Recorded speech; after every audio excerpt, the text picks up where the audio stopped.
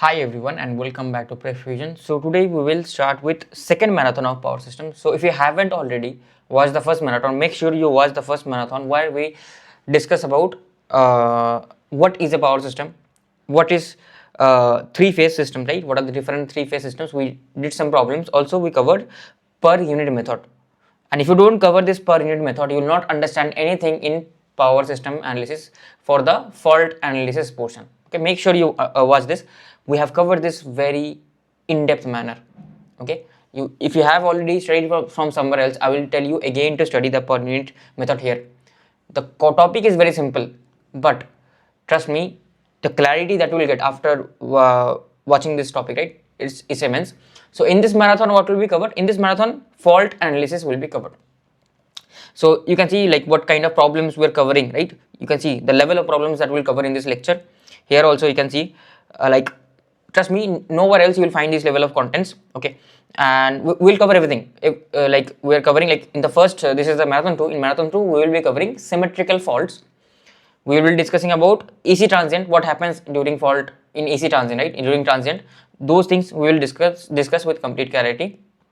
Okay, so once you watch the lectures, you will understand. Just wanted to give you a sneak peek what is coming. Okay, so for the students who have already studied previously, right, they can try to attempt these questions.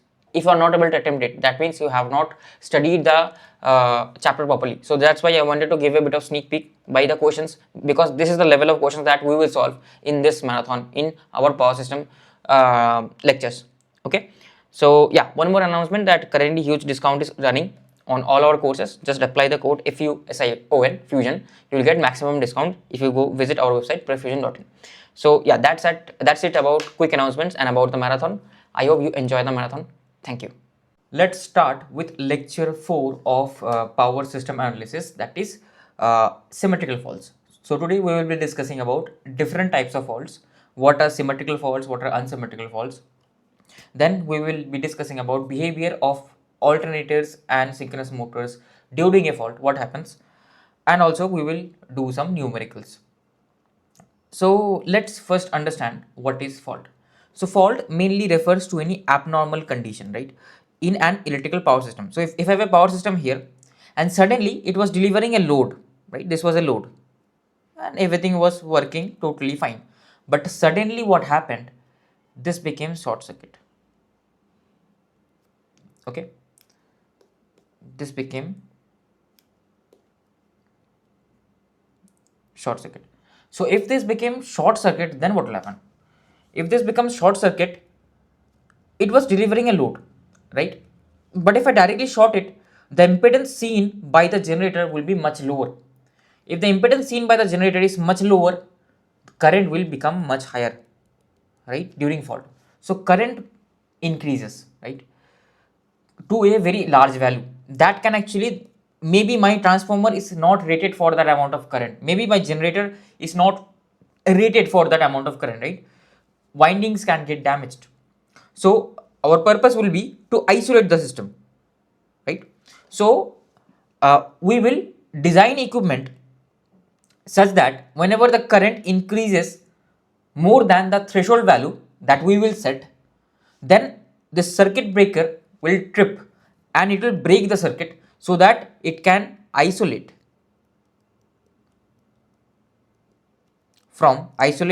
the power system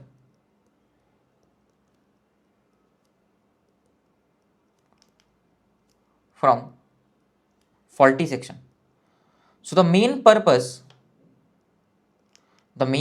of fault analysis is to identify the rating of this circuit breaker. That's why we do fault analysis, and it is very important. Actually, it is very important, because if I am not able to properly understand like the rating, so let's say I will get some fault current, right? That fault current will be some 5 per unit, 5 times the rated value, 5 pu. So I will design my circuit breaker that you will break the circuit when the current goes beyond 2.5 pu, right? Something like that. So we have to first of all analyze the fault current, and accordingly I will design my rating of the circuit breaker so that I can isolate my system. So the power system, because power system is a very big system, right? It's not like just a single generator is supplying. There are thousands of generator that are connected together, interconnected. If one of the section has been fault, like it has had some fault occurring due to lightning or anything, right? We don't want to disturb the whole power system. We will just isolate that faulty section. We will fix that faulty section, and then finally I will again reconnect back my whole power system. Okay, that is the purpose. So that is the purpose of fault analysis. Okay, so yeah, fault refers to any abnormal condition that will happen. Let's say suddenly I short to ground, suddenly huge voltage comes at this node. So those conditions are known as fault. During fault, either there will be sudden change of voltage or current. Equipment stress will happen either due to over voltage or over current. Risk of system stability. This generator, you know, there is a delta angle, right? So the stability of the generator it can go to the unstable region, it can go into the unstable region. Okay, and other things can happen, like the equipments can get damaged. So all these are the problems of a fault. Okay, so there are mainly two kinds of fault. One is short circuit fault, another one is open circuit fault. So short circuit is known as shunt and open circuit is known as series. Why it is known as shunt? Because I directly short circuit, like it is just like a shunt connection, right? Here I have the phase A and phase A is directly shorted with the ground. It is just like a shunt connection. That's why it is known as shunt fault. Short circuit, as the name suggests, the path will become totally short circuit. It will be grounded, right? Total path will be short circuit. The current will not flow through the load. It will be short circuited, right? So if I have a load here, now the current won't flow here. All of the current will go here through the short circuit path. So that's why it is called as short circuit fault. Okay. So what happens actually in a short circuit fault?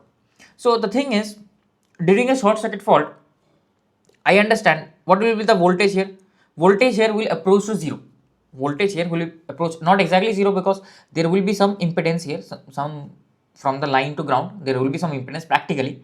So due to that, there will be some drop, but voltage will tend to zero. That's why it is written here, during short circuit, voltage tends to zero. Anyways, we know that at short circuit, voltage between these 2 points are zero, right? For a short circuit. Okay.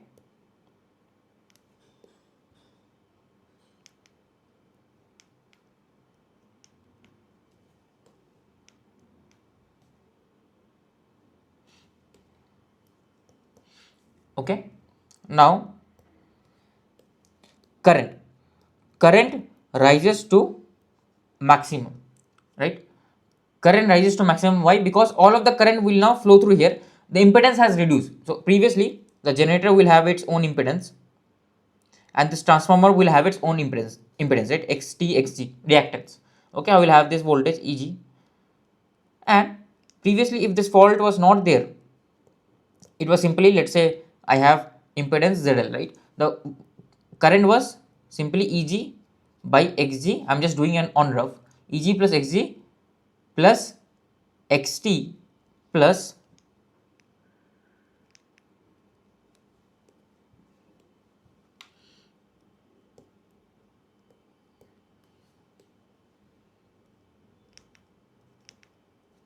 ZL.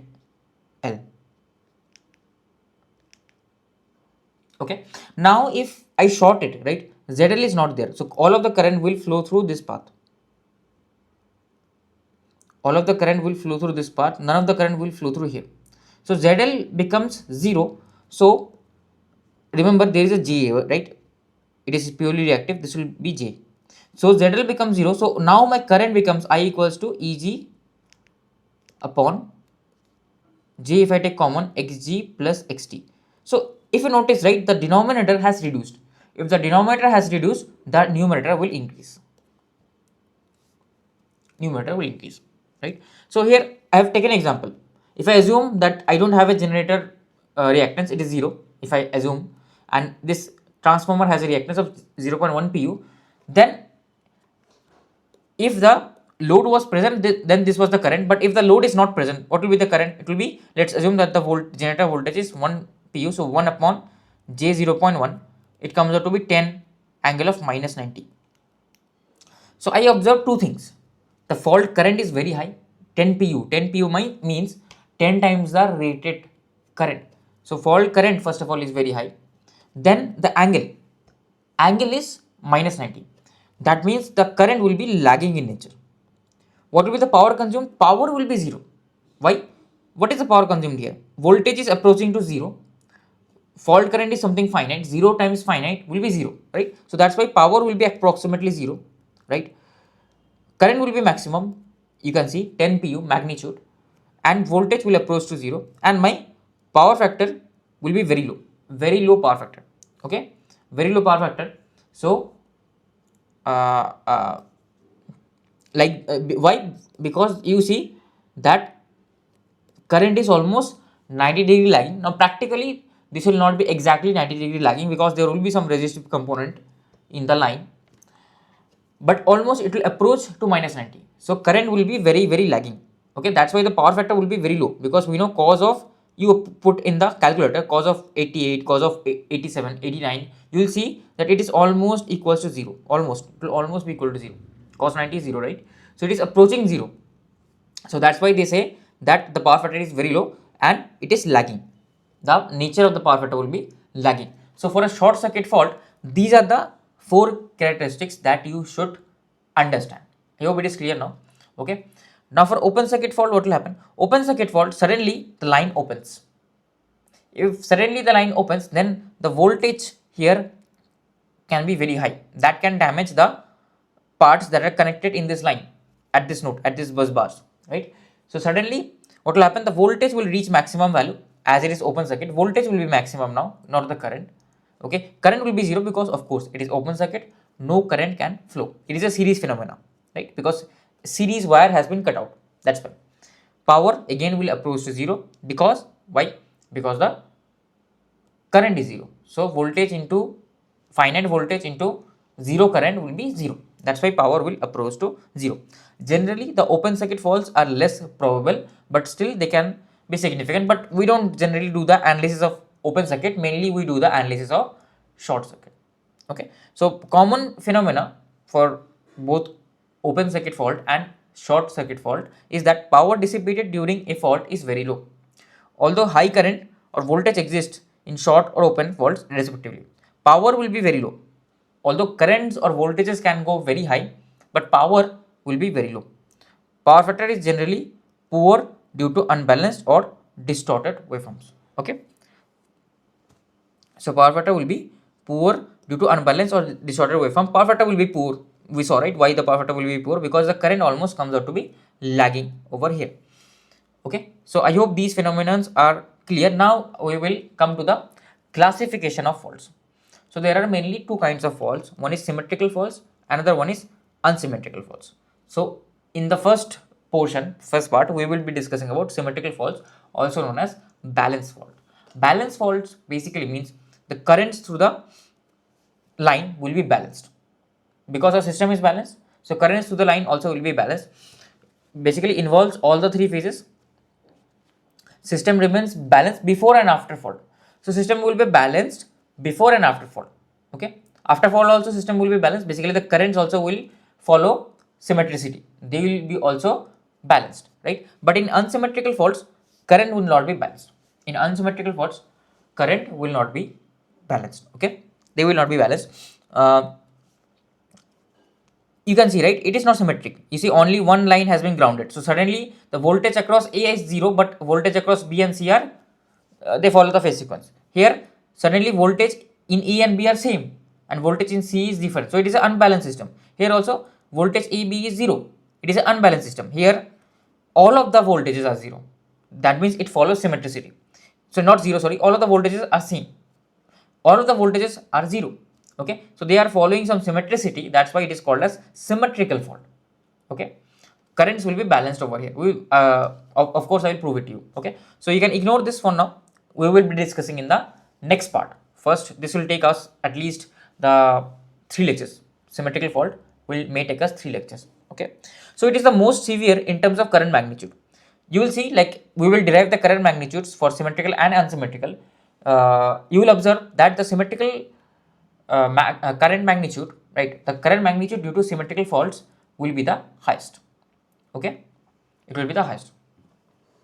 It is used to determine the breaker ratings and worst case condition. So worst case condition is generally used like to determine the worst case condition or rating of the circuit breaker.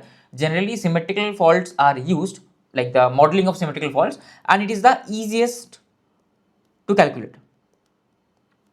Okay, then it's an advantage, right? And most of the questions will come from symmetrical faults only. One question will come from unsymmetrical, one question can come from symmetrical, right? Like that's the trend basically. And symmetrical faults are easy. You will be able to easily solve it. There will not be any problems. Okay. So, but the probability actually is least because it is the most dangerous, and the probability is least because shorting all the three lines has less probability. Shorting all the three lines and grounding them, again, low probability, right? So that is the thing over here. I hope you have understood this point, right?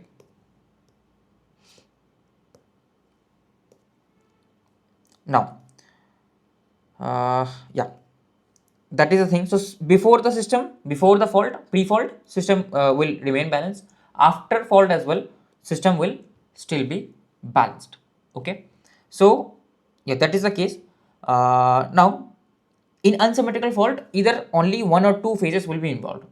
Now here also very important trick. I will explain later on that actually technically or intuitively I can say these two are almost same. These are similar. Okay. You might say how? This I will explain later. How are they similar? I will explain later. Okay. Just keep this in mind. These are almost similar.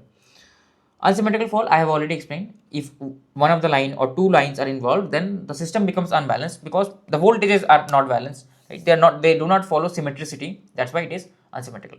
So there are mainly three kinds of unsymmetrical faults. One is line to ground, that is one line will be shorted to ground. One is double line fault, that is two lines will be short circuited. And third one is line to line ground. Okay, double line to ground fault. Okay, where two lines will be shorted and they will be grounded. Okay, so that is the case over here. So I hope you have understood this point. So this will be unsymmetrical, right? This will not be symmetrical. This will be unsymmetrical, and this for the analysis of this we need to understand the symmetrical components. Symmetrical components we have to understand. We will break this down into symmetrical components and then we will draw the sequence networks. If you don't understand all this, ignore. So all this we will learn later on. Okay. So generally this has the highest probability to occur in the power system, but it is the least severe. Why? Because only a single line has been connected to ground. This is the most severe.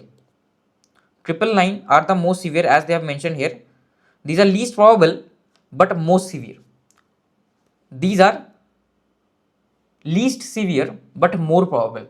Okay, more probable. This is the highest, like 85% of the cases. If you see a fault has occurred in a power system, 85% of the chance will be that it is a line to ground fault.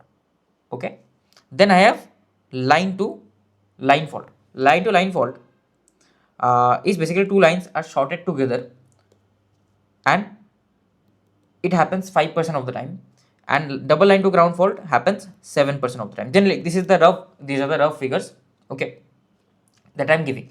So in case of unsymmetrical faults, pre-fault the system will be balanced, post-fault the system will be unbalanced. Okay, so this analysis we will do after finishing the symmetrical faults.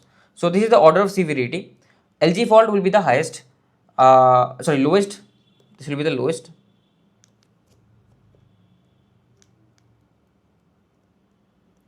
Severity, this will be the highest. Now one more thing, lowest and highest in terms of what? So lowest severity and highest severity in terms of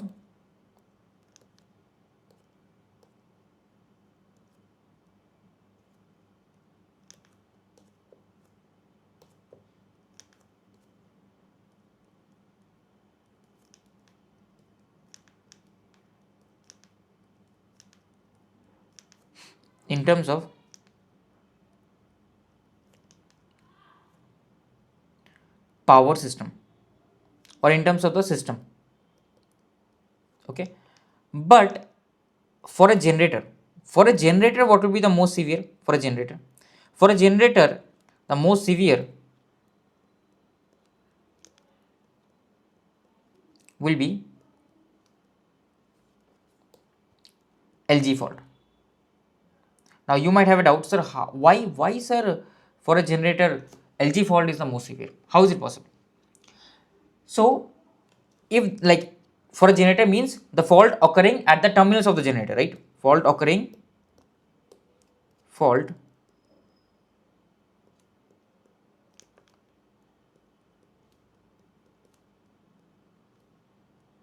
at terminals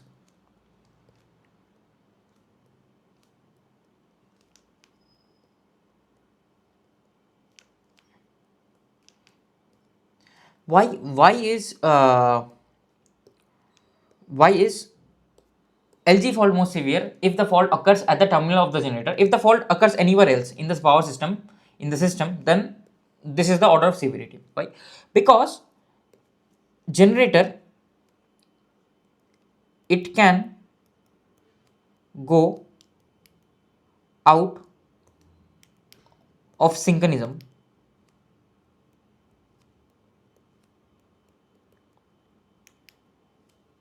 if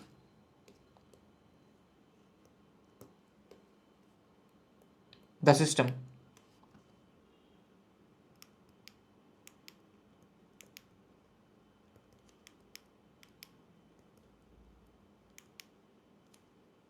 is highly unbalanced. So for LG fault makes the system highly unbalanced. Okay, this fault makes the system highly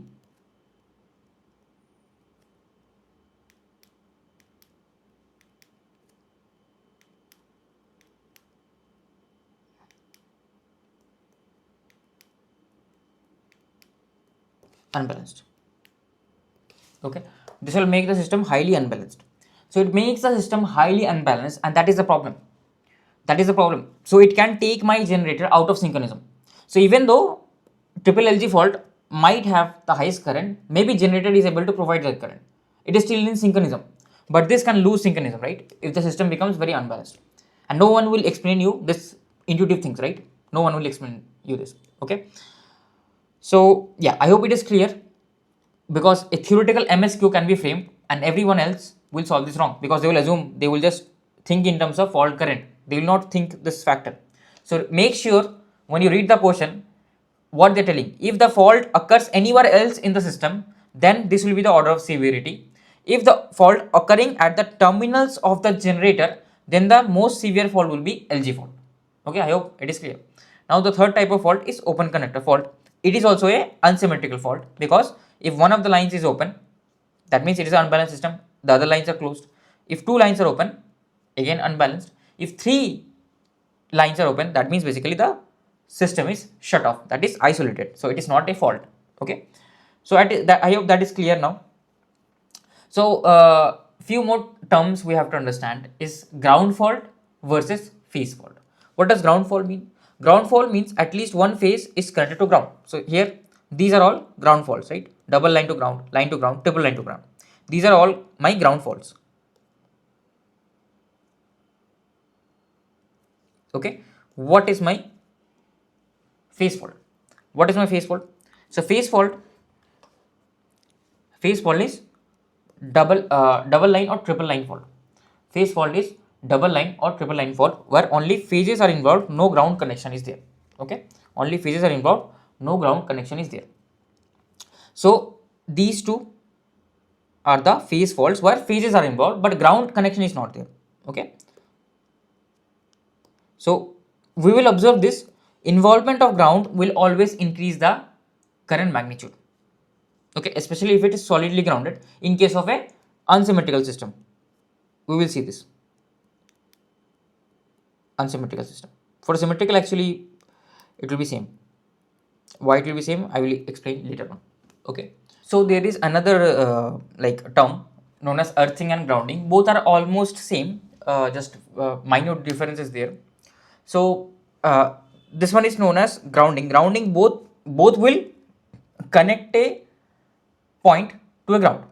Okay, so like typically grounding means we connect the system neutrals to ground, right? Basically the transformer will have neutral, the generator will have its own neutral. That if I connect to ground or earth, both are same thing only, that is known as grounding. So it enables the fault current return path, the zero sequence current. Okay, ignore this portion if you don't understand. Okay, earthing, what does earthing means? Earthing basically means it refers to connecting of the non current carrying parts like metal enclosures, frames, right? Those to ground. Like if you know, like in your house, right, we have like a earth, I don't even know what is that called, that is connected in the roof, right? And that is directly connected to the earth, ground. So those are actually non current carrying parts, but still we earth them, still we ground them, right? So those kind of grounding is known as earthing. And grounding is generally known as, if I am grounding a electrical component neutral to the ground, that is known as grounding. Okay, grounding and earthing. Okay, I hope it is clear. So both involves connection to earth only via an earth electrode, right? Earth electrode, basically it will depend whether the like the resistance of the earth electrode and the reactance, right? It can be Rn, right? So the Rn is governed by the following factors like material, shape, size, all those things. So these are just some physical factors that depend that change the value of Rn. Okay, just a theoretical point to understand. Right now there can be many types of grounding. Okay, so first one is solidly grounded. Solidly grounded basically means the neutral is directly connected to ground. Okay, directly shorted to ground, there is no resistance, no reactance. Second one is resistance grounding, where I will connect the neutral through a resistance. This is actually not preferred. Why? We will learn this later on. There will be some fault currents, 0 seconds fault current. Okay, don't worry if you don't understand what is 0 seconds. For now, just take my word. So there will be some 0 seconds fault current, and the magnitude of the 0 seconds fault current will be same. And all of the fault current will flow through this neutral because it is 0 sequence. Okay, ignore if you don't understand 0 sequence. Just take my word that there will be some 3 I naught current flowing through Rn, right, during fault.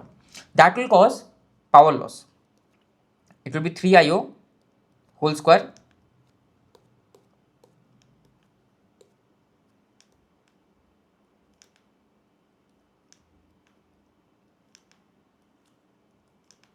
into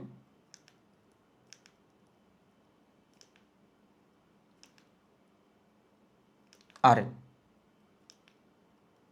Okay, so power loss will be 3 IO whole square into Rn. I hope you have understood this point.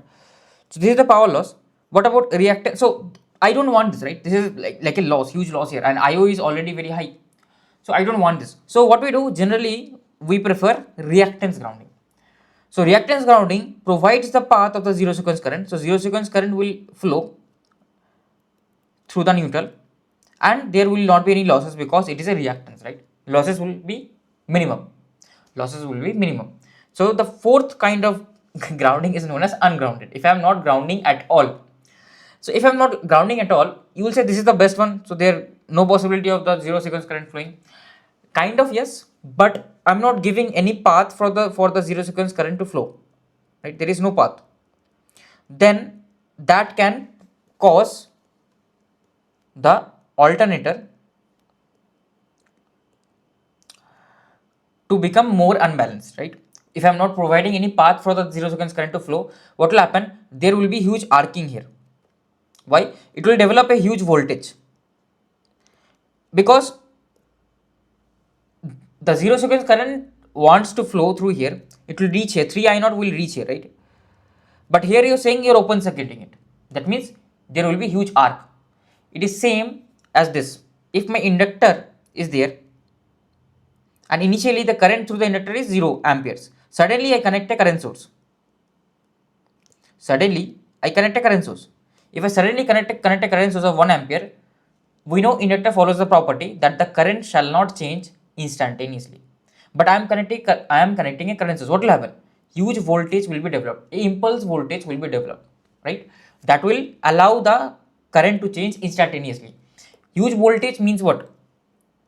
Voltage is very high. If voltage is very high across 2 points, there will be arcing.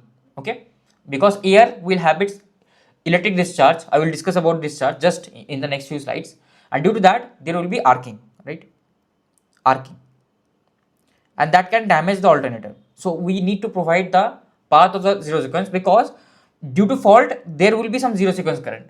How? I'm not explaining, we will discuss in unsymmetrical fault. Due to fault there will be some zero sequence current, we have to provide the path. So to provide the path, we cannot just keep the neutral open, we have to actually short the neutral somewhere, so that the fault current, zero sequence current, can flow through that. So this is not a possible option, only the third option is the best option that we can choose. I hope it is clear.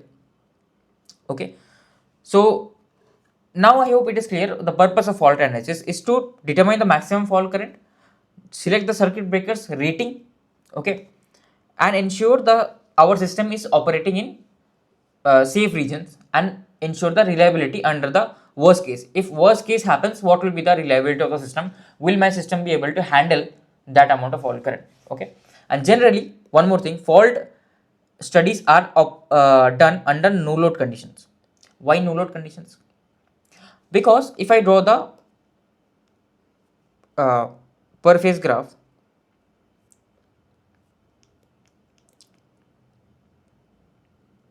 not the graph, sorry, per phase circuit diagram,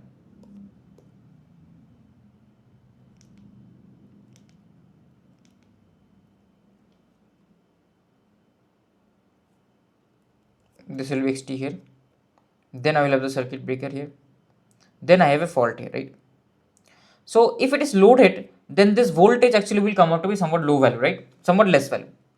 This will be some drop here. If it is not loaded, then this current will be 0, then here complete eg will come. If it is loaded, eg will be somewhat lower, like this value will be somewhat lower, because there is some drop here, right? So basically what is the current? Current will be this voltage, let me write this as v upon whatever is the reactance, right, this xt plus this, right, whatever is v upon whatever is the, like, if it is faulted, right, so there will be some if I'm faulting, if the system is getting grounded, like fault to ground, okay, we can assume that there is some impedance that is there, like it cannot be 0, ideally it should be 0, but of course practically there will be some impedance through which the short circuit will happen, zf, right? So the current will become v by zf. So if I consider no load, then this v becomes eg. If I consider it is operating at some load, so then the terminal voltage will reduce. So that's why because if terminal voltage reduces, the current also will reduce. So we want to determine the maximum fault current. So to determine the maximum fault current, we will choose the maximum terminal voltage. That condition appears when the pre-fault condition is no load condition. Now there is some confusion here that I will clear as we move along. So just keep this thing in mind. Few more things I will slowly explain you, okay, slow, one by one. Okay, so I hope it is clear now. So we have this switch gear. This is called as a switch gear. So what is the task of a switch gear? So switch gear will have two components. Switch gear will have two components. One will be relay, another one will be circuit breaker. Okay, so relay is the messenger basically. So relay detects the current levels. If the current is very high, if the current goes low, medium, so relay detects the current levels, and circuit breaker will actually break the circuit. So relay is used to detect the current levels or to sense the current.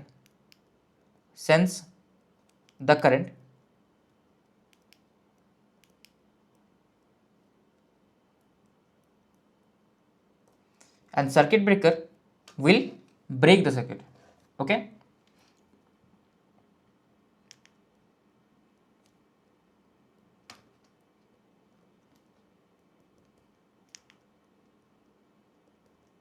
It will break the circuit. So I hope it is clear now that what is the task of relay and circuit breaker. So relay, the working principle is known as I pickup. So it will have a comparator which will compare, right, the reference current and the input current. So if my the input current is less than the pickup current or the reference current. This, don't worry, we will learn this in switch gear, that is covered in the PSA 3. If it is less, then the relay will send a trip, then the relay, if it is less, right, then the relay will not send any trip signal, so no action, because it is operating in normal load. If the current I is greater than I pickup, that means the reference current is lower than the input current, so current is very high, that means it will send a trip signal to the circuit breaker. So it sends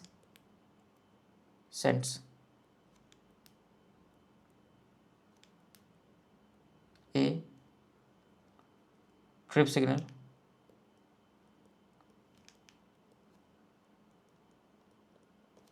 to circuit breaker.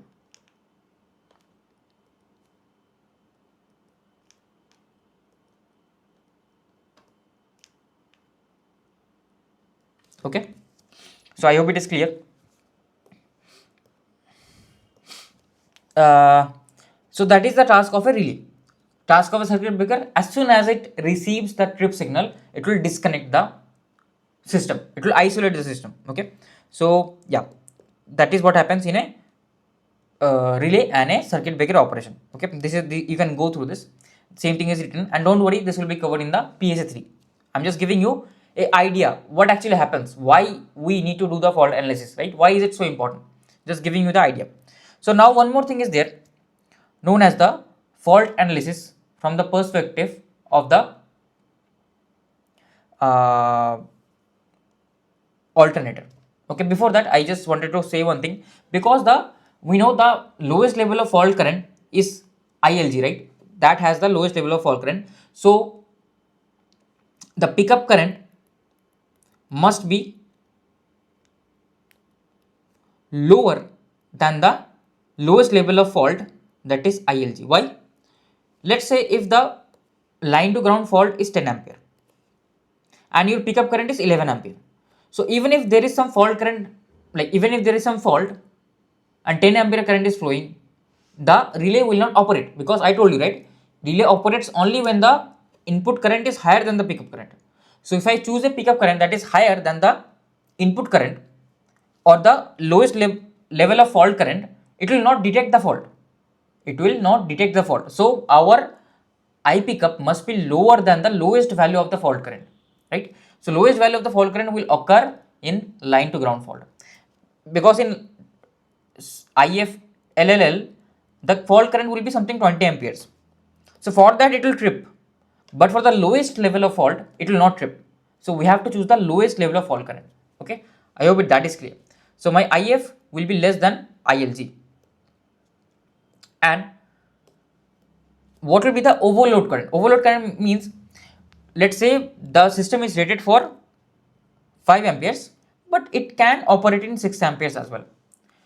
It is same like we give some margin in the system, just like what can I say, just like in your cars, right, in your cars there will be like your car will have some amount of petrol left, and in the indicator it will show that you can like take the car, drive the car for 10 kilometers, but you will keep your margin, you will not go, like you will only go for 8 kilometers and you will fill the petrol, because you don't want to go till the last mile.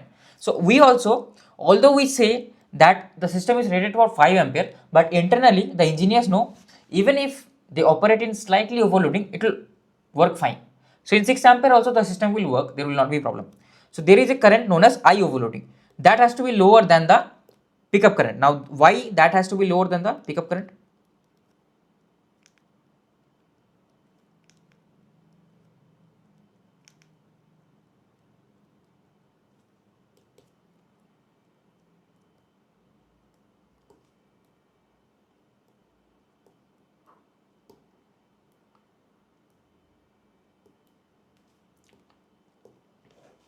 Why that has to be lower than the pickup current?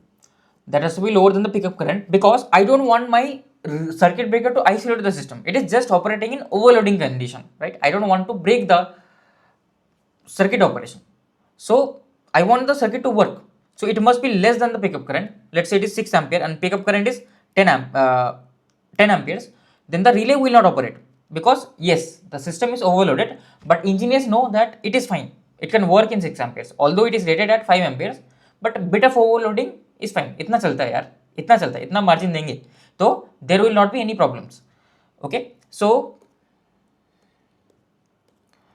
that's why the I overloading current will be less than the pickup current. Okay, so all this again we will do in the PSA 3, because these are only there, circuit breaker and relays. Okay, so now let's discuss what will be the fault as a perspective of an alternator. So from an alternator point of view, what happens when a fault occurs? That is what we want to understand, right? So first thing is there, first condition I will take is the no load condition, right? No load condition, when the alternator is not loaded, no load condition. Now, is this circuit something similar to you? Is this circuit something similar to you? Yes, right? So this circuit is basically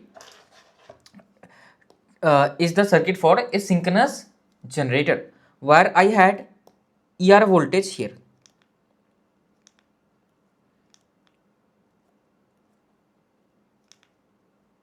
The ER voltage was here, right? Here was my EF voltage, here was my ER, and finally the terminal voltage was here. We never used to represent the ER voltage. We always used to represent the VT and EF, if you remember it correctly. And this XAR is actually a variable reactor. It changes depending on the excitation, right? So for leading excitation, it will support, the flux will support the EF. For lagging excitation, it will oppose the EF, right? So actually what happens, in no load condition, open circuit condition, the pre-fault voltage, right, before the fault, pre-fault voltage is equals to the EF. Why? Because it is no load, so here the current is 0 ampere, so your VT is equals to EF. Okay, and just at the instant of fault, something will happen. Just at the instant of fault, something will happen. Now, if let's say it is loaded, if it is loaded, then what will happen? If the alternator is loaded, some current will flow. It will not be 0 anymore. Let's say some 0.25 pu current flows. Okay, 0.25 pu current flows, right? So there will be some drop here, but you have to remember that your terminal voltage will not change, right? Fault is occurring somewhere here in the power system, I don't care, right? But this terminal voltage will not change, because it is a infinitely large system. So what I will do is they will give me this terminal voltage, and from this terminal voltage and this EF value also will be there, I will be able to find out the current. What was the previous loaded current, right? You will be able to find out. We will solve few questions, you will understand this. Don't worry, we will understand this. Okay, but just at fault, just at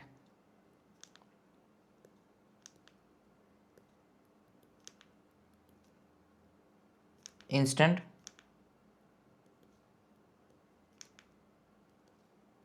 of fault,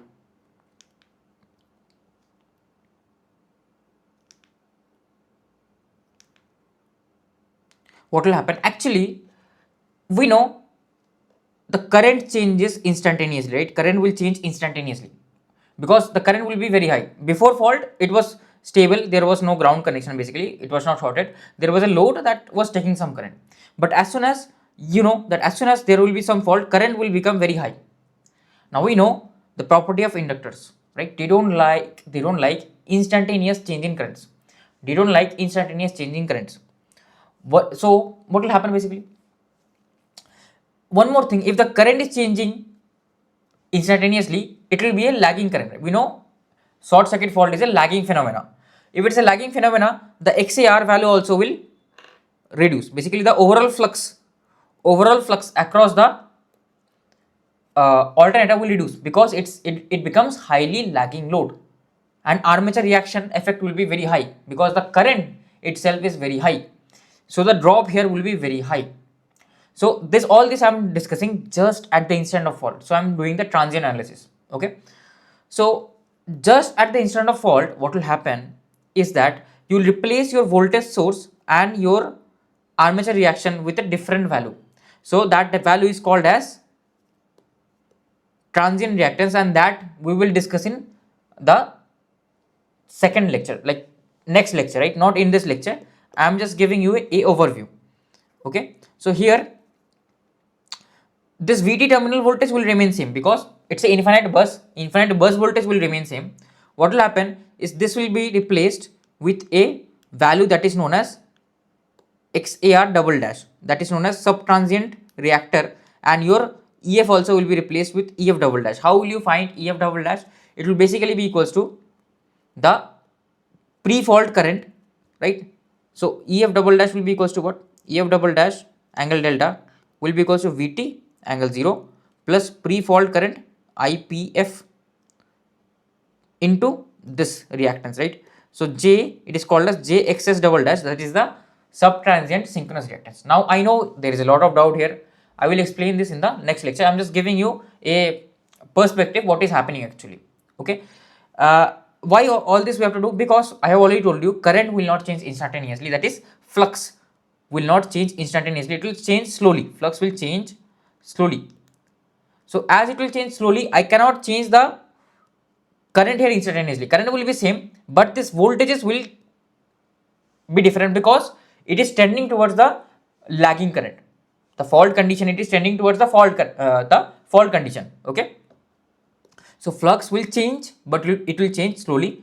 Current will change, but it will change slowly. Okay, these things will happen. So don't worry if you are not able to understand this. This I will again explain in the second lecture. I'm just giving you an intro. Okay. One more thing happens. If the current goes very high, then the motor can go out of synchronism. Why? We know that the torque, right, is equals to PM minus PE. For a generator, the torque is PM minus PE, right? Torque is proportional to PM minus PE. This have been discussed in the synchronous machines subject.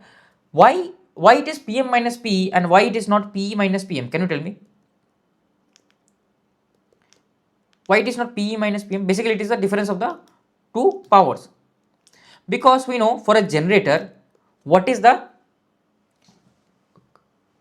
cause, like due to which the generator is able to generate power, due to the mechanical input, right? So PM has to come first. That's why it is PM, mechanical input. This is the cause due to which the power is getting generated, and this is the effect, right? Effect of the opposing torque.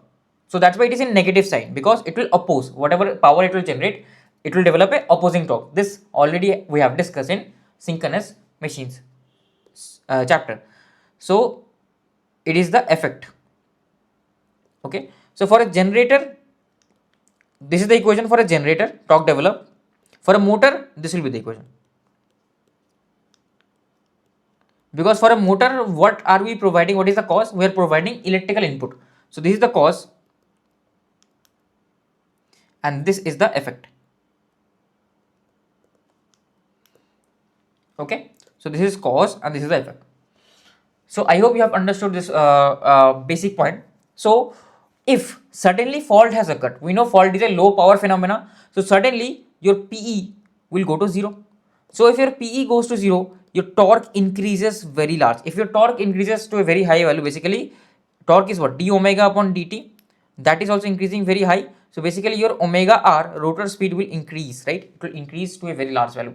If the rotor speed increases, the delta also will increase, because the rotor is rotating at a faster rate than the stator. Then this delta angle, all this I have explained in the synchronous machine chapter. So delta angle will increase. So if the delta angle increases, if you remember, my motor, or sorry, my alternator can go out of synchronism. We know this point was the point after which the motor goes out of synchronism, right? So that is why it is very important. That is why it is very important that there can be laws of synchronism if some fault has occurred. So we have to be very, very careful. So during fault, the electrical power output drops nearly to 0. However, the mechanical power input is still the same. This mismatch leads to accelerated rotor speed, increased system frequency, potential laws of synchronism. Okay, so these are called as transient stability studies. So this only we will discuss in the next few lectures basically. Okay, so that is what happens for a alternator. This was the angle analysis and this was the transient analysis using reactance. Okay, and this will, don't worry, this will be cleared in the next lecture, and this again we will be discussing the power system stability. Okay, so all this will be cleared. So I hope these things are cleared now. So few assumptions we do while doing the fault analysis. So we assume that for a transmission line there is no shunt resistance and capacitance we ignore. So transmission line will always be modeled as a series reactor, or it can be impedance as well, series impedance, that is also fine. Generally most of the cases it is modeled as a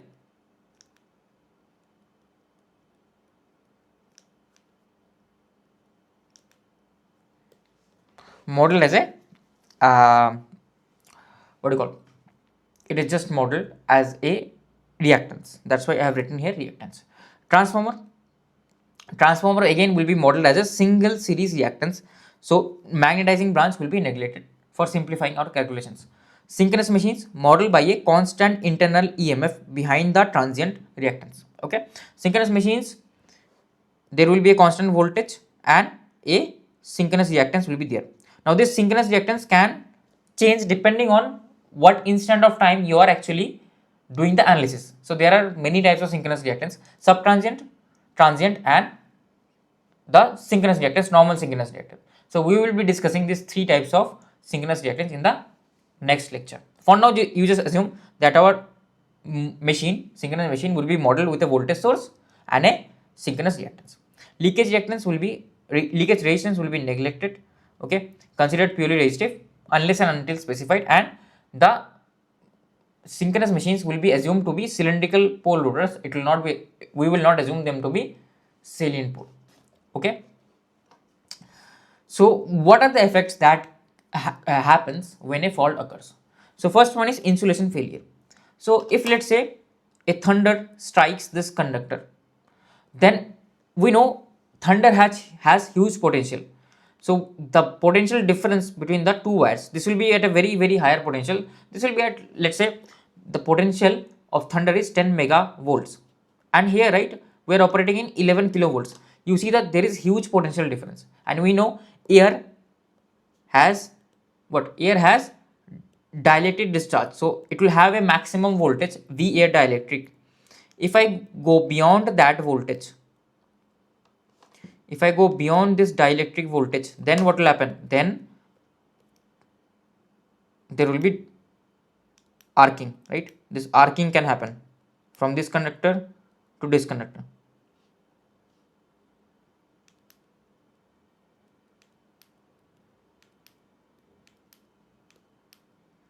Okay, arcing can happen.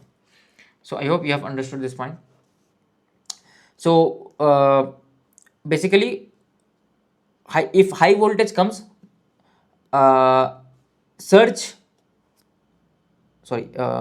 voltage traveling waves generated during lightning strikes travel along the line. So there will be a surge voltage here that will travel along the line. It will just be like a wave. This also we will learn in the PSA 1. It will just be like a wave, and due to that it can cause dielectric discharge. So there can be arcing between the two conductors. Okay, so there can be flashovers which can puncture the insulation of the two conductors, like the conductors are insulated, that can damage the insulators, right? So that is one problem. So for this we have surge arresters which actually mitigate the thunder dropping to the conductor directly. They will drop to the surge arresters. Okay, that also we will see what are surge arresters. So another kind of problem is there, that is insulation contamination. So if the fault occurs multiple times, the current goes high, so whatever is there, right, that can basically damage the insulation. So it's like same as this one only. Here the insulation totally gets damaged, but here it gets contaminated. Contamination basically means it will not totally get damaged, still it is usable, but the basically the usability has reduced. So if previously I would have been able to operate at, let's say, 50 kilovolt, now I will only be able to operate at 40 kilovolt. The quality of the insulation has reduced. And there are of course mechanical effects like overheating, because huge current will flow, right? Overheating can happen. Mechanical stress, vibrations due to what? Due to zero sequence current and due to instability, right?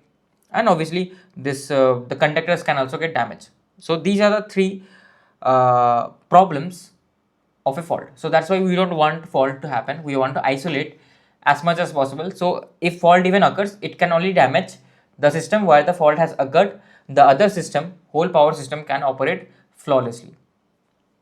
So let's analyze the case of fault. How will I do the fault analysis? Because if I say that there is a fault occurring, three phase line to ground fault has been occurred here, how do I analyze it? So if I draw the diagram, right, circuit diagram, three phase circuit diagram, it will be very difficult, right? This is a single line diagram, and if I just draw the equivalent circuit diagram, you can see that like, okay, I forgot to draw the, like this here, right? Transmission line will have its own reactance as mentioned. The generators will have their reactance. This, whenever I'm connecting it to a fault, generally we assume we are directly connecting it to ground, but maybe it is connected through a fault impedance ZF to ground. Okay, so I have drawn the three phase ZF, and then of course there is this motor that is connected in parallel with a load, static load. So doing this analysis is like too much hectic, right? Too much hectic. So of course we will not do this analysis. So if the switch is open, that means it is the circuit before the fault has occurred. If the switch is closed, it is the circuit after the fault have occurred. Okay, now if the systems are balanced, right, what can I comment? If this neutral is grounded,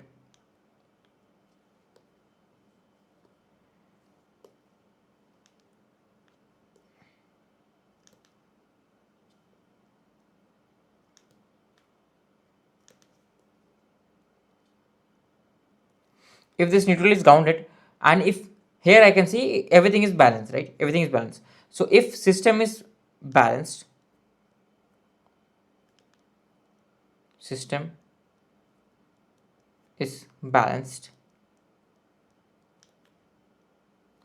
then I can connect the neutrals virtually. Then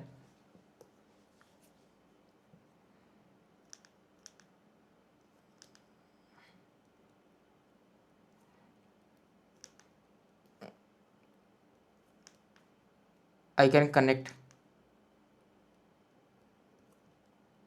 the neutrals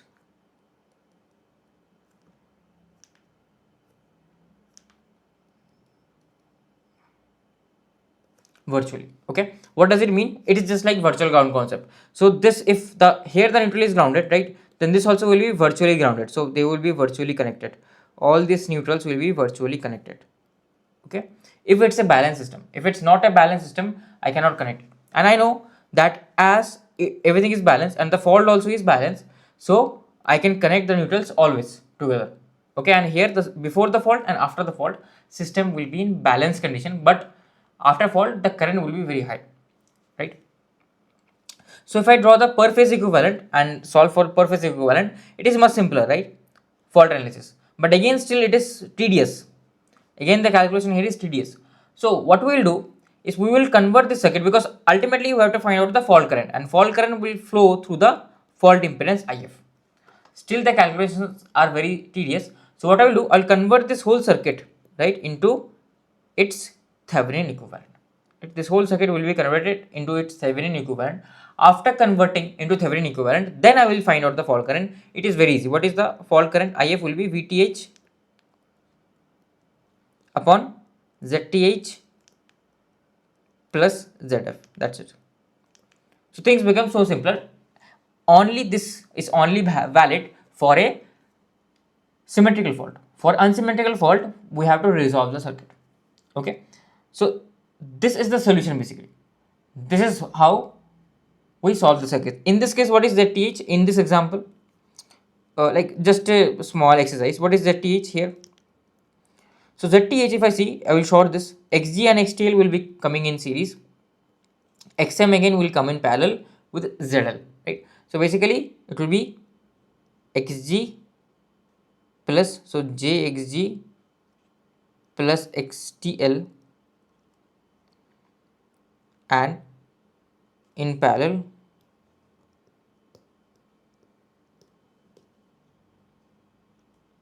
with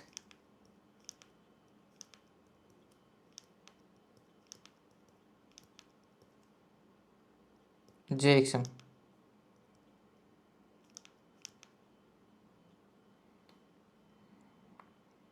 Okay, and in parallel with zl.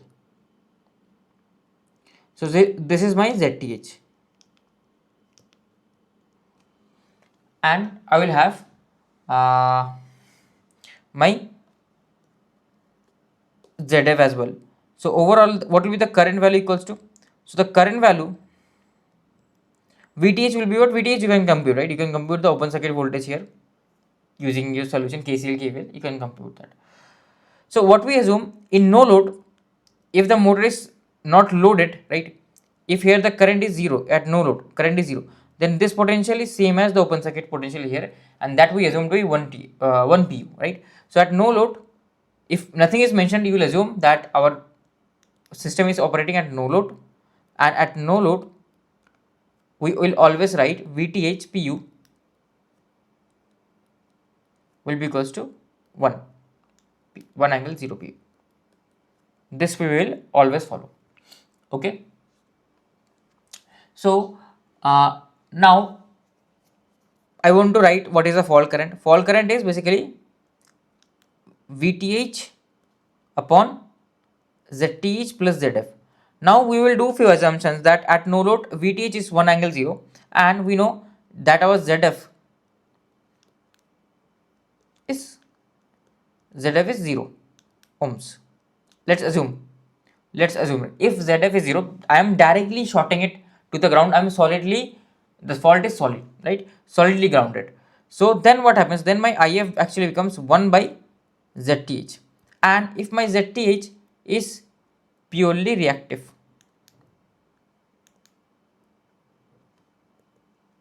most cases this will happen, your ZTH will be purely reactive, then your IF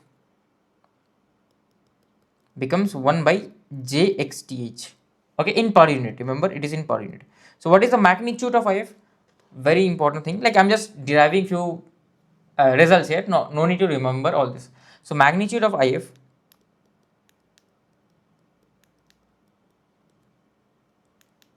will be equals to 1 upon xth. This will be the magnitude of IF. Okay, so this is the fault current. So this is known as the fault current at no load. At no load, your ZTH is simply 1. Okay, this is the maximum fault current that can occur, right? So this is also known as the short circuit current.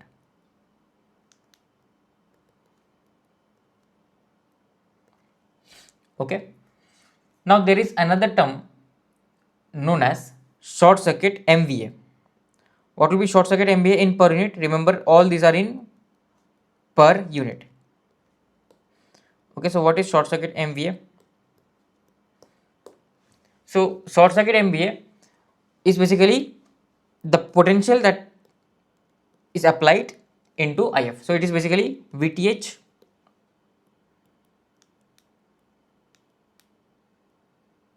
into IFPU. Basically, why? Because basically how much MVA is the source delivering. So source is delivering how much current? IF, right? So that's why how much MVA the source is delivering, right? That is what we want to find out. So from the system, how much power is getting delivered, that is called as short circuit MVA, that is VTH into PU. So VTH into PU is here. I know at no load VTH is 1, and IFPU, I am talking about magnitude only, that is 1 by XTH. So your short circuit MVA at no load is same as your short circuit current, but in per unit. Okay, so it is same as short circuit current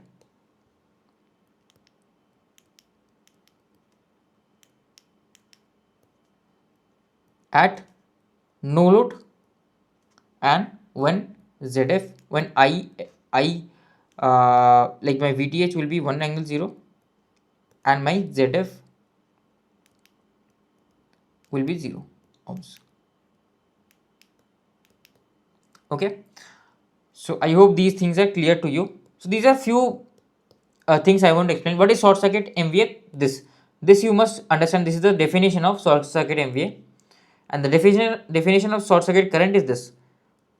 This is the actual definition of short circuit current. But if I simplify it, I can come to this expression, which is same as the short circuit MVA if it is operating at no load and ZF is 0. Okay, so yeah, so whatever we have discussed, same thing is written over here. Why we do the fault analysis in low load? Because the pre-fault voltage will be maximum. That's why we do it at no load. Hence the current will be maximum. Hence our rating will be perfect. So few things we will ignore during fault analysis, right? During the fault, when the fault has occurred, when basically this switch will be closed, after that few things I will ignore. Static loads. So I will ignore the static loads. Okay, all system loads will be ignored except the synchronous motor. Except synchronous motor, all other loads will be ignored. Why? Because synchronous motor itself has a EMF, right? Field EMF. So this I cannot ignore. It will also deliver. Synchronous motor will act as a generator during fault because it has a EMF. It will provide some current to the fault. We will see with examples, right? But static loads I will ignore. Okay, load meaning that is connected to the distributor side, right? Not this transmission line reactance. The load that was previously taking some current, static load I will ignore. Okay, so except synchronous motor I will ignore all other load. So synchronous motor will act as a generator because it has a potential, and if I close this switch, then it will also start delivering some power through this line. Okay, that is what is written over here. Synchronous motor will also start delivering some power due to the stored kinetic energy in the synchronous motor. Your induction motor also will be totally ignored. If induction motor is connected, we assume it to be a like a reactance load only, and we can ignore it. Okay, so it is a static load, we can ignore. And we assume, although we know delta angle is changing, speed is changing, so frequency will change, but our assumption is frequency does not vary much. Frequency almost remains constant. Okay, so with all this theory done, now finally we will be starting with the first question of fault analysis. Okay, so we have to calculate the fault current in kiloampere for the fault occurring in bus 1, bus 2, bus 3. Determine the post fault voltage at bus 1 when the fault occurs at bus 3. Okay, so let's first calculate the fault current when fault occurs at bus 1. So first of all, when you start fault analysis and they are asking you to find out fault current, you have to draw the equivalent reactance diagram. Right here, if you see, all of them are reactive, right? All of them are reactance. None of them are like resistance or something. So I will draw the equivalent reactance diagram. So here, if you see, I have a generator.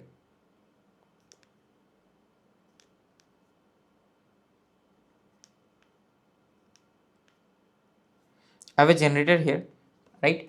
And it is rated at 11 kV. So if I assume the base, like they have not told me any base. So if I assume the base on the bus 1 side is 11 kV and the MVA as 25 MVA, so I will choose the base. Let me choose 100 MVA as base. That will be best, right? That will be best actually. If I choose 100 MVA as base, so S base I will choose as 100 MVA and V base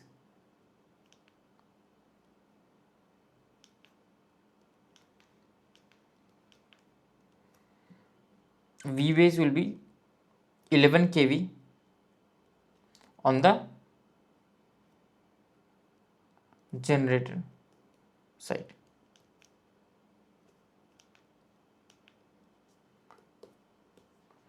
So then what will be the value of the voltage? It will be 1 pu because it will operate in the rated condition. 1 pu angle 0. We can assume the value of the rated voltage. Okay. Now then we have this reactance of the generator, right? Reactance of the generator will be there, that is jxg. What will be jxg? On its own base the reactance is 0.1, but here if you see voltage is same but the ace base has increased to 4 times, so the reactance will be increased to 4 times. This has been covered very well in the per unit, right? So it will be 4 times, so it will be j 0.4. And here what will be the reactance due to the transformer? So transformer is here. So I see on the generator side it is 11 kilovolt, S base is 100. So the reactance also value will not change because the base ratings and the ratings of the transformer are same. Then I will have this transmission line. If this transmission line is there, I will draw because they have given me the reactance, and from there I can directly calculate the overall reactance of the transmission line. That will be equals to, it is 0.5 ohm per kilometer into 100 kilometer. So it will become 50 ohms. Okay, that is the X reactance of the transmission line. Now I will convert this into per unit, right? So how do I convert? It is 50 into S base, that is 100 MVA, divided by 11 square, right? So this value will come out to be 11 by 121.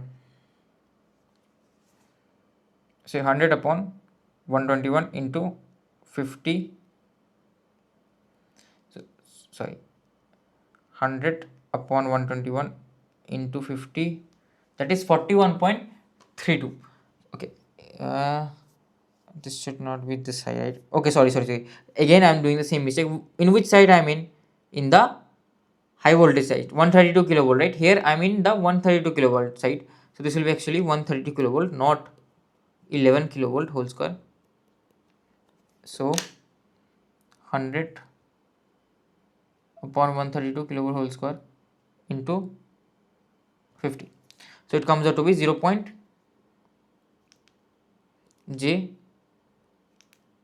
0.287 pu. Okay, so it comes out to be j 0.287 pu. So I will place it over here. Now again, if nothing is mentioned, you will assume it to operate pre-fault condition at no load. So here is my fault occurring at different bus levels.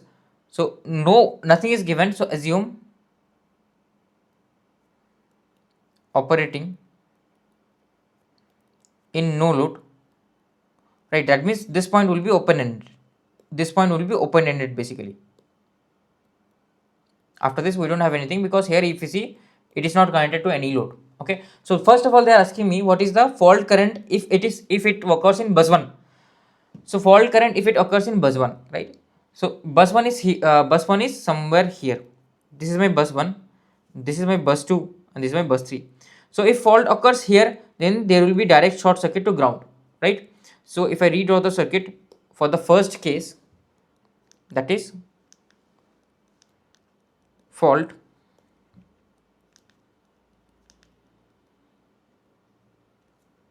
occurring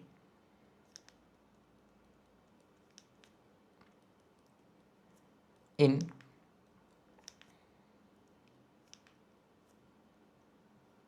bus 1. So if fault occurs in bus 1, then this circuit will be simply converted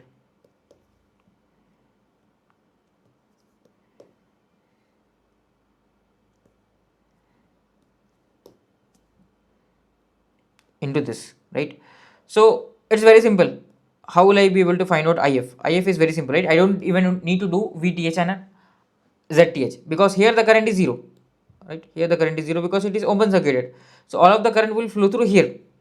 Okay, if I would have assumed here some load, that also would not have mattered, because anyways the potential here is 0, no current will flow, right?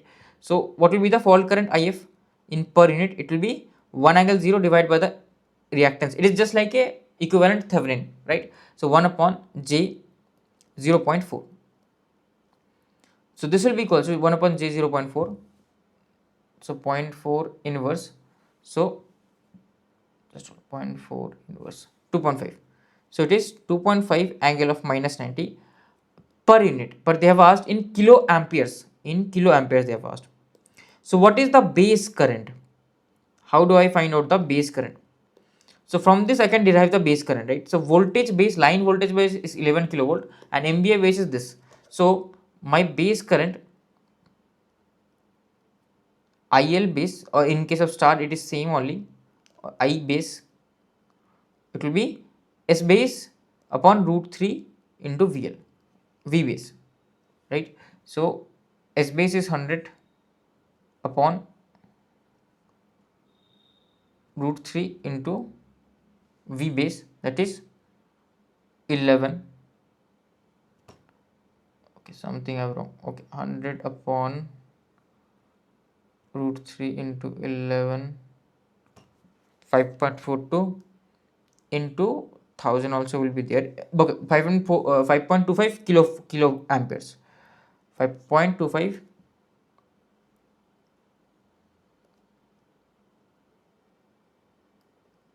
kilo amperes. Okay, I base is equals to 5.25 kilo amperes. Okay, so it is 5.25 kilo amperes. So my I fault actual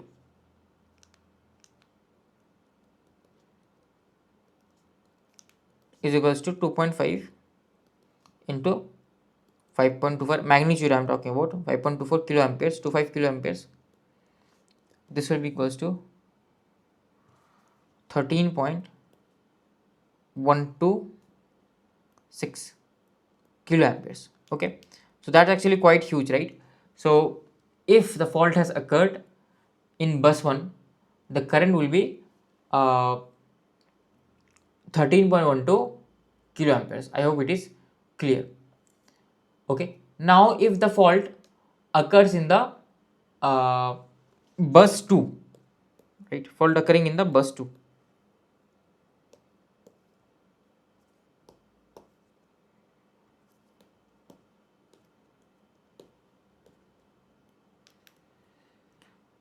so if the fault occurs on the bus 2, so if the fault occurs on the bus 2, then that basically means the fault will occur at this point, right?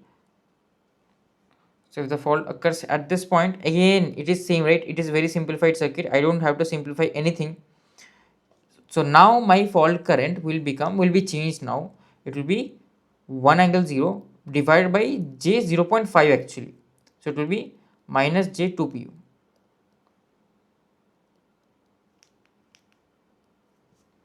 Okay, so it is minus J 2 pu.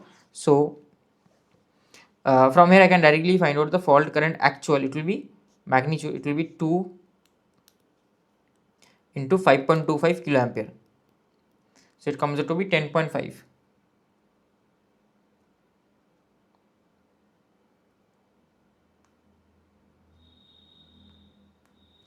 Yeah, comes out to be 10.5 kilo ampere. So this is the fault current when the fault has occurred at bus 2. If you see the reactance is increasing, so is the fault current is reducing, right? So like whatever we have discussed is correct. Okay, so now let's start with the third one. If the fault occurs in the third bus, so here the fault will be the least. The fault value will be here the least. Okay, so it will be, if I copy this, right, fault occurring in bus 3.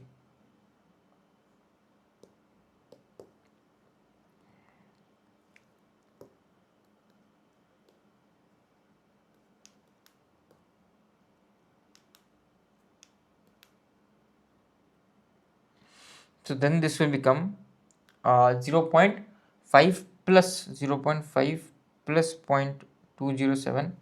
So it comes out to be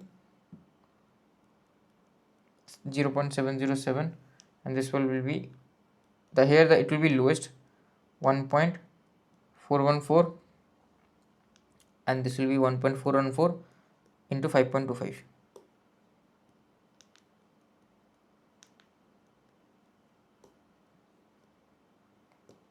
So this value will be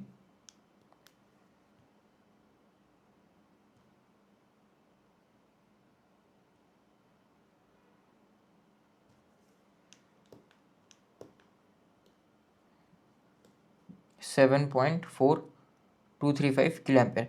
So these will be the values of the current in different cases, right? If the if basically the bus has changed, so has the current. Now, have I done a mistake over here? Yes, all these are wrong. Why are this wrong? Why are this wrong? If you see, this bus was on the left hand side of the transformer. If I'm moving on the right hand side of the transformer, here the IBs also will change. Here if IBs is IBs 1, here it will be IBs 2. So the base current has changed. So be very, very careful. Be very careful. Don't mess it up. Don't mess it up. Okay. So that's why sometimes you have to be very, very careful. Here this base current was derived with respect to the base current in the low voltage side. Okay, so always try to use this formula only. Don't use this one. Use this one. So here this is wrong. This is wrong, right? So this portion is wrong. Per unit is correct. This portion is wrong because the base current will change. Okay, so base current has changed now.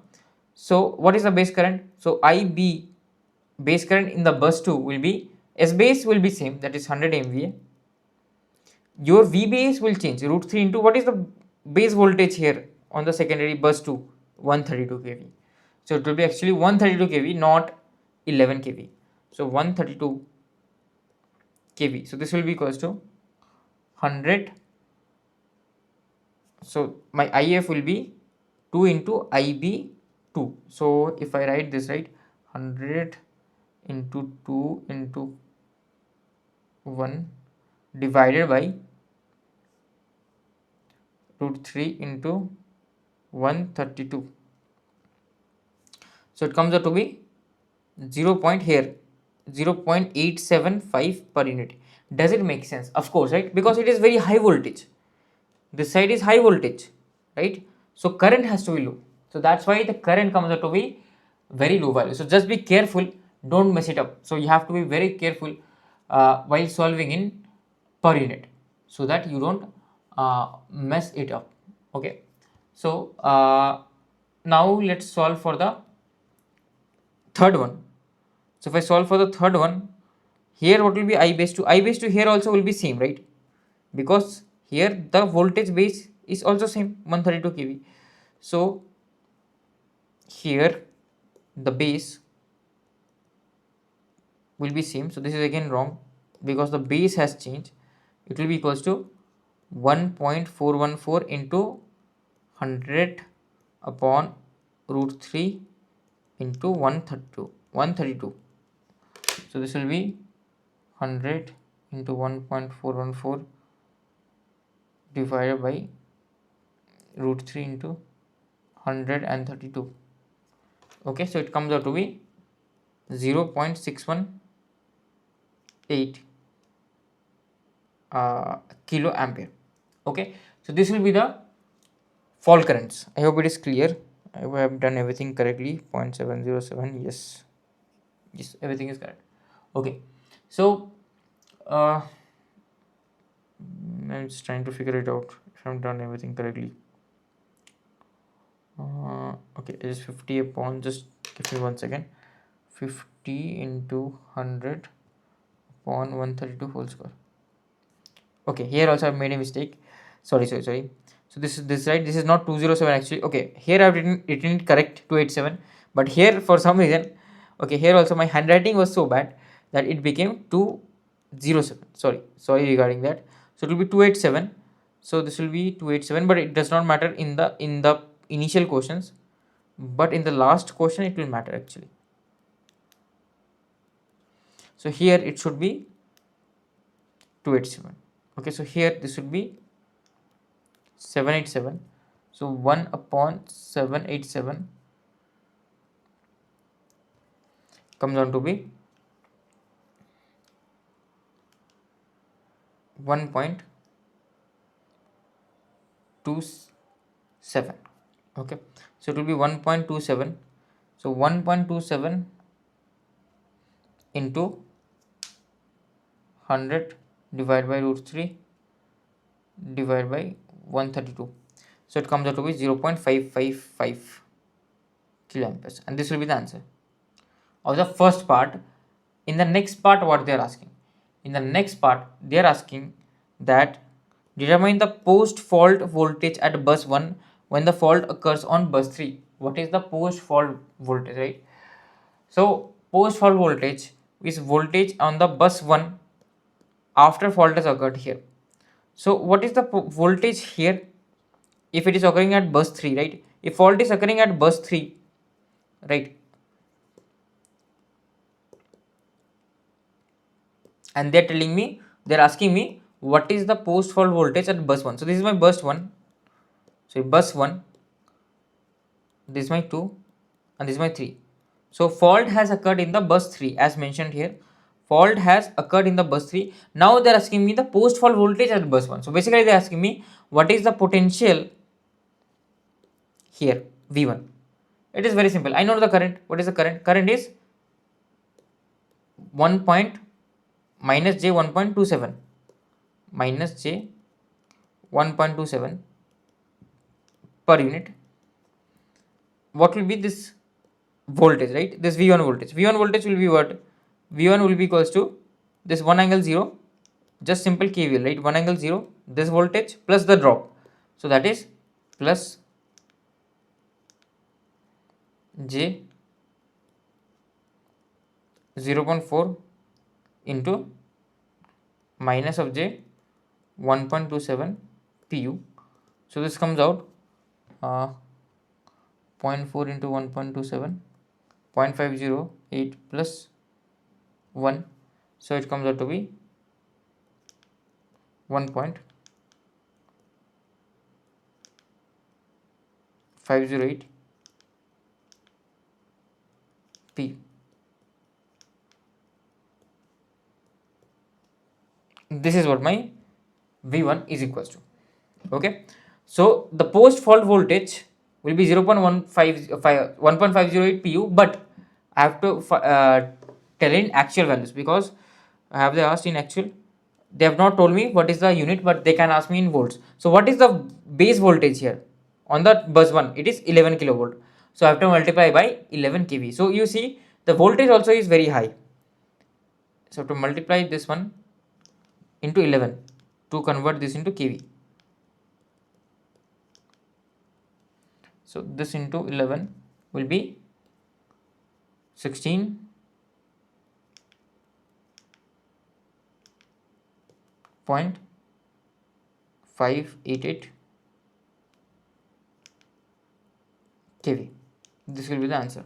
This will be the last answer, like second answer. Okay, one small mistake we have made here is I have written the KVL wrong, right? Here current is flowing, so there will be voltage drop here, not addition of voltage. So that is one small mistake I had made, silly mistake. So this will come out to be 0.4 into 1.27, and then I will subtract this with 1. So it will come out to be 0.492 pu. 0.492 pu, and the 0.492 pu I will multiply with the base value 11. So it comes out to be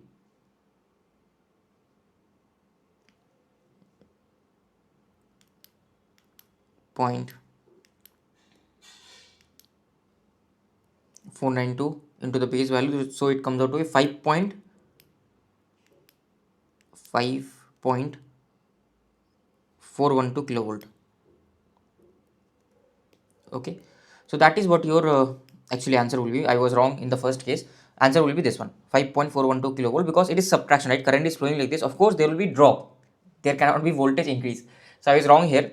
So this will be 5.412 kilovolt. Everything else remains same. So let's now like I want you to try this question, try out this question, right? Now we have a motor as load. If I have a motor as load, how will the circuit behave? That is what we try want to identify. So a motor is operating at terminal voltage of 12.8 kilovolt. Remember, it is rated for 13.2 kilovolt, but it is operating at 12.8 kilovolt. That means it is not 1 pu, it is somewhat lower than 1 pu. Okay, that is one important factor to note here. And operating at 0.8 leading power factor if a symmetrical three-phase fault occurs at the motor terminal, so at here. Okay, then calculate the resulting fault current in both generator and the motor. Okay, so basically the scenario that they are telling me is that my motor is operating at a voltage of 12.8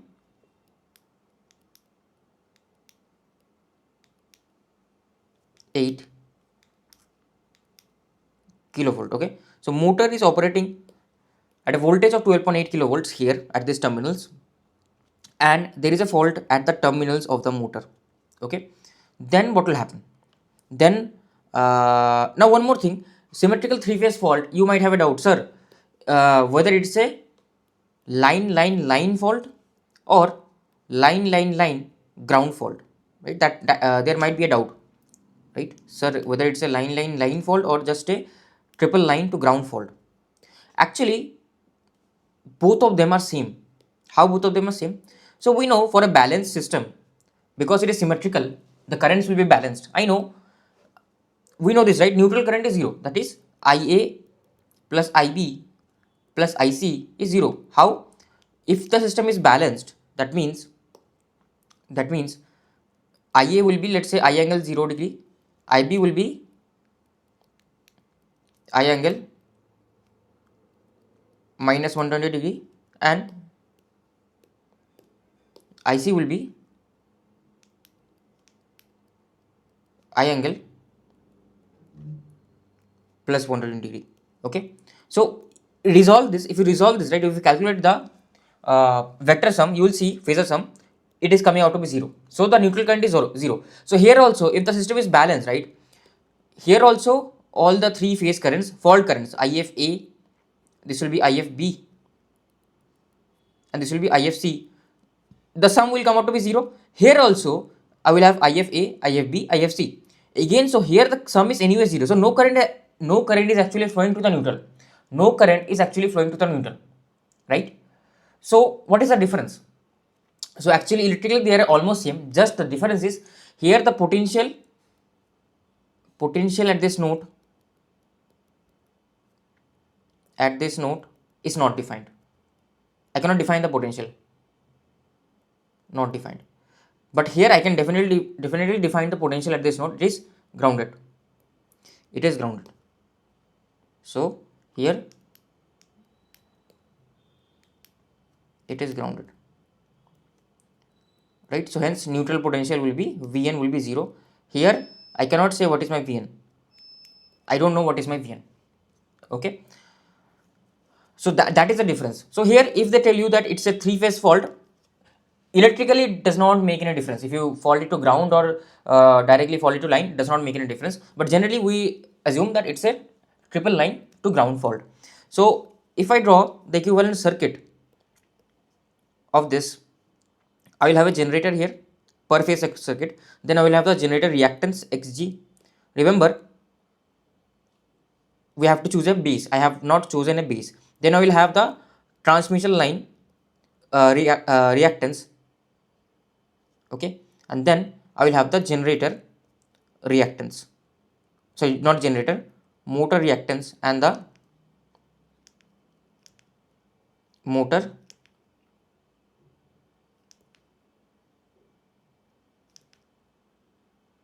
back EMF. This is ground, this is ground. Now the thing is, I have told you, right, during fault I will not ignore motor because current across a motor will not be 0.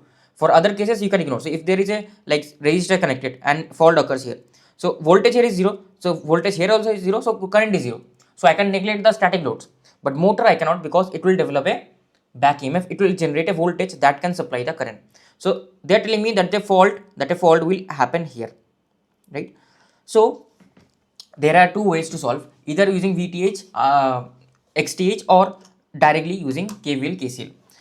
So let me choose a base. So I have chosen my V base to be equals to 13.2 kilovolt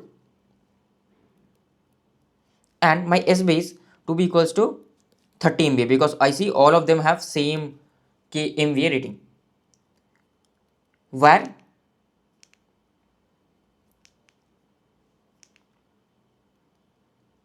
where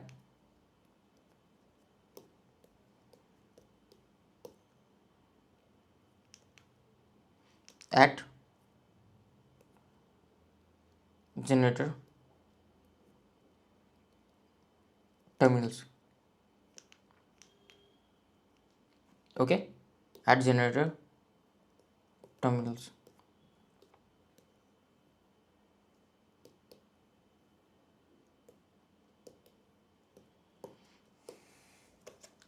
Okay,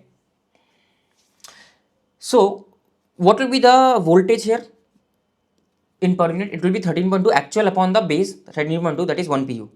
So this will be 1 pu, right? What will be the reactance? Like the base voltage is also same, the S base is also same, so reactance also in per unit also will be same, J 0.2 pu, right? What will be the reactance here of the transmission line? So what is the base voltage here? 13.2 kV. What is the MVA? Same. So this also will be J 0.1. I don't need to change anything.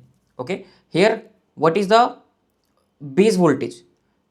Base voltage is 13.2, but it is operating at 12.8. So the motor voltage, right? Motor voltage will be actual upon base. So this will come out to be 12.8 upon base.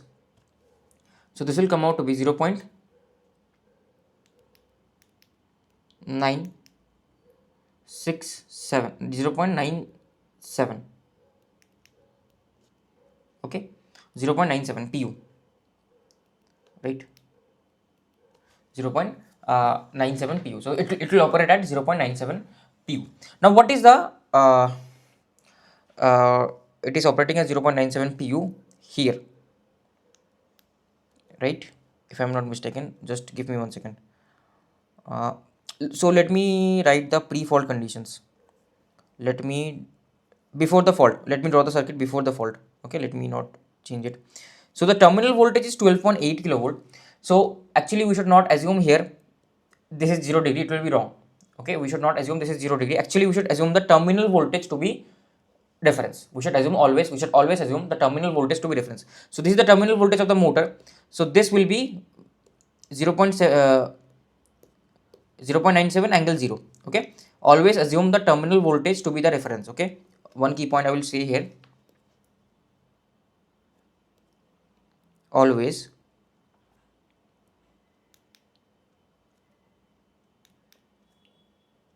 assume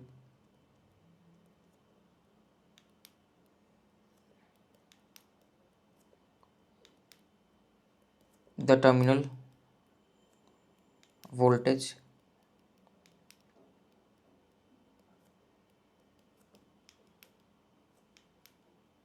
to be reference, that is angle 0 degree. Okay, so here this will be Vt, that is 0.97 angle 0. So this angle will not be actually 0, this will be delta G. I will calculate what is delta G because I know the current. They have told me that it is taking drawing 20 megawatt at 0.8 power factor leading. So power, what is power in per unit? It will be 20 megawatt upon the S base, that is 30 MVA.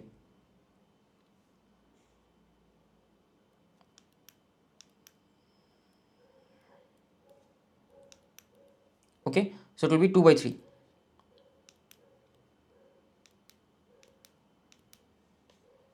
And remember,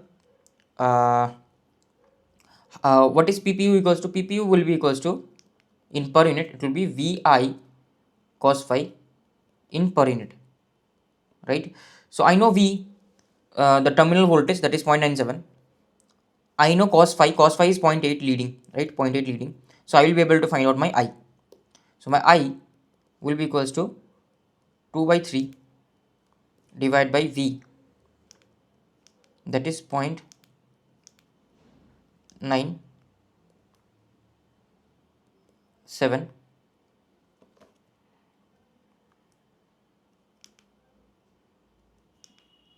into cos phi. Cos phi is 0.8.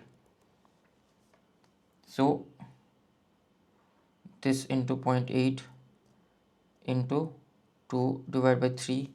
So it comes out to be 0.86.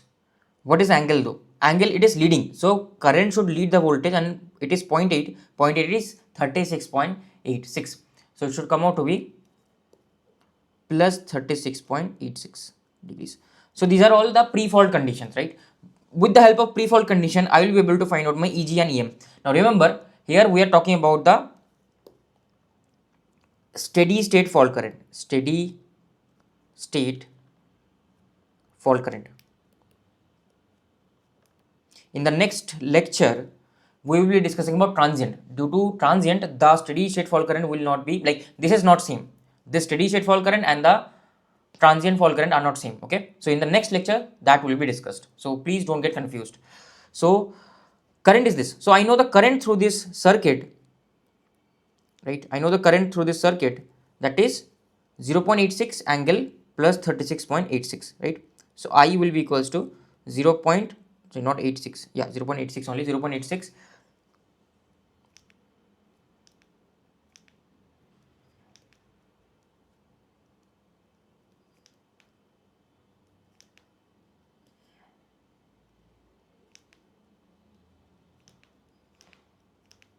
36.86 amperes. Okay, now what is this reactance? Again, what is the base? 30 MVA is the base, and its voltage base is also with respect to its own base, it is 0.2, and this base is also matching here, right? So it will be 0.2 only. It will be 0.2 only. This will be J.2. Now I have to find out EM, delta M, and EG. This one angle EG, right? These two values I have to find out. So EG actually, sorry, this also will not be. I don't know what will be the voltage here, because here I don't know at what voltage it is operating, because they have not told me. Again, it is my bad. They have not told me that at what voltage generator is operating, right? They have not told me. So EG also is an unknown value to me. So this will be EG angle delta G. This will not be 1 actually, because I don't know whether the magnitude will be 13.2 kilovolt or something else. So I have to calculate it. So I can simply calculate using, let me copy the circuit. This is per unit, it's not ampere, per unit, right?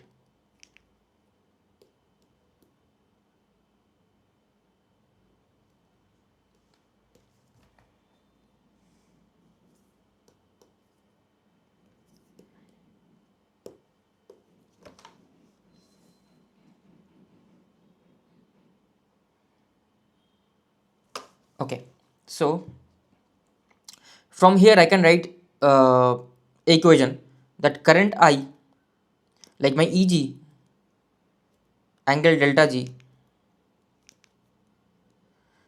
at this note if I write the simple KVL, it will be VT, that is 0.97 angle 0 plus I into this two reactance, right? I is 0.86 angle plus 36.86 into J 0.1 plus 0.2. So let me solve this, right? So this will be 0.97 angle 0 plus 0.3 into 0.86, yeah, 0.258.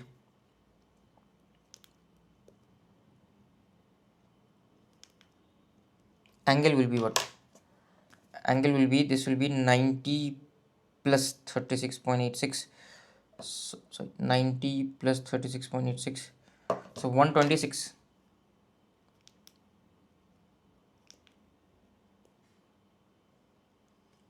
0.86 degrees.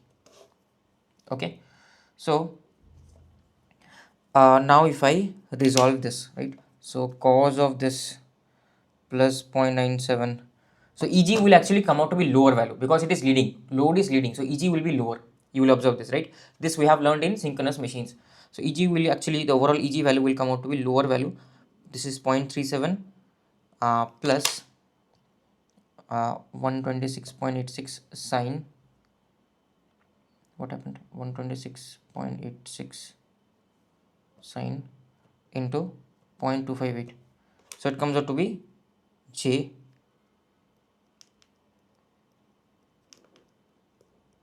0.2. okay,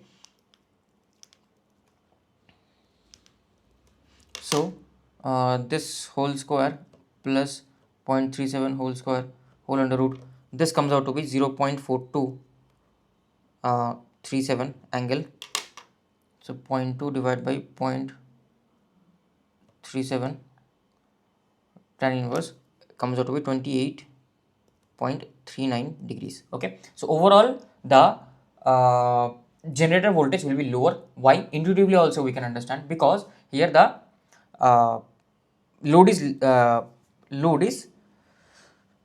leading, hence the generator voltage will come out to be negative. I'm just trying to identify whether I'm making a mistake or not. okay, let me do the computation once again. 0.97, right? So this is 0.86. 0.86 was the current. Yes, 0.86 was the current. 36.86. so 0.86 into 0.3,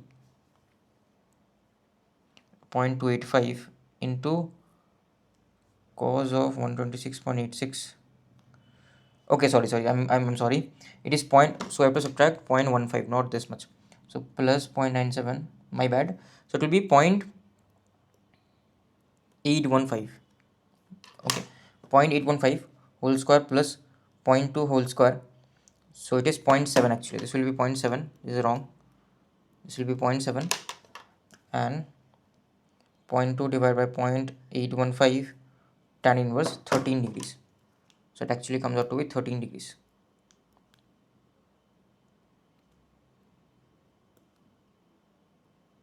13.8 degrees. okay, so the value comes out to be 13.8 degrees. So this is the EG, this is the EG. How it can be, okay sir, how it can be less than, what am I doing, man? So point, I have to take the under root as well. oh, I sorry, I forgot to take the under root. 0.81 plus 0.2 whole square, then I have to take the under root, sorry, 0.84, so it will come out to be 0.84. just late night blunders. So 0.84, okay, 0.84 pu. okay, now what about EM? So EM, again if I apply the same rule here, EM will be this drop, this voltage minus this drop, right? So EM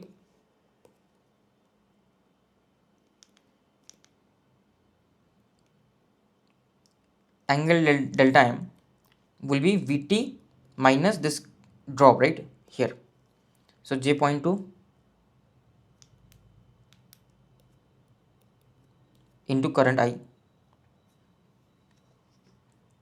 Current I is 0.86,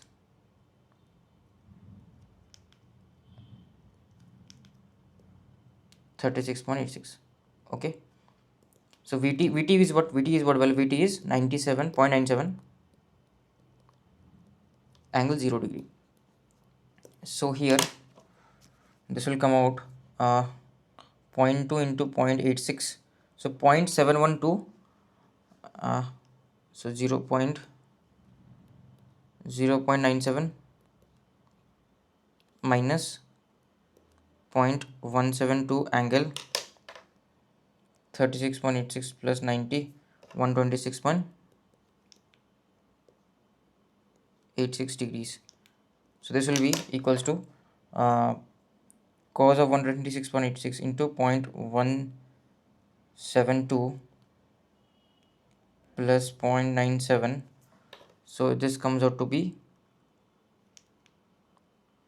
1.073, and this minus 126.86 sine into 0.172 J 0.1362. So this whole square plus 1.073 whole square whole under root, so it comes out to be 1.082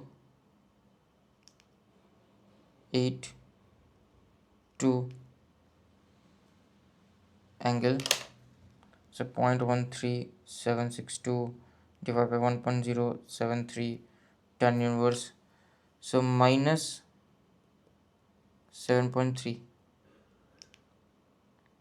degrees.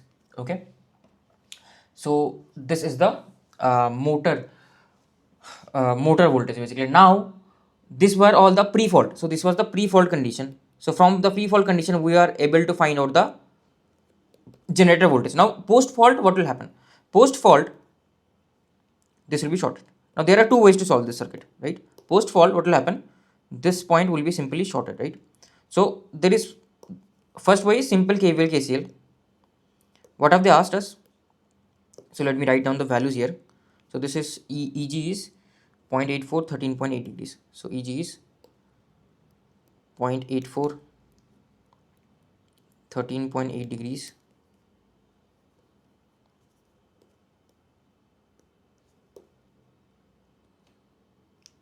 And EM is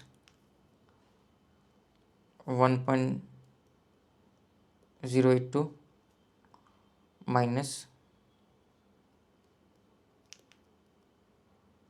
7.3 degrees. Okay, and it is suddenly shorted. If it is suddenly shorted, they are asking me the fault current. So what will be the suddenly the current will change? What will be the current here? The current here IF will be due to this one, this generator, and due to this generator. Not generator, motor. Actually, it is a motor only, but it has back EMF, so it will deliver current now. It will deliver as the kinetic energy, whatever kinetic energy there was stored in the motor, that will get delivered here through this wire, right? So method 1 is basic, right? Basic KCL. So if I apply simple KCL here, this node voltage will be 0, right? It is simply 0 angle 0, right?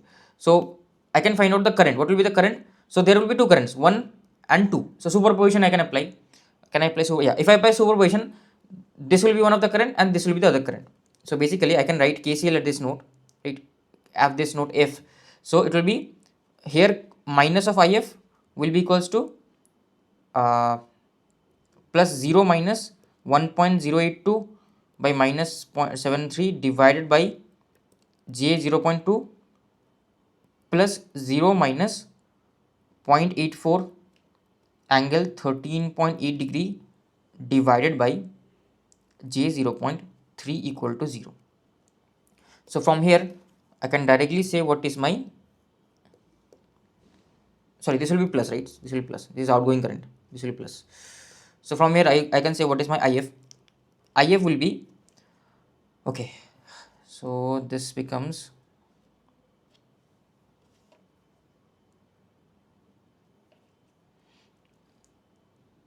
7.3 plus 90, so it is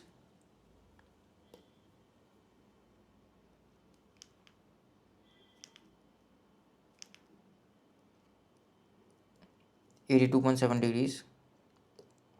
Okay, then it will be times 5, 1.082 into 5, so it comes out to be 5.41. Then plus this will be 0.84 divided by 0.3, so it is 2.8 angle, this will be 13.8 minus 90. Okay, sorry, this also is minus 920. What am I doing? This is minus 90. Maybe yeah, 97.3 degrees, 2.8, and this will be minus 90, so minus 76.2 degrees. Okay, from here I can directly find out what is my fault current. So this will be 97.3 cos into 5.41, so this comes out to be minus 0.687, and 2.8 into 76.2 sine, sorry, not sine, 76.2 cos into 2.8, it comes out to be plus, okay, it's coming out to be something negative 0. Real part is almost like negligible. There is no real part. Imaginary part will be there. So 97.3 sine into 5.41. So it comes out to be minus j 5.366 and 2.8, sorry, 76.2 sine into 2.8. So it comes out to be minus j 2.72. Okay, so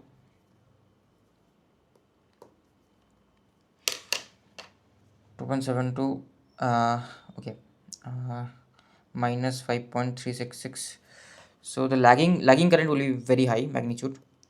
Approximately this will cancel, right? This will almost get cancelled. So this will be minus 0.6 0.02, like very low value, right?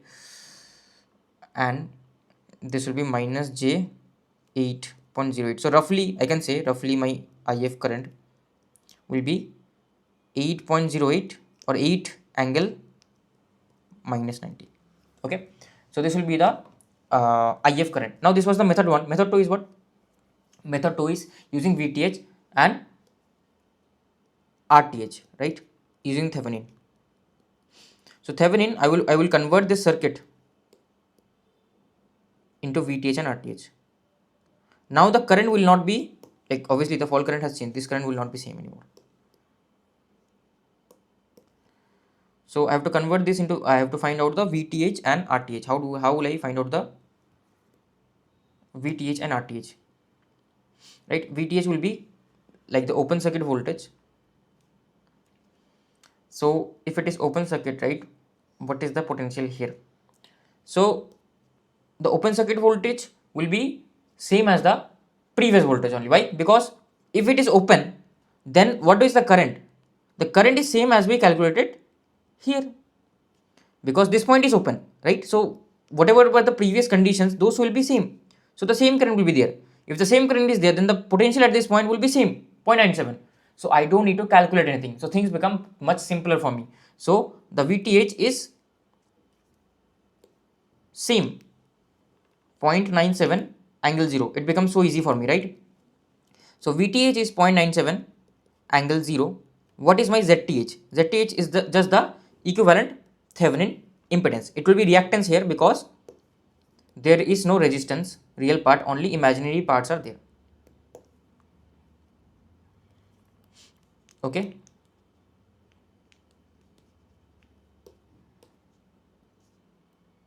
So I have to find out the ZTH.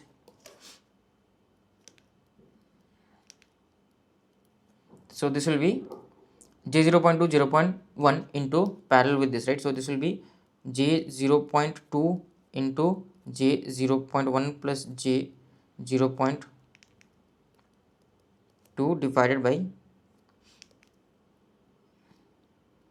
J 0.2 plus J 0.1 plus J 0.2. So this will come out to be 0.3 into 0.2 divided by 0.5 basically. So it comes out to be 0.0 J 0.12 pu. So that is what your ZTH is. Now it is very simple, right? Very simple. You simply have to draw the equivalent circuit. So I will have here my VTH, I will have here my ZTH, that is J 0.12 pu, and the load or the resistance of the fault is 0. There is no fault resistance, it is 0, only grounded only. So directly I can find out what is the IF. So IF will be VTH upon ZTH. So VTH is 0.97. It becomes so simple, right? I don't have to do all this KVL KCL. ZTH is J 0.12 angle or angle 0 only. So this into 0.97 comes out to be like roughly this will be 8.08 actually. 8.08. I should not remove the this 0. So here it comes out 8.083 angle minus 90. Same result, right? But you see, just in one page, one single page, we are able to solve this using Thevenin. So that's why it is preferred than this one. So here we have to apply KVL, KCL, all those things. Very hectic, right? But this is much simpler. Okay. But with this method, actually you will be able to find out what current is the motor supplying. So with this method, right, you will be able to find out, because my IF will be combination of IG plus IM. So if they ask what portion of the fault current the motor is delivering, then you have to use KVL, KCL only, because this amount of current is what? This current is what? This current is the current supplied by the motor, and this current is the current supplied by the generator. Okay, if they ask individually, then you have to solve like this. Okay, if they ask you directly the fault current, then simply use Thevenin. Okay, it is much more simpler. So let's now do a few more questions here. Okay, should I give? No, let's do this question. So a 100 MVA generator with 10% reactance. So here I have 100 MVA generator with 10% reactance and a 200 MVA generator with 8% reactance, both given with respect to their MVA basis. So with respect to their own basis, the reactances are given, okay, are connected as shown. The fault level at bus 1, here must be limited to 1500 MVA. System base is assumed to be 100 MVA. Okay, so they are telling me if some fault occurs at this bus 1, it must be limited to 1500 MVA. Okay, it must be limited to 1500 MVA. Okay, determine the per unit reactance of the bus bar reactor X. So they are telling me if I have a fault here, then this will be grounded, right? Nothing is mentioned, I will assume symmetrical fault. So if this is grounded, that means this load is gone. I can totally neglect this load because of course this load has been short circuited, so no current will flow through here. Ultimately what will be there? This generator and this generator. So shall I draw the equivalent circuit diagram here? Okay, so same thing I have drawn here. If some fault occurs here, this will be gone, right? This is totally gone. Only this generator will be present and this generator will be present. So basically what will happen is I'll have a generator here, right? That will have some voltage. I don't care about the voltage for now. Then I will have some reactance. Now what will be the value of the reactance? They have told me that the system base is 100 MVA and this reactance was with respect to its own base, that is 100 MVA, and voltage level, let's assume the voltage V base is here. So it will not change because the S base is same, V base is same. So this will be same. So this will be 0.1 J 0.1 pu. Okay. Now here it is grounded because it is fault has occurred, right? So here I will have the reactance X and here I will have again the reactance. Now this reactance is with respect to its own base, that is 200 MVA, but now the base has reduced to half. So the reactance also will be reduced to half, that is J 0.04.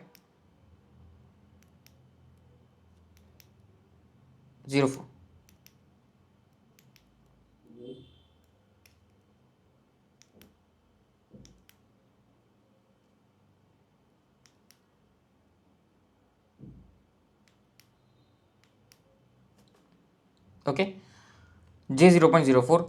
Now one more thing, the fault level here is 1500 MVA. The fault level here is 1500 MVA. So if I assume this to be the rated fault level, right, rated voltage, because nothing is mentioned, I will assume this point to be the rated voltage terminal. I will assume this to be my terminal voltage. Bus voltage is the terminal voltage. So here what will be the voltage level before fault? That is 1 pu, right? Before fault the voltage level here will be 1 pu, 1 angle 0 pu. Okay, and they have told me that the fault level is 1500 MVA. It is what? It is short circuit MVA. So this basically means they have given me the short circuit MVA, right? But in actual value, short circuit MVA. What is the per unit short circuit MVA? So SC MVA in per unit will be SC MVA actual upon the base 100 MVA. So it is 15 pu. And what is SC MVA? It was equals to, if you remember, it was VTH upon the ZTH, right? VTH upon ZTH if it is directly shorted. So VTH is 1 pu only, because here the voltage will be 1 pu. At no load, we'll assume the terminal voltage to be 1 pu. So basically, it will be equals to 1 by XTH, because I have only reactors here. I don't have any resistance. So ZTH is automatically gone. Okay. So what will be the equivalent diagram? Equivalent reactance diagram. So equivalent reactance diagram, if I want to write, right? So here this will be like the generator will be grounded, basically voltage source will be gone. Here I will have a X. Here again the generator will be grounded. So this will be J 0.04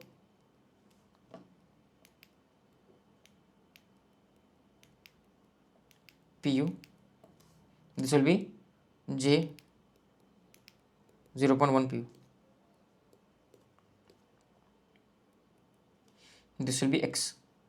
And from this point and ground, I am measuring the equivalent reactance, that is XTH. So what will be the XTH here? So it's very simple, right? So this is with respect to ground, and this is also with respect to ground. So these two are in series basically, and I have to measure these two. These two will be in parallel, right? So it will be 0.1 into 0.04 plus X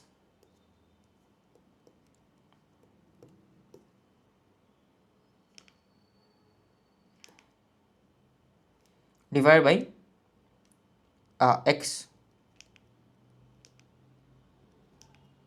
plus 0.05, and J will be there at the outside. So my XTH will come out. Okay, so this is my XTH. Now they have already told me that it is 15 pu. So what will be my XTH actually? So XTH will be 1 by 15, right? Because VTH is 1. So XTH magnitude, I'm talking about magnitude, should come out to be 1 by 15, right? So this is my XTH. So the magnitude will be 1 by 15. That should be equals to 0.1 into X plus 0.04 divided by X plus 0.05. So from here I can calculate the value. So this will be X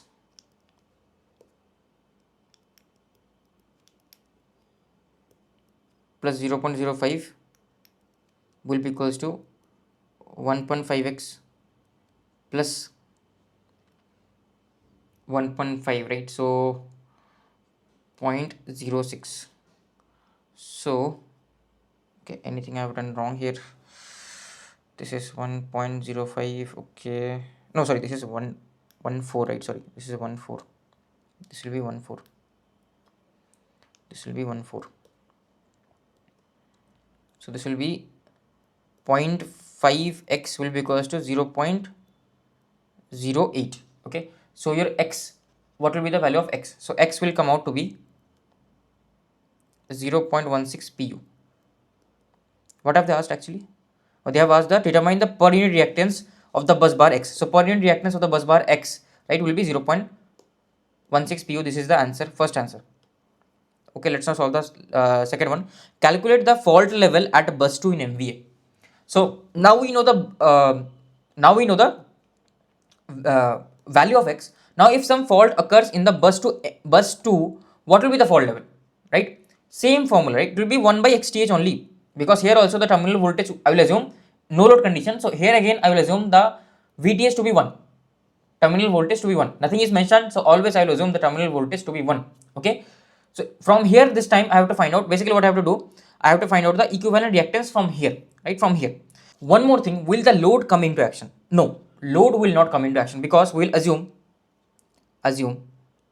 that we are operating in no load. So if you are operating in no load, basically this will be open.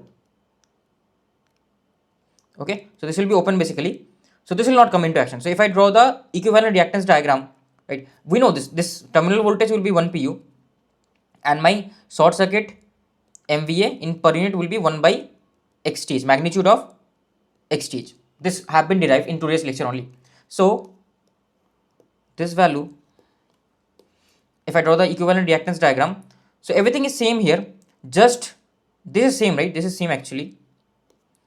The difference is this time I am measuring the XTH from this node instead of this node, right? So this is the equivalent diagram, and this time 1 angle 0 will be present here. Always assume that the terminal voltage is reference 1 angle 0 unless and until specified. So the equivalent reactance diagram will be same only, this will not change, but the node from which I am measuring the XTH has changed. Now from here I am measuring the XTH, not from the other point, because here the fault has occurred. So what is the XTH? XTH will be equals to these two are in sum, this is in parallel, right? So X plus 0.1. Now X value already we know, right? We have already calculated, it is 0.16, right? X is 0.16 magnitude, I'm talking about magnitude, right? So this will be 0.16.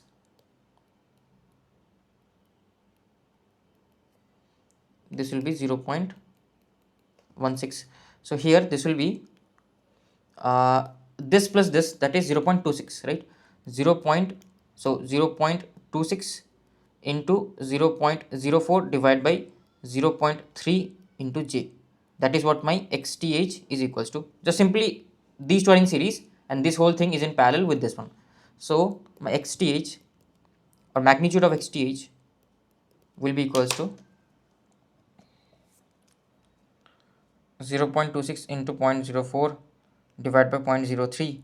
So 0.3467 per unit. Okay. Now, am I sorry? Not 0.03. Sorry, I have made a mistake. It should be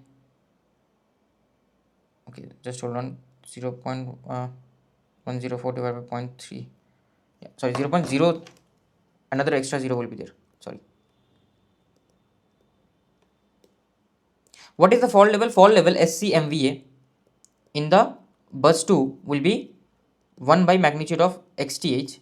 So inverse of this is coming out to be 28.846 pu, but actual value, what will be the actual value?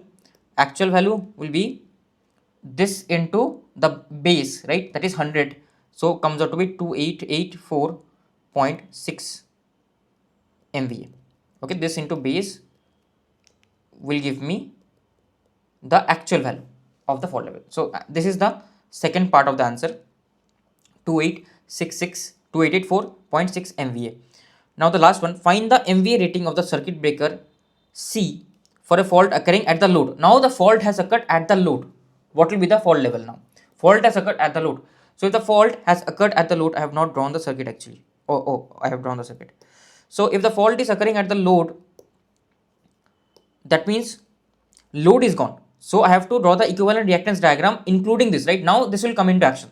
This reactor will come into action because now here the current is not 0. Previously current was 0. So this reactor was not coming into action. This was open ended. Now this reactor will come into action because here there is short circuit. So current will flow. Current will flow through this path, right? Previously this was open circuit because we are assuming that no load condition. So all of the current was flowing through here or through here, either in the bus 2 or in the bus 1. But now this is short circuit. So all of the current will flow through here. Again I will assume that here the VTH is 1, and again I will draw the equivalent reactance diagram. That's it, right? So they have asked us to find out the circuit breaker rating. Circuit breaker rating is nothing but the short circuit MVA. Circuit breaker rating is nothing but the short circuit MVA. Okay, so if I draw the equivalent reactance diagram, this will be 0.1.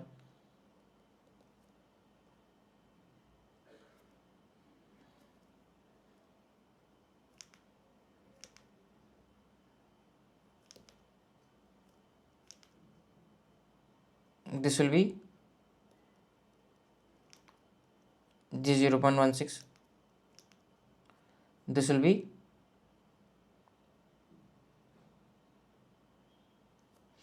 J 0.04. Remember what is the base, right? J 0.04. Now the load will come into action. I will have, now remember what is the base here. So have they mentioned the base? Okay, my bad. Base has not been mentioned here, right? That's my bad actually. Base should be mentioned. Okay, system base is 100 MVA. If nothing is mentioned, okay, here they have mentioned it is 15% on 100 MVA. It is 15% on 100 MVA. Okay, this is wrong, right? This is not 10%. Sorry. It's wrong. It should be 15% on 100 MVA. So base is 15%. So it is 0.15 only. So it will not change.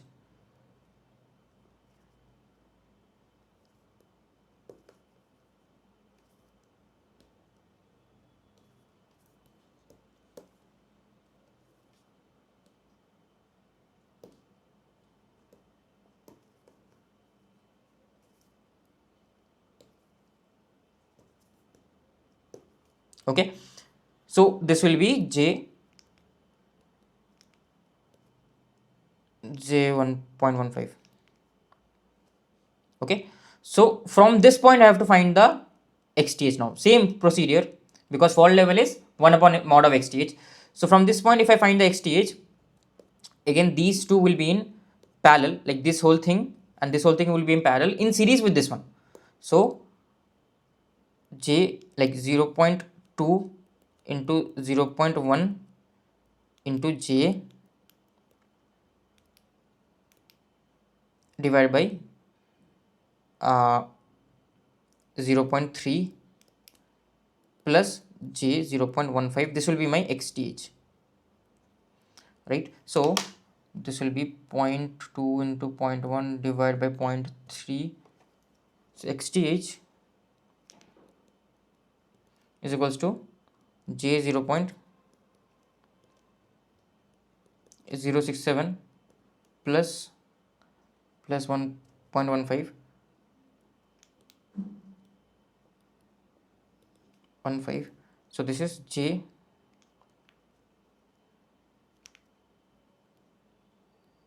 0.2167 pu.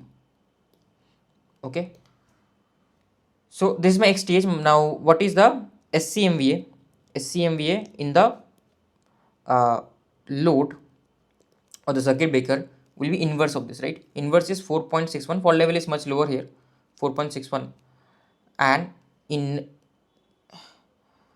so this is actually equals to 1 by mod of XTH into 100. So that comes out to be 461.54 MVA. So this was actually a pretty big question. So this is the third answer. Okay, third and final answer.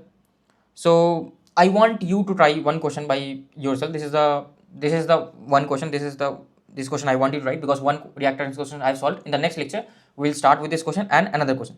These two questions I want you to try out by yourself, and in the next lecture we'll start off with these questions, and then we'll discuss about reactors in power system.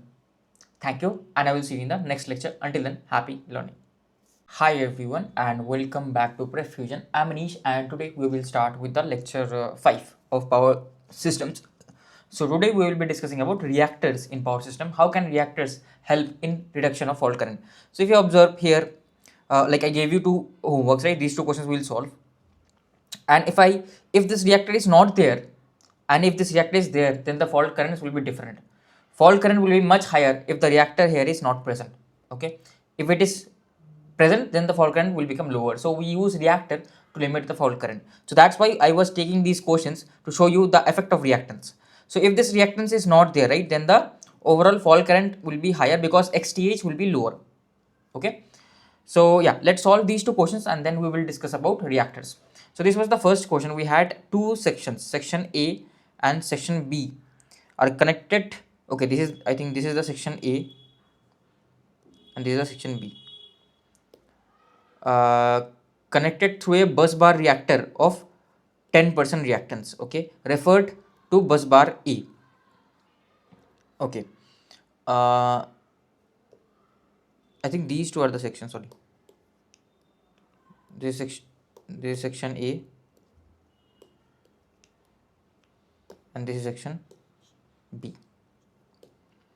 Now section A is supplied by 2 generators. So here if you see, section A is supplied by 2 generators and section B is also supplied by 2 generators, right? So each rated 12 MVA and 10% reactance, okay? While section B is connected with 2 generators, each rated at 10 MVA and their reactance, right? Determine the short circuit MVA and the corresponding fault current at the fault point F. So if a fault occurs here, what will be the uh, short circuit MVA and the fault current? So first of all, I will calculate the fault current in per unit. Okay. So before that, I have to choose a common base, right? So all these reactants are derived for their own base. So I have to choose a common base. So what is the best common base? I can observe that I will choose the LCM of all of them, right? So LCM of 12, 10 and 6, LCM, that will be the best because the numbers that I will get will be integer. Whatever numbers I will get will be integer. What I am talking about, I will explain. So LCM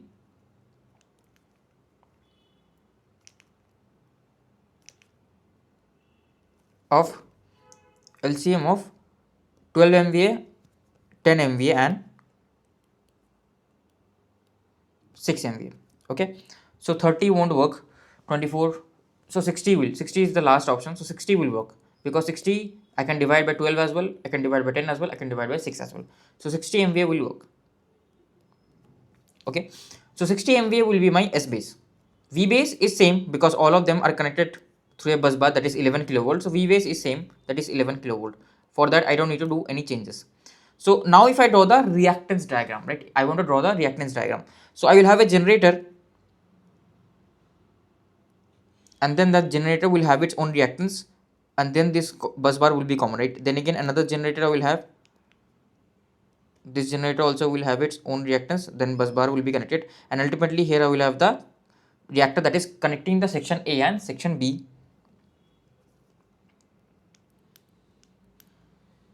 Then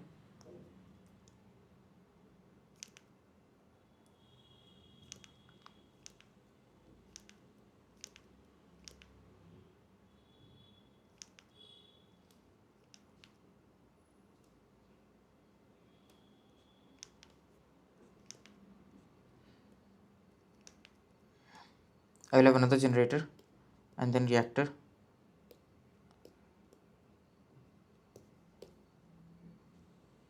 and then reactor. Okay, so of course the other point will be neutral,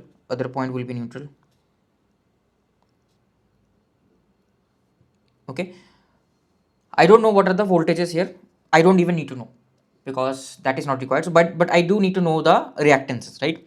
So fault is occurring here at this point. If you see, fault is occurring here, this is the F point.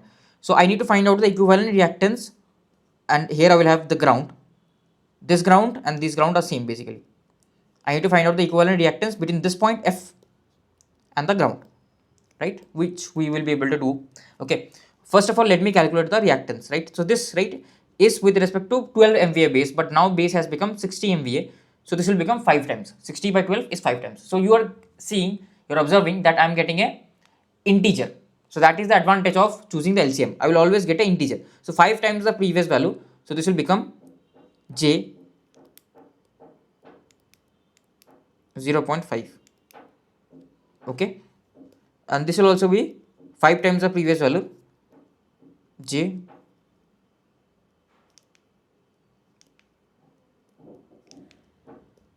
0.5, and this will be what, here the MVA base is 6 MVA but it is 60, so it is 10 times the previous value, so this will be actually J1, and this will be 6 times the previous value, so this will be J.6.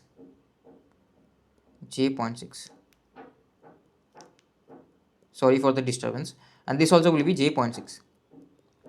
Now let me draw the, okay, I'm sorry, what they are doing, let me draw the per unit X equivalent, right? So all of these voltage source will be shorted, I just need to find out the XTH.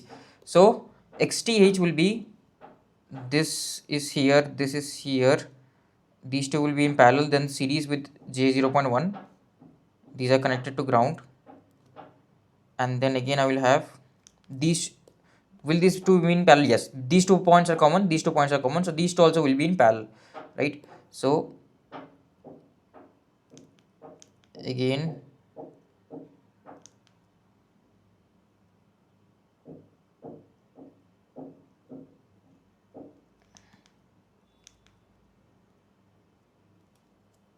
these two will be in parallel. Okay, so yeah, so J.5,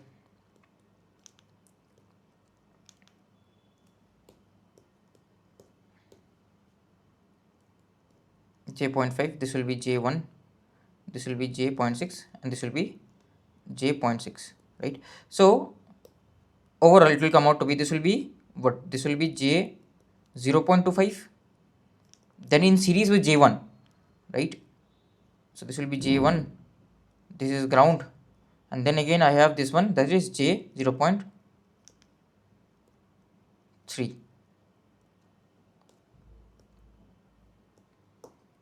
Okay, and here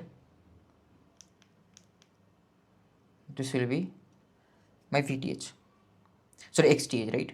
So again I see that these, this one J 0.25 and this J are in series, then the whole combination is in parallel with J 0.3. So it is 0.3 into 1.25 divided by 1.55. Okay,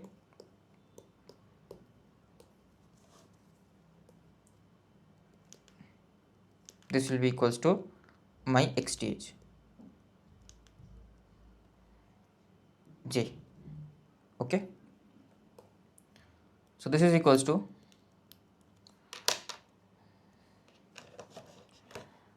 0.3 into 1.25 divided by 1.55, 0.242,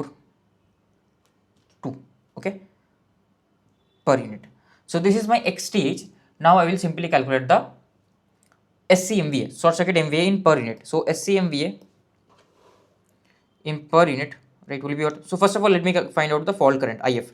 IF in per unit will be 1 by XTH, because here I will assume the voltage, it is no load voltage, here I will assume to be 11 kilovolt as it is mentioned here, right? So 11 kilovolt is the V base, so 1 by 1 angle 0 divided by XTH, so which is 1 by J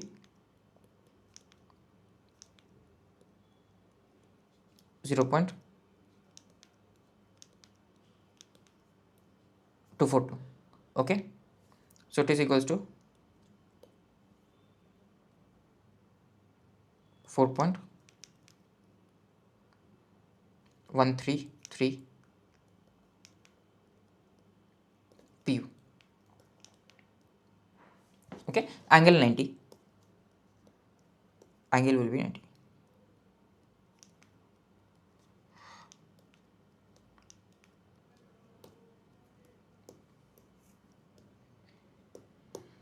Angle will be 90. Okay, so I hope that is clear now. But what is the fault current actual? This will be equals to, here there are no transformers, right? So it's very simple. This will be simply 4.133 into magnitude I'm talking about, into S base upon V base. So 4.133, S base is 60, V base is 11 kilo ampere, right? This will be in kilo ampere. So into 60 divided by 11, this comes out to be 22.545 kilo ampere. This will be the one of the answer, that is the fault current. Okay, now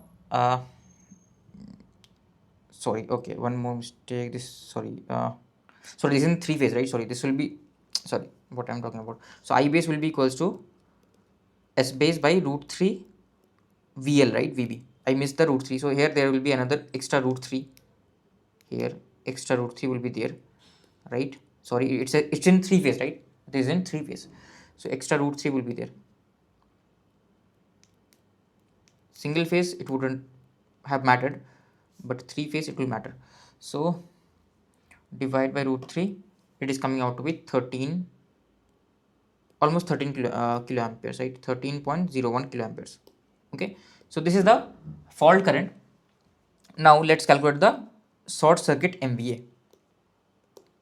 So what is the short circuit MVA? Remember, because this SB, right? SB is 3 phase MVA, right? It is not single phase, it is 3 phase MVA. That's why in the bottom also the formula should be of 3 phase, not single phase. Single phase the formula would be VB into IB, right? 3 phase it will be root 3 VB into IB is equals to 3 phase power. That's why. Now SCMVA will be what? SCMVA will be same as IF in per unit, that is 1 upon XTH, right? Which is we have already calculated 1.133, right? Magnitude of 1 upon XTH, that is 4.133. 4.133. Okay, so this is the magnitude. So this is in per unit, but SCMVA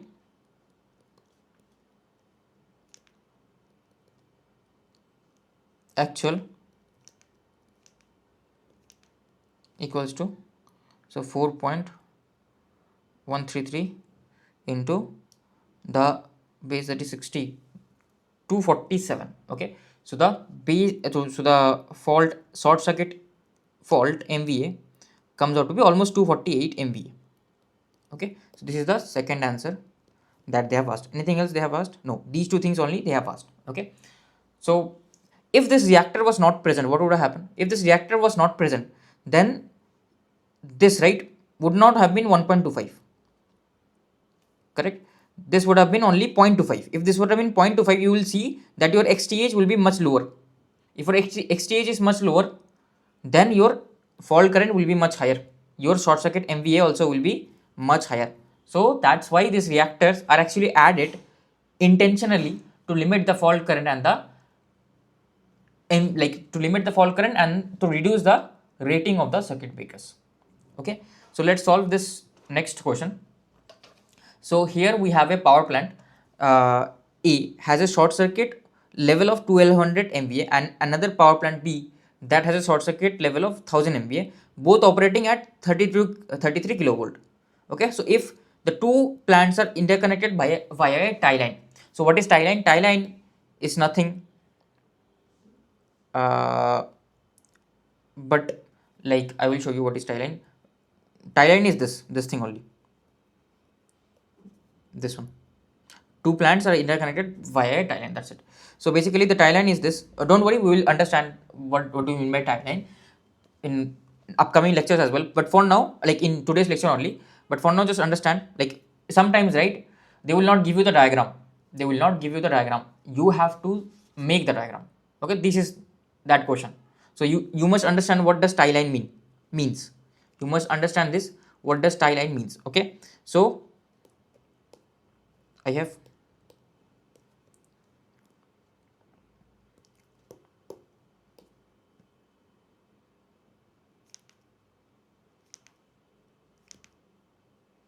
this generator, two generators I have, and they are interconnected via a tie line. So I have this generator G1 or plant A and plant B.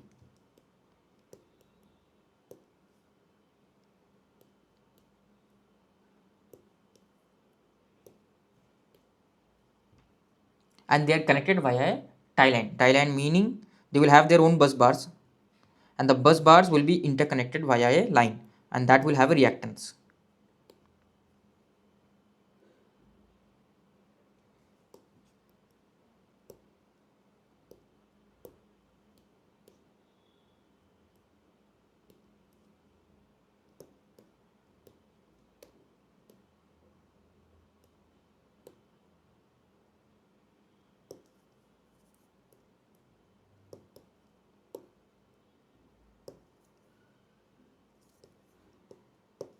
So yeah, and that tie line will have a reactance.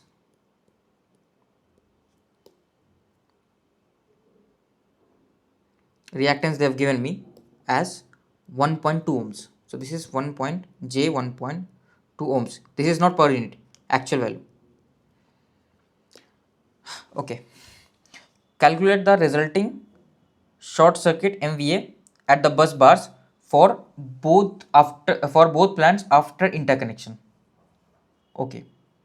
So like few important points they've given me. The power plant A has a short circuit level of 1200 MVA. What does it mean basically? It means that this is power plant A and this is power plant B. Okay. And if I see the only the power plant A, right? Power plant A will have its own reactance XGA, the generator, and this will have its own reactance, that is XGB.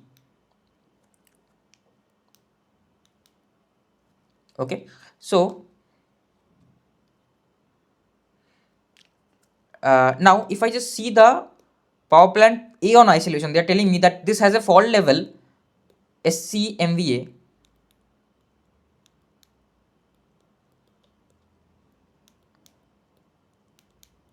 equals to 1200 MVA, right?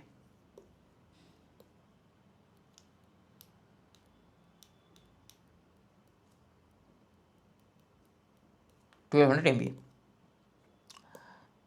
What does it mean actually? This basically means in per unit what will be the value. So they have not given me any base, so I will assume a base. So let me take a base. 1200 and 1000 is there, so again I have to choose 6000 only. So let's choose the base as 6000. Voltage base is, let's choose it at 33 because both of them are operating in the same voltage. So S base is 6000 MVA and, or we can choose 200 as well, that is also fine. And my V base will be, S base is too large, let me choose a small number because anyway short circuit MVA is very large value, right? So let me choose a small number. I can choose anything. I am choosing 200 MVA as my base, and my V base is 33 kilovolt on the bus bars. So if S base is 200 MVA, then your SC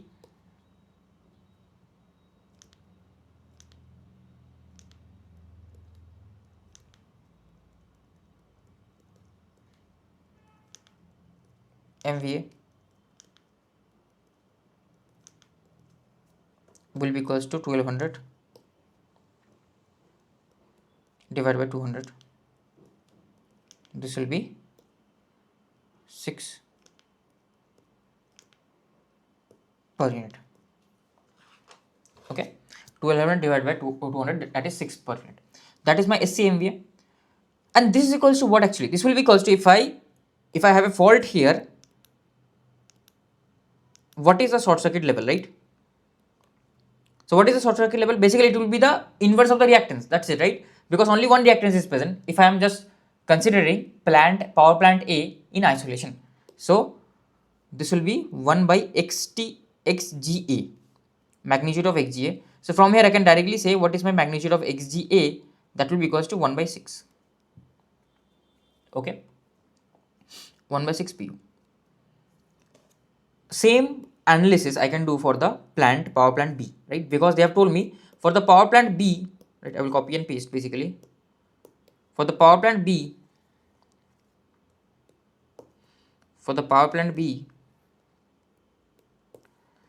they have told me that the fault level is 1000 MVA. So here it will be 1000 MVA. So this will become 5 pu. So your reactance of the power plant B will be 0.2, that is 1 by 5 pu. Okay, so you got the reactances basically. Now ultimately what you need to find out, you just need to find out the per unit value of this, and then they are asking what is the resulting short circuit MVA on both the bus bar. At this point, let me mark it as F1 point and F2 point. So both the bus bar when reactors are there. Okay, so I have to write my transmission line reactance in per unit. Just give me 1 second. transmission line reactance in per unit. It will be actual into S base upon V base whole square, right? So S base is 200 MVA, right? 200 MVA. S base is 200 MVA. V base is 33 kilovolt.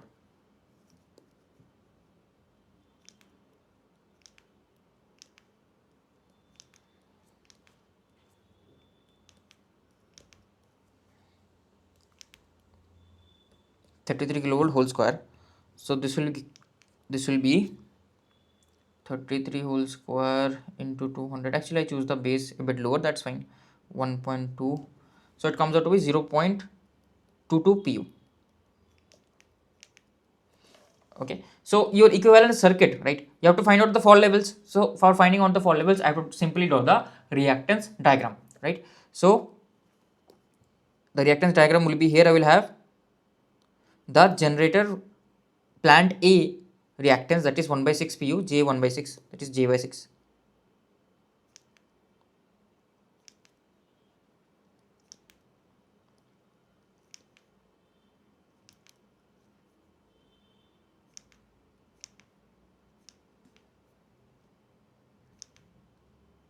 And then I will have the this transmission line reactance, that is J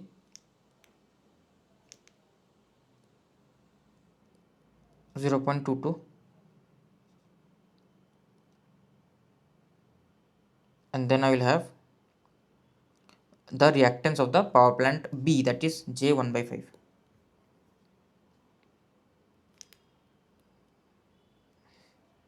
And then I will write the equivalent reactance at F1 point. This is F, okay, this is F2 and F1. Now I will directly solve. I will not draw the circuit over again, right? So X F1 will be what?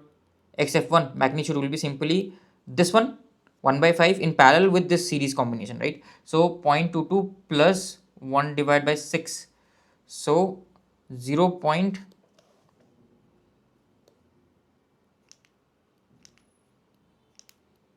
0.387 into 0.2 divided by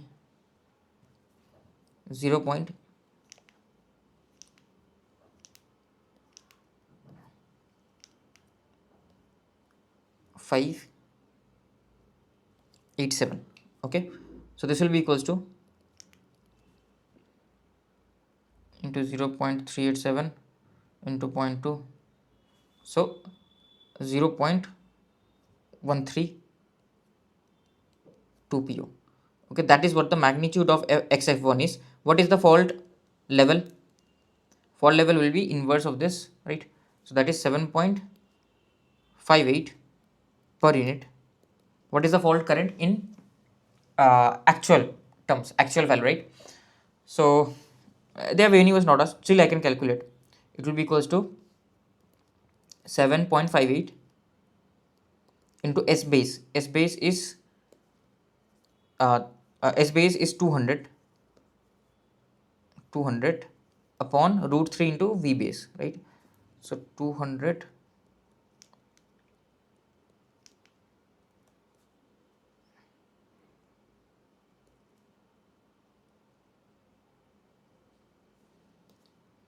so this will be equals to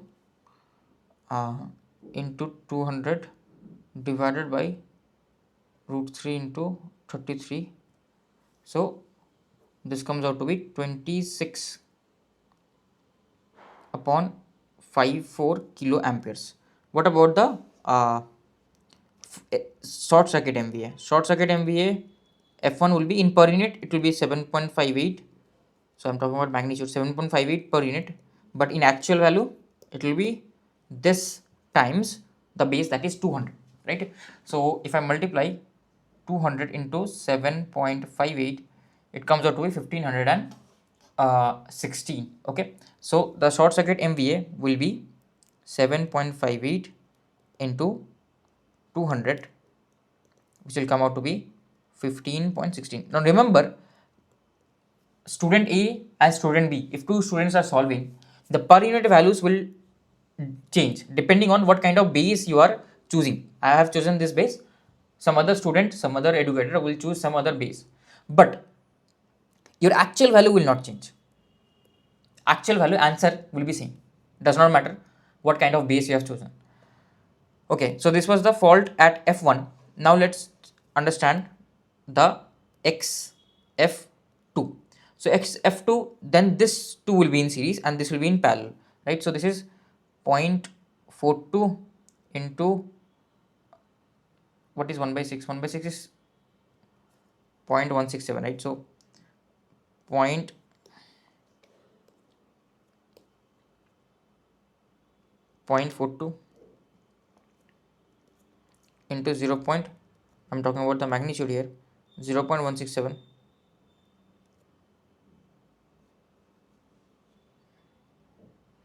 Okay,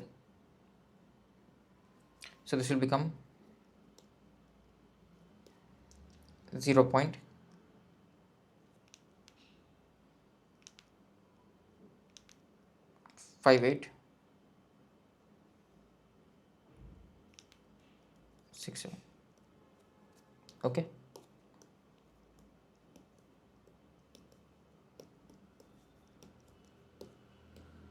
so this value will come out to be into 0.167 into 0.42, 0.1195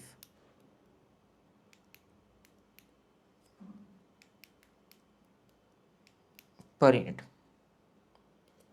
Okay, so what is the fault current again? Fault current level IF2, right? This is IF1.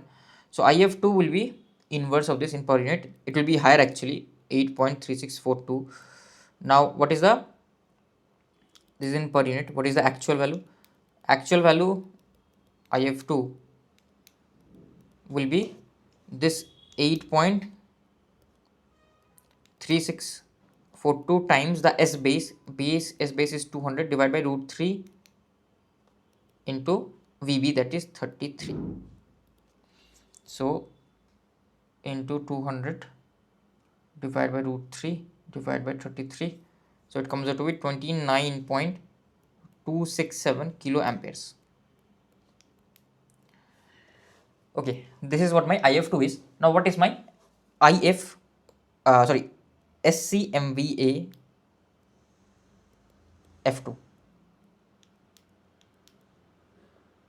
SCMVA F2 will be 8.3642 and in per unit, right? In actual value, SCMVA F2 will be equals to 8.3642 into the S base is 200, right? So 8.3642 into 200, it comes out to be 1672 MVA. Okay, so this will be the answer of the question, first part and the second part. So one of the answer will be 1516 MVA, other one will be 1672 MVA. Okay, so this question is done. So the homework question is done. It took us almost 30 minutes. That's fine. Okay, so now let's come to reactors. What are reactors? As I have already mentioned that reactors are useful in limiting the fault current. So let's say I have this circuit here, right? Normal circuit, and a fault occurs here. So what will be the fault current level? So fault current level, if I draw the equivalent circuit, it will be like I will have a generator here, right? Generator will have its own xg,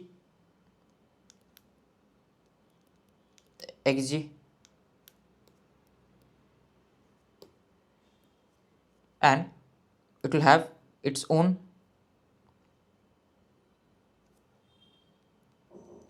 xt,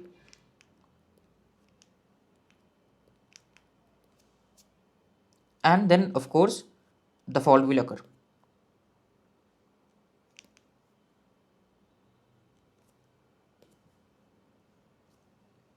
Okay, so what is the fault current here? IF.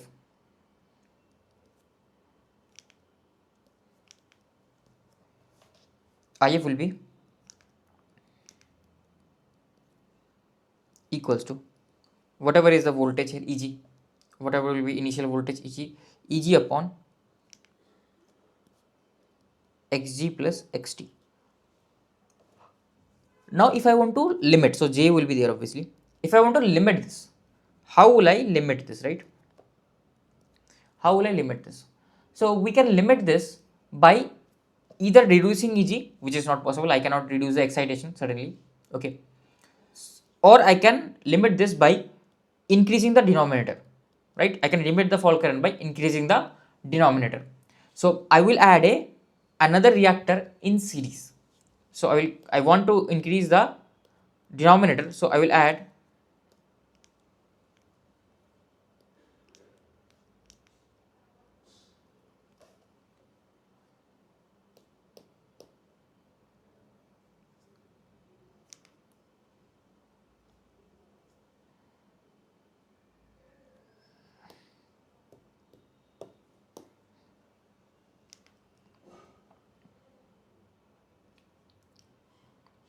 a reactor in series. That we can call it anything like XR, right? I will have XT, I will have XG, I will have here EG. So now before the fault, we have to apply the reactor before the fault. I cannot apply it after the fault, right? I cannot apply it here. I have to connect it somewhere here. So what will happen now if a fault occurs? Then the current becomes IF becomes EG upon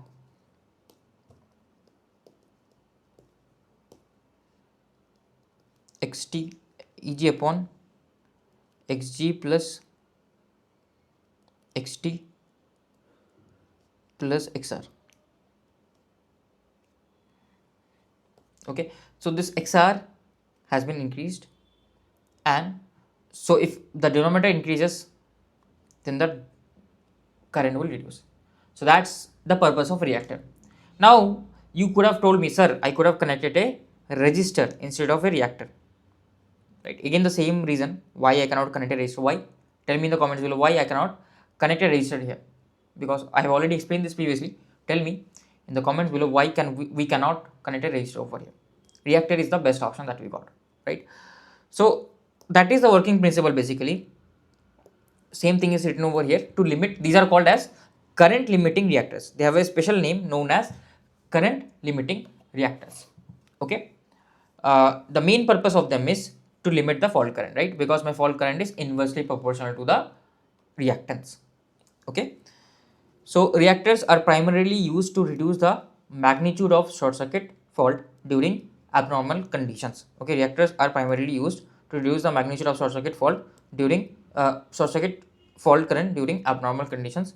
By increasing the system's total reactance, they limit the peak fault, thereby preventing damage to the equipment, ensuring existing circuit breakers and switchgears remain within their interrupting capacity.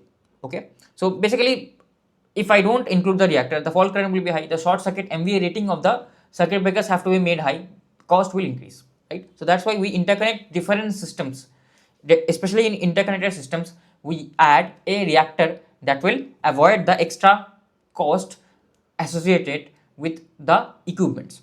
But there are few drawbacks.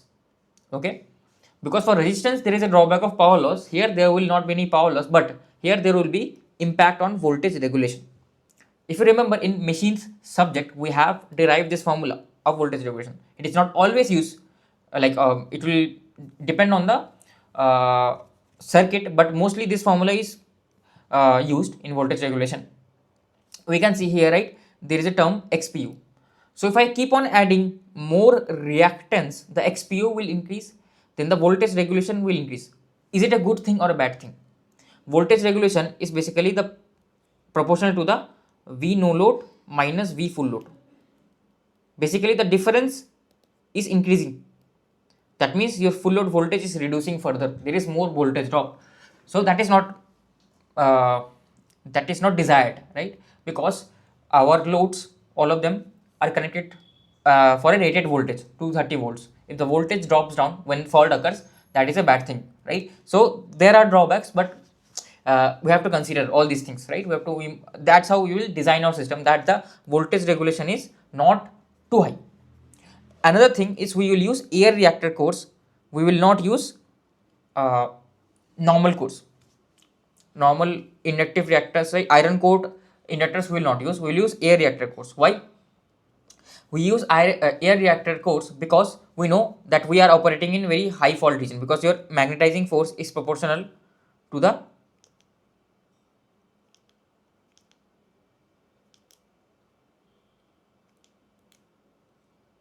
fault current. Okay, your magnetizing force is proportional to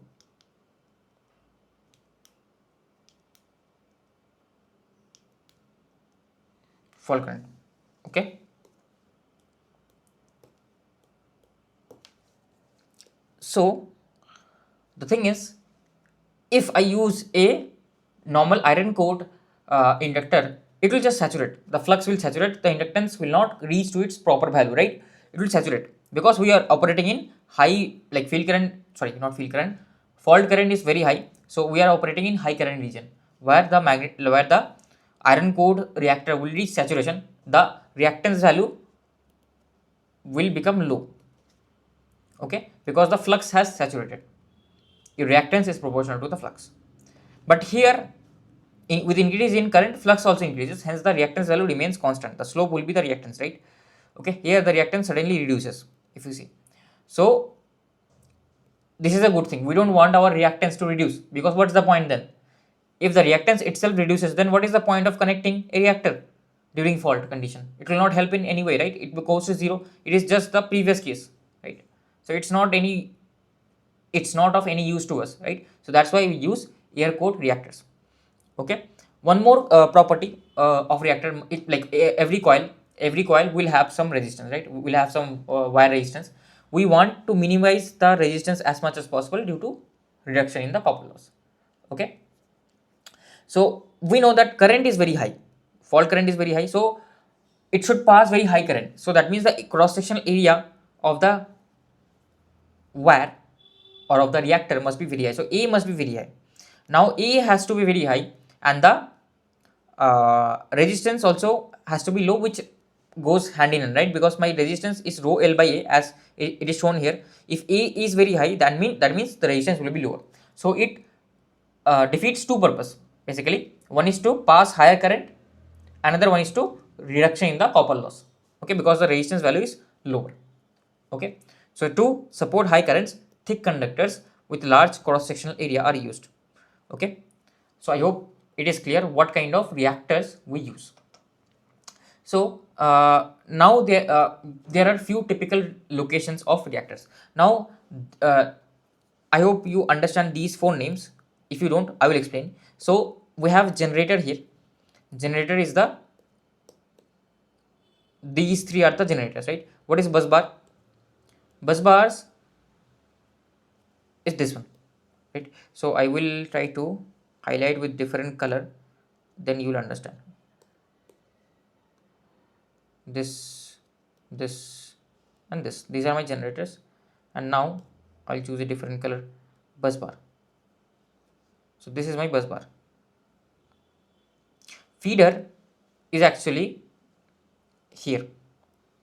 Feeder is actually here, the before the load, just before the load, that helps in feeding to the load, right? That's why the name feeder.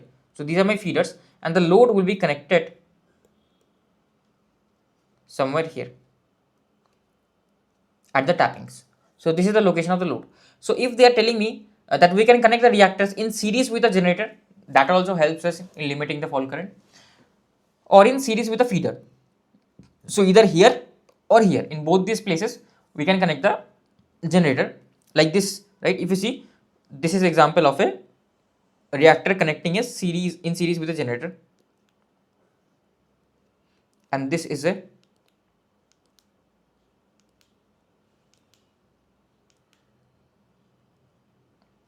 reactor connecting in parallel in series with the feeder. Okay, I hope it is clear now. So one more way to connect the reactors is between the bus bar, as we saw in the question, right? In the solution that we were doing, we were connecting the reactors between the bus bar. So this kind of connection actually is known as a ring main connection. This kind of connection is known as a ring main connection, where between each bus bar there will always be a reactor. Between each bus bar there will always be a reactor, and this kind of connection is known as tie bar connection, because this is a tie, like single bus bar I have, single tie that is interconnecting all the generators. Okay, so what will be the equivalent reactance? Basically, if I want to calculate the equivalent reactance, what will be the equivalent reactance in this case and in this case? So let me calculate the equivalent reactance, right? Here it is very easy to calculate the equivalent reactance if I want to calculate at this point, but here it will change. The value will change depending on which point I am taking the equivalent reactance. But for this, it is very easy for us to calculate the equivalent reactance, right? So these two configurations you have to remember. If I want to calculate the, like, draw the reactance diagram of this, so I will have a generator here,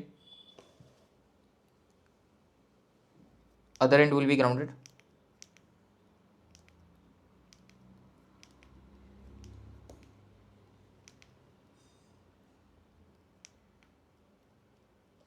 then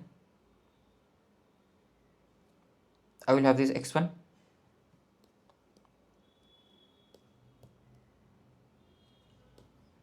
I will have this x2, eg1,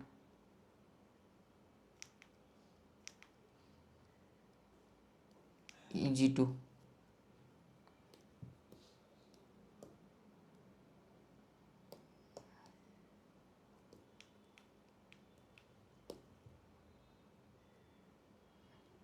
eg3. Okay, and then one point will be connected to the reactance and the other point will be common point, right? Okay, so yeah, one point will be connected to reactance.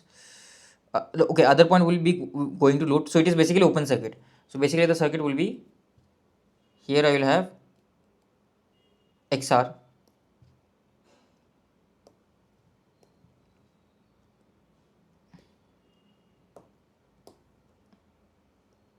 here I have XR. Okay, so all of these are XR, and at this end I am like, I want to find out, like, fault is occurring, right? So I want to find out the XTH here. It is very easy to calculate the XTH. So simply you will short this, right? Then all of them will come in parallel. So then it is very easy for you to calculate the XTH, right? So XTH will be what? XTH will be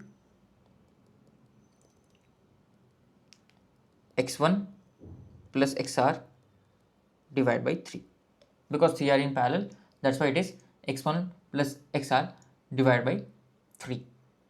Okay, I hope it is clear. Okay, now if the fault happens here, somewhere here, can you find out the reactance diagram? So can you draw the reactance diagram? Can you find out the equivalent XTH? All those things I hope you can do, right? These two again will be in parallel, plus XR plus this in parallel, plus in parallel with X1. So this and this whole thing will be in series, then this whole thing will be in parallel with X1. Okay, so I hope you can calculate. So I can do, right? So if a fault has occurred here, this will be the XTH. If a fault has occurred on one of the generators,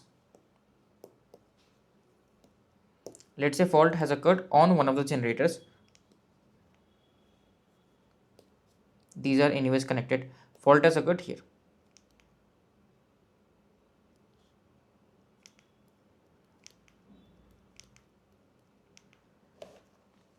Okay, so it will be what, these two combination, these two in parallel. Okay, x1, x2, x3 were different actually, but we assumed it to be same. Okay, we assume them to be same, like all of them are xg only, so otherwise calculation will be hectic. So we will assume this to be xg, xg, xg, this will be xg. So here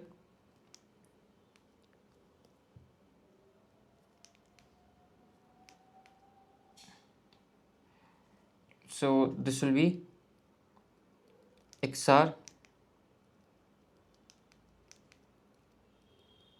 plus xg divided by 2 plus xr in parallel with xg, because this whole thing, single thing, is in parallel with this whole thing, right? So I hope now it is clear how to calculate the equivalent reactance. Any kind of configuration, any kind of fault happens in any of the line bars, you will be able to easily solve it. Here also you will be able to easily solve it, right? If fault occurs here, this will be grounded. So yeah, again we can solve it. Like, this will be a bit complex, but still you will be able to find it out. Okay, so yeah, that's how you find out the equivalent reactance and the fault levels, basically.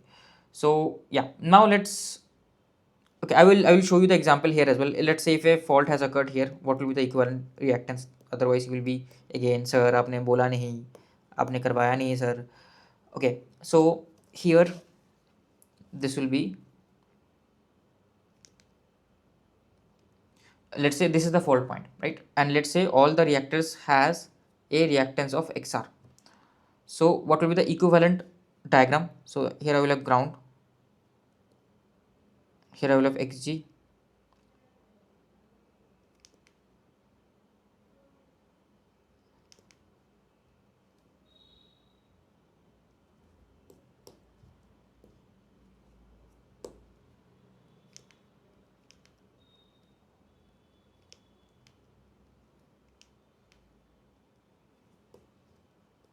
xr, then again along this bus bar I will have this xg connected, and again here I will have this xr, and again I will have this xg connected, xr, and fault is happening over here, right? So I will have another, okay, fault is happening over here, this is ground, this point, fault is happening over there. Okay, if fault happens over there, I have to find out the impedance. So this point comes here, fault is happening over here. So between this node and this node, so between, this is anyways gone, right? This is anyways here, nothing will happen. So to find out the equivalent impedance between this node, so in this, okay, in this node there are two paths. Okay, this will be connected, right? So between this node and the ground. So okay, let me can I simplify this? Can I simplify? Okay, this will be hectic actually.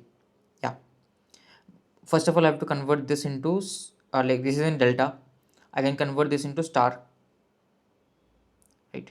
I guess, yes, convert this into star, then I can add these two become in series, and then again I will convert the equivalent to star. So you have to do star delta. This will be lengthy, that's why these don't get asked.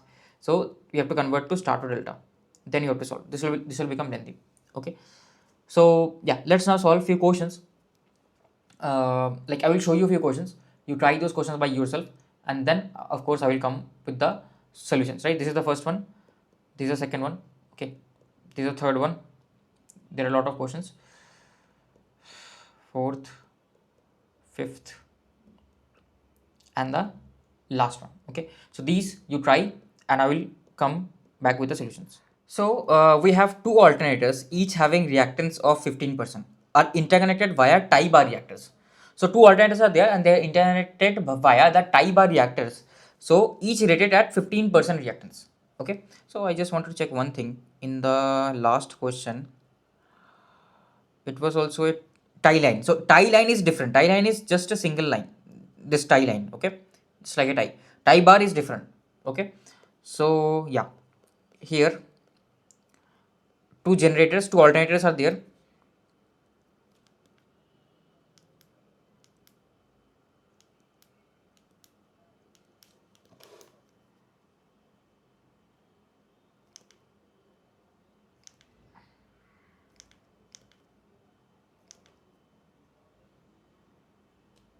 Two alternators are there.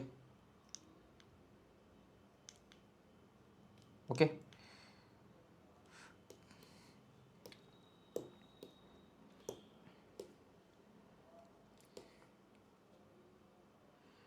And they are connected via tie line. So tie line means like I will have two intersections. One will go to the load, another one will be connected via reactor, right? So I will have a reactor here, and here I will have the bus, and the other part will go to the load basically, right? So here generally what happens, the part that goes to the load, there we connect a circuit breaker, and then it goes to the load. Okay, so this is the connection basically of a tie bar reactor. Now they are telling me each rated at 15% rating, so 0.15 J 0.15,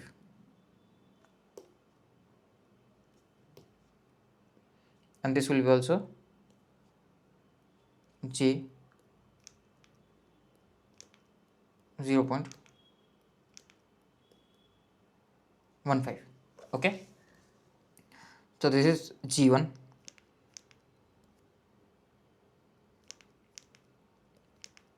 G2,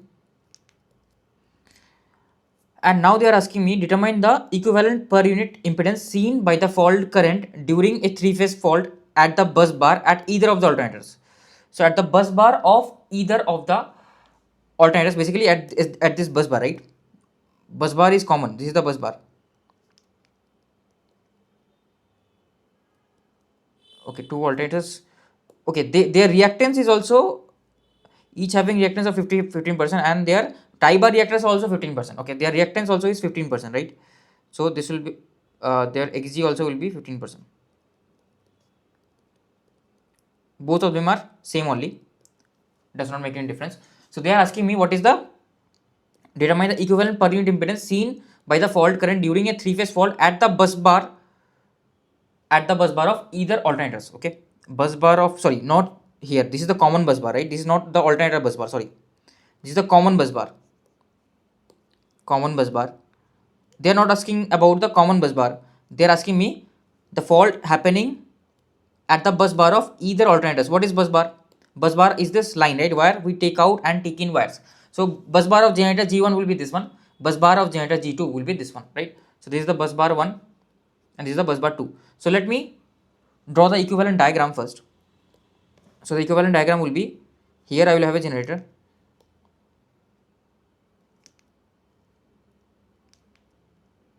then I will have this xg,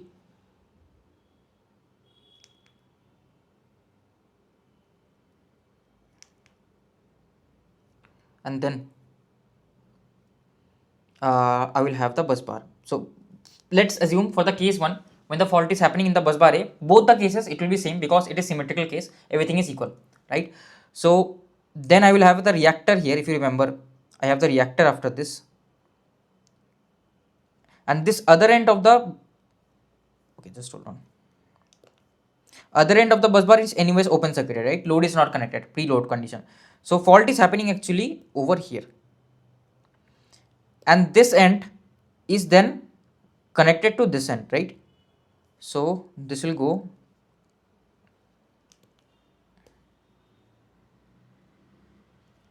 over here,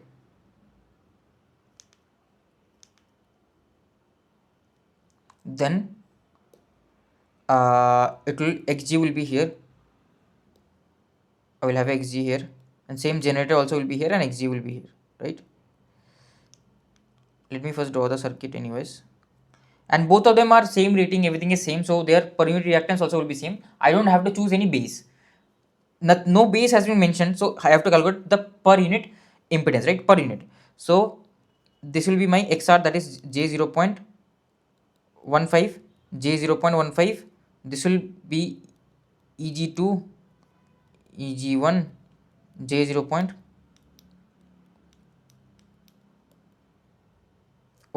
j 0.15. Okay, now If fault occurs here, what is the equivalent reactance? This is anyway short circuited, so 15.15 will be there anyways. This, all these will be in series, right? All these will be in series, and this whole thing will be in parallel with this one. So 0.15 plus 0.15 plus 0.15, this in parallel with 0.15. Okay, so there are so many 0.15s. So basically what do we get? This is 0.45, my xth will be 0.45 into 0.15 divided by 0.6. So this will be equals to 1 by 4. So 0.15 into 0.45 divided by 0.6. So this becomes 0.1125 per unit. This is the answer basically, because they have asked me the equivalent reactance seen by the fault. So from this node, what is the equivalent reactance that I will see? Observe. So this will be in parallel with this whole combination, correct? So this will be 0.1125 per unit. Okay, this is my xth. Now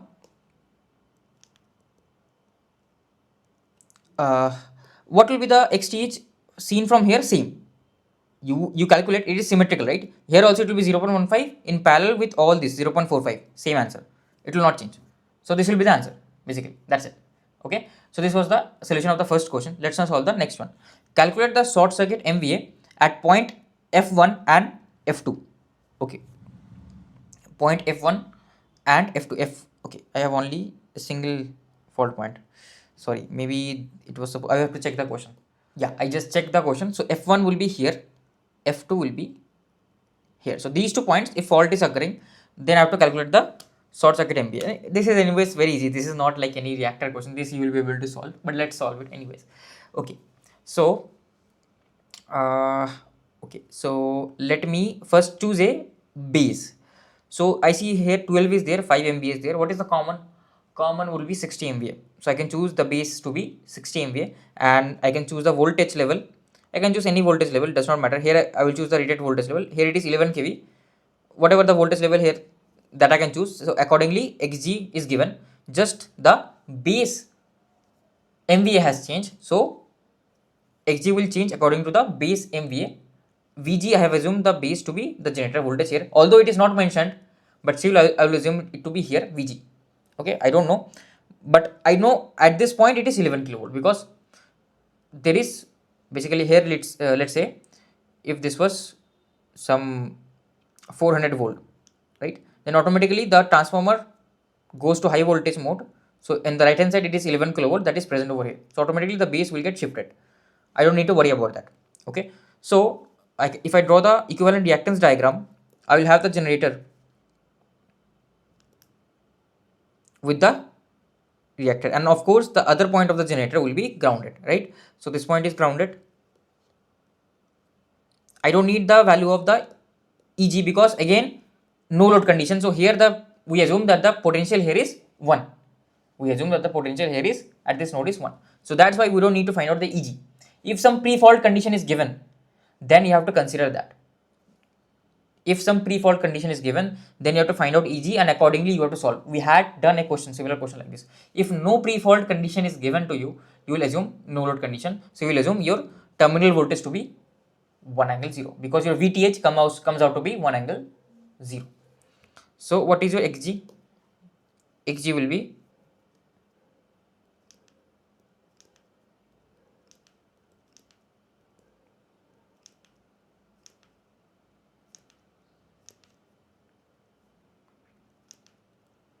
Xg will be 0.25 into 60 by 12, because it has been calculated in its own base, but my new S base is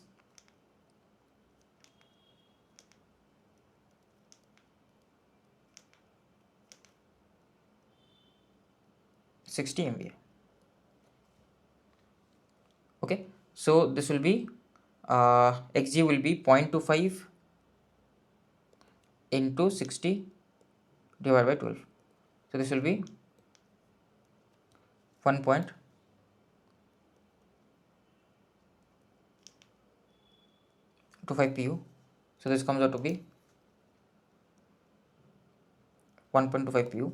Then I have this transformer whose xt is given as 0.5, but its base is 5 MV, right? So again xt will be 0.5 per unit into the new S base divided by the old S base, that is 5 MVA. So it is 12 into 0.5, so that is 6 pu. So this comes out to be 6 pu. Let me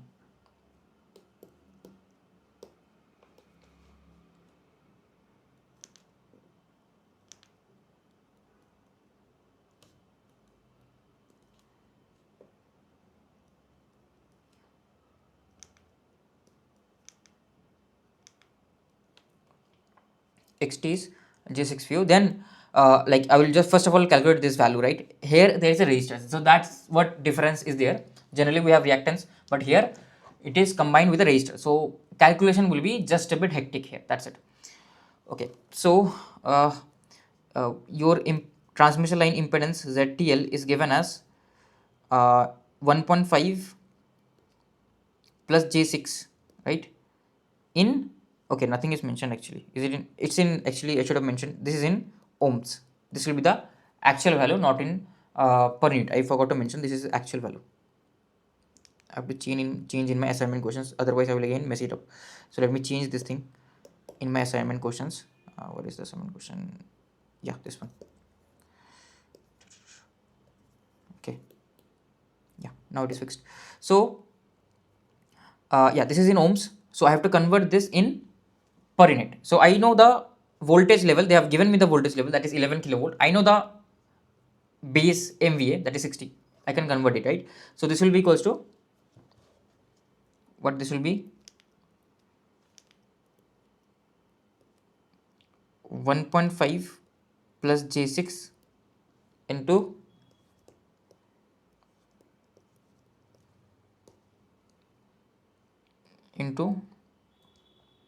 base MVA. Base MVA is 60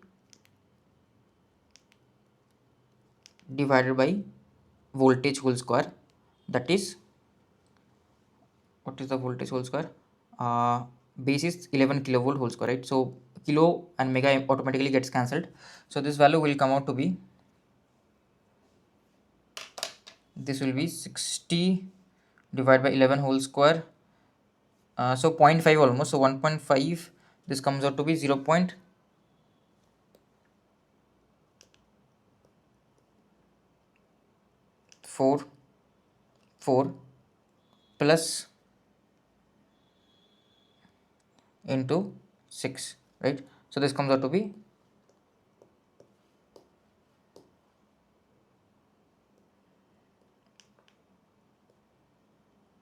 2.975. Okay, so this in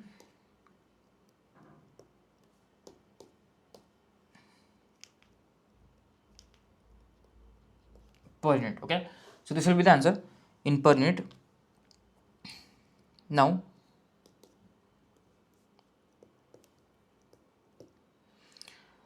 I can replace it over here. So 0.744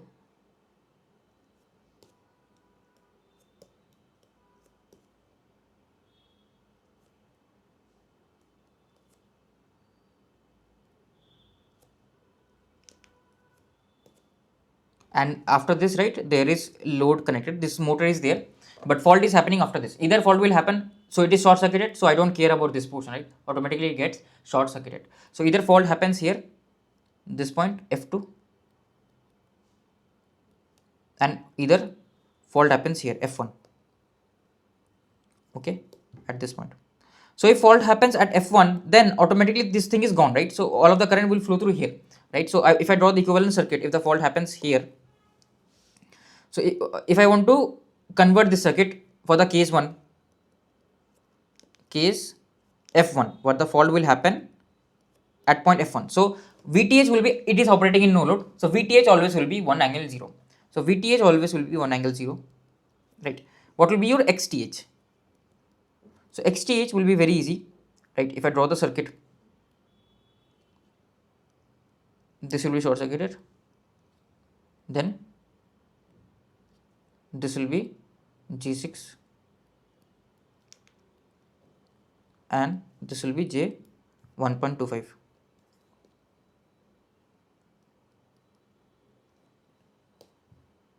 And here I have to find out the XTH, right, with respect to ground. It's very easy. So XTH will be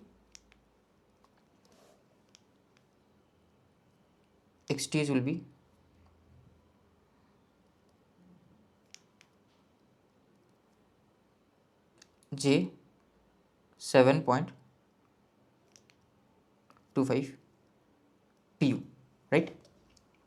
So what will be the fault current? So if I replace, I will have here VTH, I will have my XTH, and it is directly shorted, there is no fault impedance, so I can easily find out what is the IF. So IF1 will be VTH 1 angle 0 upon XTH 0.25 J. So this will come out to be, what have they asked actually? They have asked short circuit MVA. Okay, MVA they have asked, right? So you can calculate the fault current. I am not interested in that. What I am interested in is in the short circuit MVA, right? Short circuit MVA will be magnitude of XTH. So this will be 1 by 7.25. What is the actual value? Short circuit MVA actual value.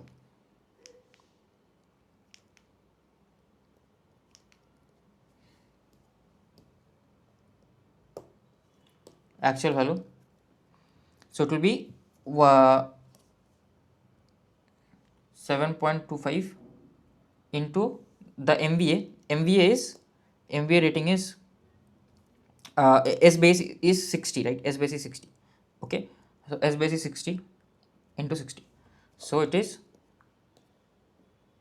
8.2766 MVA. Okay, that is what my like short circuit MVA rating of the F1 side. Okay, F1 was pretty easy because we did not have to like do much things. Am I correct? Am I doing this correctly? No, I think something is wrong. Messed up something. Yeah, one small mistake I had made actually. The data is wrong. So I have written the data wrong. This should be 0.05. That was my bad. Like from the book that I took the question, this should be 0.05. Again, I have to change it over here as well. 0.05. That's why the MVA was coming very low, right? This will be 0.05. So what will happen is this will become 0.6 instead of 6. This will become 0.6, right? This will be 0.05. This will be 0.6. Okay, so this will be 0.6 over here.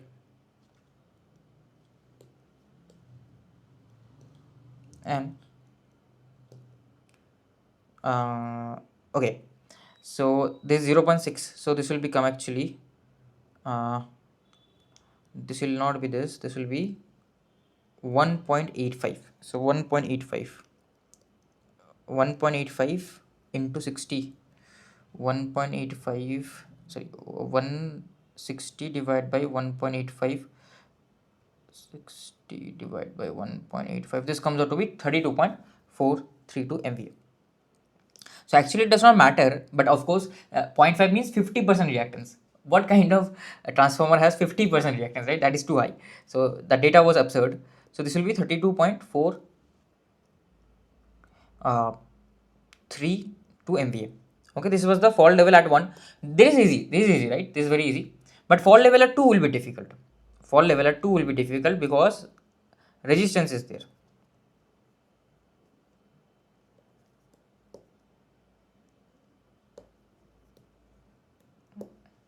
Okay, resistance is there. So fault level at 2, right? Again, SCMVA 2, the result will be same, that is VTH, that is 1 upon magnitude of ZTH. This time this R is also there, so I have to be careful, right? So this will be equals to 1 divided by 1.25 J 1.25 plus J 0.6 plus 0.744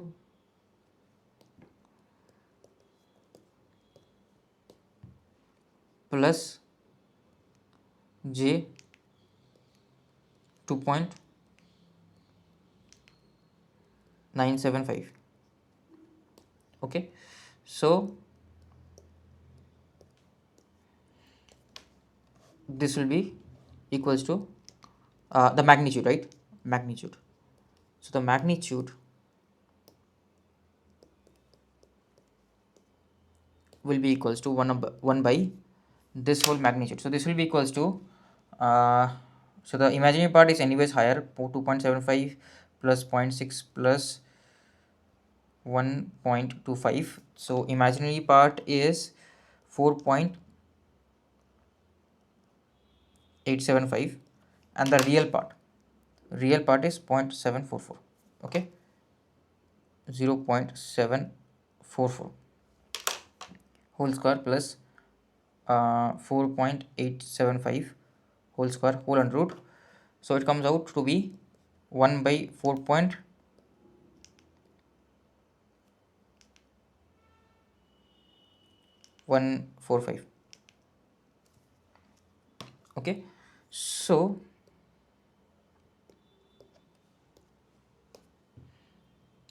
I can say that short circuit MVA 2, right? This will be 12.1667 MVA. So this will be the answer basically for the fault level at the F2. So basically the thing is you have to just find out the magnitude. Short circuit like current will be a bit tedious because there will be phases involved, but it has, you have to find out the magnitude. The calculations are pretty low. So this will be the answer for this question. So let's move on to the next one. So in the figure shown below, two identical synchronous motors are connected via a bus to a large power system via a short transmission line. So for the students who don't know, a short transmission line can be converted into a simple series RL circuit. Okay, the ratings of the system components are given here as follows. The transmission line only has reactance, and the large power system has a short circuit level at the bus, right? 440 volts is 8 MVA. Okay, the motors are operating at 400 volt, taking 1 MVA as base. Determine the short circuit current fed into a 3-phase fault at the motor bus. Okay, so what will be the short circuit current here? Now remember this right here, pre-fault condition.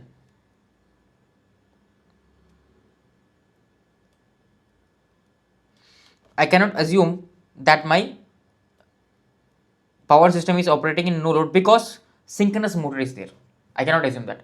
So synchronous motor is there, that is, hence it is not no load, it is loaded condition, because synchronous motor is taking some amount of power, because they have told me each motor is rated at this MVA, transient reactance is given, and what voltage it is working, it is given, right? So the bus voltage is not 1 pu here, because they have told me the motors are operating at 400 volt.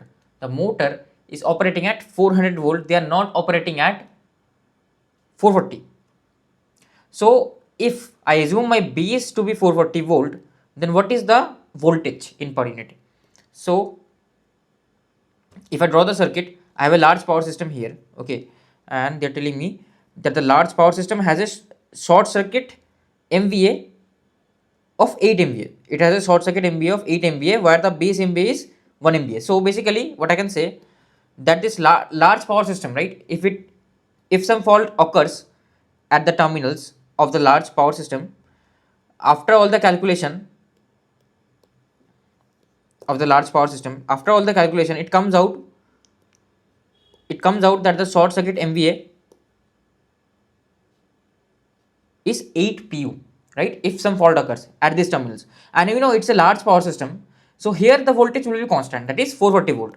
So that basically means, what does this short circuit MVA is, right, for a large power system where the voltage will be constant, right? Sorry, for a large power system, short circuit MVA, we know, we have already derived this, it is equals to VTH by magnitude of XTH, right, or magnitude of ZTH. Okay, in this case, as it is a large power system, we'll assume that here the voltage is 1 pu. Okay, just if I see the system as a isolated case, for the large power system, the voltage VTH will be 1 per unit, right? So this will be equals to 1 per unit by its XTH equivalent, because they have not mentioned anything about resistance. So I will assume that the large power system has only reactance. I will neglect the resistance. Okay, so if I neglect the resistance, the reactance magnitude will come out to be, because this value is, according to this value, this is 8 MVA, but this is in actual value. What is per unit? Actual upon the base. So it will be 8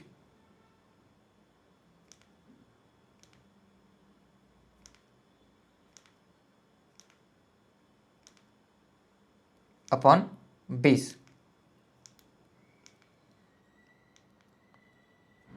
Okay, so this will be equals to 8 pu.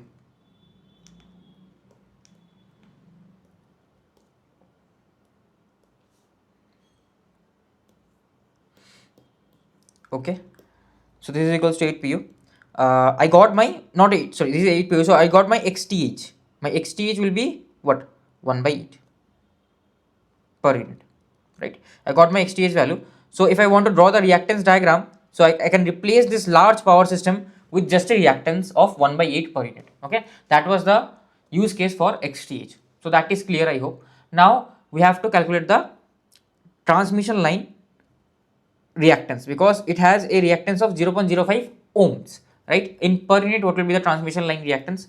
So XTL will be 0.05 into S base they have given me is 1 MVA, divided by voltage whole square. So here the bus voltage, it is rated for 440 volts, so it will be 440 volt whole square, but it is in voltage. I will convert this into kilovolt, so that mega and kilo whole square gets cancelled. So this will be 0.44 whole square, 0.44 whole square. So this will come out to be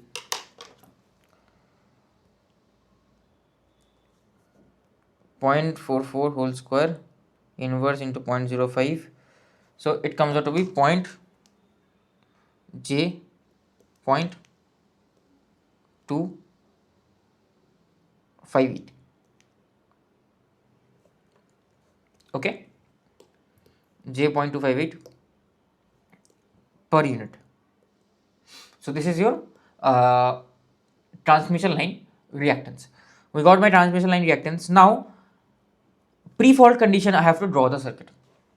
Pre-fault condition, I have to draw the circuit. So in pre-fault condition, I will have a transmission line here that will be grounded. Okay, large power system, I can replace it with a reactance of 1 by 8 pu, that is J 0.125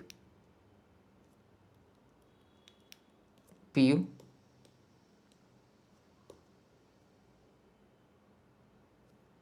Then the transmission line can be replaced with a reactance of J 0.258.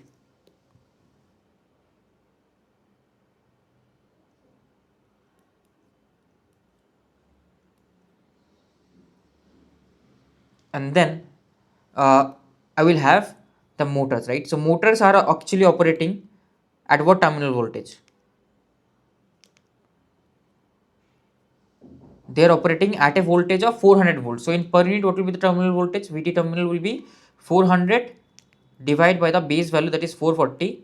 So it will come out to be 400 divided by 440.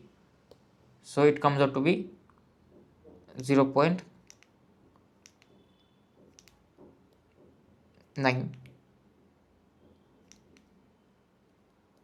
pu. So this will be 0.9 pu. Okay, the voltage is 0.9 pu here. Okay, so now one more thing. What are the reactants? So reactants, they have given me the motor reactance is 0.1 pu on their own base, that is 1 MVA. So here the base is same, so this also will not change, this also will be same only. So I will have two motors that are connected in parallel. So one motor is there,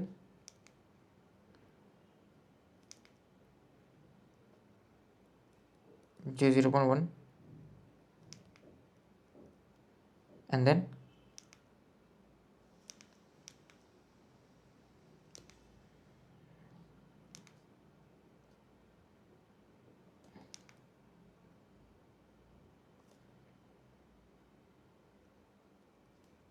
J 0.1. Okay, so yeah, that is the case over here, and we know the terminal voltage is 0.9 pu. So the fault is occurring at the bus bar. So what is VTH? That is open circuit voltage. What is open circuit voltage? Before the fault occurs, what is the VTH? It is 0.9 pu. So it will be 0.9 only. It will be 0.9 only, right? So 0.09, actually 0.91 to be precise, 0.91. Okay. So basically, I have to find out the open circuit voltage here. So if this short circuit is not there, right? If I measure the potential at this point, what is the potential? 0.91. The potential is 0.91. Now, today only we will discuss, it will not be 0.91, it will be something else. But in that case, you have to be given the subtransient reactance. But in steady state, the potential, terminal potential will not change, it will be 0.91. These things will change. We will discuss. I know a bit of confusion is there. So this will have some EM potential, EM1, EM2. Okay. And today only we will discuss, these values will change actually. But the terminal voltage will be constant, that is 0.91. Because it's a large power system, so terminal voltage will be same. So open circuit voltage basically means if this short is not there, then what is the potential at this point? That is 0.91 pu. Now yes, I agree it will have some angle, but we always assume the reference to be the terminal point, so it will have 0 degree angle. Okay, 0 degree angle. So yeah, now VTH I have got. VTH actually here is 0.91 pu.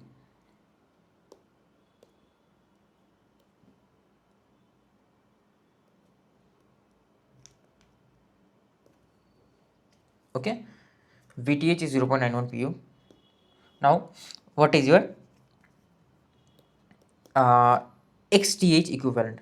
So XTH will be, this will be shorted, this will be shorted. So 0.1, 0.1 in parallel with these in parallel, right? So basically if I draw the equivalent diagram, here I will have one reactance, that is 0.125 plus 0.258. So J 0.383,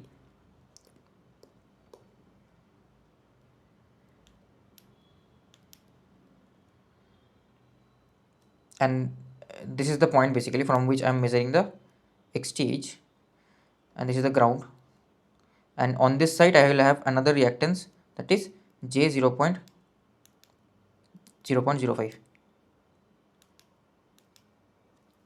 Okay, so yeah, now what will be the XTH equivalent?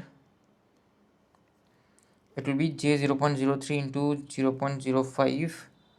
Let me add this 0.05, so it becomes 0.433 0.383 into 0.05 J. This is my XTH equivalent. So this into 0.383 into 0.05, so this becomes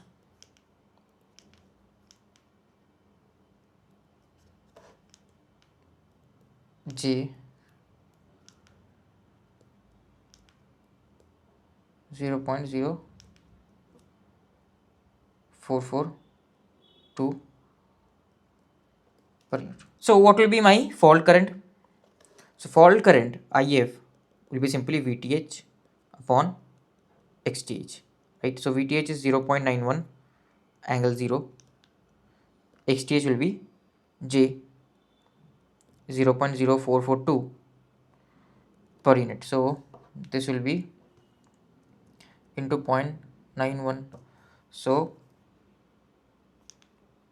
20.576 angle minus 90. Okay, so this is what my field current is. This is what my field current is. Sorry, not field current, what I'm doing. This is all my fault current is. Okay, this is my fault current. So fault current is 20 point something in per unit, but I have to find out in kiloamperes. So in kiloamperes also we can find out what is the base. What will be the base? So I base will be S base, that is 1 MVA upon root 3 into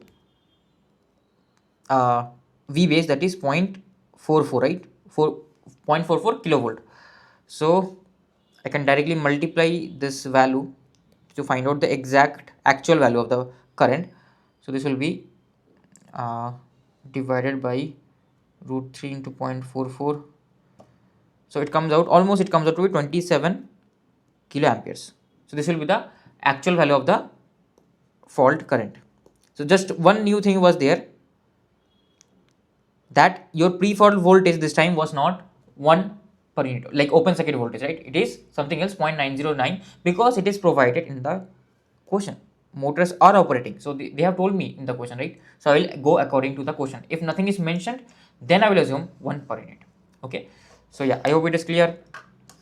Now let's come to this question. The figure represents a power system where the load at bus 5 is supplied by generators at bus 1 and bus 4. So bus 1 and bus 4 are supplying the load at bus 5. Bus 5 is here, bus 1, 2, 3, 4. Okay, and these are all transmission lines. Each generator is rated at 100 MVA, 11 kilovolt with transient reactance of 25%. So okay, I will start with the writing. So G1 and G2 are rated at 100 MVA. Their subtransient reactance are 0.25,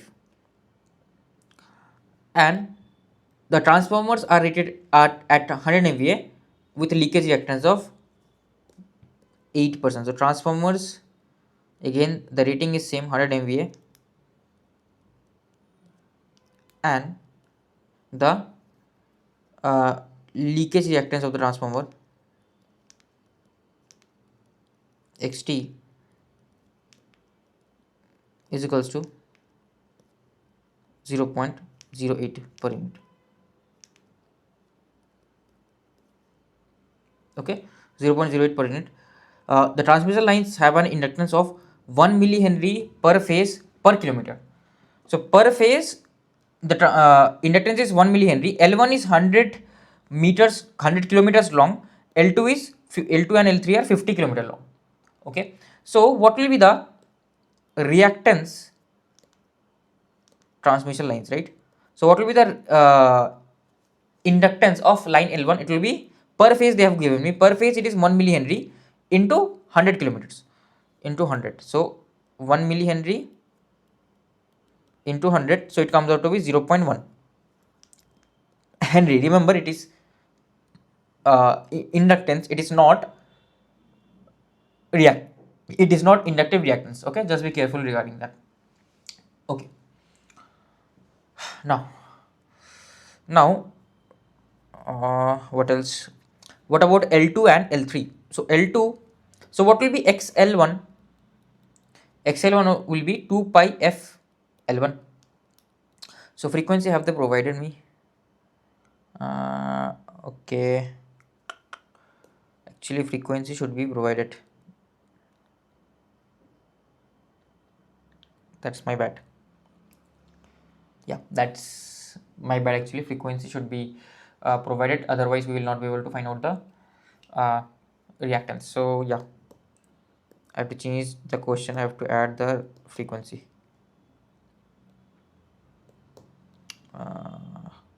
Okay.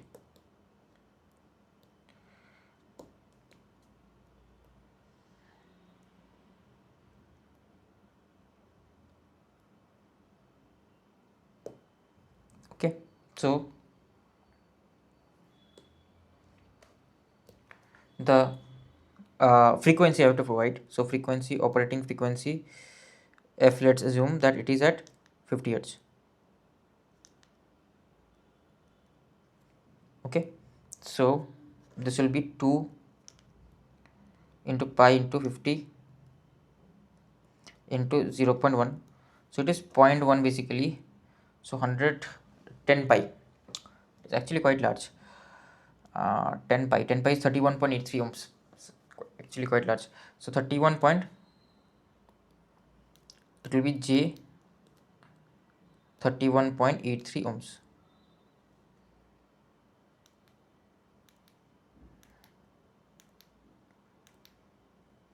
Okay, L2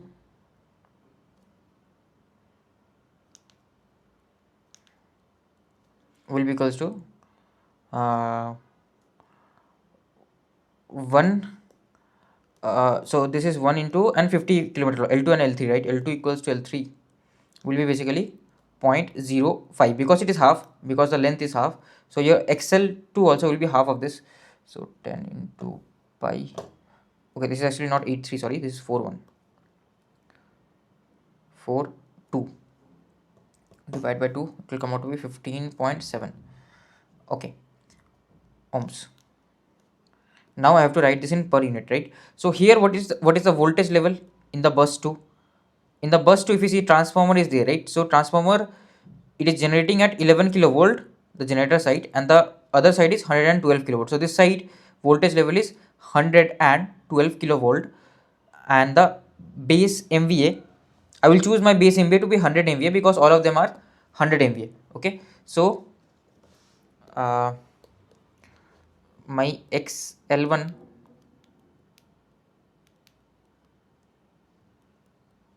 PU will be equals to my XL1 PU will be equals to 1 not 1, sorry, my actual value 31.42. let me remove the J is anyways there, I know it is inductive reactance. 31.42 into S base, that is 100 MVA, divided by the voltage whole square. Voltage at this bus is 112 kilovolts, so it will be 112 whole square. So this will come out to be 100 divided by 112 whole square, so 0.25 pu. So XL1 in pu is this value.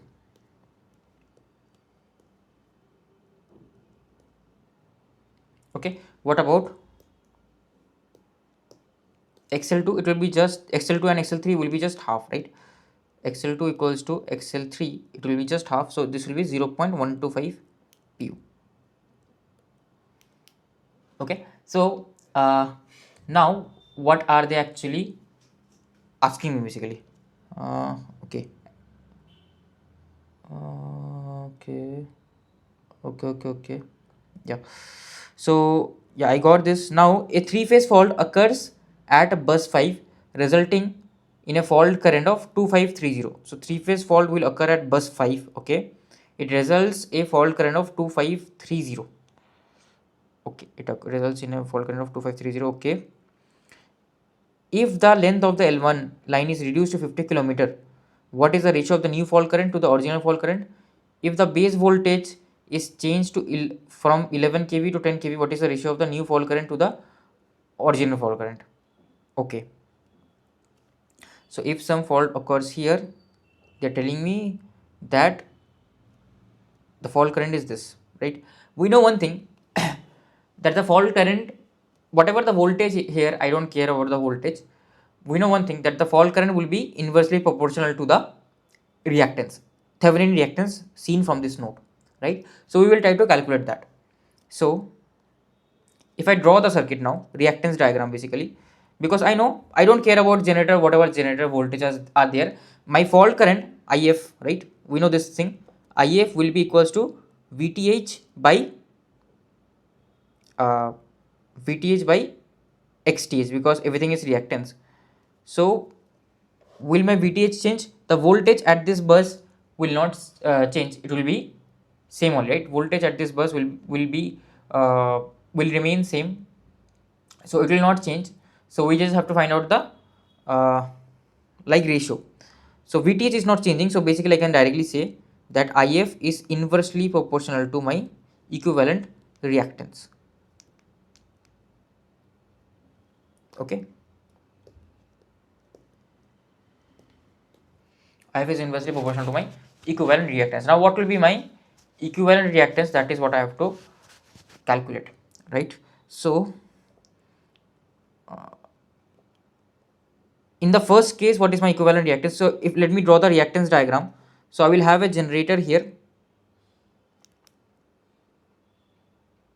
then I will have that Xg, then I will have the transformer, then I will have the transmission line,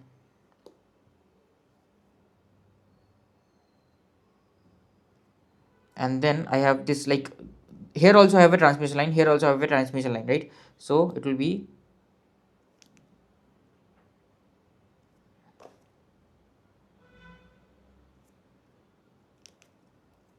here, then here I have a reactance, and here I have another generator, right? I had two generators, and okay, and here is the fault that is occurring. So I have to find out the XTH from here, between here and ground, right? So how will I find out the XTH from here to ground? Obviously these are shorted, so this we cannot simply solve, we have to convert this into star.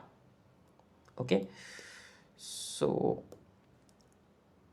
like I have to find out equivalent XTH. So basically I can short these two, obviously these two will be shorted,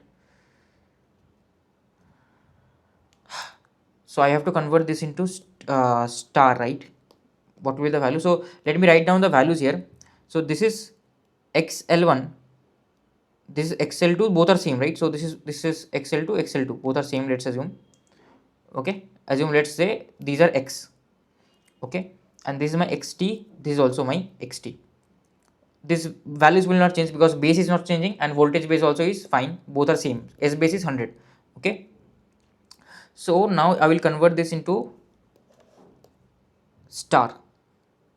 So I will have a star equivalent here. So we are converting from delta to star, so that means we have to do division. So that's how we remember delta to star, that if I am doing delta to star, that means I have to do division, D comes first, right? Division meaning, so the formula division meaning, in the denominator I remember, whenever there is a division, in the bottom everything is sum, everything is added. So it will be x, xl1 plus x, and in the top, the, like if I am finding the equivalent star of this reactance, it will be the multiplication of the adjacent reactance. So these one and this one, that is x into x. So x into x, right? It is not that x, okay, not that x. So this will be x square, whatever the value, I don't know, I don't care whatever is the value here, x square by 2x, right? X square by 2x plus xl1.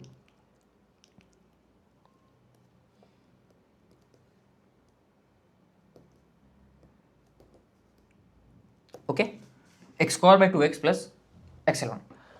So yeah, I hope it is clear now. X square by 2x plus xl1, and this one and this one will be same, that is xl1 into x divided by. So this, let me name this as x1, x2 and x2. These x2 will be same, right? These will be same basically. So this will be, this is my x1,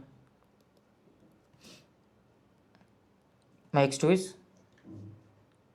x L1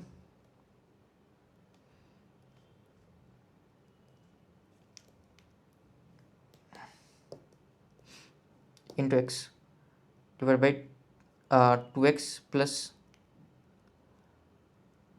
xl1. Okay, that is equals to my x, like x2 is same, right? So basically I will redraw this circuit like this. So my xg and xt, all those things will not change, only I am changing the line distance, so that's why xth will change, right? So here what I can write is, this I can delete, this I can delete, this I can be deleted, this can be deleted, right? So I will have three resistances. Here I will have x2, here I will have x2, and here I will have x1, right? x1, x2, x2.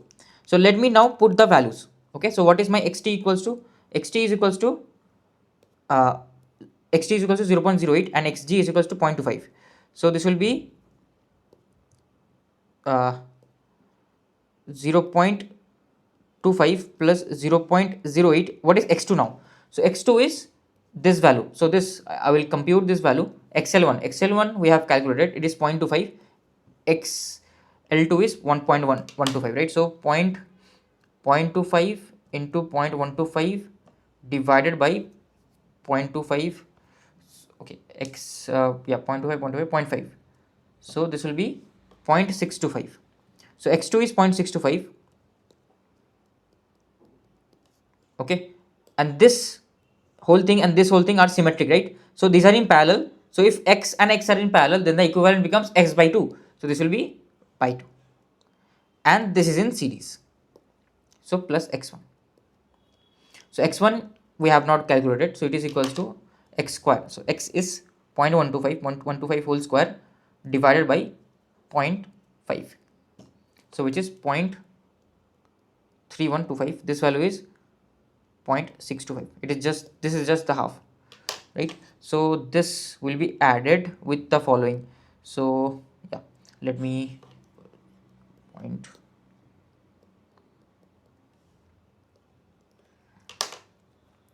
So this will be 0.25 plus 0.08 plus 0.625 plus, okay, no, not plus, this divided by 2 plus 0.3125. So 0.79.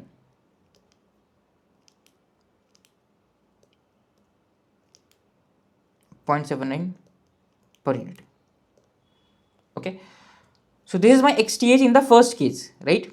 But in the second case, what they're telling me, in the second case, they have told me that they want to compare that in the second case that the line L1 has been reduced to 50 kilometers.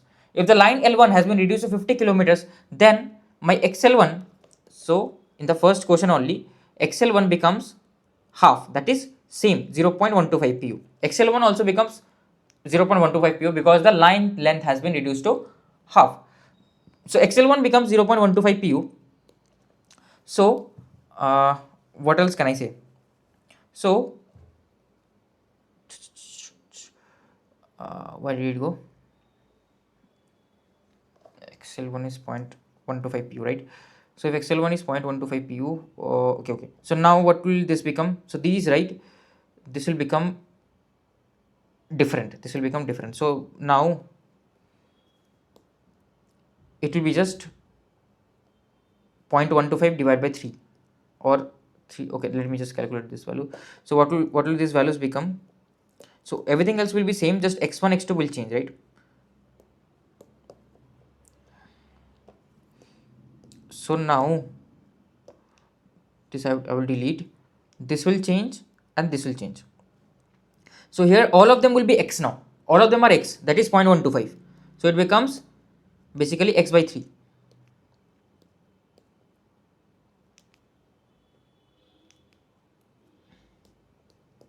Okay, everything will be x by 3 basically, everything will be x by 3. So this everything is x2 or whatever you want to name, x2, whatever you want to name. Let me name this x3, right? Everything is x3 because all of them are symmetrical. So x by 3, so x by 3 is 0.125. Why is okay, why is not what is happening? Something has happened. 0.125 divided by 3, it comes out to be 0. Comes out to be very low value actually. How does it come out to be very low value? That is what I'm thinking. Here it was actually quite large. Why was it large here? Point, because anyways it should reduce, right? It was 0.125, it became delta 2 star division is this. How it became large? It should reduce actually. In star it should reduce. How is it increasing? So 0.125 whole square divided by 3 into, not 3, sorry, divided by 0.5. 0.125 whole square divided by 0.5. Oh sorry, I made a blunder here. Sorry, this will, that's what I was thinking. How is this so big? So this will be actually 0.031. I know you guys are screaming at the screen. Please don't. Please don't. Here also I might have made a blunder. So this will be 0.125 into 0.25 divided by 0.5. Okay, I made two blunders. Okay, I did not even notice. Twice I made this blunder. So both of them I missed the 0. Okay, sorry about that. So this will be 0. This will be 0. So here also there will be a 0.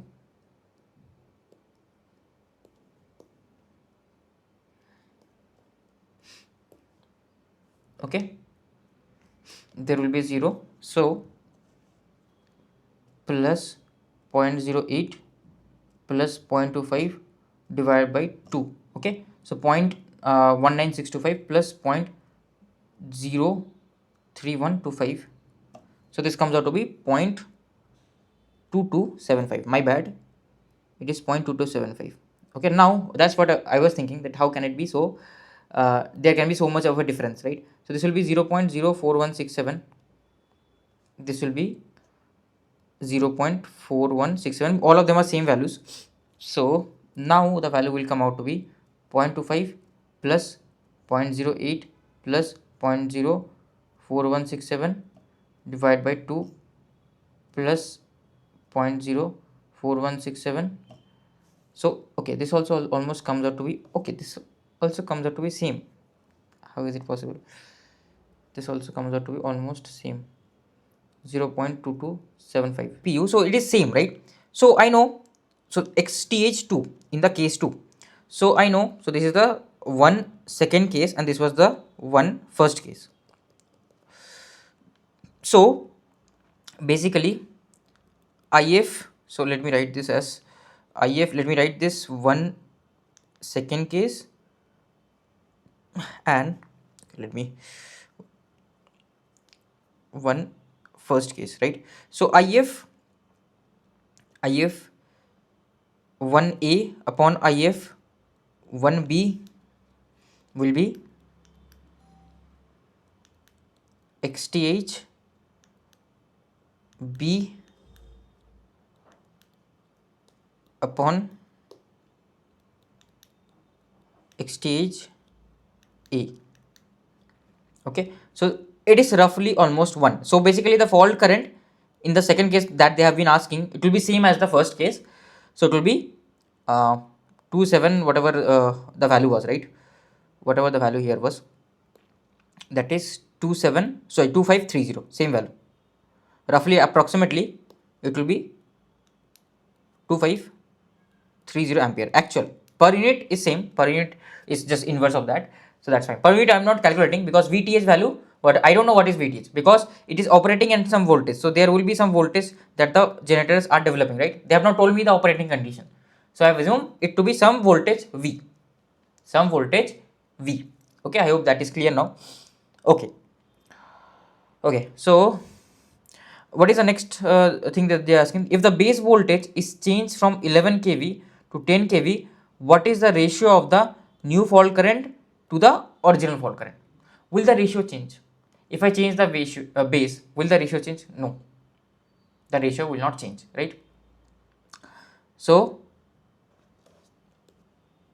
even if base is changed, right, ratio will remain same. Even if base is changed, ratio will remain same, because in both the currents a common factor of change will come, that will get cancelled. So this will be again same, that is 1, this will not change, right? Even if I change the base, this will remain same, common factor will come, that will automatically get cancelled. Okay, I hope it is clear. Okay, so anything else?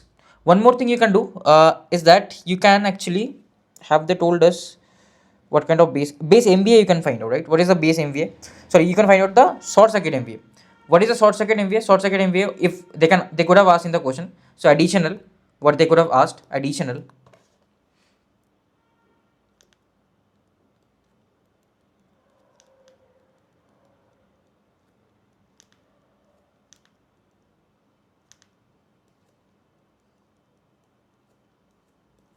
short circuit MVA, this will be equals to short circuit MVA will be equals to this fault current into the, okay, just hold on. Short circuit MVA is 1 upon XTH. Okay, I don't know what is VTH here. No, you will not be able to find out. So you have to assume here that the potential is 1 angle 0. Yes, and no load anyways the potential will be 1 angle 0 only. Yes. Yes. Basically, you need to know, like, it is VTH upon short circuit MVA is if the VTH upon XTH, magnitude of XTH into S base, right? So I don't know what is VTH, but if I do some assumptions, that if I assume, right, let's say the motors had a voltage, so not the motors, the generators had a voltage, they are operating in the rated voltage, nothing has been mentioned, so I will assume they are operating in the rated voltage. So can you tell me what is the no load voltage? So if both of them are operating in rated voltage, right, and before the pre-fault voltage, what is the potential at this point? Can you tell me? I know that there is no angle difference, so there will not be any power flow from here to here. So basically no current will flow from here to here, right? Because the potentials at these 2 points are same. So there is no current flow. So the drop here is 0. So basically this 1 volt potential will directly come at this node.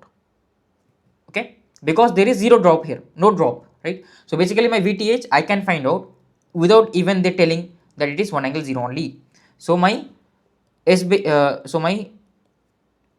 SCMVA will be 1 by mod of XTH. Mod XTH we have found out is 0.2275. 0.2275. 0.2275. This into S base. So S base is 100 MVA, that we have assumed 100 MVA. So from here I can directly find out my short circuit MVA, right? So this will be equals to 1 by 0.2275 into 100. So it comes out to 439. Okay, 439.56 MVA. So let me just quickly check all my calculations are correct or not. 1 second, I will quickly check here. So 0.0625 plus 0.08 plus 0.25 divided by 2 plus 0.03125. Okay, 0.227, yes, it is correct. Here let me just quickly check. 0.04167, so basically it is 0.125 divided by 3 plus 0.08 plus 0.25 divided by 2 plus 0.04167. Yeah, 22750. Yeah, it is same only, 2275, yeah, it is correct. Okay, so that's the solution of this question. This question went long actually. So let's now solve this one. So this is the next question. This is a gate P by Q. A sustained three-phase fault occurs in the power system shown in the figure. Okay, it is shown that the sustained fault occurs in the power system. The current and voltage phasor during the fault is shown to me after the natural transient have died down. Okay, where is the fault located? So they are asking me, if the phasor diagrams is shown after the transient has died out. What do I mean by transient? I will explain in the next lecture. Today we will not be able to cover the transient analysis. In steady state, this is the phasor diagram. So they are asking me to predict where has the fault occurred, right? So they are asking me to predict where has the fault occurred. So there are 4 points, Q, R, S and P. Where is P actually? P is here. So P, Q, R, S. Okay, so I1 voltage, I1 current is here. This is the V1 voltage. This is I2 current. This is I3 current. This is I4 current. Okay. Okay. What else? So what else do I know? What else do I know? So I have to make few predictions. So I can observe that V1 and I2 are almost lagging. V1 and I2 are almost lagging in nature. So I2 is it lagging or leading? No, I2 is leading. I know fault is a lagging phenomena. What is the phenomena of fault? Fault, first of all, the current is very high during a short circuit fault, right? Because they have told me that a sustained three-phase fault has occurred. So during a short circuit fault, I know high current, it is a high current phenomena. Low voltage, voltage will be very low, and the power factor will be lagging power factor, almost zero power factor. Zero power factor meaning cos phi is zero power factor, and it will lag. Basically the current will lag the voltage. Okay, so here I observe that V1 is lower than V2. So V1 has the lower voltage. Okay, that is one thing I got to know. I see I2 is leading V1, so that's not possible. The fault cannot happen at I2.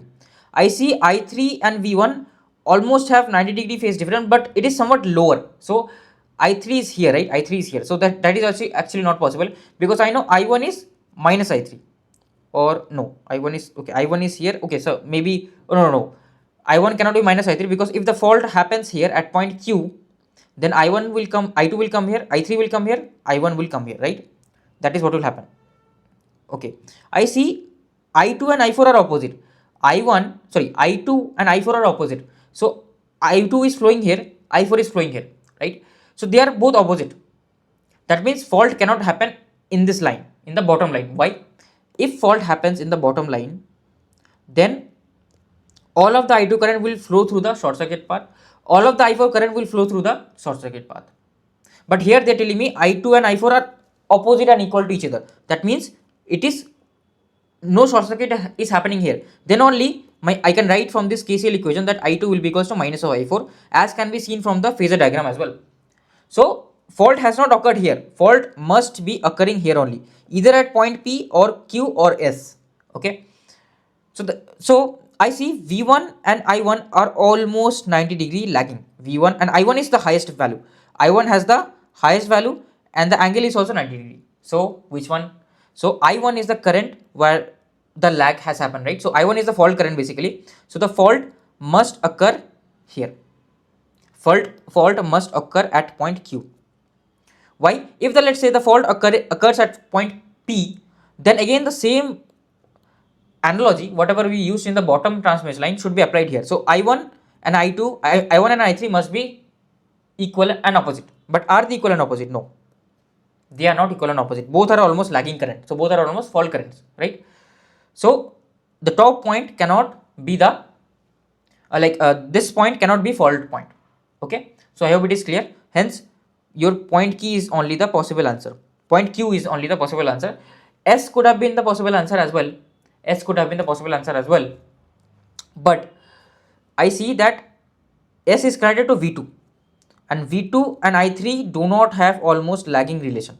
V2 and I3 do not have almost lagging relation. So it is somewhat lower, and V1 and I1 are almost lagging, and the current also is the maximum. So fault must occur nearer to I1. So current is maximum, right? Current is maximum. So the point Q will be the answer. So location B will be the correct answer for this particular question. So these kind of questions also they ask, conceptual ones. Okay. So now let's solve this last question for today's lecture. So this is the last question. So three-phase ground fault takes place at F1 and F2 in the system shown in the figure below. Okay. If the fault takes place at location F1, okay, if the fault takes place at location F1, then the voltage and current at the bus A are VF1 and IF1. Okay. So voltage and current at the bus A when during the fault is VF1 IF1. Okay, if the fault takes place at F2, the voltage and current in the bus A is VF2 IF2. Okay, the correct statement about the voltage and currents during fault is during fault F1 and F2 is, so V1 leads IF1, is it correct? So if fault takes place here, right, at F1, so I will take the circuit. If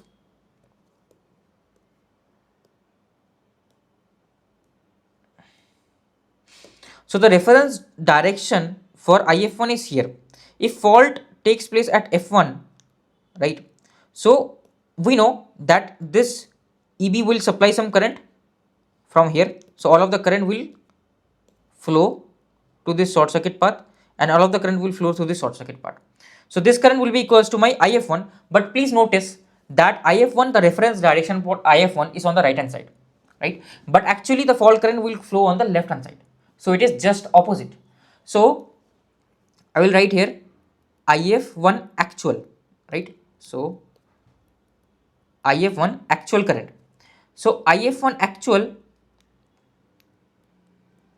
is negative of IF1 because they have shown the reference direction to be in the opposite direction. So during fault F1, my voltage phasor, if I assume it to be in the reference V1 angle 0, then I know the fault current will be lagging from the voltage, so it will lag. This will be my IF1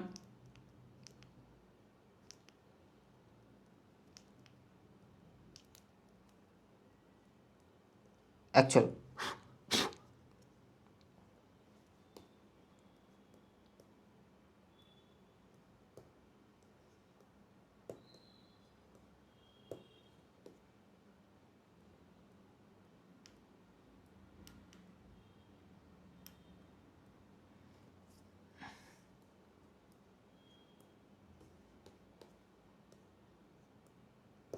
Okay, so but what will be the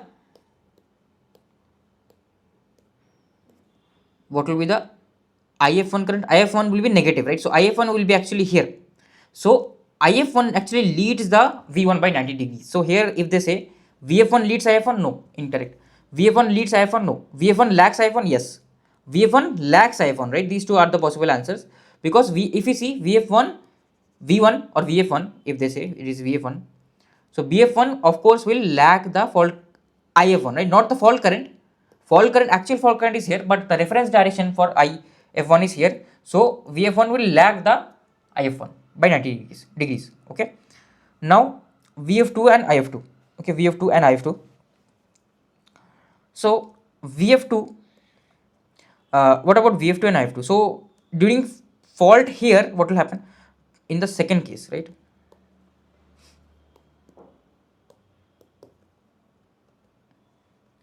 In the second case, if the fault occurs in F2, so then my IF2 current actually will come from here, right? So which is correct. So I can say that IF2 actual is equals to IF2 only. So this time it will lag the voltage VF2, it will lag. So my VF2 will be here and because the direction has not changed now, and IF2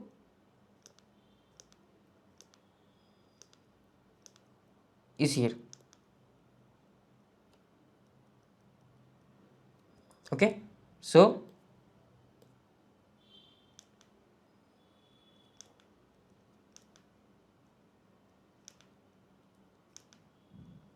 it is 90 degrees. Okay, so IF2 lags VF2 by 90. So VF2 leads IF2, right? VF2 will lead IF2. So here option C will be the correct answer for this question. Like this simple phasor question also comes, right? So understanding of phasor is also very, very important for fault analysis. Okay, so I hope you have enjoyed this lecture. If you did, make sure to hit the like button, and I will see you in the next video. Until then, happy learning. Hi everyone and welcome back to PrepFusion. I'm Anish and today we will discuss about the transient behavior of alternator during fault. Okay, so we have discussed about the steady state. If some fault happens here, then the current will be some IF, that is it was one whatever was the Thevenin voltage upon the equivalent reactance. But we ignored the transients, right? If let's say there will be some resistance in the line, right? If there is some resistance in the line, there must be some transient, that must happen, right? So if I have provided a sinusoidal signal and if a fault is occurring at t equal to 0, then a transient will happen. This you have already learned at network theory, right? That is sinusoidal steady state response. So here the current, right? If I assume a voltage to be Vm sin omega t plus delta, basically it is E angle delta, and here we are assuming that this is constant. This voltage does not change during fault, right? But actually in reality this voltage will change. This is constant. For derivation we are assuming it to be constant, but in reality it changes. This voltage actually will change. I will discuss about that. So as soon as this switch is closed, there will be some current flowing, I of t.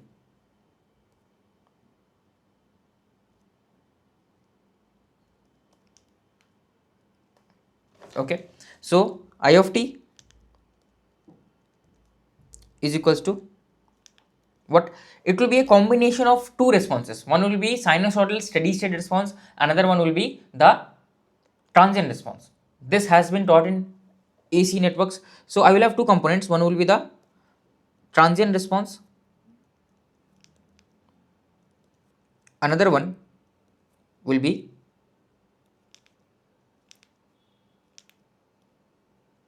steady state response. Okay, so I will have two responses, transient and steady state response. Now the thing is here,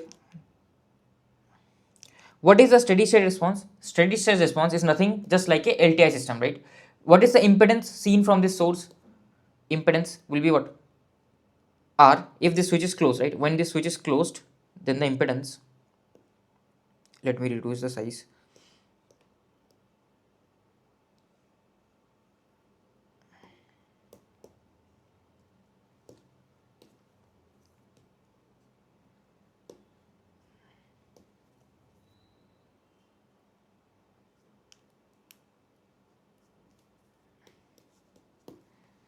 Then the impedance is basically R plus j omega L, or the magnitude of the impedance will be R plus R square plus omega L whole square.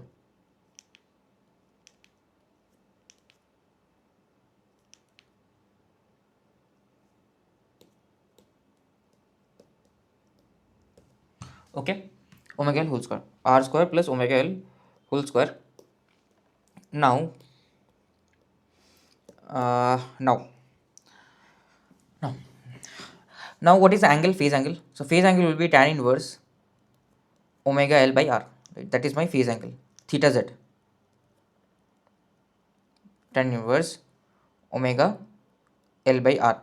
So I know it is simply a LTI system. So my input voltage, the magnitude will be Vm by Z, and the phase angle will be minus of theta z, because the Z will come in the bottom. So basically I steady state of t will be if I want to compute, let me write this in, let me do this in green and let me do this in blue.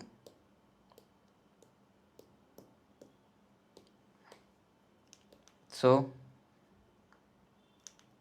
this will be Vm by Z, Vm by Z, magnitude of Z, sine of omega t plus delta. Now in few books this is alpha, so I just want to like change it so that you understand the concept. You don't just remember the formula. Okay, few places you will see it has written as alpha, right? So this will be plus delta minus theta z, because this is at the bottom, right? So minus theta z will come. So this is the steady state current that will get, but there will be some transient. What is the transient? So transient will be basically, transient will be, let me delete this, transient will be in the form, because it is a simple RL circuit, it will be in the form of this, right? There will be some constant A, then the transient will simply die down. So it will be e raised to power minus t upon tau, where the time constant will be what? It is a first order circuit. So the time constant tau will be simply equals to L by R. Okay. So that is my transient current, right? This will die down. What will be the A? What will be the constant A? How do I find out the value of constant A?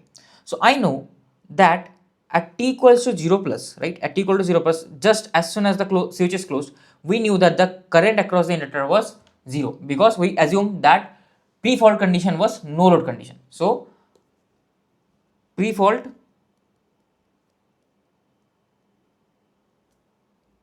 condition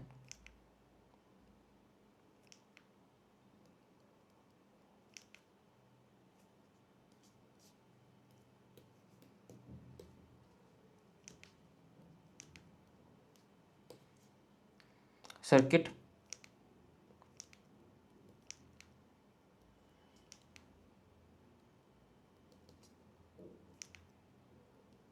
was operating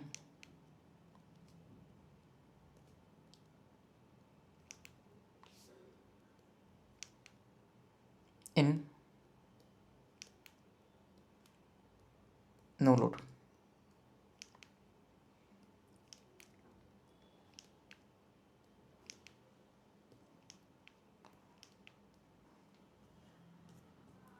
Circuit was operating in no load. Okay. So that means I of 0 minus was 0 ampere, right? As soon as I close the switch, some current will flow, but we know inductor does not change its current instantaneously. So IL of 0 plus, right, must also be equals to 0 ampere only.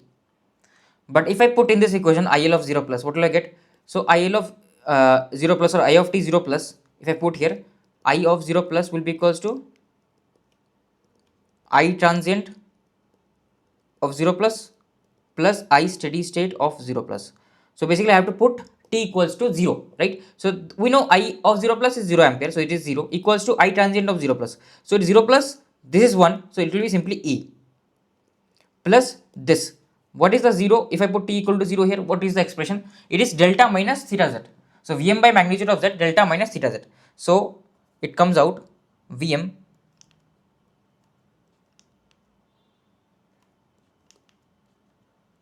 by magnitude of z sine of delta minus theta z. Okay, so your A value comes out to be you basically minus of this, or Vm upon magnitude of z sine of theta z minus delta.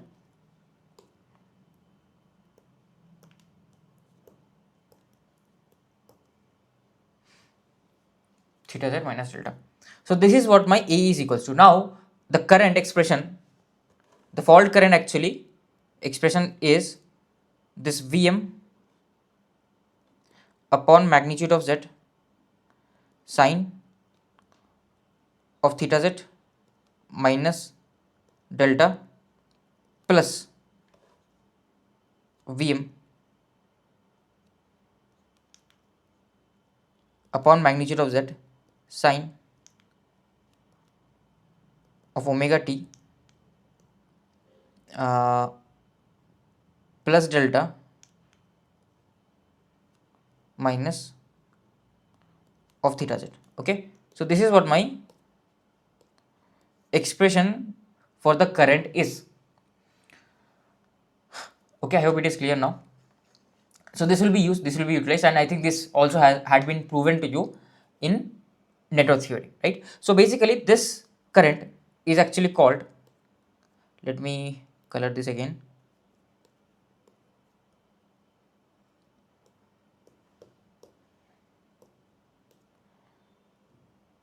This current is actually called steady state or symmetrical component. Symmetrical, why? Because it is symmetrical, right? Steady state current or short circuit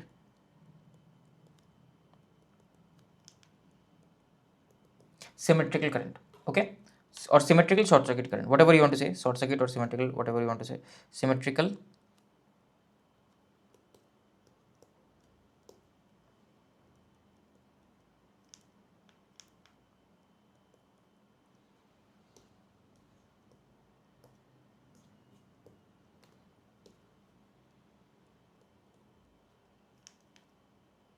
okay, and this one is known as asymmetrical current or the DC offset, because it is like, it's basically we're adding a offset. Okay, sorry, I forgot to write the e raised to power minus t upon tau, right?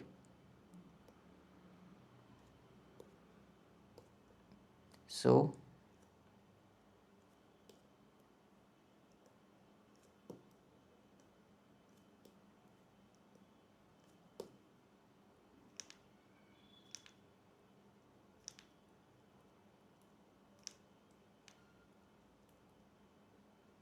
okay, so where my tau in this case is r by l, sorry, l by r.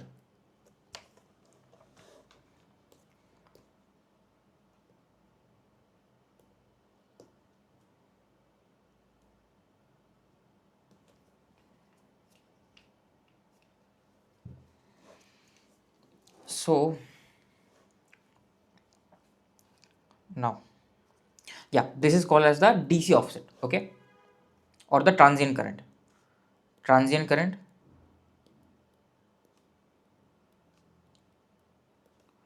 or the DC offset. Okay, so overall the current is called asymmetrical short circuit current. This overall I of t is called asymmetrical because it is not symmetrical, that's why asymmetrical short circuit current. Why is it called asymmetrical? So this we can understand with the help of graph, right? So this is the plot of the transient component, like it will die down. So here this will be the initial value a, and then it will die down, right? And here this is the steady state current. We see steady state current is symmetrical about the x axis, right, about the time axis, so that's why it is called symmetrical. So symmetricity is here.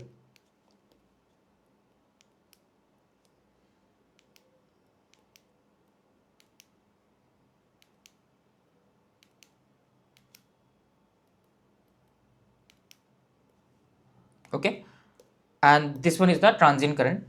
So yeah, this is the expression that I had written down there as well. Okay, so if I add these two, what will happen? So if I'm adding these two, right, basically every point will be shifted by this DC offset, right, at every point.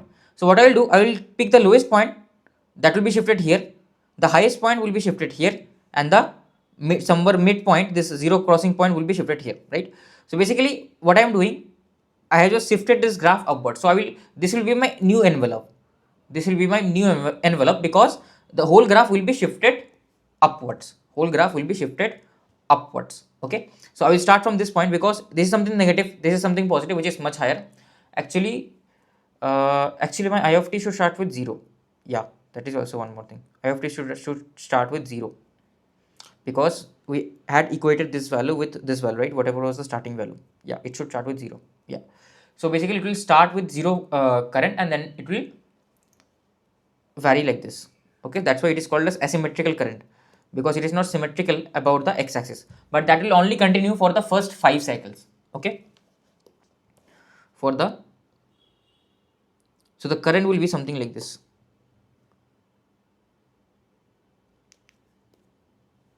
Let me bring it down a little bit more. This one is fine. Let me bring it down a little bit more. Yeah, let me know, this is also fine. So the current will be 0 initially, then it will just follow the envelope. Lowest point will be shifted a bit.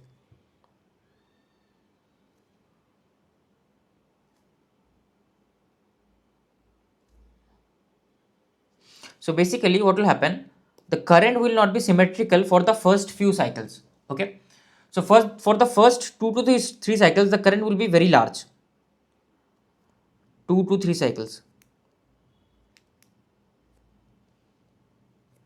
current will be very large. Okay, this period is actually known as the subtransient period. Okay, even like just at the starting, subtransient period or subtransient region. So this region is actually called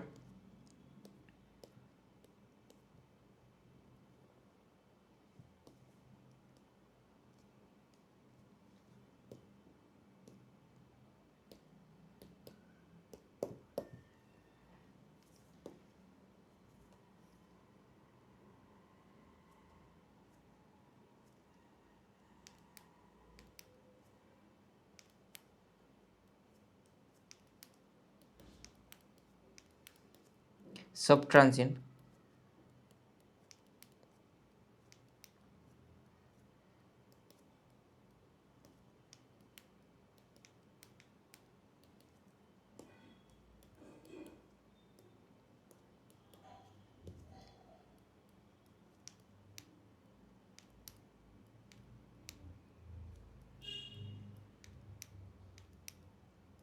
region. Okay, and after this we get to the transient region. Okay, for the next 4 to 5 cycles is the next is the transient region, right? So next 4 to 5 cycles will be the transient region. 4 to 5 cycles.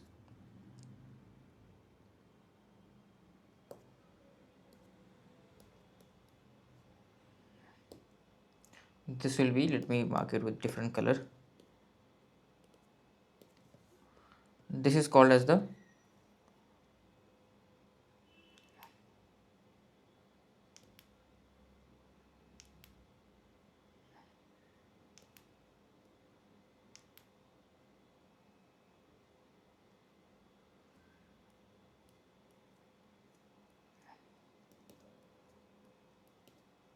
transient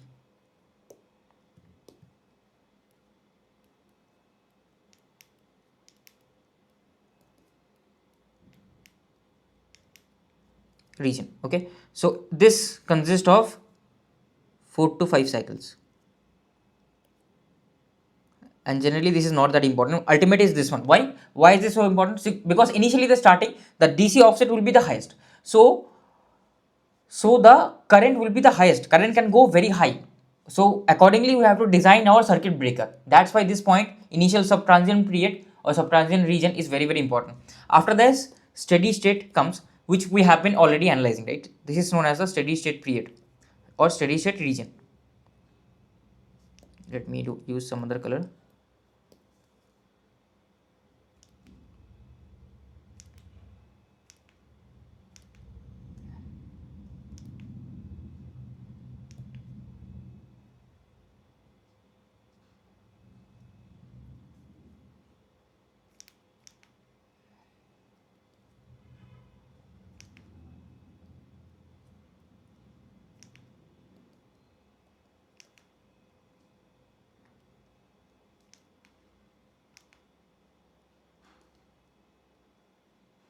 Steady state region. Okay, so I hope it is clear now. All these things are clear now, right? So we have been analyzing here, but this is actually very important because here the current value becomes very high. So accordingly, I have to design my circuit breaker. I cannot let the circuit to flow this amount of current, that can damage the components, right? That is the problem. So yeah, these are the things. I hope you have understood this point. So now we will discuss a special case known as lossless line. Lossless line. If R is 0, will there be transient? Yes, there will be transient. If R is 0, there will still be some transient, right? So how will there be transient? We want to discuss about that. So I will discuss about that. If R is 0, if R is 0, then this becomes e raised to power 0, right? Because tau becomes, what does tau become? So what is my tau? Tau is L by R. So basically if R tends to 0, then my tau tends to infinity. And what is the expression? So this bottom will tend to infinity. So finite upon infinity is 0, right? So basically this expression,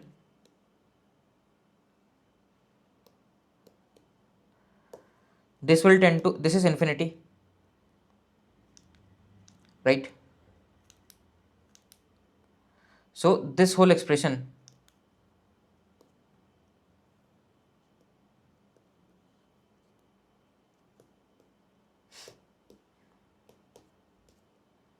will tend to what? This will be 0, like t upon infinity, finite upon infinity is 0. So e raised to power minus 0. So this will be tending towards 1. This will be tending towards 1. And I know, okay, I have just written here theta. Actually, this should be theta z, right? This should be theta z. Theta z. Otherwise, you will get confused. This is theta z. This is theta z. This is theta z. This is theta z. So here, if my R is almost tending to 0, that means my R, like omega into L, will be much larger than R, right? That is the definition of a lossless line, right? So basically that basically means X is much larger than R. That means tan inverse omega L by R will be what? Roughly equals to 90, right? So your theta Z will be roughly equals to 90. So this will be 90 minus delta. So this will become 90. Here also this will become 90. Okay. So this will be what? This is 90 minus delta. Sine of 90 minus theta is cos alpha. Sorry, cos theta. So this will be Vm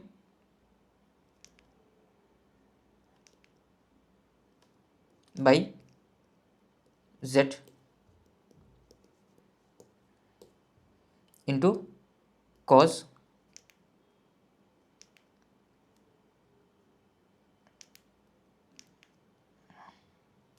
of delta, right? Cos of 90 minus delta is cos of delta plus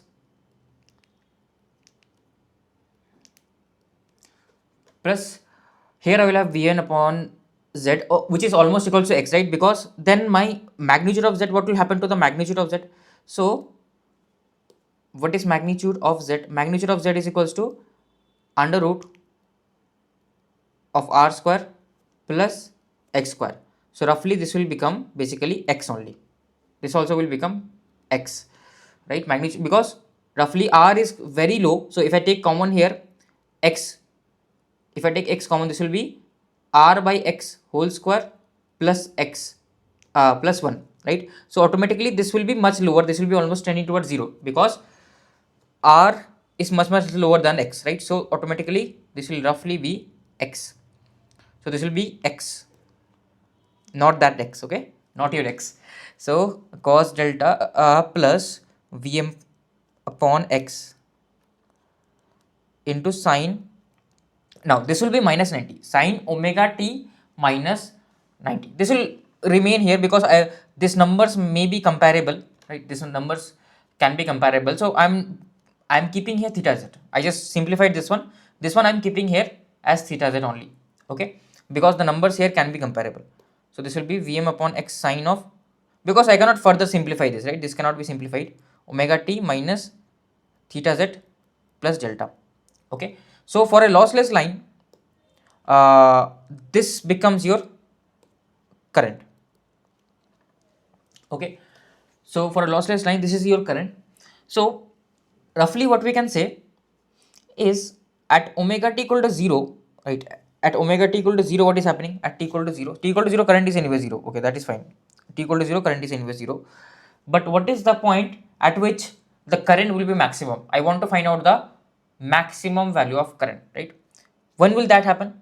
That will happen when, like, this is constant. This is a constant value, right? There is no time function. It is constant. This is only varying with time. So when will this value be maximum? When inside function is pi by 2, right? When sine is pi by 2. So when this value is equals to pi by 2, then the sine of pi by 2 is 1. So it basically becomes v by x, vm by x plus vm by x, right? So vm by x cos delta plus 1. Okay. So roughly, if I assume, like, what can be the maximum possible value of this? What can be the maximum possible value of this? If my delta is equals to 0, that is, delta is 0, that means there is no phase difference in the sinusoid, right? Whatever sinusoid we have assumed, that is Vm sin omega t, there is no phase difference. Then what is happening? Then my current, right? Current is basically I of t will become 2Vm by x. So this effect is known as doubling effect. Doubling effect, right? So what is happening basically, I will have a sinusoid, and that sinusoid will be shifted up by a constant value, that is Vm by x into cos delta. Vm by x into cos delta. So I will have a sinusoid. Okay, I will have a sinusoid which will have a phase difference of delta. Basically, it will start from some negative value, because what is sine of omega t plus theta? So if it is sine omega t plus theta, at t equal to 0, it is sine of theta. That means theta is positive, theta is greater than 0, right? At t equal to 0, if I am correct. And here it is plus theta. Okay, so it is something positive only at omega t equal to 0. Sorry, but here minus theta z is there, right? Minus theta z is here. So theta z is actually negative, because overall theta z will be almost equals to 90 and delta will be some 10 degrees, right? So it is overall negative. So your theta is actually negative, right? If theta is negative, so I will, at t equal to 0, the value comes out to be something 0. So I will start with negative below the x-axis. Then it will be simply sinusoid, right?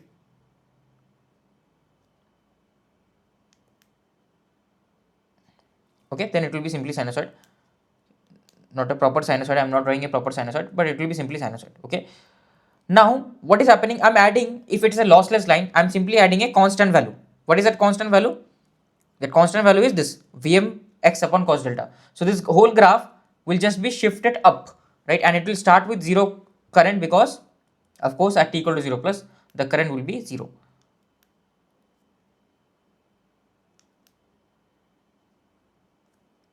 Okay. Yes. It will be, am I correct here? Yes. Somewhat like this.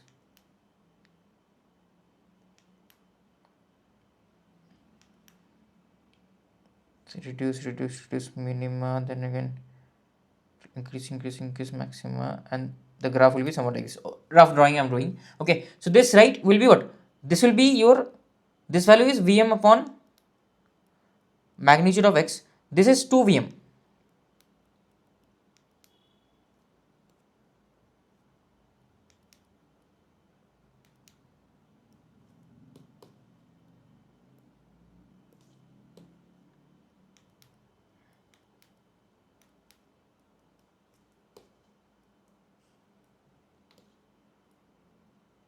Upon magnitude of x. Okay, so basically this effect is known as the doubling effect, right? Because the current almost doubles. Okay, approximately I'm assuming delta to be 0. Okay, so approximately it almost doubles, right? Maximum value of the current. So for this uh, we have to design our circuit breaker. Okay, now let's come to another point regarding synchronous generators, right? During transient, what happens to synchronous generator? Because I have not discussed, I have just discussed the transient part and assuming that my voltage here is constant, but actually it is not constant. Why it is not constant? Why it is not constant? Because when alternator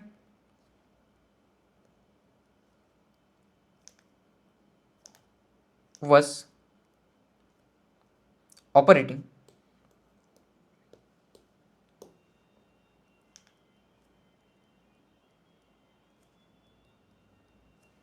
in loaded condition,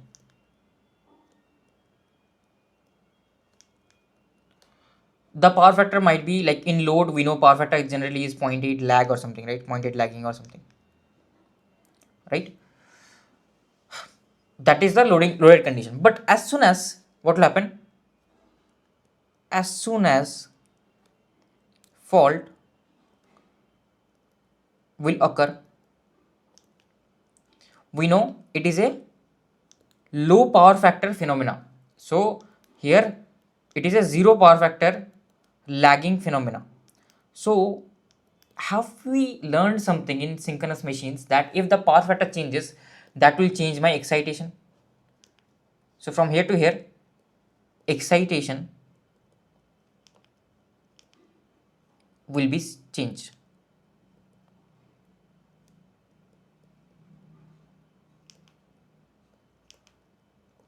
Excitation will be changed. Excitation will be changed and my reactance also will be changed, because this your synchronous reactance is a combination of XAR plus XAL, right? This is the leakage reactance, winding leakage reactance, winding leakage reactance,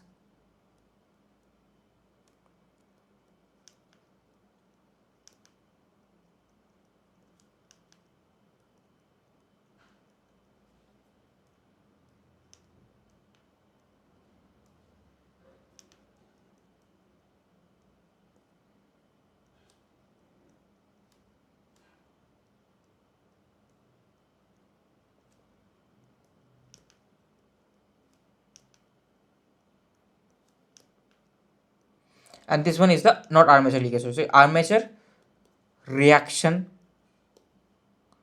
reactance due to armature reaction, right? Which solely depends on the load current, correct? First of all, it is lagging phenomena and the load current also increases very large. So armature reaction will be dominating actually, right? But it is lagging. So as it is lagging, what will happen?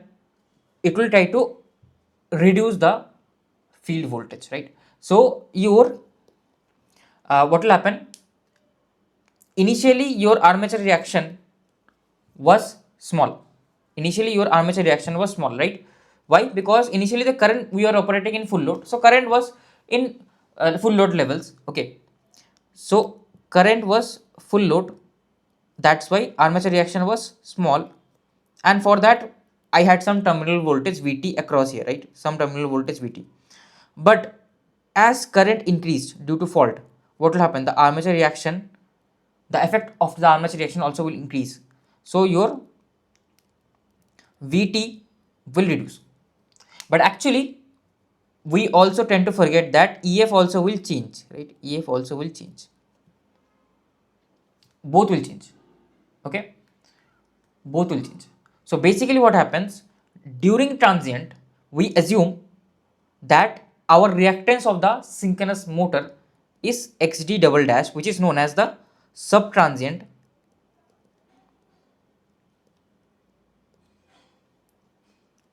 synchronous reactance. Remember, this is not the exact value, this is a model value, modeled value.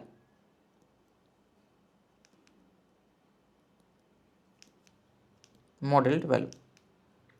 So basically our synchronous reactance is made of two components. I told you here it is made of your leakage reactance. What did I tell you? Yeah, leakage reactance and the armature reactance. So exactly, not only the armature reactance, it is dependent on other parameters as well. Okay, not only on this, dependent on other parameters as well. Okay, so basically your synchronous reactance, if I draw the okay, uh, let me take this, give me 1 second, let me take this and put it over here. So it consists your synchronous reactance, right? Your armature is here, like the not armature, sorry, EMF, EF. Okay, that is there, right? Now I will have, of course, the winding will have its leakage reactance, that is XAL, that will be present. Now with that I will have three reactances, three kinds of reactance. First one will be your armature reactance, of course, XAR. These three will be in parallel because uh, they mostly depend on the current, right? And these two will be connected in parallel. Why, I will explain. So XAR will be there. Then I will have my field winding reactance, and I will have the damper winding reactance. So all of them will not come into action. So damper winding reactance only comes into action during starting, right? So XF is the, if you remember, double cage rotor. So there were two reactances which were coming in parallel, right? Similar to damper winding. So same thing we are doing here. So XF is what? XF is the uh, reactance due to the field winding. Sorry, due to the flux produced in the, due to the current in the field winding. So XF is the reactance due to flux produced by current in field winding.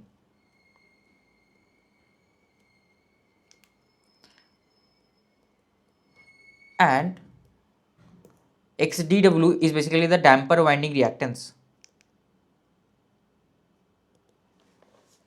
Damper winding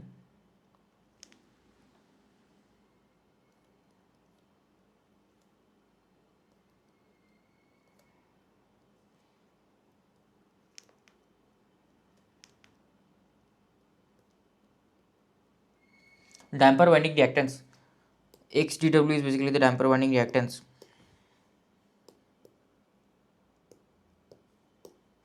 Which is basically the reactance during the starting. So after that it goes very high, the reactance is very high, so most of the current flows through the other two reactants, right? This path is totally almost XDW will be very high, so no current will flow. So this is used only for starting.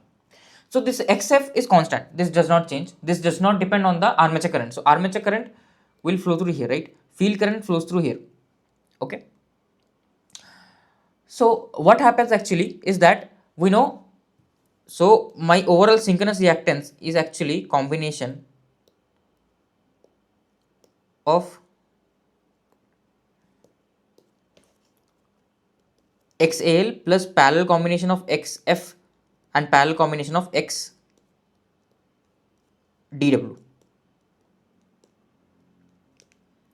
Okay, so what happens is, I have told you that XAR increases, right? During fault XAR will be very high. So if XAR is very high, your overall synchronous reactance will go down. Initially your XAR will be very high, right? XAR will increase, so overall synchronous reactance will go down, because initially the current will be very large, slowly the current will reduce, because initially if you see the current doubles, initially the current doubles, right? During transient current doubles here, right? So if current doubles, because why? Due to doubling effect, because current almost doubles. So XAR will be very high, but as it is connected in parallel, that means your overall reactance will go down. So overall synchronous reactance will go down, that is XD double dash. Okay, that will go down. So this will be lower. Then after that, transient period comes, XD dash.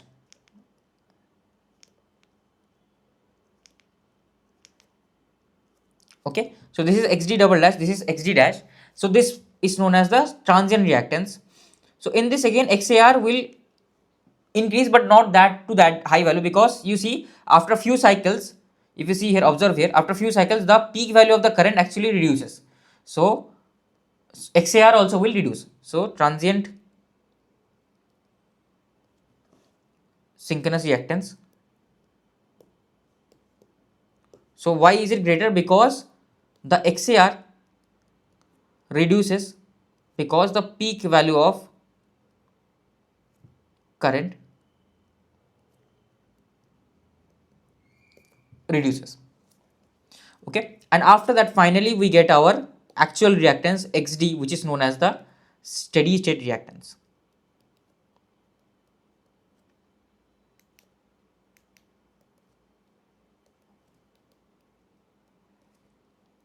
Steady state reactance. Okay, I hope it is clear.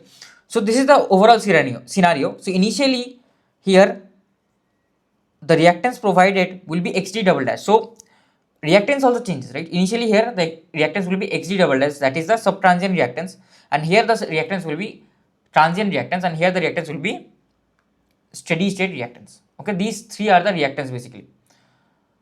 Okay, so I hope that is clear now. What is the behavior of alternator? So there are a few formulas known as symmetrical short circuit current. So symmetrical short circuit current is this one, which we already have discussed, right? Okay, this one is a symmetrical short circuit current. I hope we don't need to discuss here much. What is the RMS value of the symmetrical short circuit current? They can ask. So asymmetrical short circuit, they can ask this. Asymmetrical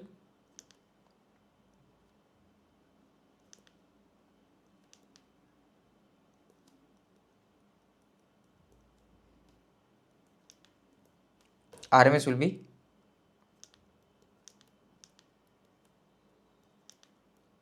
Vm upon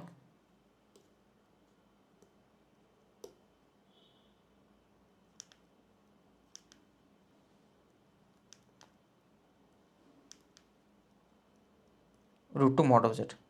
Okay, so this is the RMS value of the fault current. So also this is sometimes also called as the steady state RMS fault current, right?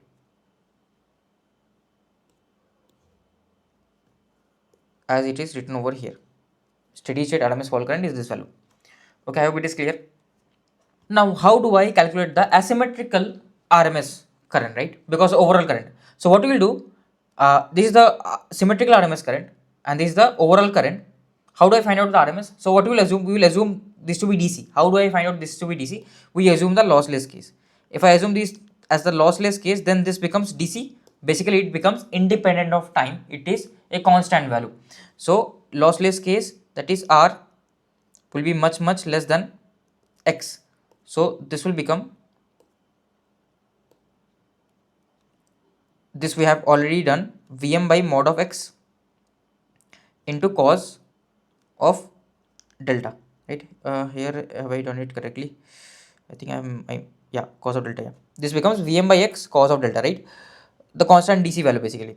So then what will be the RMS? We know AC component is there, DC component is there. I know the RMS of AC, I know the DC component. The overall RMS will be DC square plus AC whole under root. AC square whole under root. So this will be basically what will happen to the AC part? AC will become Vm AC RMS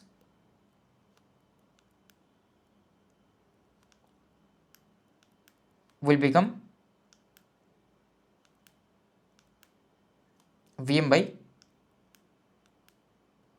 mod of X under root 2.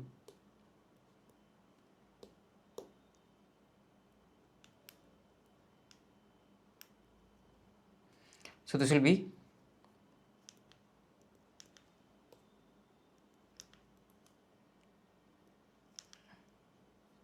under root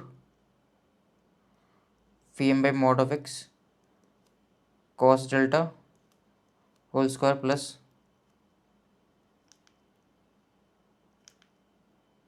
Vm by under root 2 mod of X whole square. So this comes out to be, this also can be asked, Vm by under root Vm by mod of X under root Now don't just remember the formula cos delta plus 1. What is delta? You must understand, right? So it basically is 1 by 2 plus cos square delta. 1 by 2 plus cos square delta. This will be the asymmetrical RMS current. Okay, you can always derive it. It will not take you much time. Okay, so this is called as the asymmetrical RMS current.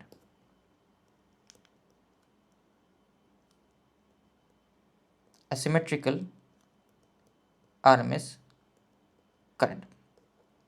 Okay, now there is one more term known as the maximum momentary current. Maximum momentary current basically means what is the maximum current in the subtransient region, right? Subtransient region, what is the maximum current? So if I bring back the equation,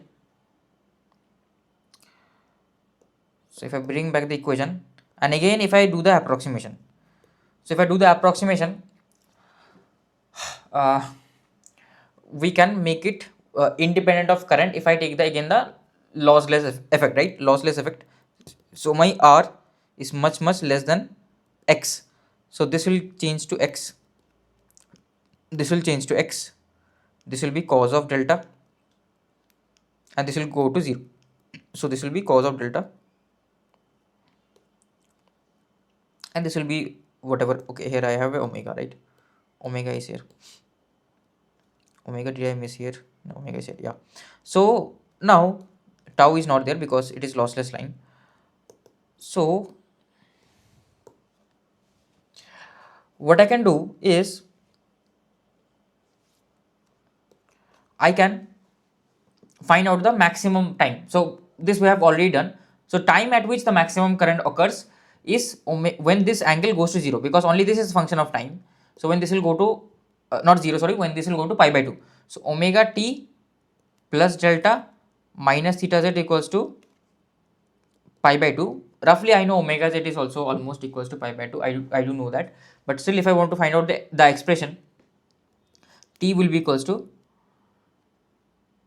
omega, t will be equals to theta z plus pi by 2 minus delta divided by omega. Okay, this is also a very important point that they can ask. At what point of time is the is the current maximum? Okay, this formula is valid only for a lossless line. So valid for a lossless line.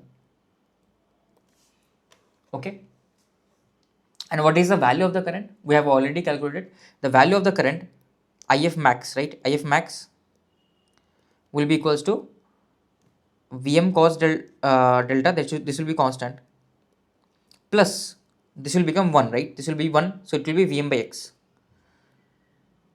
mod of x. So roughly we say, I have already discussed, roughly the maximum current actually comes out to be 2 Vm by x, right? But actually it is not exactly 2 Vm by x. So we have few empirical formulas for that, okay, which I will discuss at the end of at the next lecture. Okay, next lecture I will discuss. So roughly it becomes 2 Vm by x. So this is the maximum possible current that can go through the synchronous generator. Okay, so this is the ideal value, but ideally it is not equals to 2 Vm by x. Generally the maximum momentary current, so IMM, generally is lower than, it has to be lower than 2 Vm by x. So this is a good way to check out your result. So if your result is more than 2 Vm by x, that means you have computed something wrong. So ideally this will be 2 Vm by x, but practically this will be somewhat lower than 2 Vm by x, because of course you will have some resistive components. So this mod of x will become mod of z, which will increase. Also cos delta will not be 1, cos delta will be something lower than 1. That's why this will not be exactly equals to 2 Vm by x. Okay, so yeah, I hope it is clear to you. So yeah, these are few things that you must keep in mind. So one more thing, what should be the value of delta so that I get a transient free response? What shall be the value of delta so that I get a transient free response? Value of delta should be equals to theta z. Then I will get a transient free response. So another thing they can ask is value delta equals to what for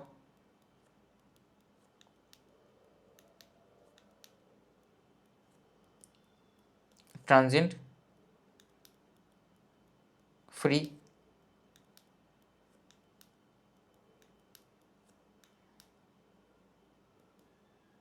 response.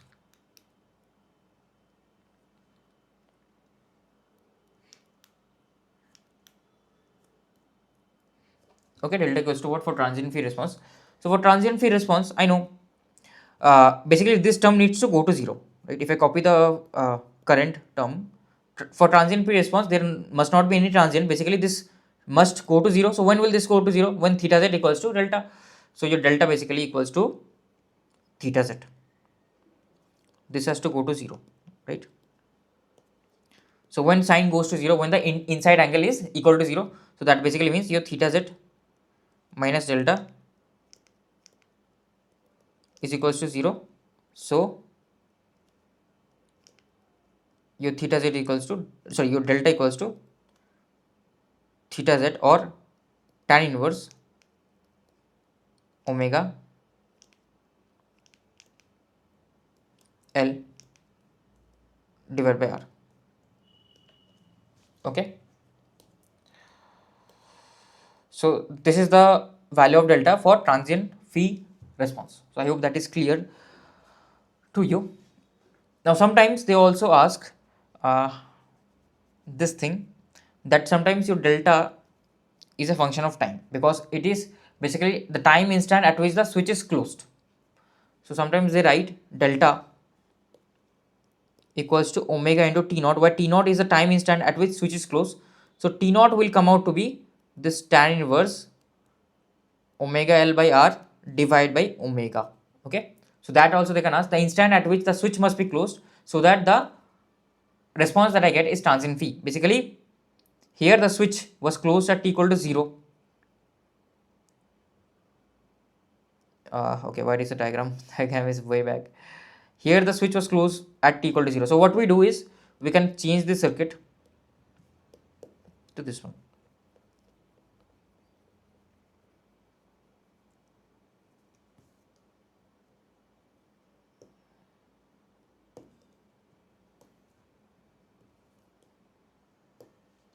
So this will be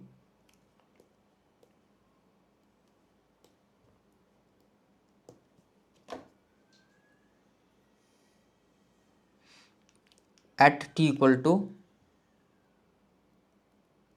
t naught. Okay, it is closed. So then the voltage that will come, it will not be equals to Vm sin omega t, it will be Vm sin omega t plus omega t naught. So that is the angle, basically delta becomes omega t naught. So from there we get this value. Okay, that time in seconds.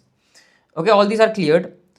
So this we have discussed, that when a fault occurs in the power system, especially near the generator, it causes sudden changes in the electrical and magnetic conditions. This transient significantly impacts the generator's internal dynamics. Okay, so what happens if, let's say, this voltage was Eg here and this was delta angle here, right? And this was the condition before fault. Here the terminal voltage was Vt. So I'm just telling you what needs to be done. Here the terminal voltage is Vt, angle 0. Okay, and from here the load is connected.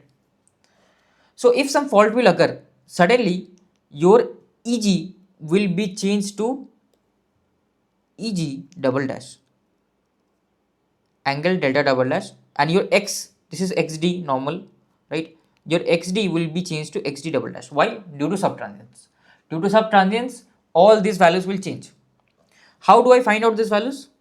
How do I find out these values? I will explain with the help of a question. Okay, how do I find out these values? I will explain with the help of a question, right? You will use the pre-fault conditions. So we will use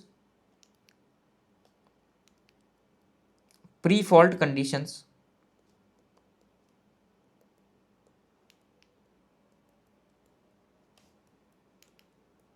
to find Eg double dash, delta dash, and Xd double dash is already known to us, right? So what kind of pre-fault condition I will use? So let's say I had a generator here which was operating normally, e.g. angle delta. Then I had your XD, and then let's say I had this terminal voltage VT angle 0, and I had a load connected, and load was taking some pre-fault current IPF angle theta PF, right? So what we'll do, just like we know fault will happen at this end, right? We know fault will happen here, fault will happen. So what we'll do, to find out the value of EF double dash and XD double dash will be given to us. So to find out the value of EF double dash, we'll convert this circuit with pre-fault conditions just before the fault. So this will be converted into a voltage source that will be EF double dash delta, and this will become JXD. So this is the most important point here. Most important point. If you have not been listening to the whole lecture, this please wake up and listen. This is the most important point. This is where the numericals will be asked. Okay, and this I will cite the book, right? Stevenson book, where they have mentioned the procedure. I'm just not saying out of the world. This is a proper method. Okay, so most important point that I'm discussing here. You must wake up now. So this will be replaced with EF double dash and XD double dash. Okay, and this will be VT angle 0, and I know what is the load current, IPF angle theta PF. So what I will do, I will easily find out my EF value. What will be EF value? So EF double dash angle delta double dash will be equals to VT angle 0 plus IPF theta PF into J XD double dash. That's it. Okay, so this is my EF double dash value. Okay, I hope now it is clear. So then I will do the fault analysis. Then what will happen, if fault has been occurred in this terminal, then I will replace this whole circuit, because I have to find out the transient. I'm not discussing about the steady state. For steady state, whatever we have discussed, that will remain same. For steady state, whatever we have discussed, that analysis will be same, right? So now if fault has occurred, I will draw the circuit.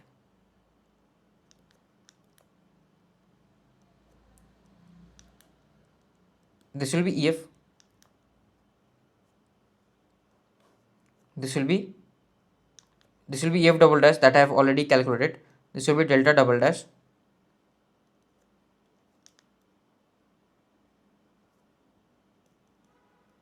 XD double dash.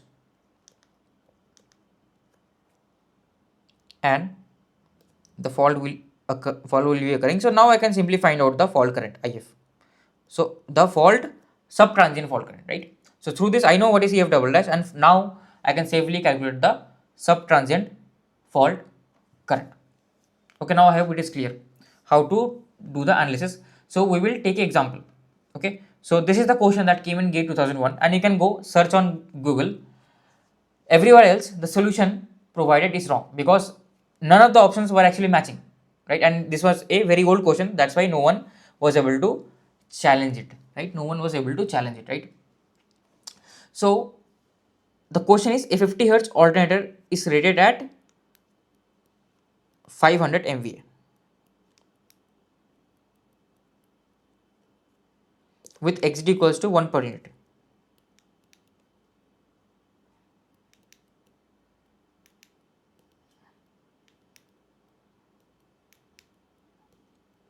And X double dash is equals to 0.2 per unit.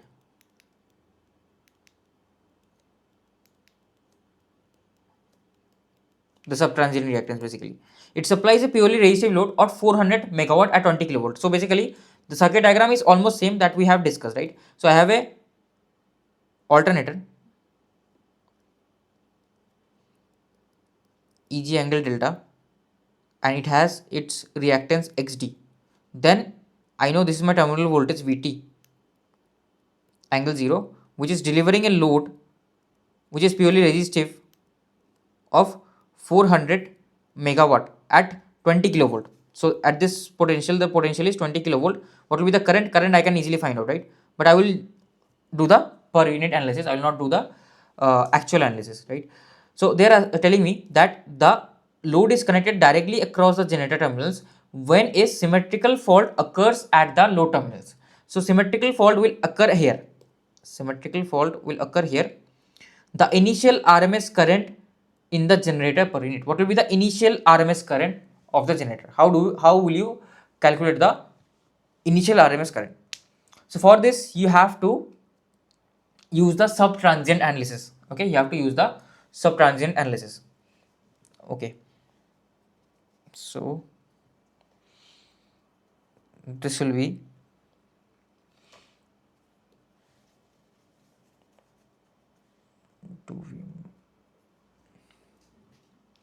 yeah. So now what will happen is I will first of all model my circuit with the following values: xg double dash and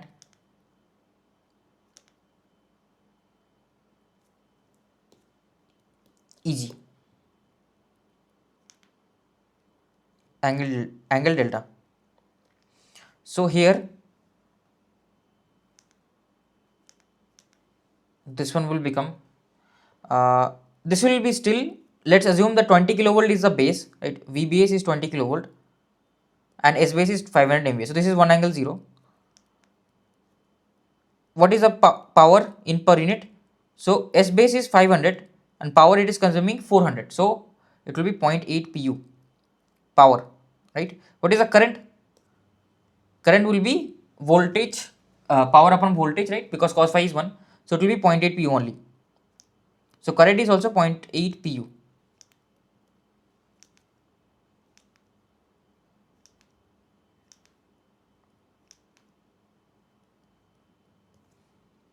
Okay, angle 0 degree.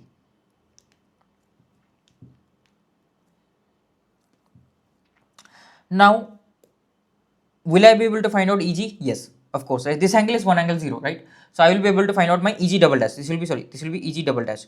So Eg double dash angle delta double dash will be equals to Vt 1 angle 0 plus 0.8 angle 0 into this reactance xg double dash. Xg double dash is 0.2 pu. So J into 0.2 pu. So this will be 1 angle 0 plus 0.16 angle 90, or J, you can write J only. So your Eg will come out to be, I will calculate the Eg value, 1 plus 0.16 whole square whole under root. So it is equals to 1.12. Angle will be what? 0.16 divided by 1 tan inverse. So it becomes, sorry, not 0.16 tan inverse. So it is 9 degrees. 9.1 degrees. Okay. So this is what my Eg double dash is. So I hope it is clear what is your Eg double dash value is. Now what will be my fault current, IF double dash? Because when fault happens, this becomes short circuited, right?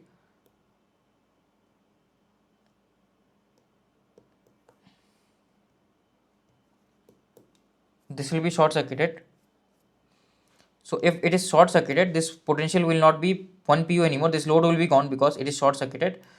So only this amount of circuit will be left, right? So what will be my IF? IF double dash, because they have asked, specifically they have asked the initial RMS current, initial RMS current, right? Basically they are asking me the sub-transient RMS current. So initial RMS current, IF double dash, whatever we have as whatever we will calculate, all of them will be RMS only. When I will convert them back to the actual values, right? Because your V base is what? 20 kilovolt. What is it? It is in RMS, right? So current also will be in RMS. So IF double dash will be equals to magnitude, or I can directly write EG double dash, that is 1.012 9.1 degree divided by the XD double dash. XD double dash is point J 0.2. So 0.2 angle 90. So this will come out to be equals to 1.012 divided by 0.2, 5.06.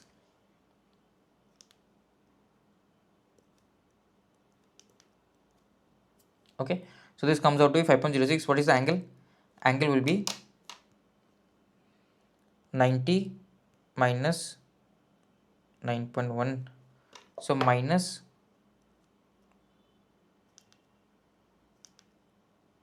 80.9 per unit. So your value will come out to be magnitude of IPU, IF double dash, will come out to be 5.06, which is in actual value will be what? Magnitude of IF will be 5.06 into S base, that is 500 MVA, divided by root 3 into V base, that is 20 kilovolt, because the base at this terminal is 20 kilovolt. So this will be in kiloamperes. This will be 500 divided by 20 divided by root 3 into 5.06, so 73.3 kiloamperes. Okay, have they asked in per unit? They have not asked in per unit, they have asked in, okay, they have asked in per unit only. They have asked in per unit. So per unit we have already solved. This is the per unit value. Actual value also we can calculate, which is huge actually, 73.3 kiloamperes, right? Now what was the actual answer? Like, what was the solution that other guys in the internet were doing? So this is the correct one, right? And what is the incorrect solution? Incorrect solution.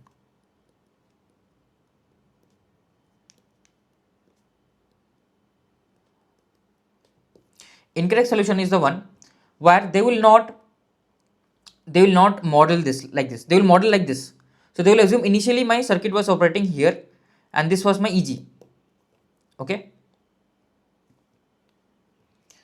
So they will calculate. So this will be your 1 angle 0. This will be XD. XD is what?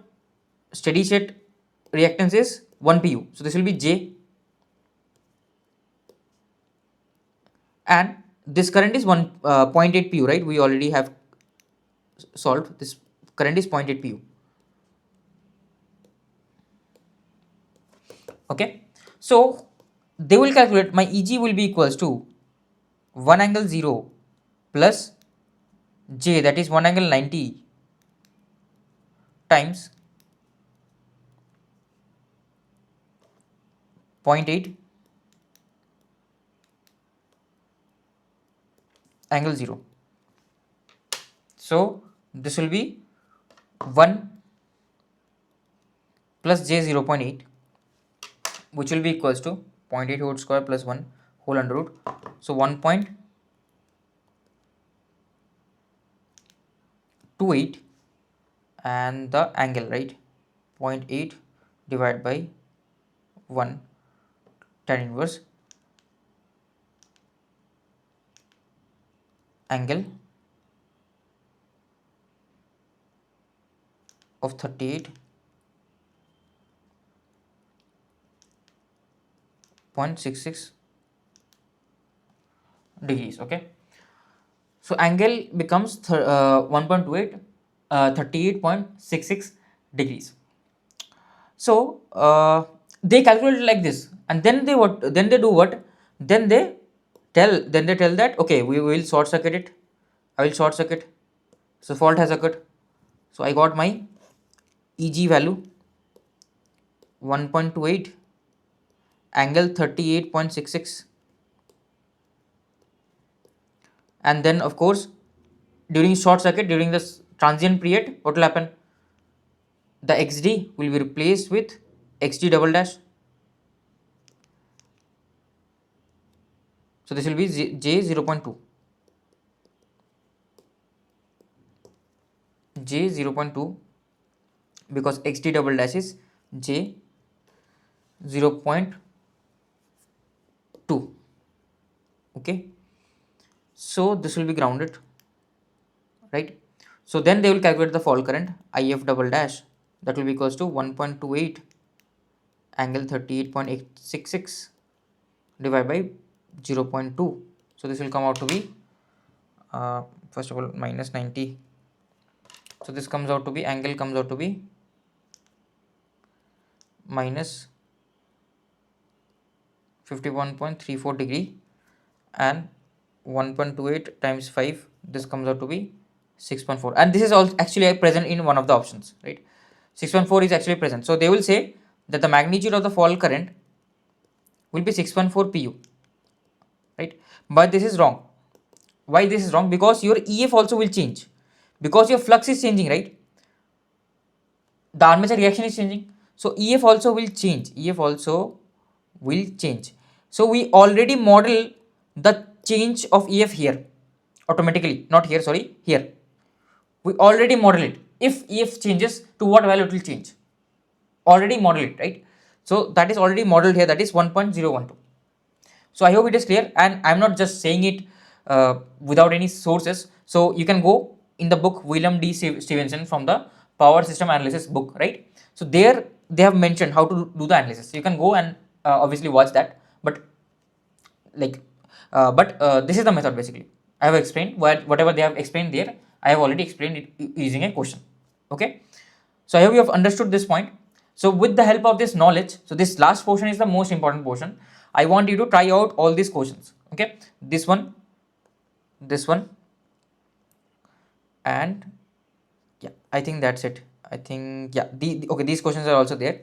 This one, lot of questions are there actually. I want you to try out all these questions, right? 34, 35, and I think yeah, that's it. And in the next lecture we will solve all this question, and we will summarize whatever we have learned in the symmetrical fault analysis. This last portion was the most important portion, and I'm expecting a question will be asked, and in most of the students, will solve it wrong, because they don't know the concept properly, because they have not studied the book. Okay, so yeah, I hope you have enjoyed this lecture. If you did, make sure you hit the like button. I will see you in the next lecture. Until then, happy learning. Hi everyone, and welcome back to PrepFusion. So today we will be studying about the summary of symmetrical fault analysis. Whatever we have discussed, I will summarize it, and also we will be doing the questions. So previous lecture I gave you a few homeworks, so those we will solve first, then we will move on to our summary and the questions, right? So this is the first question. This is actually example 10.1 from the book, from the Stevenson book. I have taken this question. Okay, so here a synchronous generator and a motor are rated at 30,000 kVA, or I can say 30 MVA. So motor and generator are rated at 30 MVA and 13.2 kilovolt. Both have subtransient reactance XT double dash equals to J 0.2 per unit. Okay, the line connecting them has a reactance of 10% on the base of the machine rating. So I have a generator, I have a motor, and both of them have the voltage we already know, and the line connecting them has a reactance of 10%, right? 10% means J 0.1, and the generator has a rating of 30 MVA, and so does the motor. So motor also has a rating of 30 MVA, and the reactance XD double dash equals to J 0.2, and here also it is equals to XD double dash equals to J 0.2 pu.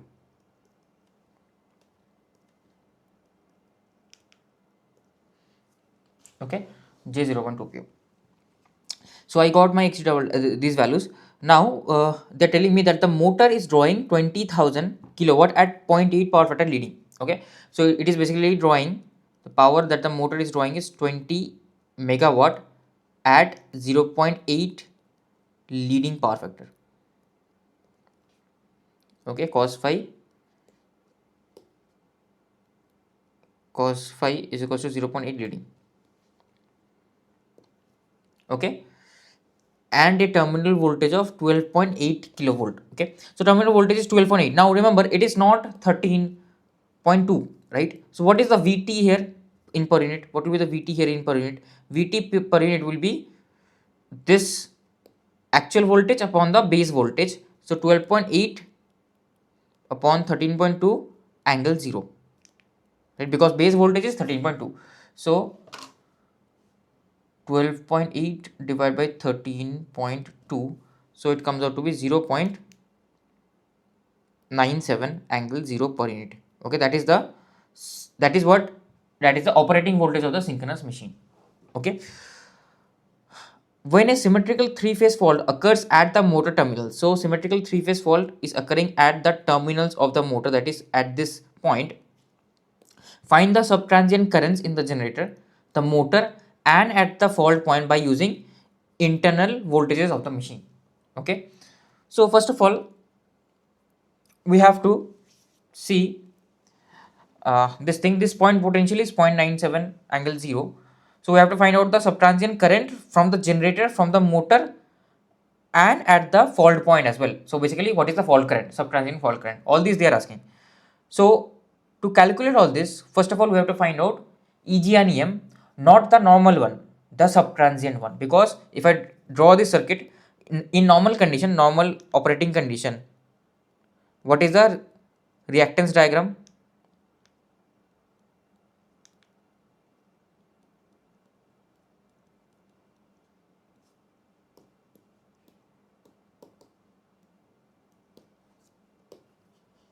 In the operating condition, the reactance diagram is what? So in operating condition, I will have a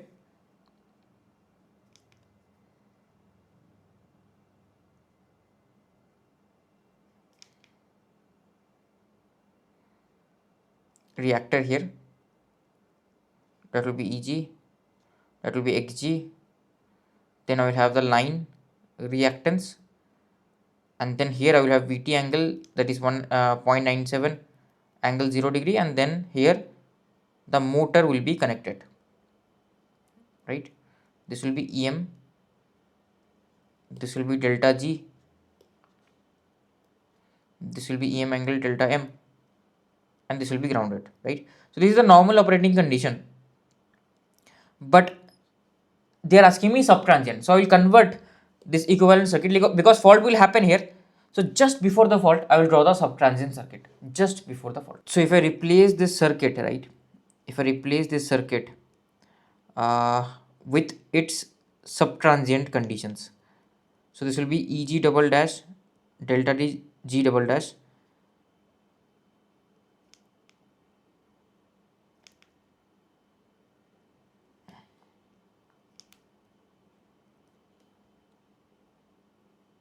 this will be subtransient reactance, that is 0.2. Only subtransient reactance anyways is given to me, right? Then I have the transmission line reactance, that will anyways be constant, that is 0.1, and then I have the potential here, that is 0.97 angle 0, and then I will have this potential here, that will be Em double dash delta M, and this will be my J 0.2. So I can do one thing. I know the current, right? How do I know the current? So what is PPU? So PMPU, right, will be what? 20 upon 30, so it is 2 upon 3, okay, per unit. And what will be the current? So current will be voltage per unit divided by the, sorry, it is, yeah, current will be, it's a motor, it's Vi cos phi, that is what my power is equals to Vi cos phi.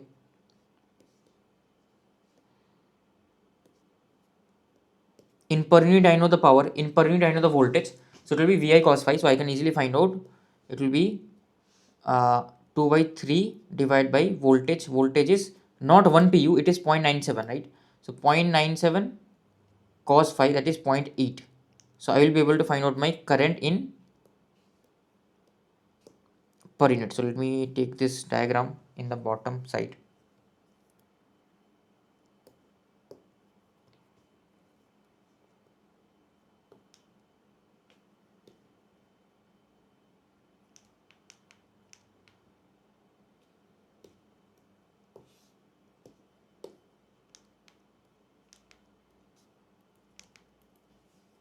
So this will be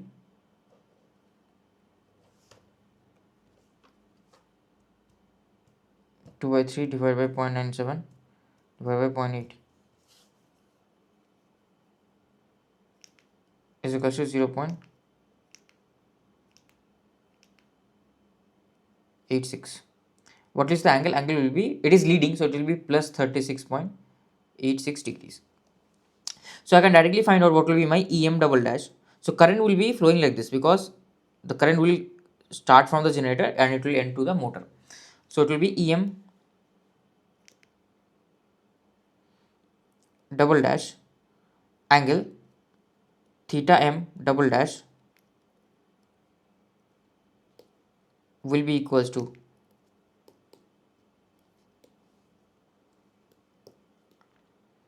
this will be equals to my VT angle 0, that is 0.97 angle 0 plus J of sorry, it will be minus, right, because drop is happening, minus 0.2 into I current, that is 0.86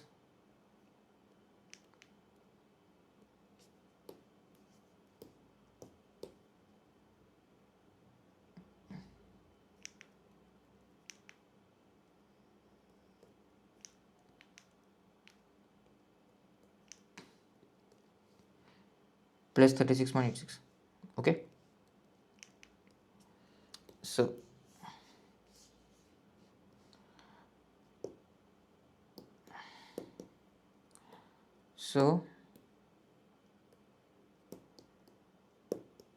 this will be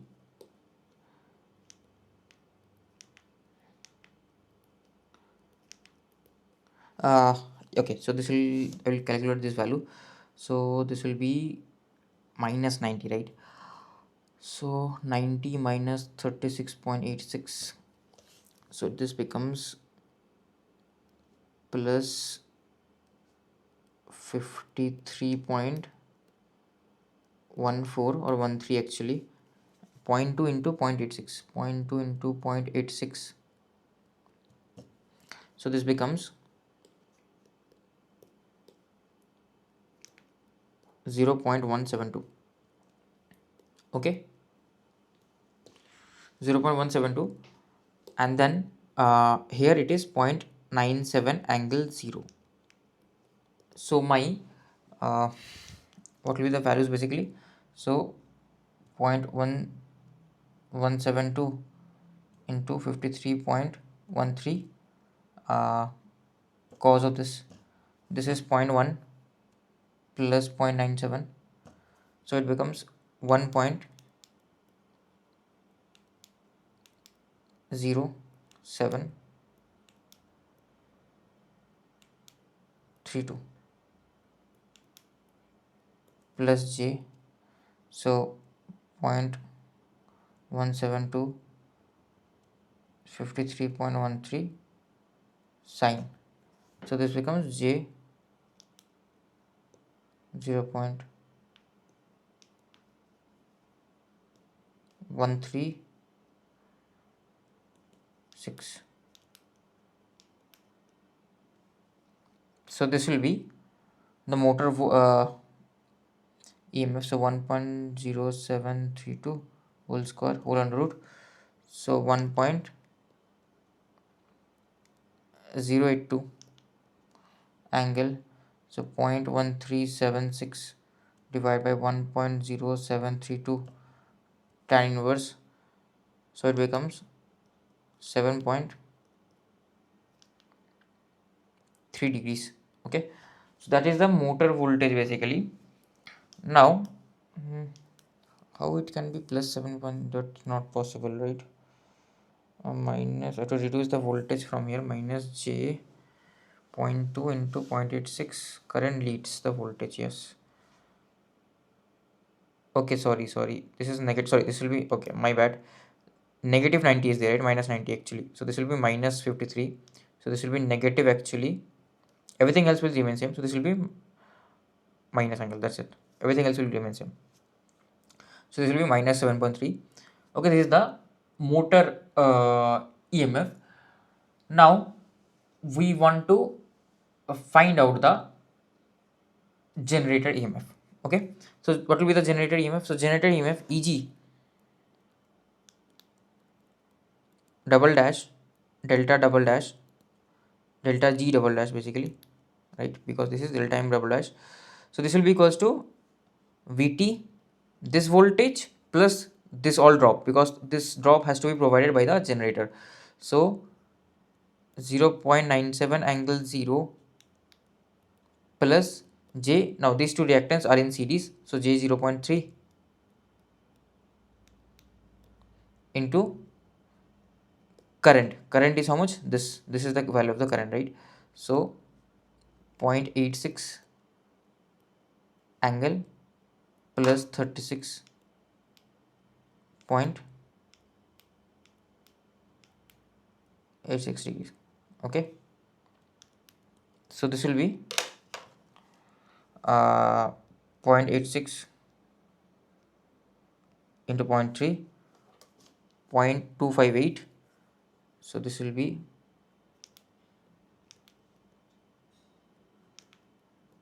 0.258 angle, so 90 plus 36.86, so it is 126.87 degrees. Okay, and 0.97 angle 0.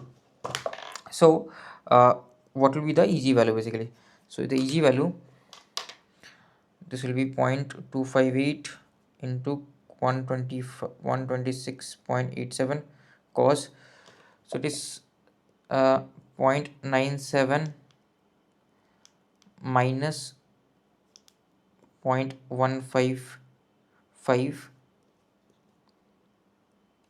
plus 0.258 into 126.87 sine of this, so it comes out to be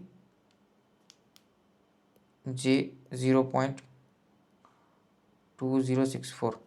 Okay, so this value will come out to be 0.97 minus 0.11155, so 0.815 plus J 0.2064. So this will be whole square plus 0.2064 whole square whole under root, so this comes out to be 0.84 0.847 angle will be at 0.2064 divided by 0.815 tan inverse, so angle becomes 14.21 degrees. Okay, this is what my angle is. Okay, so this is my generator voltage EG. Okay, so now we can calculate the fault current. So during fault, what will happen? During fault, basically I will draw the circuit, copy the circuit.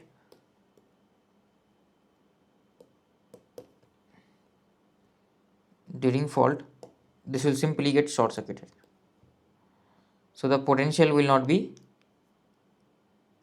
0 anymore. Sorry, potential will not be 0.97 anymore, it will be 0, right? So what is the current sent by the generator? Ig double dash. So Ig double dash will be nothing but this, if I apply KVL here, it will be simply Eg double dash divided by this reactance, right? So it is simply Eg double dash angle delta G double dash divided by J 0.3.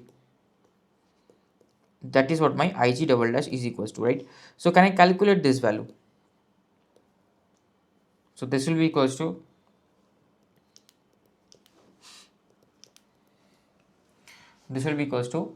my Eg double dash is 0.8407 angle 14.21 degrees divided by, I have to write the complex values, right? Because I ultimately have to add these two currents. So there will be another current, that is Im double dash, okay, divided by 0.3 angle plus 90.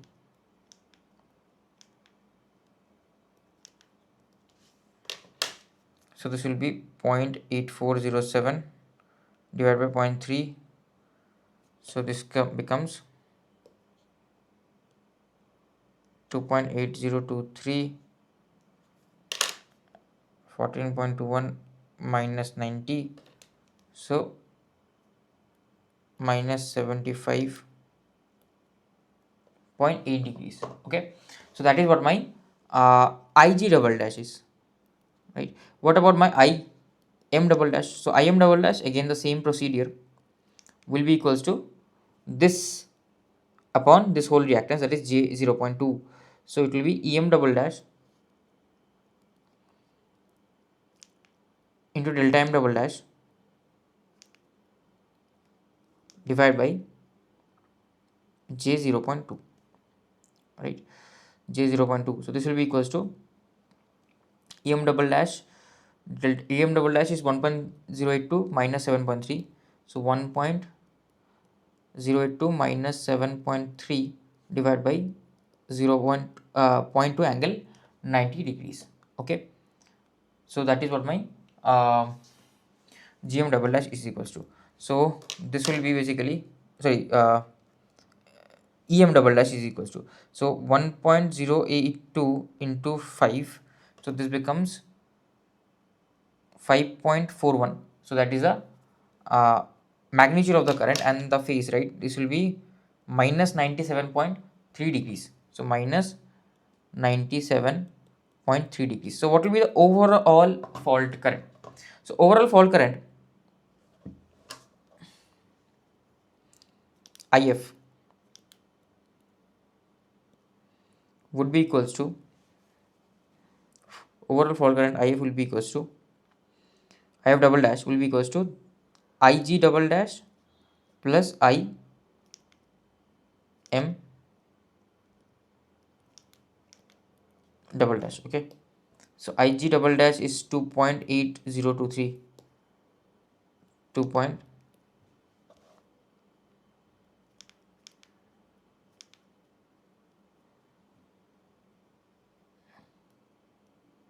angle of minus 75.8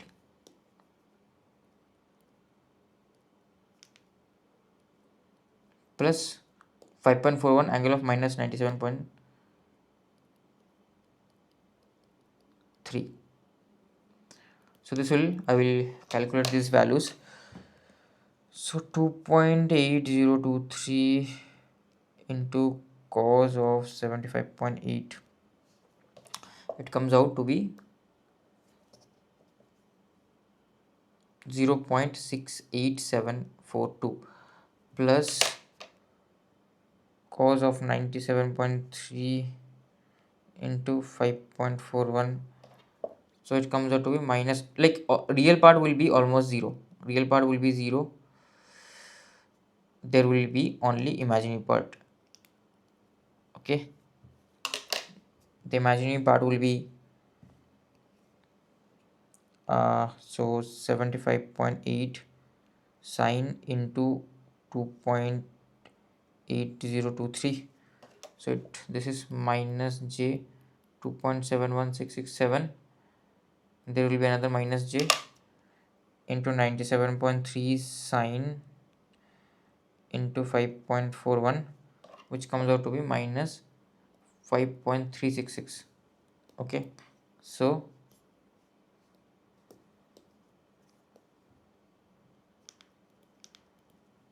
this will be 71667. So it comes out to be minus j 8.08. Okay, 3 pu, which is lagging current, which is expected because current should be purely lagging, right? So this will be the fault current, this will be the individual currents that will be sent, right? Okay, so this is the method 1. Actually, there is another way to solve this, another easy way to solve this.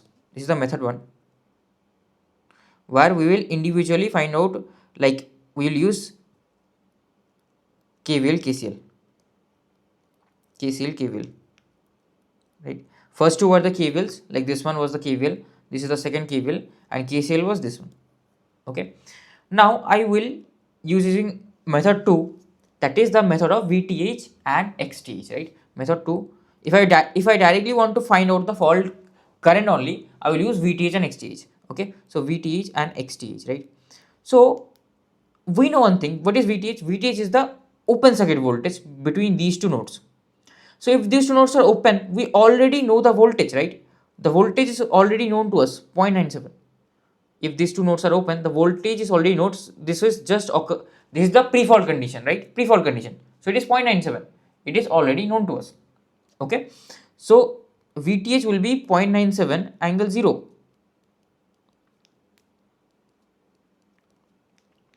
Now what will be XTH? XTH is again easy to calculate. XTH will be, like, I will bring the circuit over here.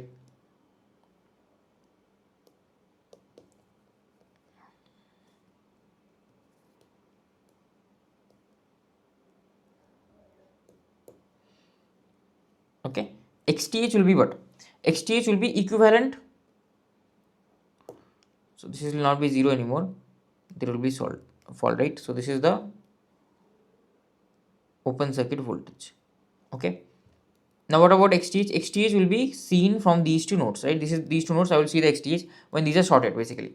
So XTH will be this.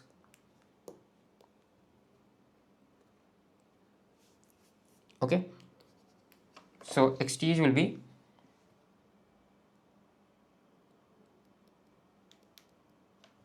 this, that is equals to J 0.3 into 0.2 divided by 0.5. So it becomes J 0.12 basically. So 0.3 into 0.2 divided by 0.5, so it is 0.12. So it becomes J 0.12.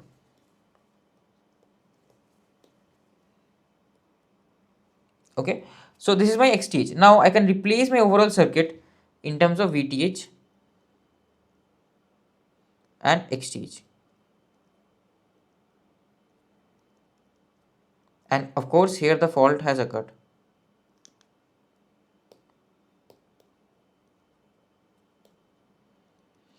Right, so now I can simply find out the IF double dash. It will be VTH upon XTH, that is 0.12 angle minus 90. I can directly find out the value into 0.97. It comes out to be 8.0833 angle minus 90. Now you might have a doubt, like with this, right, you will not be able to find out the current by IG, IM and IG. Like you will, but in this method, but with this we will not be able to find out our Ig and Im double dash, right? You might have another doubt, sir. What about in the previous question, like the lecture before this, right? In the previous lecture, we solved it. What we solved it method one only. That was simply KVL KCL. What about method two, sir? What about the Thevenin voltage, sir? What about method two? Method two. So here you have to notice one point, that here we measure the open circuit voltage. So if I measure the open circuit voltage across this point, right? If I measure the open circuit voltage across this point, we cannot simply neglect the synchronous motor, but we have to neglect the, so where is the circuit? Not this, right? So yeah, so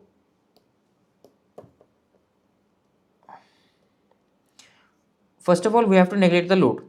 Okay, where is the load? Load is here, right? Yeah. So we have to neglect static loads, but I cannot neglect like motor loads, right? I cannot neglect synchronous motor, but I have to neglect static loads.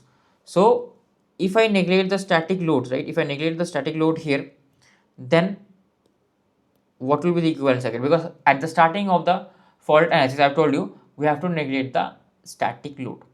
So if I neglect the static load, then what is the EMF that I see? Open circuit voltage.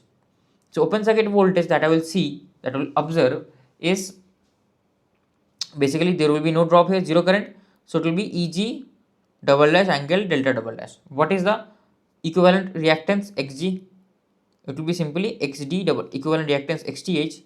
Vth will be this, Xth will be simply Xd double dash. That's it. That is written over here, right? So already the circuit is drawn in Thevenin format. It is already in Thevenin format.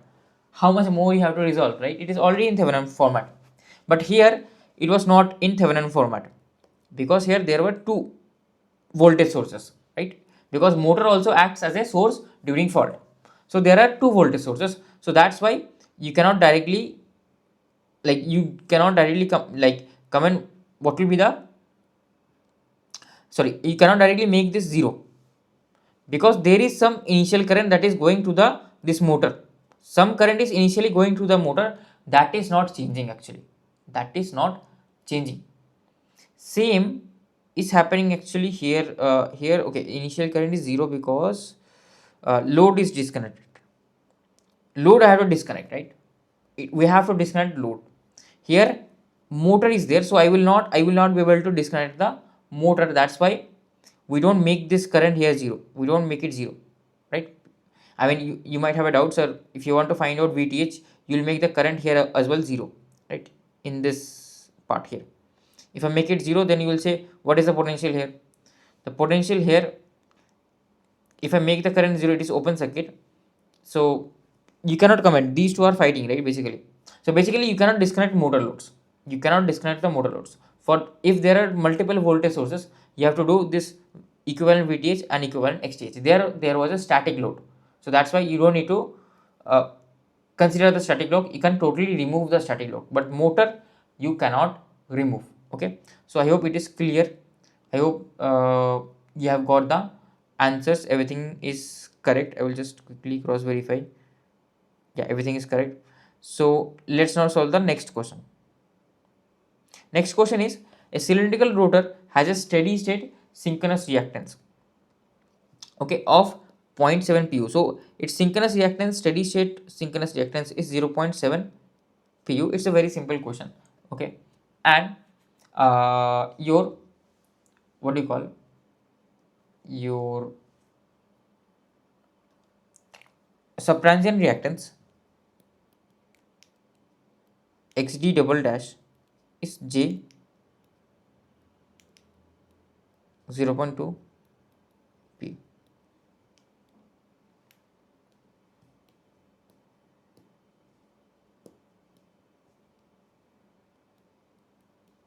Okay, it is operating at a terminal voltage of 1 angle 0. So if I have my xg here,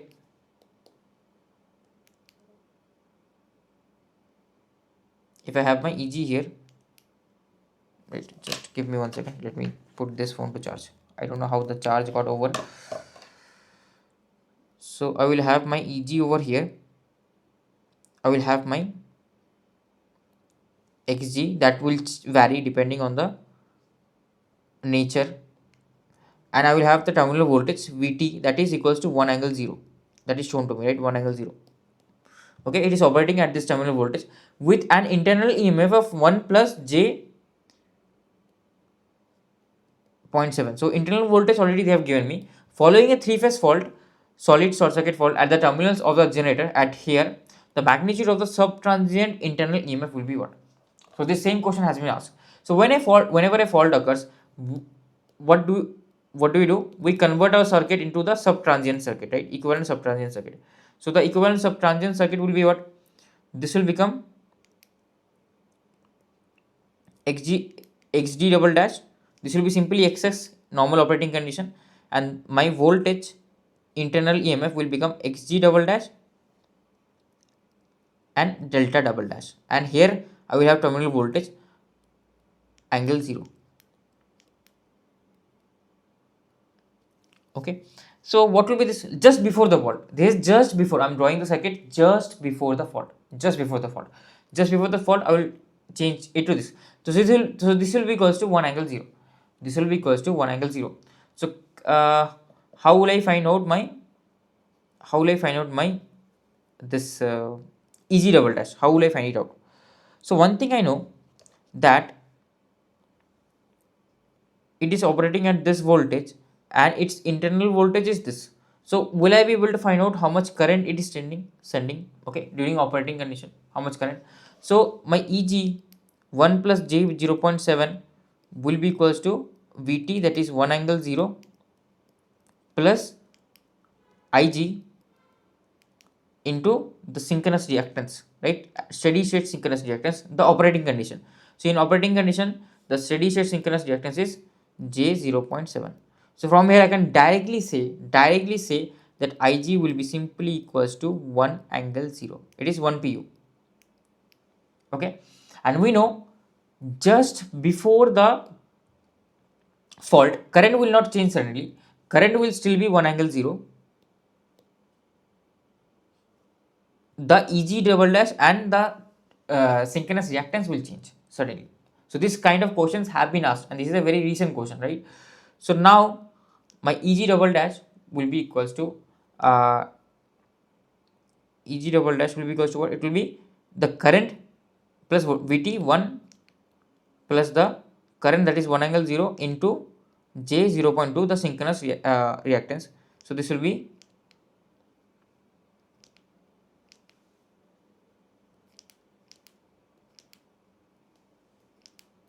1 plus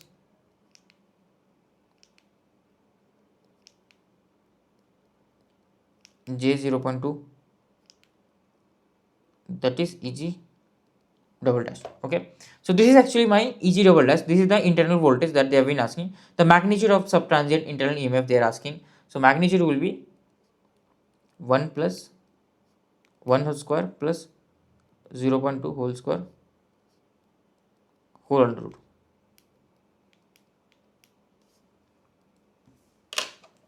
So this will be 0.2 whole square plus 1 square whole under root. So this comes out to be 1.02 pu. So magnitude of Eg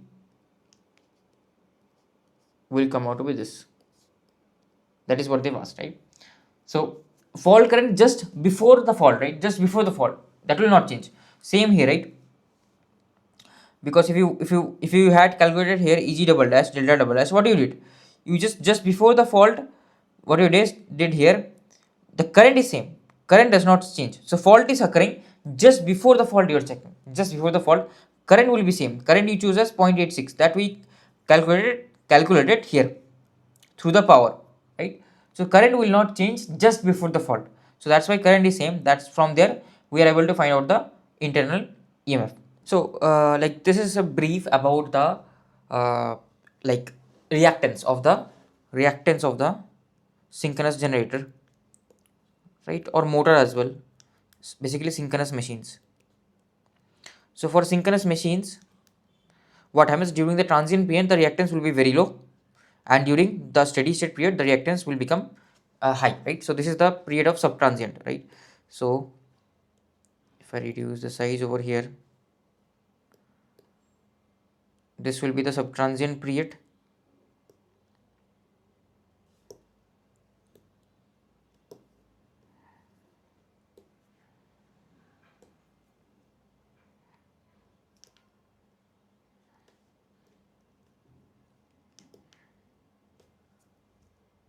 This will be the subtransient period.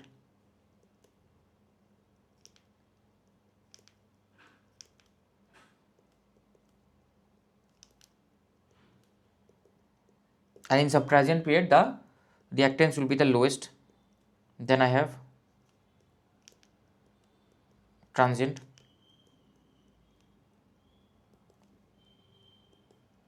And then this is the steady state.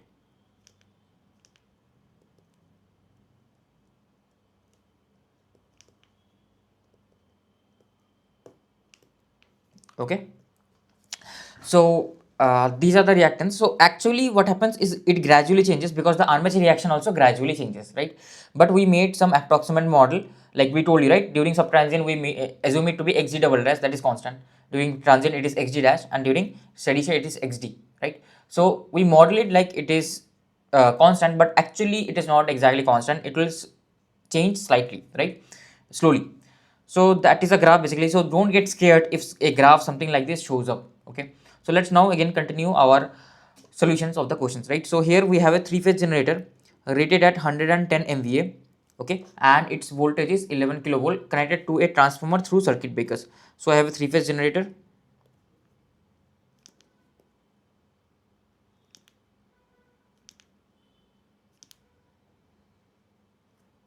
Then I have a three-phase generator that is connected to a transformer through circuit breaker. So I will have a circuit breaker here, right? Then I will have the transformer basically. Then what they are telling me, the generator has the following reactances expressed in terms of percentage. These are the reactants basically: x double dash, x dash, and synchronous reactance. The generator is operating at no load and at rated voltage. Okay, so it is operating at no load. That means its voltage will be 1 angle 0. The voltage across its terminal will be 1 angle 0. Okay.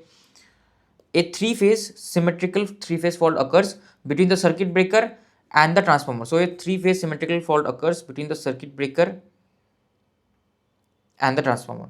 Okay. Now what they are asking me, the calculate the initial symmetrical RMS current that will flow through the circuit breakers. Okay. So they are asking me simply the initial RMS current. It is very simple, right? Because here the initial voltage, terminal voltage is 1 angle 0. Initial terminal voltage is 1 angle 0. So I have to find out the EF, right? So if I draw the equivalent diagram, per phase diagram, this will be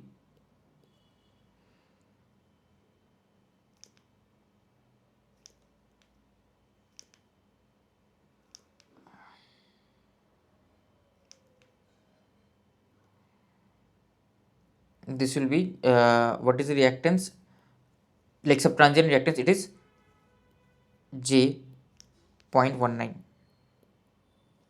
Okay, and all these are in percentage on its own base. So I have assumed the base to be 110 MVA, right? Because anyways transformer reactance they have not given me, and that will actually be not required. So this will be my EG double dash delta double dash, and here the terminal voltage is 1 angle 0, right? And it is operating in no load. If it is operating in no load, that means here the current is 0. If the current is 0, then basically this drop is 0. That means my 1 angle 0 is same as EG delta dash, right? So luckily here our EG dash delta double dash is luckily equals to 1 angle 0. But if it was loaded in pre-fault condition, then this value and this value would not have been equal, right? Just be careful regarding that. So EG double dash by delta dash is 1 angle 0. Now I can again draw the fault condition circuit. So fault condition circuit will be, I will have here the reactance,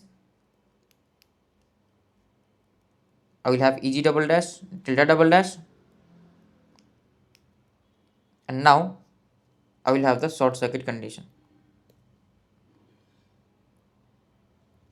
Okay.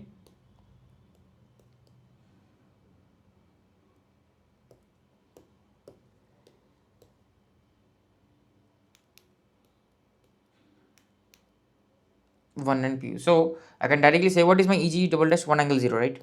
It is 1 angle 0. So I can directly find out what is my subtransient current, initial RMS subtransient current, IF double dash will be equals to 1 angle 0 divided by J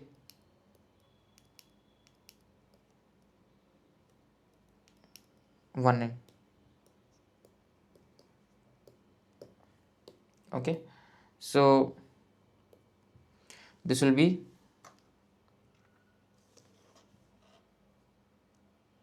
one divided by 0.19.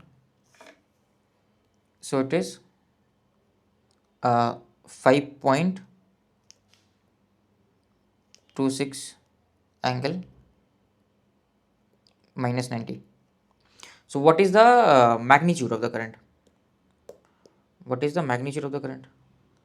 Like for that I need to find out the base current, right? What is I base on the left hand side of the transformer, right? On the left hand side. So basically on the terminals of the generator, I base will be the S base. S base is given to me 110 MVA divided by root 3 into 11 kilovolts. So 110 MVA divided by root 3 into 11, that this will be the kilo amperes.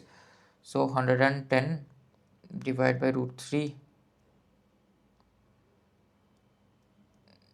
into 11 into 110. So it comes out to be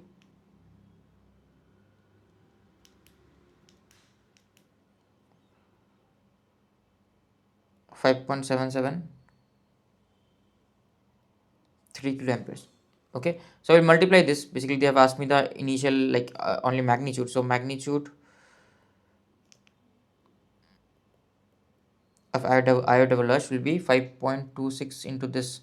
So it comes out to be 30.386, 30.369 kilo amperes. Okay, so this is the answer for this particular question. Okay, so this is the answer basically. You are lucky, and most cases most of the students will be lucky where it will operate in low load. So my Eg double dash and Vt will be equal, but when loading is happening, so my Eg double dash and Vt will not be equal, then the problem will come. Okay, so just be careful regarding that. So this is a GATE question, GATE 2004 question. 2004 or it's the latest question, I don't know, I don't remember what year this question is. Maybe it's the latest question. A50, maybe it's a 2014 question, I don't know.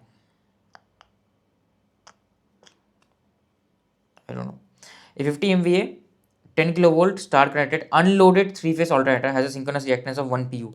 Subtransient, so synchronous reactance XD is 1 pu, subtransient reactance is 0.2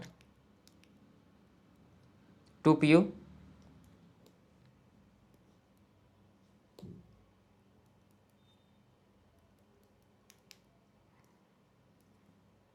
If a 3-phase short circuit occurs close to this generator terminals, the ratio of initial and the final values of the sinusoidal component of the short circuit current. So they are asking me the ratio of the initial and the final value. So basically we know this, right? It is unloaded, so my terminal voltage will be equals to my Eg dash. So Vt will be equals to my Eg double dash, right? That much is known to me. Now we know that the fault, like if both in both the cases during steady state and the transient subtransient case, I know my fault current will be proportional, like will be equals to Vt by either XD or like this is the normal steady state fault current, and during the transient IF double dash will be equals to Vt divided by XD double dash. So basically I can directly say the ratio, they have asked the ratio of the initial to final value. So initial value will be subtransient current, that is IF double dash, by final, that is IF. will be equals to xd double dash and xd. Okay, so this will be equals to xd is 1 pu, xd double dash is 0.2 pu, right? So xd is 1 pu, this is 0.2, so this will be equals to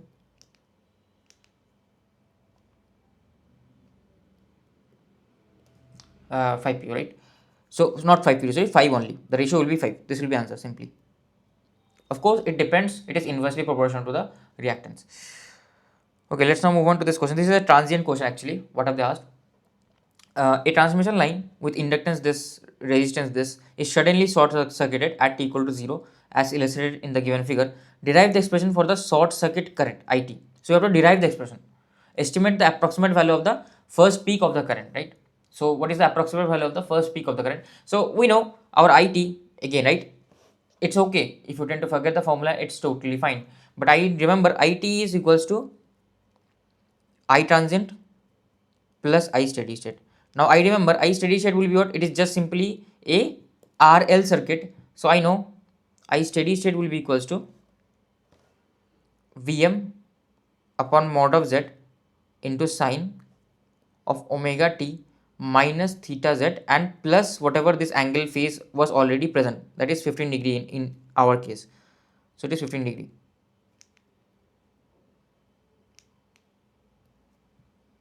Okay, and transient is a e raised to power minus t upon tau. Okay, so a into e raised to power minus t upon tau.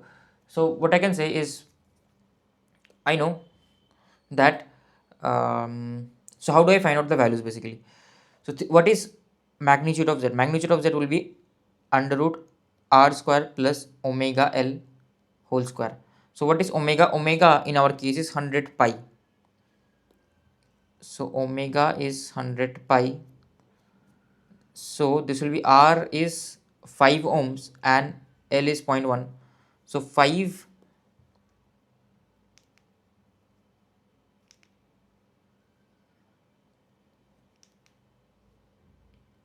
whole square plus 10 pi whole square. So this will be equals to 5 square I can take common, right? So 5 will come outside, this will be 1 plus 2 pi whole square. 5 square anyways is getting common, so 2 pi whole square, right? So it is 4 into pi square, which is almost 10. So this will be 40 under root 40, so it will be under root 10. So like this will be under root 41. Under root 41 is 6.4 into 5, so roughly this will be 32. This will be roughly 32. I can do the exact analysis. So 10 into pi whole square plus 5 whole square whole under root 31.8. Okay, 31 exact analysis is 31.81. So I will do the exact analysis only 31.81. This is my magnitude. What is theta z? Theta z will be tan inverse omega l. Omega l is 10 pi upon r, that is 5. So this will be 2 pi basically, 2 into pi, then if I do tan inverse, so it comes out to be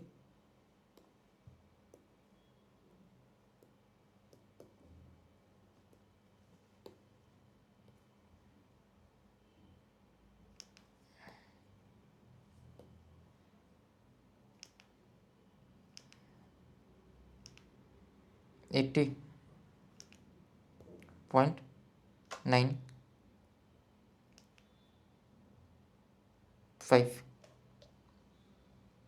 okay, degrees. So the angle is 80.95 degrees or 96 also I can say 96 degrees. Now what we can do is we can put the values over here, right? Put the expression, put the values over here, correct? So from here, like you don't have to mug up the formula. So what is tau? What will be tau? Tau will be tau also I can find out.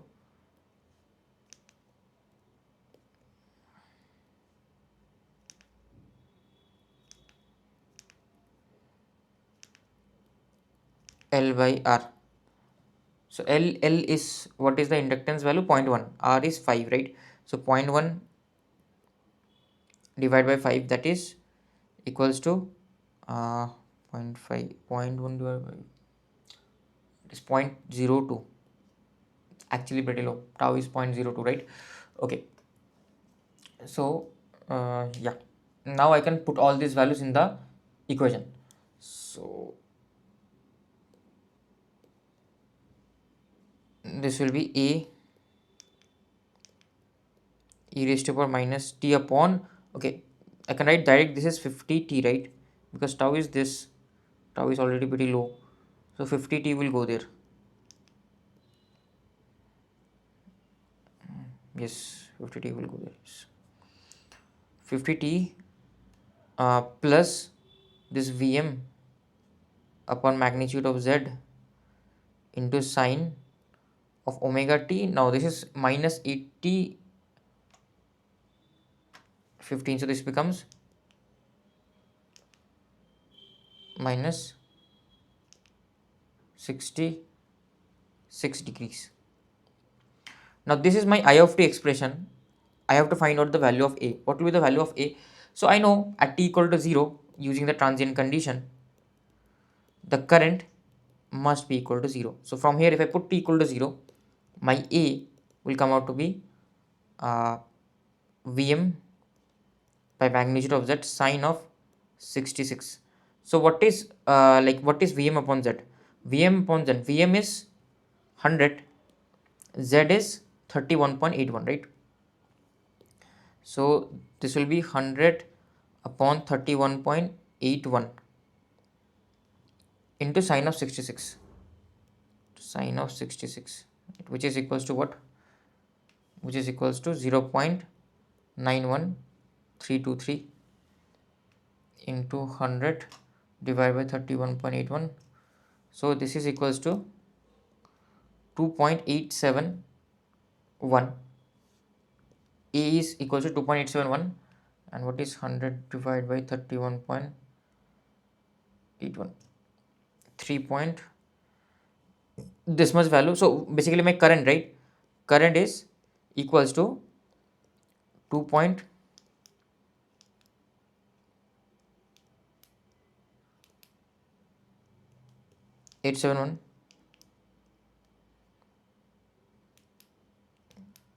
e raised to power minus 50t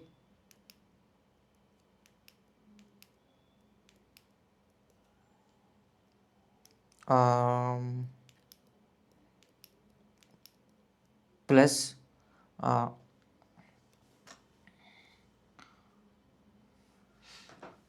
plus Vm upon z, that is 3.1436 sine of omega t minus 66. So this is the first part of the answer. Second part, they are asking me estimate the approximate value of the first peak. Estimate the approximate value of the first peak. So when will the first peak occur? Okay. Okay. So one thing I know, that the first peak will occur initially. The first peak, like this is my graph. If you remember, this was my graph, right? What have they asked? Calculate the approximate value of the first peak of the current. Not at what time they are asking. They are asking me what is the approximate value of the first peak. That is what they are asking me. Okay. So we know that the first peak occurs at initially, right? Initially, basically it will start here, then something like this, then slowly it reaches steady state. So first peak occurs initially. So here my time t is very low, almost near to 0. Time t is almost near to 0. That is when the first peak most probably will occur, right? That is what we know. Now what we can do is, we can if it is very low, then this value also will be very low in, this is, let's say t is in microseconds. So if t is in microseconds, right, t is in microseconds, you can say that this will be almost 1. You put here t equals to 1 microsecond, you will see this value is going to 0, sorry, this value is going to 1, this value is going to 1 because this is going towards 0. So e raised to power 0 is almost 1.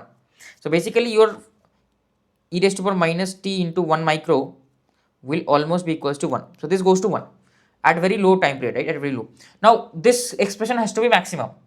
So this sinusoidal is actually oscillating, but I need to find out the exact time at which this sine is maximum, because it is function of time. When it will be maximum? When this value inside function is 90. So I will be maximum. We know roughly at initially, so initially, like we know current will be maximum, the maximum current will happen initially. So this is the first data point. So maximum current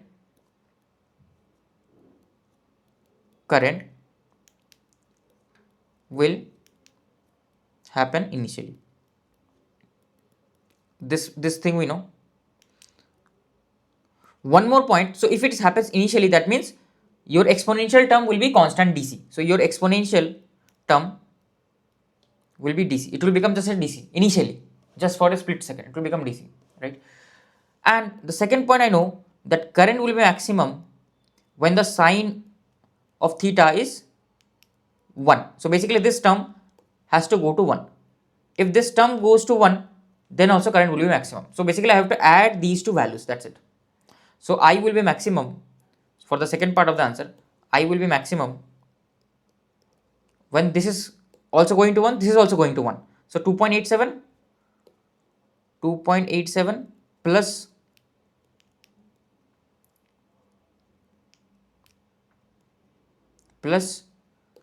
3.1436.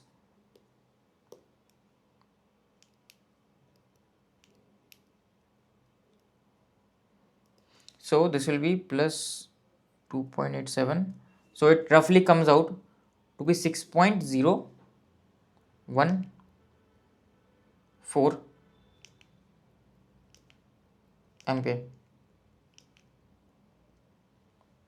Okay, so this is my maximum current basically. So this will be the second part of the answer. So yeah, I hope you have understood this particular point. Okay, so this was the solution for this particular question. Let's now solve the next one. So next one, we have a 50 MVA 11 kilovolt star connected synchronous generator. It is connected to the high voltage side. Okay, we have a 50 MVA 11 kilovolt star connected generator connected to the high voltage side of a transformer. So we have a generator here.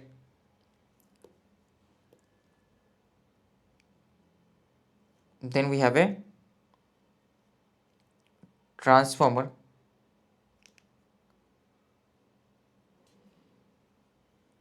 It's a delta star transformer. Okay, it's a delta star transformer with its voltage being 13.2 to 132. So 13.2.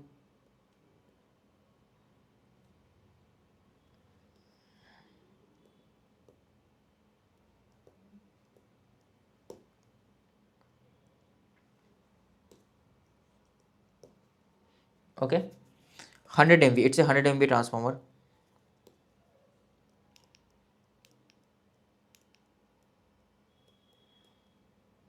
And generator is 15 MVA 11 kilovolt. Okay, generator is 15 MVA 11 kilovolt. So here the voltage ratings are actually different. They are not same. They are different. Or I have made a mistake. This will not be 11 kilovolt. My bad. This should be 13.2 kilovolt. So there is a typo here in the question. This will be 11. This, else there will be problem, right? Like voltage levels are different, there will be problem. So this is actually 13.2. My bad.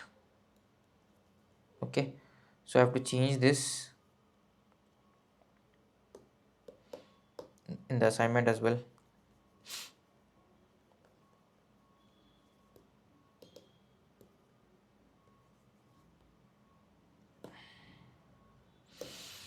Okay, so yeah, 13.2 on this side, so it's a generator that is 13.2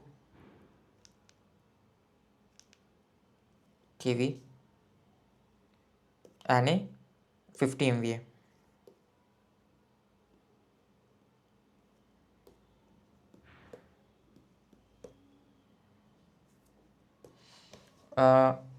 Okay, so the generator has the following reactance: xd double dash, xd dash, and all these things are given.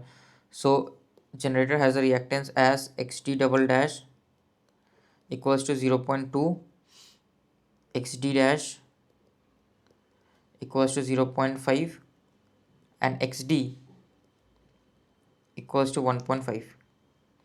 The transformer has a reactance of 0.2 pu. Transformer reactance xt is 0.2 pu. Now at a base of 100 MVA, okay, and this is also at a base of 50 MVA, whatever this reactance was given. Sorry, the generator has the reactance on a base of 100 MVA. So already these are already on the 100 MVA base. I don't need to convert this again. So they are already given on 100 MVA base only. Okay. So now they're telling me the generator is operating at no load and rated terminal voltage when the balanced three-phase fault occurs at the high voltage side of the transformer. So fault will occur here. High voltage side meaning this side, right? The subtransient, transient and steady state symmetrical currents. Okay, so first of all let us calculate the subtransient, transient. It is operating in no load. So if it is operating in no load, the first point is that I will write down that my VTH will be 1 angle 0. I don't have to worry anything. Simply VTH will be 1 angle 0, that is my EG double dash. Okay, I don't have to worry about anything, right? So this is what my EG double dash is equals to. So now if I draw the reactance diagram or the equivalent circuit diagram,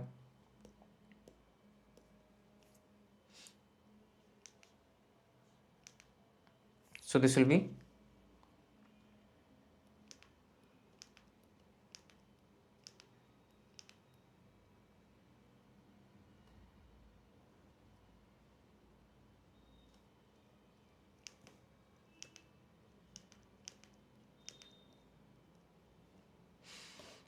xt double dash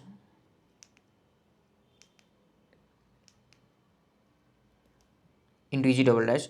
So there will be three circuits, right? There will be three circuits in all of the cases as it is operating in load, no load. So my this value will be equals to EG dash as well, will be equals to EG because operating in no load. So because I had to draw it three different circuits operating in no load. Otherwise, if they were operating in load, I had to draw three different circuits. So the first circuit will be this one, which will help me calculate the transient, subtransient, uh, subtransient current, IF double dash. The second circuit will be the one which will help me calculate the, so here is the first circuit, so I'll copy this, I'll draw the second circuit which will help me calculate the steady state current and the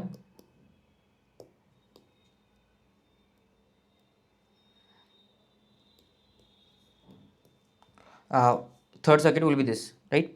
So in all the cases they will be equal because it was operating in no load. So simply it is equals to 1 angle 0. The voltage is equals to 1 angle 0. So for the first case, what will be IF double dash? IF double dash will be equals to 1 angle 0 divided by the XD double dash and plus XT. XT is 0.2 and XD double dash is 0.2. Already they are written in their base, so I don't have to do anything, right? So this will be equals to 0.2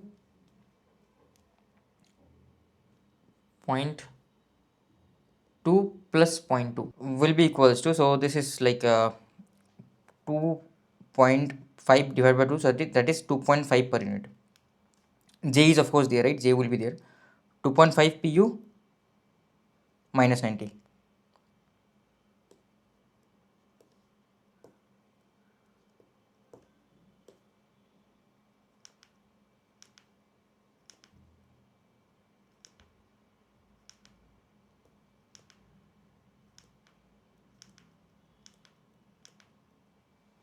2.5u minus 90 will be the transient fall current here. Here what will be the transient fall current? Here the if, right, if dash will be equals to 1 divided by xd. Xd is how much? Xd value they have given me is 0.5, right, and xt is always constant, that is 0.2. So this will be 1 divided by 0.7, j 0.7. So 1 divided by j 0.7 will be 0.7 inverse, so 1.42, 1.43 angle minus 90. Now this if equals to here xd is how much? Xd is uh, 1.5, so 1.5 plus 0.2, so it is 1.7. So 1 by j 1.7, so 1 divided by 1.7, it comes out to be 0.58 angle minus 90 degrees. Okay, so yeah, that is the current over here. Now what I can say is, so we have found out the per unit current, subtransient, transient and steady state. Now the maximum possible DC offset.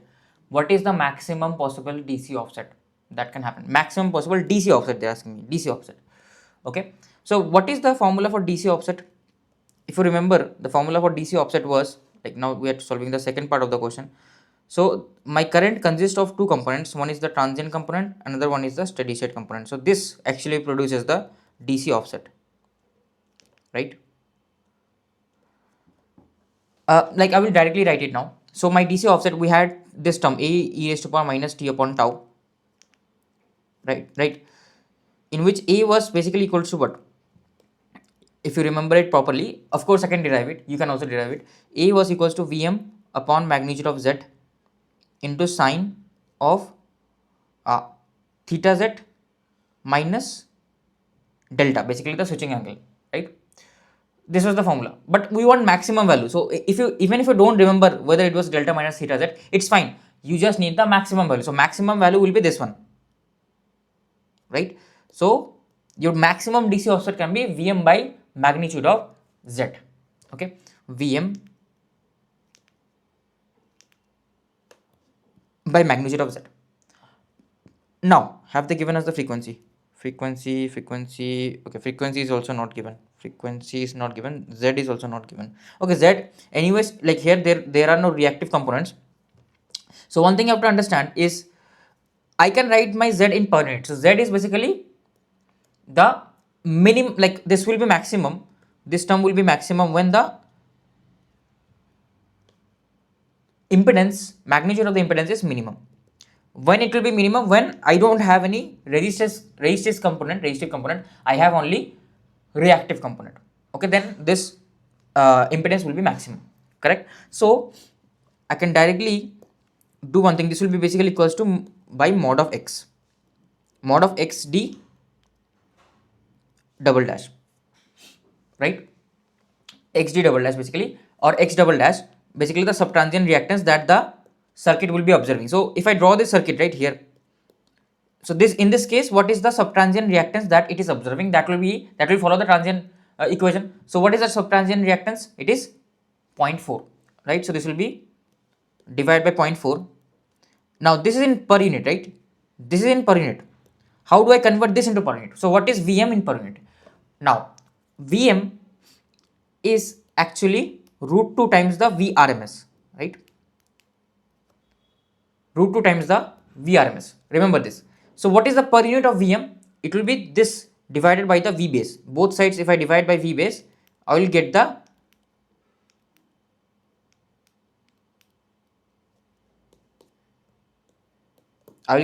per unit value. So Vm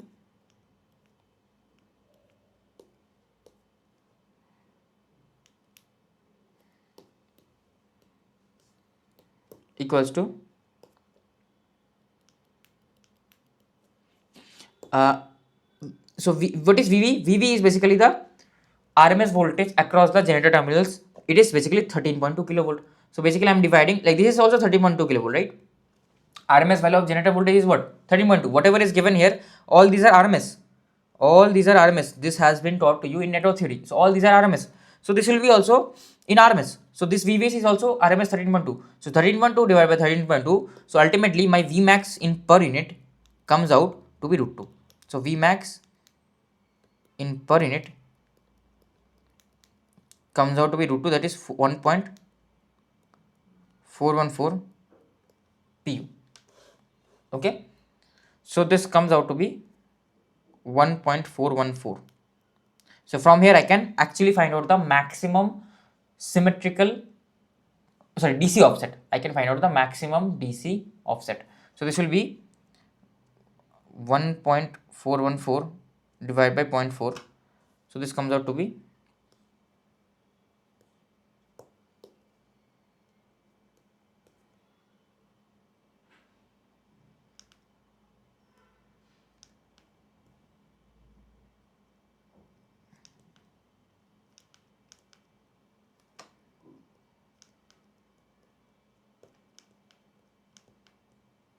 3.535 per unit. So this is the maximum DC offset that can occur. Now we have done this. What is the maximum instantaneous fault current in per unit? So maximum instantaneous fault current will be what? So maximum instantaneous fault current will basically be the 2 times Vm upon Z, right? We know, we have already derived, I have already derived this. So maximum can be, maximum instantaneous fault current overall can be 2 times Vm upon magnitude of Z. Already have been discussed. This I have already explained to how the doubling effect comes, right, in the previous lecture.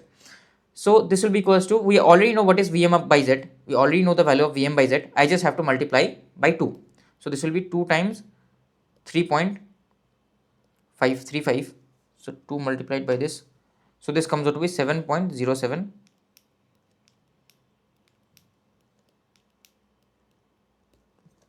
per unit. Okay, 0.707 per unit. Now the fourth part is which one? This one was the third part, doubling effect. Basically remember with the doubling effect. So it is actually not here Z, it is actually mod of X, right? So maximum instantaneous value we have found out. Maximum RMS value of the asymmetrical short circuit current in per unit.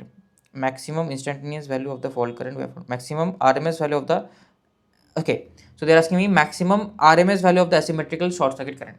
What is the maximum RMS value? So RMS value, if you remember, the maximum RMS value I T RMS was equals to, like we had derived a formula, right, for the lossless line when R was equal to 0, it was equals to IDC whole square plus IAC whole square whole under root, correct? So what is the IAC RMS, right? IAC RMS whole square. Okay, so what is IDC maximum? IDC we have calculated, it is equals to this value. So IDC for a this formula was valid only for a lossless line, remember, right? So my IDC was equals to simply Vm by Z, Vm by X, Vm by X. What is my IAC RMS? My IAC RMS is equals to Vm by root 2 into X, right? RMS, like it is Vm sin omega t, Vm by X sin omega t minus theta Z, whatever is there, but RMS will be divided by root 2, right? Now this is what, this is simply VRMS, this is basically V base. So if I divide by V base in per unit, this will come out to be 1 divided by X. In per unit this will come out to be 1 divided by X. My DC current in per unit will come out to be this will be root 2 divided by X, right? Because my Vm is equals to root 2 into VRMS, right? So I will replace all these values over here. So this will come out to be equals to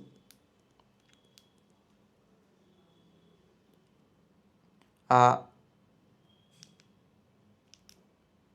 root 2 divided by x whole square plus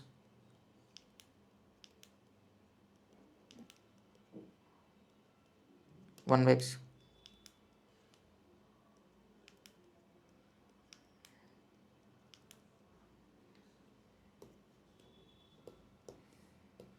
Whole under root. Okay, so this value, like what is, I can take out the x, right? X can come out, and this will be basically under root 3. Okay, so this will be under root 3 by x. So I can find the value. So x is basically 0.4 plus 0.4, right? Sorry, 0.2 plus 0.2. This is my x, right? So this will be 3 under root divided by 0.4. So it comes out to be 4.33 per unit. So this will be the RMS value of the asymmetrical current. RMS value of the asymmetrical current.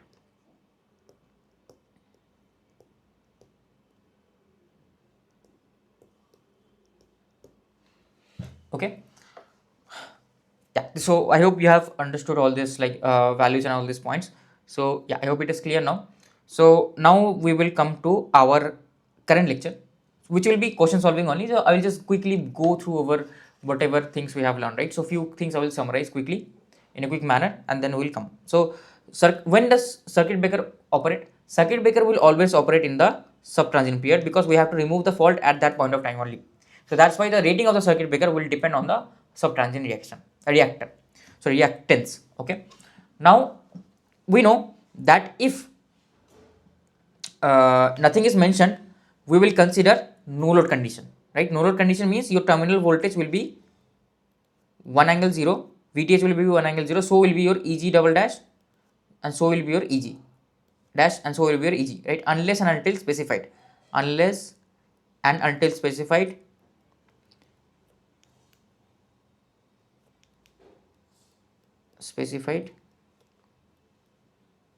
assume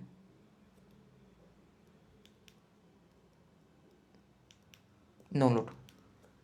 Okay, so yeah, that is the current basically. That is the thing basically. One more thing I have also previously explained, that the line and line to ground fault are basically the same. Why? Because if there is some line fault, there will be some current IA, there will be some current IA, there will be some current IB, there will become some current IC, right? So IA, IC and IB. So if it's a balanced system, here some IA, IB, IC, and here will be some IN current. So if it's a balanced system, we know that for a line to ground fault, we know that if I apply KCL, IA plus IB plus IC is equals to IN. I know it is a balanced current.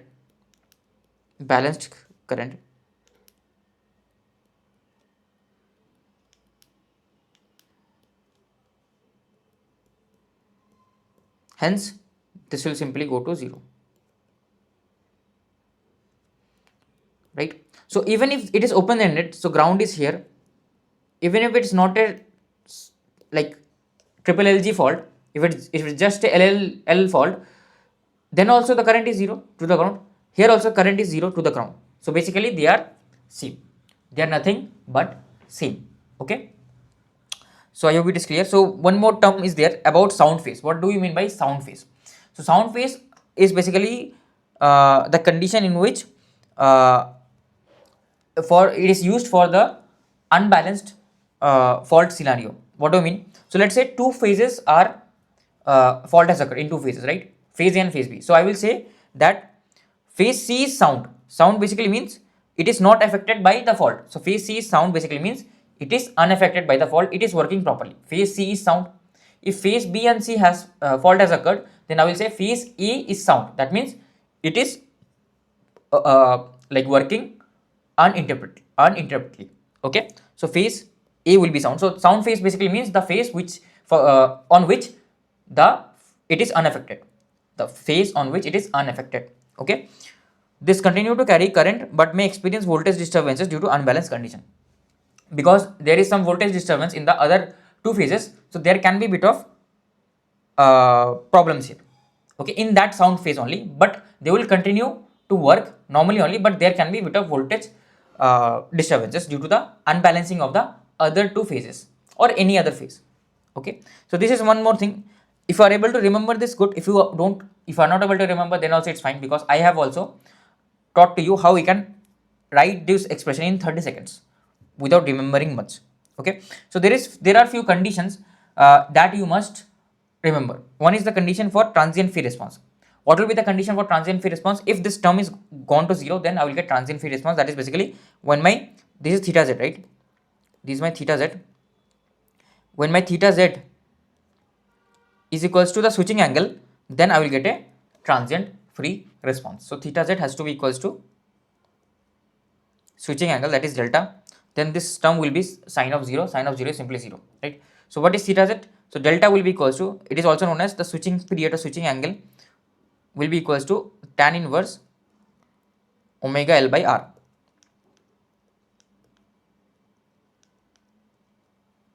Okay, so this is known as the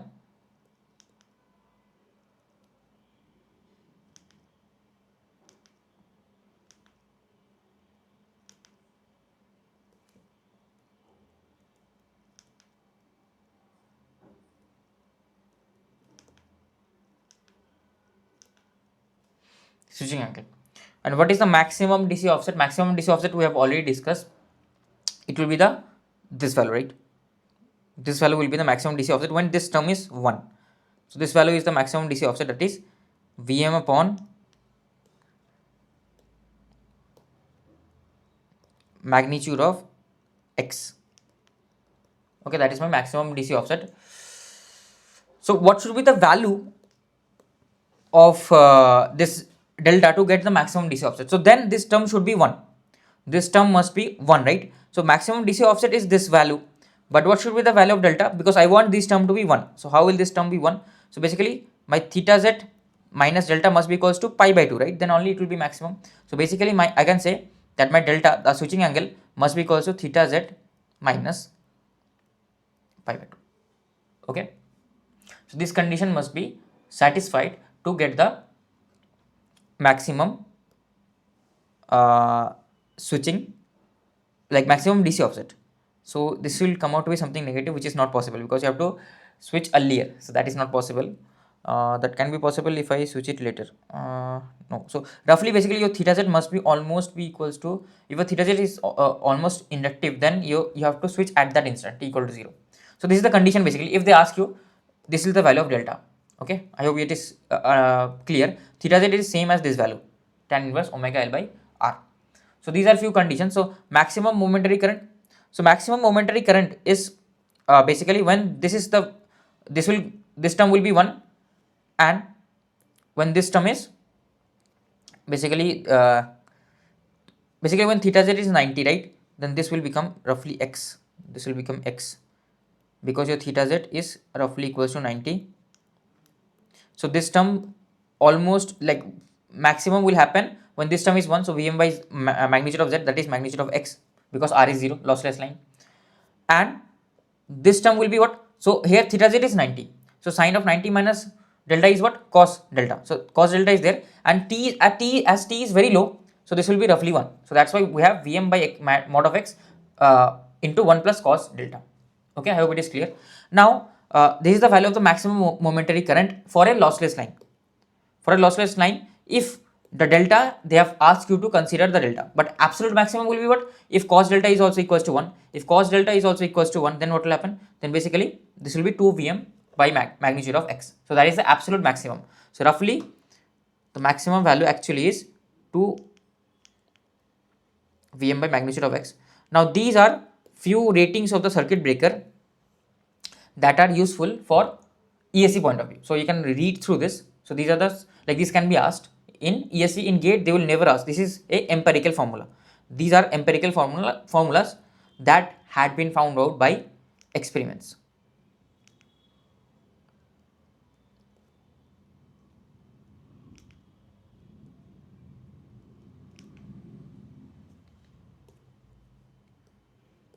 Okay, so these are the maximum momentary currents basically. I hope it is clear to you. And these are the steady state RMS values. So steady state RMS values are this. Okay, so these are empirical formulas, no need to remember for gate aspirants. ESA aspirants can just take a note of this or make a short notes.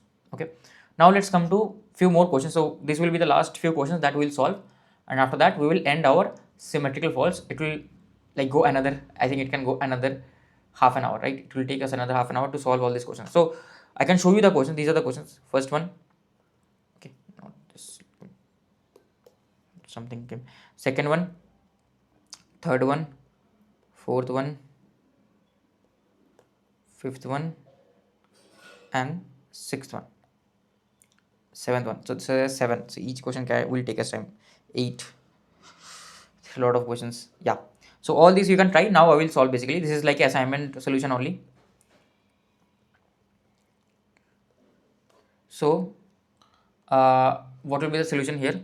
So a synchronous generator rated at 500 kVA 400 volt has a subtransient reactance of 0.1 pu. Okay, so synchronous generator rated at 500 kVA. So let me write the generator ratings. 500 kVA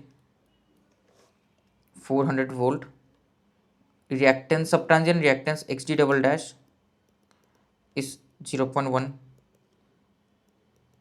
pu.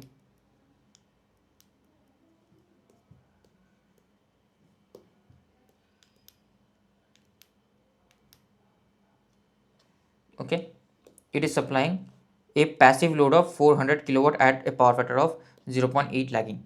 Okay, so it is not in no load condition, it is supplying a passive load. So load is 400 kilowatt at 0.8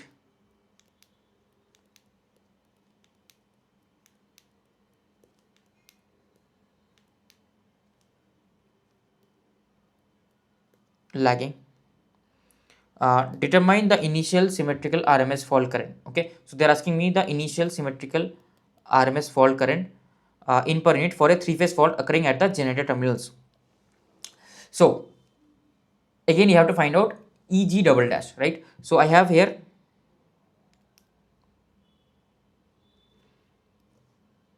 my EG, I have here my JXD, I have here my terminals VT, and then it is applying a load like this, so which is 400 kilowatt 0.8 lag or lead lag.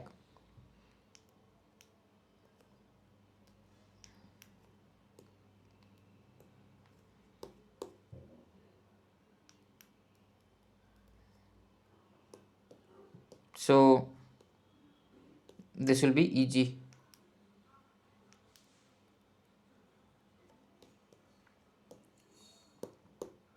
So yeah, here now this is the condition, normal operating condition, right? But I have to find the subtransient current. So for subtransient current I must, because the fault will happen here at the generator terminals.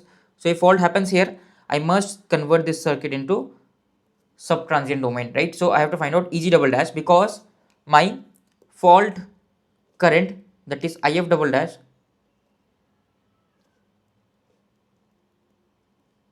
will be equals to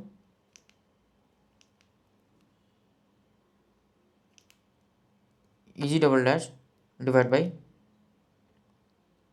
JXD double dash, right? So I will find out my everything in per unit. So here it is operating in rated condition. They're telling me that the load is operating in rated condition, like generator rated at this value. So here I will assume that the terminal voltage is 1 angle 0. Terminal voltage has to be 1 angle 0, right? So if the terminal voltage is 1 angle 0, then what is the current that is flowing? So I know the power 400 kilowatt. What is the power in per unit? Power in per unit will be 400 kilowatt divided by the MVA base. So I will assume the base to be 500 kVA, because the generator is also, like, the per unit reactance is also given in its own base. So this is 400 divided by 500 kVA. So your power comes out to be 0.8 8 per unit, and I know the current will be what? It will be Vi cos phi. Power is equals to Vi cos phi, so it will be 0.8 divided by I into cos phi, that is 0.8.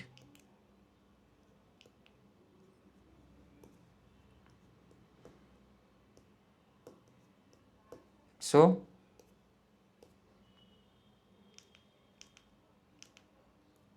this will be 1, and remember what is the angle? Remember the it is 0.8 lagging, so it will be minus 36. It will lag the voltage minus 36.87 degrees.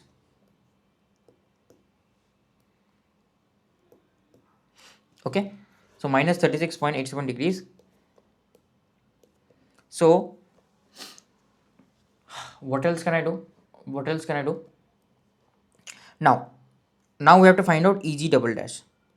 So Eg double dash delta double dash will be equals to this 1 angle 0 plus this current, that is 1 angle minus 36.87 into the subtransient reactance J into xd double dash. Xd double dash is given to me 0.1.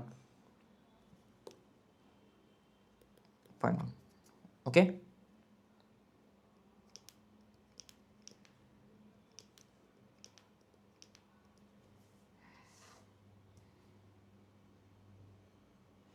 So 36.87 plus 90. So this is 1 angle 0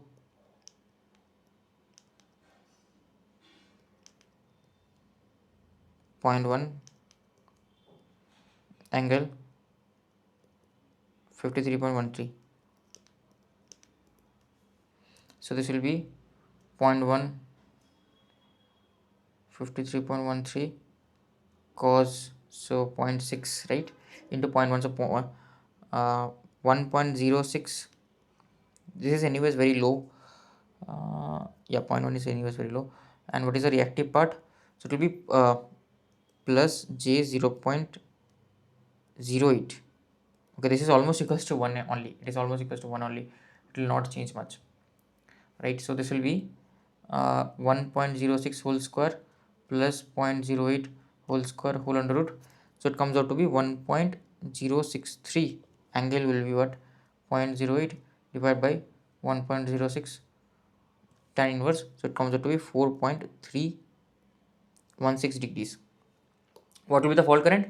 Fault current will be very simple. IF double dash will be, because during fault automatically the load is ignored because all of the current will flow through here.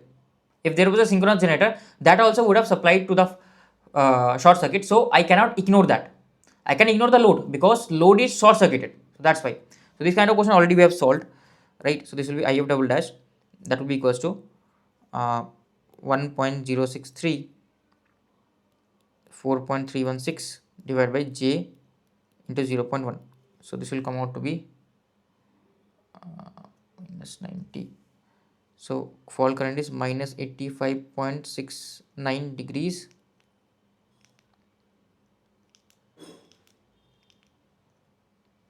and this will be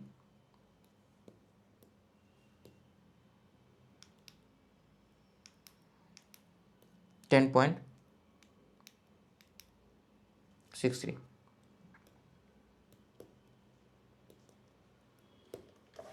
Okay, 10.63 amperes in per unit. This is in per unit. So magnitude of the fault current is 10.60. This will be the answer. Basically magnitude of the fault current will be 10.60. This is the answer.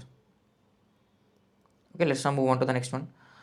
A transmission line with inductance 0.4 and resistance 5, determine the value of phi, that is instant of the fault initiation, that would result in maximum DC offset in the fault current. So I need the maximum DC offset. Okay, so I have a simple RL circuit,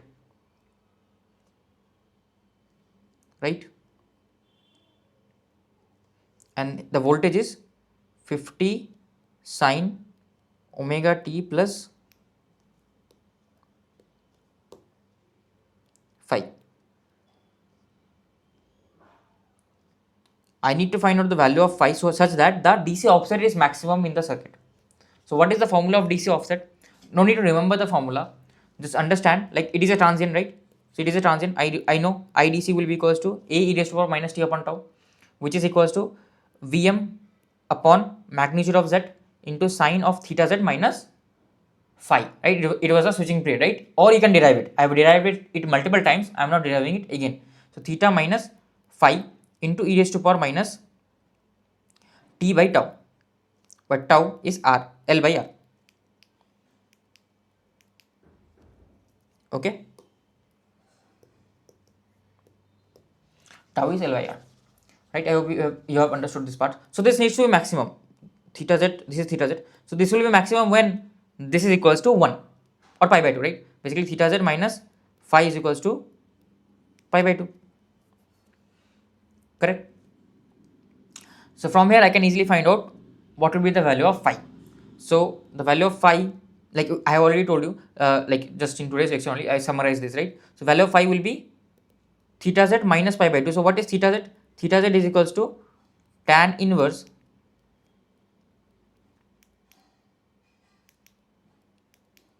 omega L divided by r. So omega L. So omega is 50 Hz. It has told me. Okay, previous lecture, do I need the frequency? No. Here, do I need the frequency? I don't need the frequency. This is easy. Not this question actually. The previous to previous question. Did I require the frequency? No, we did not require the frequency, right? No, yeah. Actually, without frequency, we solved it.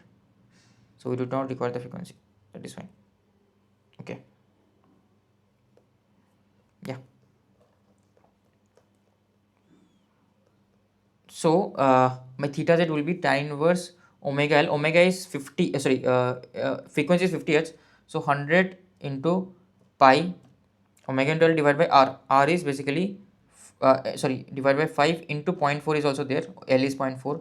So tan inverse of this value will be 87.721 degrees. So phi will be what? Pi by 2, theta z minus pi by 2. So in degrees this will be minus 2.278 degrees, but in radians, if they are asking in radians, they can ask in both. So they have asked the value of phi. So in degrees this will be the value, in radians I will write it, or radian this will be pi divided by 180. So this comes out to be minus 0.04 radians. Okay, whichever one is suitable to you. Degrees this value, radians this. So the switching instant should be just at the starting. Okay, let's now solve this question. So here for the 3-phase power network, following generator parameters are given.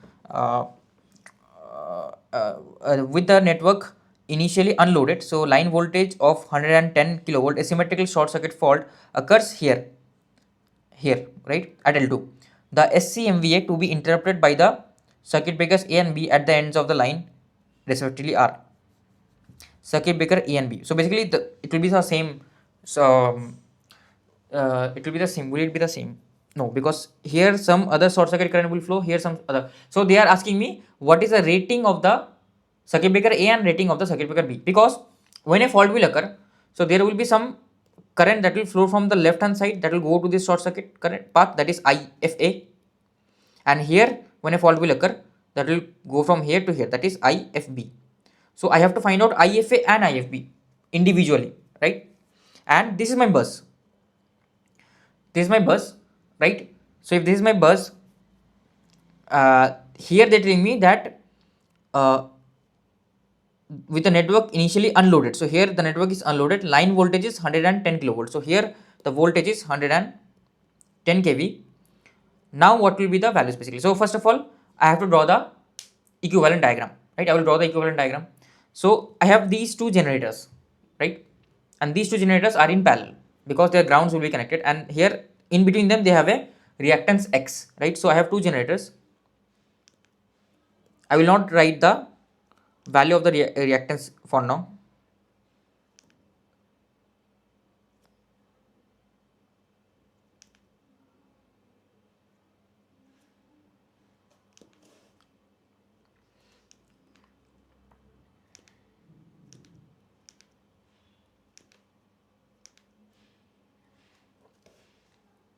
Okay, and then I will have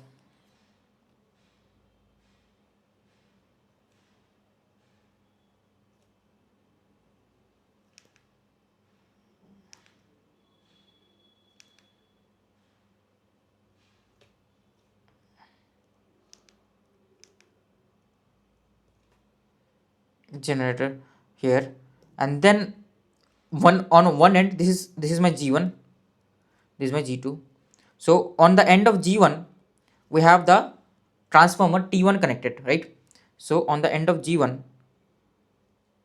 I will have the transformer T1 connected, so this will be XT1, and then there I have transmission line L1, right? So this will be X transmission line 1, and then on the other end I have XT2, right? If you see X, sorry, it is T3 is there, and then ultimately we have this bus, right? We have this common bus, so both of them are parallel. So on the other end of this G1 we have this transformer T2 connected, right? This is XT2, this is X, right? The value X. Then I have the transmission line here XL2, XTL2,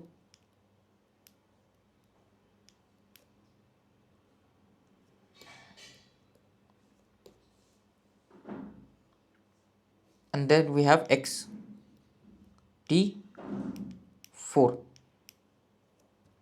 Okay, and this is the common bus point, and that's it, basically that's it. Okay, this is the circuit diagram basically, and this is the ground point, right? Now this point potential, I know this is a bus, this point potential is 1 angle 0 because it is operating in no load. So here nothing is going, it is open circuited, so this point potential is 1 angle 0. Now what they're telling me that a fault has occurred here in the middle of the transmission line L2, in the middle. So if it has occurred in the middle, that means this will be divided into two parts, right? So there will be two parts of this.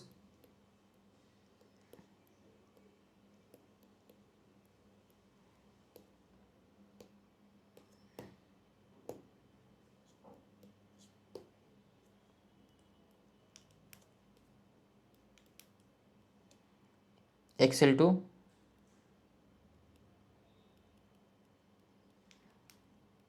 XTL2 divided by 2. Okay, and the fault has occurred, so this will be grounded basically. This fault has occurred, so this will be grounded. So now I have to find out the VTH and XTH. Okay, how will I find out the VTH and XTH? So one thing you have to understand, what will be VTH? So I know the generator is operating in no load condition, right? Generator is operating in no load condition. So if the generator is operating in no load condition, we know here the current is 0, here the current is 0. So if it is operating in no load condition, here also, like here the current is 0 ampere, so here also the current will be 0 ampere, here also current will be 0 ampere, right? No current is flowing through here. So like if some current comes here, same should flow here, right? It should flow in this loop. But we know these generators are also operating in no load condition, so they will not supply any current. So if they are not supplying any current, right? So here also the current will be 0 ampere, here also current will be 0 ampere. So basically what is happening, if I want to find out the potential at this point with respect to ground, so nowhere current is flowing, so whatever is the potential here, same potential will come at this node, right? Because no current is flowing, so there is no drop, so VTH will be 1 pu. So VTH will be simply 1 pu because in no load there is no drop, so that's why the VTH will be simply 1 pu, 1 angle 0. So that is sorted. What about XTH? How do I calculate my XTH? So XTH will be if I redraw this diagram, generators will be shorted simply. So this, right, this I will write xg1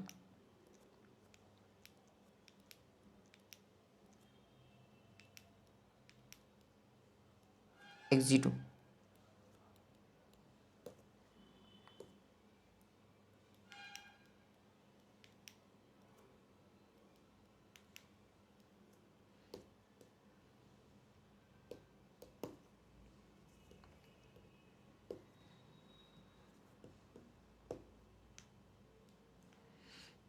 So fault will occur over here,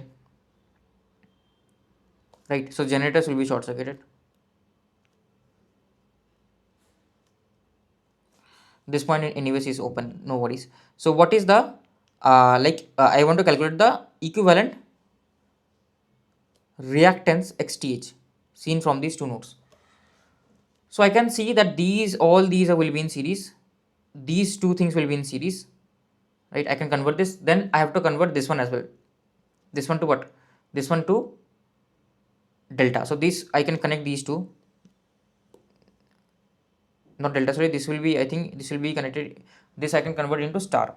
So I will have a reactance here, I will have a reactance here, and I will have a reactance here. That will be easier for me to solve.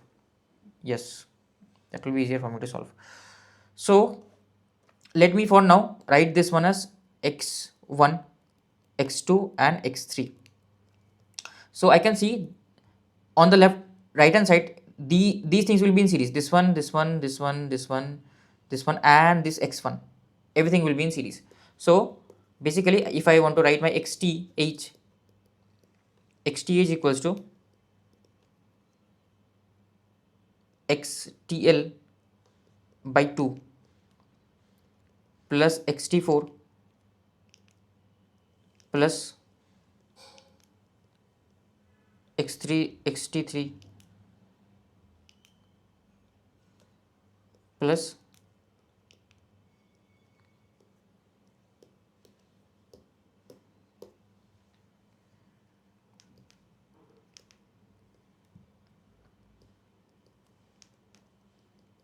xtl1 plus xt1 plus this x1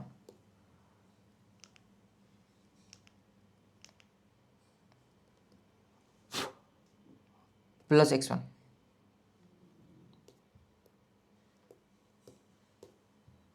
Okay, this in parallel with this, right? Because this is also okay. Sorry. What I am telling.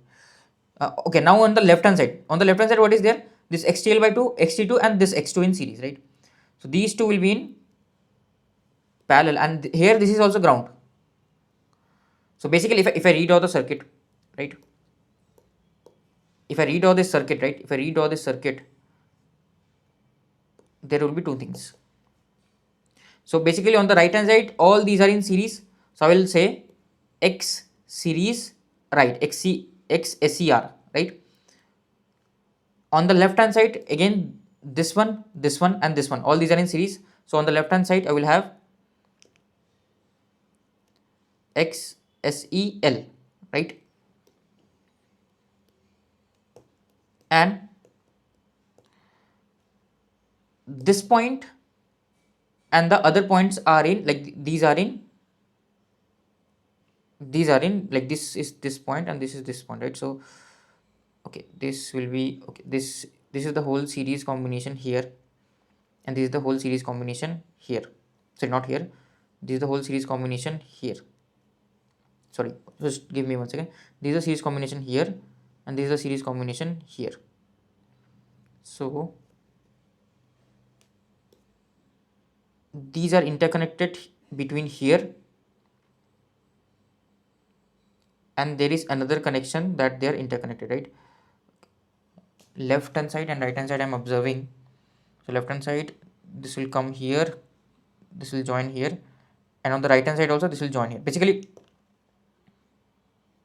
I hope you are understanding, right? So this point, let me name the nodes. So let me name, this is A, and this point is O, this point is C, this point is M. Okay, so basically this A, between this A and M point, all these are in series, right? Because I've converted this, so this is not there anymore. I will cancel this out. This is not there, right? So don't get confused, these are not there. So I've converted your delta into star, right? So this whole thing is in series between point A and M. So this is my point A and this is my point, just hold on, this is my point A and this is my point M. So between point A and M, so this will be my point M actually, right? And between point C, not point C actually, between point A and M again, between point A and M, these are in series, right? These are in series. So there is another thing between point A and M, this is in series, right? Now from point M to O, right? O point is there, that there is x3. So this is my point M to O, I will have x3. So basically what am I observing? This XSEL, like I can see A and M are common between these 2 points, right? So XSEL and XSER are in parallel with each other, right? And then if I redraw this circuit, this will be some equivalent combination A and M, and then it is going to ground through x3, and here also between point A and ground I have to find out the XTH. So basically this is my ground and I have to find out the XTH. So what will be XTH? This X equivalent plus x3. So XTH will be, like, this is mainly, this question is mainly for finding out the equivalent reactance. So XTH will be X equivalent of X equivalent for plus x3, right? But the main thing you have to understand is you have to find out the short circuit MVA of both sides, not just one of the sides. Then how will you solve it? Because this fault current here, right, this fault current will flow through ground, right? Fault has occurred here, so some of the current will come from here, some of the current will come from here. Okay, how will I find it out? That is actually pretty important.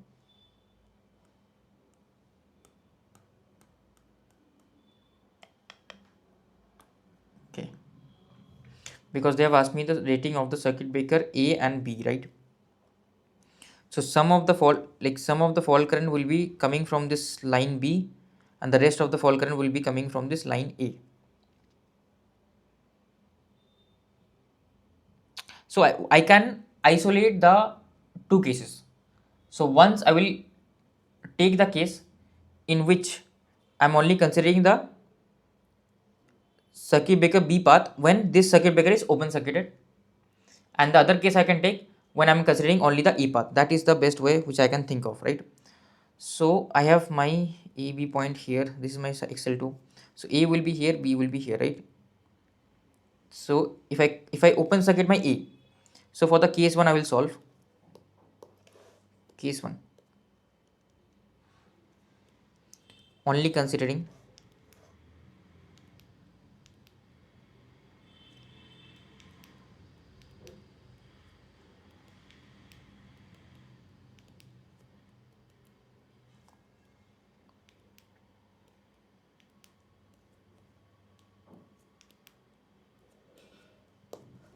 circuit breaker A. So if I only consider circuit breaker A, then what will happen?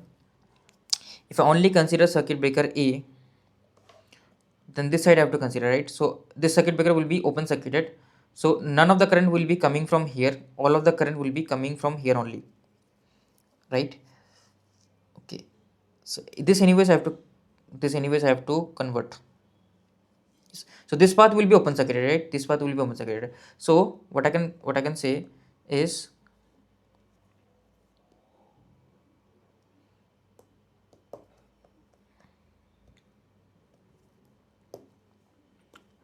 this I will delete for a second for less messy things.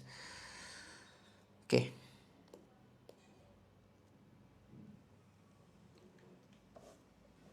so I will not consider this path. So current through here will be 0. So basically current through here is 0 ampere. So this whole path is gone, right?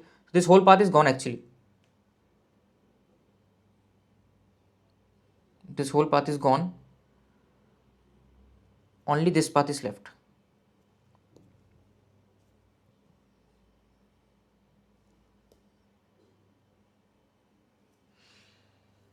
Okay, yes. Yeah, if only this, okay, this is in series, then this becomes simpler, right? If this is there, then the current can actually go from here as well, can go from here as well. That will be a problem. Yeah, so basically in this case, what will be the XTH A will be very simple actually, will be this, these two will be in series, right? X2 plus X3, all these will be in series, so this will be XT2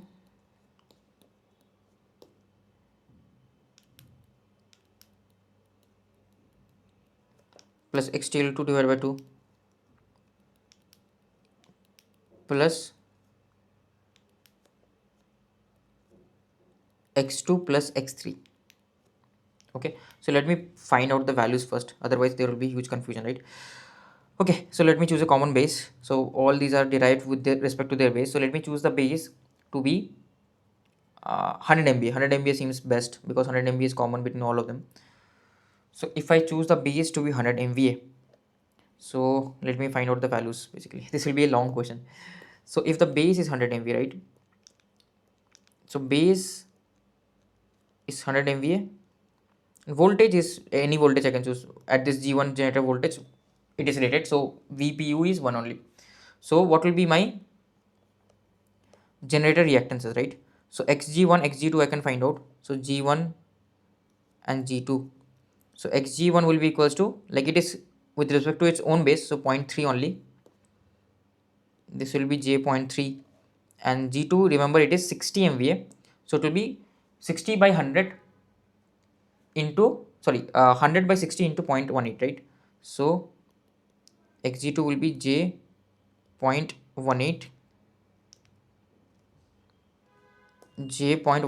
into 100 by 60.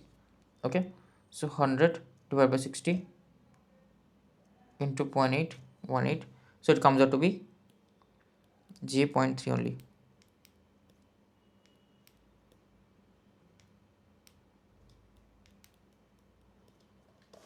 Okay,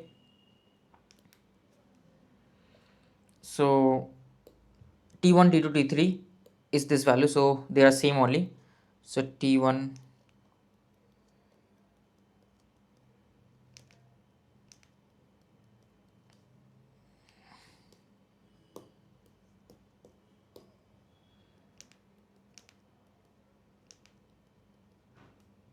T1, xt2, xt3, xt4, like all of them are same. Those are equals to actually this 150 MVA 0.1, so they will be 100 upon j0.1 into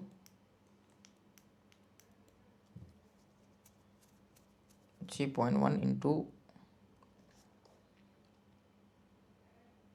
100 divided by 50. This will be equals to j0.2. Don't worry, I will explain at the end of the question, like what have I done. Don't worry, I will explain now. Don't worry. Okay. So these are my xt value. Now line transmission line reactance also I have to find out. They have given me in reactor reactance x is 0.2 in this 100 MVA. So x is basically j0.2. That is done. Now I have to find out the transmission line reactance. So transmission line reactance, actual value they have given me, that is 80 ohms. So it is here, right? It is here. So what is the voltage level here? So the voltage level with the network initially unloaded and the line voltage of 110 kilovolt. So line voltage they have given me, it is 110 kilovolt, but how will I know this voltage? So actually they have not given me what is the voltage here. That is my bad. So actually this is not the line voltage, sorry. Line voltage, I guess they were telling that line voltage is this one. Because if I don't know the voltage, I will not be able to solve it, right? So the voltage here is 110 kilovolt, otherwise I will not be able to solve. I will not be able to solve because they have not given me the transformer voltage ratios. So this will be equals to actual, that is 80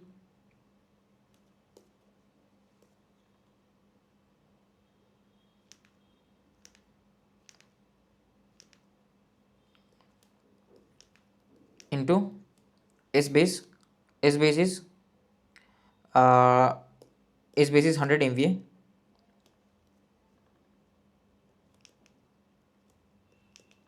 divided by V base whole square, right? V base is 110 kilo whole square. So this will be into 80. So this comes out to be J 0.6612 pu. Okay, 0.6612 pu. So now we will solve. Finally, we will solve. So the thing is, ultimately, the thing is, right? Fault is occurring here. So some of the fault current will come from this path, right? This star delta. Some of the fault current will come from this path, and the other fault current will come from this path, right? So ultimately, I want to find what is the fault current from here, because here the circuit breaker A will be installed, here the circuit breaker B will be installed. So whatever is the fault current, with that, if I will be able to find out my short circuit MVA rating. That is the main purpose. Okay, I hope it is clear now. My main purpose is to just to find out the fault current from here and from here. Okay, so that's why I am finding the reactance along this path. So that will be the amount of fault current that will come from here, and the reactance on this path, right? I hope it is clear. So basically, right, you like the current will flow from ground to ground. Current will flow from ground to ground. Right, here I have a ground, here I have a ground. So this IF current will come from here. This will flow from, this will have IF A plus IF B. So IF A will come from the left hand side, IF B will come from the right hand side. Right? I want to find out IF A and IF B. How will I find it out? I know the voltage here. If I am able to find out the equivalent reactance on the left hand side, I'll be able to find out my IFA, right? It will be just inverse of equivalent reactance, right?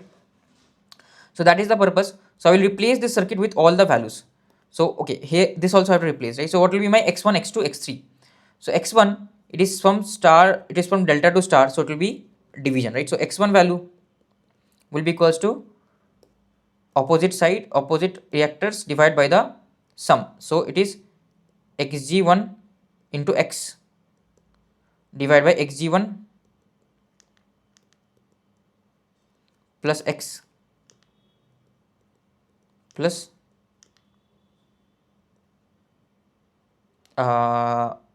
plus xg2. Okay, xg1 into x divided by xg1 plus x plus xg2. So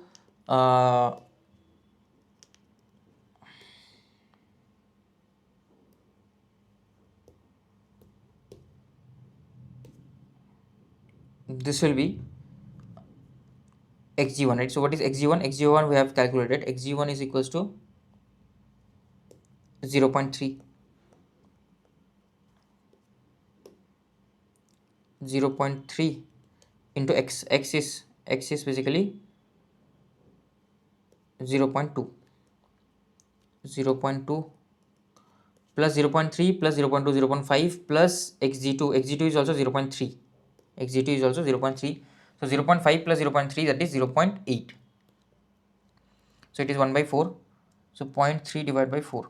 So j 0.075 is x1. So what will be x2? This is j, actually j should be here. So what will be x2? x2 is opposite sides divided by the sum. So it will be x into xg2 divided by the sum. Basically sum is 0.8, right? So this will be x is 0.2, xg2 is also point. Okay, this is same only, so this will also be same, 0.075, and your x3 will be, it will be here, right? So it will be xg1 into xg2, that is both are 0.3. 0.3 into 0.3 divided by 0.8.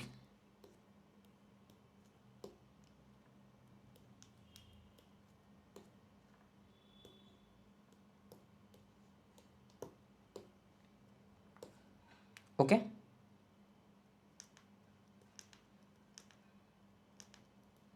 so this will be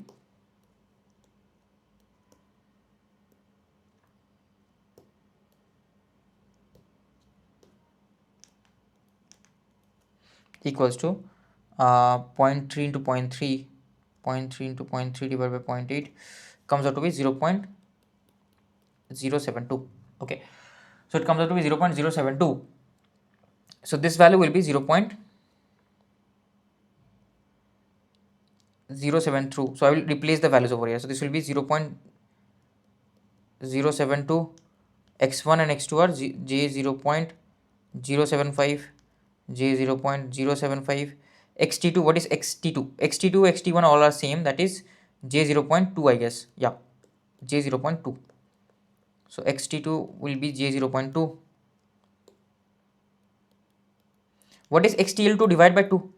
xtl2 divided by 2, right? xtl2 divided by 2, xtl and xtl1 and xtl2 are same, that is j 0.6612, but I have to divide this by 2. 0.6612 divided by 2, so it is 0.336, 0.3306, right? 0.3306. So now I can easily find out what is xtha. So xtha will be equals to xt2, that is 0.2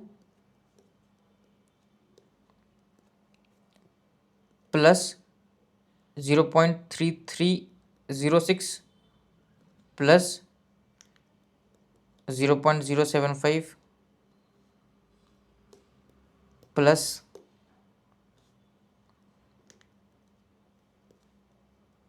0.072.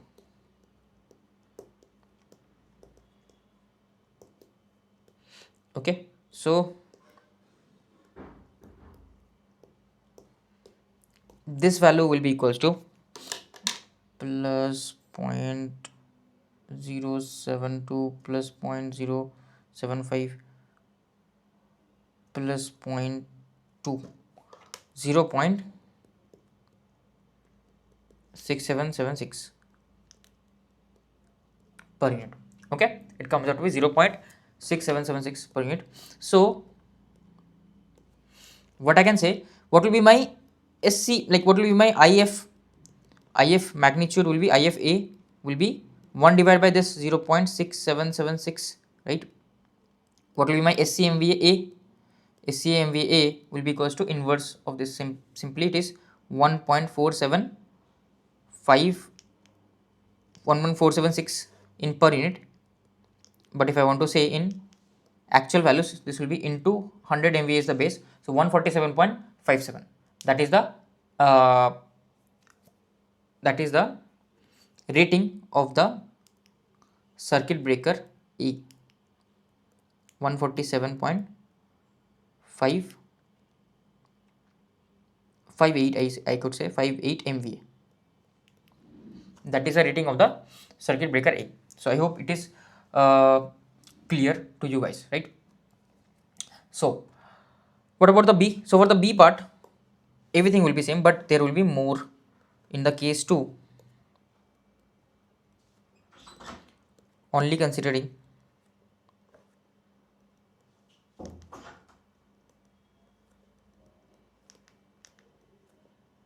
circuit breaker B, right? So I have to consider the other path. So if I consider the other part, I will copy this, right? Now the current from the circuit breaker 2 will totally flow from this path, right? I will not consider this path. So circuit breaker 2 current, this I can delete, this is not important.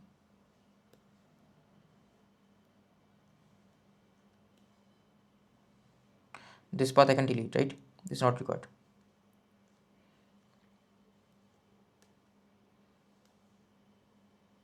Only this path is required.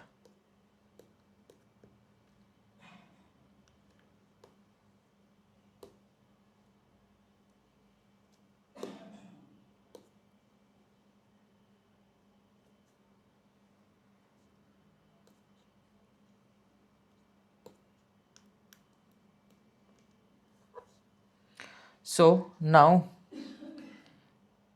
if I consider this value,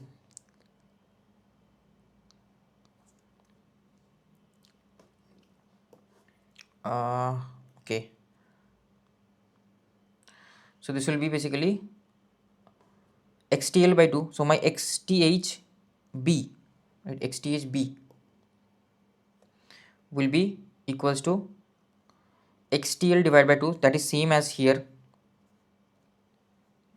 Where is it not going on for? Xth, these things will be same basically. So I will write here, it is xtl divided by 2 plus xt plus xt4 xt3, this is plus xtl1 plus xt1 plus x1 plus x3. Okay, so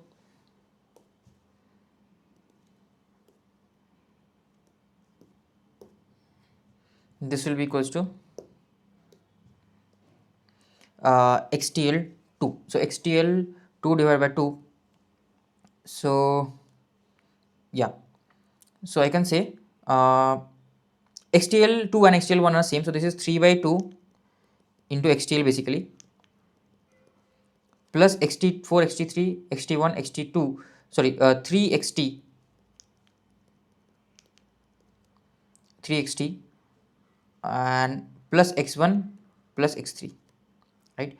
So 3 by 2 xtl is basically point what is it, yeah, 0.6612. Okay, why it does not work, 0.6612. So this will be 0.6612 plus 3xt, 3xt is point where is it, xt is basically 0.2, so 0.2 into 3, 0.2 into 3 plus x1 plus x3. So x1 is, we have already calculated x1, what is the value of x1? So x1 is x1, where is the x1, where is x1? So x1 is 0.707 and x3 is where is x3? X3 is 0.7072. So x1 is 0.7075, 0.075 and x3 is 0.072. So x1 is 0.7075 and x3 is 0.072. So this value will be equals to the following value, this is 3 by 2 into 0.6612 plus 0.2 into 3 plus 0.075 plus 0.072, so 1.733, that is what I get, 1.7388 pu. So I can say that my like IFB will be what, magnitude of IFB, this is J actually, this should come with J sign, J will always be there. So magnitude of IFB will be 1 by 1.73388 and your SCMVA B will be inverse of this, right? So inverse is 0.575 MVA and your, if I find out the S base, like in base, this is in per unit, if I do 100, that will give me the exact value, that is 57.51 MVA. Okay, so I know, I do understand this is a long question, this is a lengthy question, but a small portion can come, very easy portion can come actually, right? So that's how you will find out the ratings. Basically what you have to understand is your overall fault current will be, okay, sorry, someone is calling, decline. Overall fault current will be a combination of from the left hand side and the right hand side. So the left hand side current will be due to the circuit breaker A and the right hand side current will be due to the circuit breaker B. Okay, So yeah, we have to just find out that equivalent current, and that's it. That will be more than enough for us. So that's why I have found out only the case, I have considered the case when current is only coming from the A part. So basically what I did, I just found out the equivalent reactance of seen from the point A, and I found out the equivalent reactance seen from the right hand side, right? So then I took the inverse, and accordingly I found out the short circuit MVA. So yeah, that's it basically for this question. Yeah, one small mistake I just noticed right now I have made. That's why the answers were not matching. So I'm really sorry. Again, I know this question is going lengthy. Basically, this right, this will be not like this calculation was incorrect here. This calculation was incorrect. This should have been 0.1125. Okay, so this is 0.1125. Then there will be slight changes in the values. So this will be 0.1125. 1125, then this will change actually, sorry, I'm really sorry. So 0.075 plus 0.3306 plus 0.2, so this comes out to be 0.7181. so this will be 0.7181, and inverse of this will come out to be 1.39.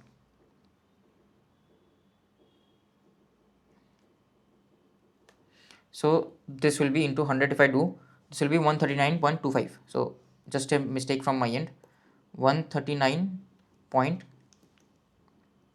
MVA. Okay, so this will be the rating of the first circuit breaker. Okay, I had just calculated the equivalent reactance to be wrong.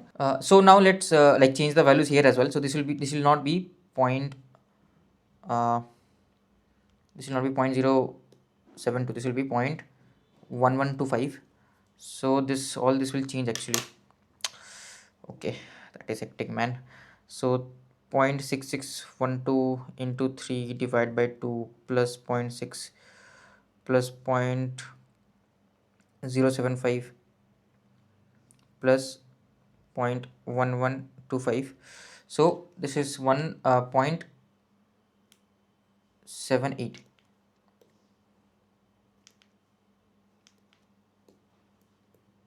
okay, 1.78 is this will be inverse of this, will come out to be 0.562. like it does not change too much, but it does change a bit, right? So this will come out to be I'm doing everything correctly, right? Yes, most probably yes. Okay, excellent. Yeah, so this will be 56.2 MVA. So this will be your answer. Now, is this correct? Like I'm thinking something. Maybe I have messed up because my answers are not matching, and yeah, I am realizing I have made a huge mistake. So पहले ही बोल देता हूँ, क्षमा क्षमा मांगता हूँ मैं, ठीक है? So this method actually will not work. Okay, I have made a small error. I cannot open circuit the other side. That is an error from my end. Okay, that's a fault from my end. What I should have done is actually I should have just find out the XTH, overall XTH. That's a mistake from my end, right? So I will tell you what mistake I have made. So this is 1125 and this method was correct actually. So let me find out what is XTH, right? Because I have made a mistake. So basically I will convert. So this is actually wrong. This method is wrong. So I will cross it, right? I'll cross these things. These are wrong actually. These are wrong. So this is correct. So overall circuit, I will find out XTH. Okay. So what will be my XTH? Overall circuit I can replace with a VTH, that is 1 angle 0, and I will have the XTH, and then I have the fault. Okay, I have the fault. So which is equals to my overall fault current, right? So what is my XTH equals to? XTH equals to the X left side plus X on the right hand side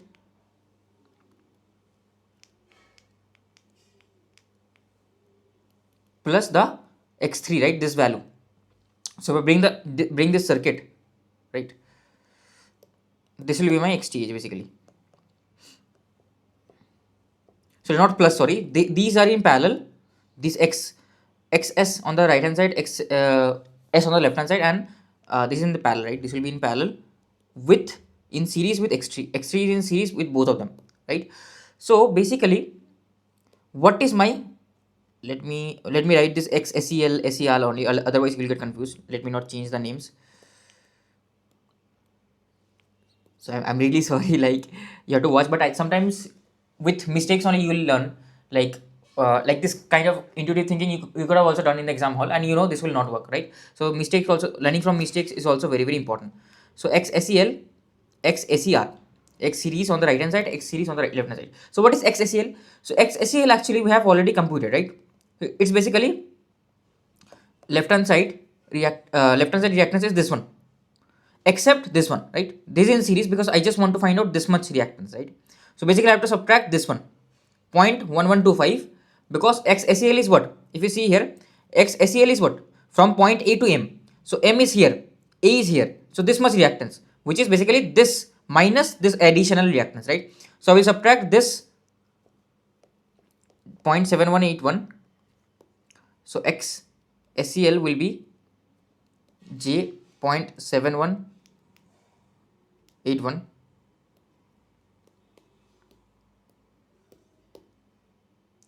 minus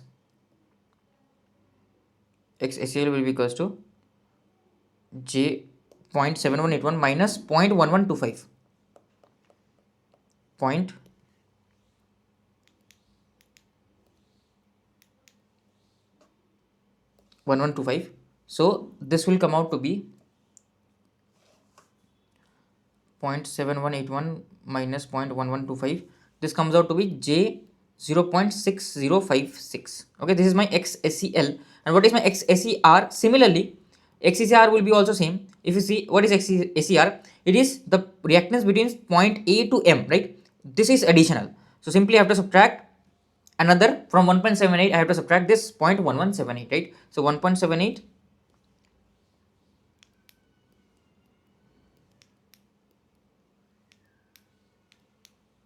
minus 0.1125. So this will be equals to J 1.78 minus 0.1125. So 1.6675. Okay. So now I know these two will be in parallel with each other. So my XTH will be equals to 1.6675 into 0.6056 J divided by these added, right? So this is basically plus 0.6056, which is equals to 2.2731 plus the x3. What is x3? x3 is 0.1125. Actually we should not do it like that, because I cannot assume the other end to be open circuit. That will be just wrong, right? So yeah, that was my mistake. So XTH will come out this into 1.6675 into 0.6056 plus 0.1125.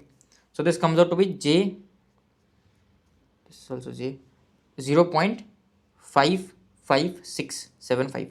So what will be my IF? So IF will be equals to 1 by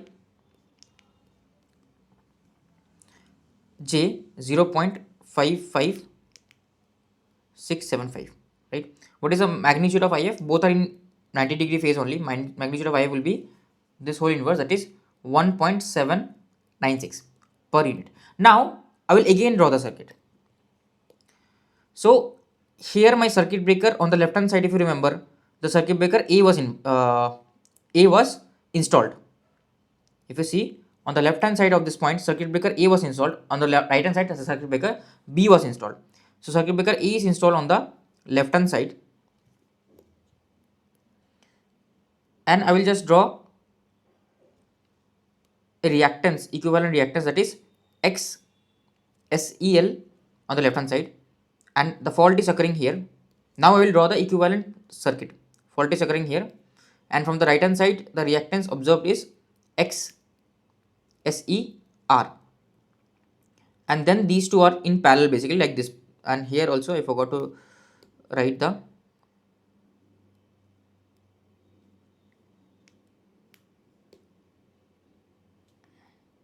circuit breaker B. So basically what is happening, if you notice, observe here, this is my point M, right? So point M was connected to the reactance X3. If you see here, right, point M was connected to reactance X3 and this was the point F or A, whatever you want to write, right? So one thing I noticed that here current can flow from ground to ground. So this is also ground. So basically IF current will come from here, right? Let me use some other color. IF current will come from here. It will get divided. What will be the current here? It will be IFA because this is on the circuit breaker A, and this current will be IFB because you see from here circuit breaker B current will come. Then again it will merge and become IF, right? So I can apply the current division.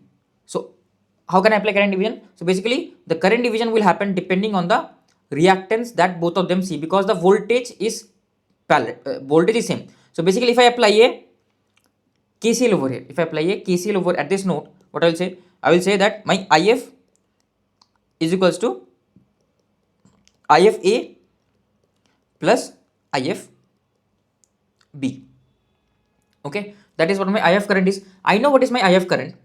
I know what is my IF current. What will be IFA and what will be IFB? That is what I have to find out. So this will be basically, I can say that if I know the potential at this point potential, let's assume it has V, and this point potential is 0 because it is the fault point, right? So I can write IF will be equals to V. One more thing, this is the value. One more point I know that this potential across this reactance is V. This reactance, the potential is also V, right? So the potential is same. If potential is same across both of them, that is X SEL is equals to V, so not X, V SE R. What is V basically? It is the, what is the voltage drop here? It is the current drop IFA into X SEL. So it will be IFA into X SEL, and this will be equals to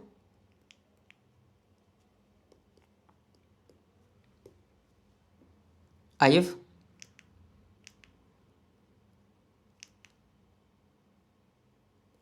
B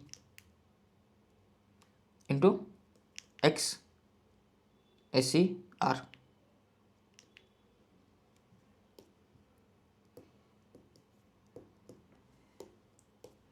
X SER. Now from here I can directly find out the ratio of IFA and IFB, right? So IFA upon IFB is basically the ratio of X SER divided by X SEL, left hand side reactance by the right hand side reactance. It is basically inversely proportional to their reactance, just like current division, right? Just like current division. So now I can easily find this out. So I can say what will be my IFA? IFA will be equals to X SER. X SER is 1.16675. So 1.16675 divided by X SEL. X SEL is 0.6056. 0.6056 into IFB. So 1.6675 divided by 0.6056. So your IFA equals to 2.753 into IFB, which you will replace it over here in this equation, right? So you will be able to find out my IF value. I know IF value is 1.76.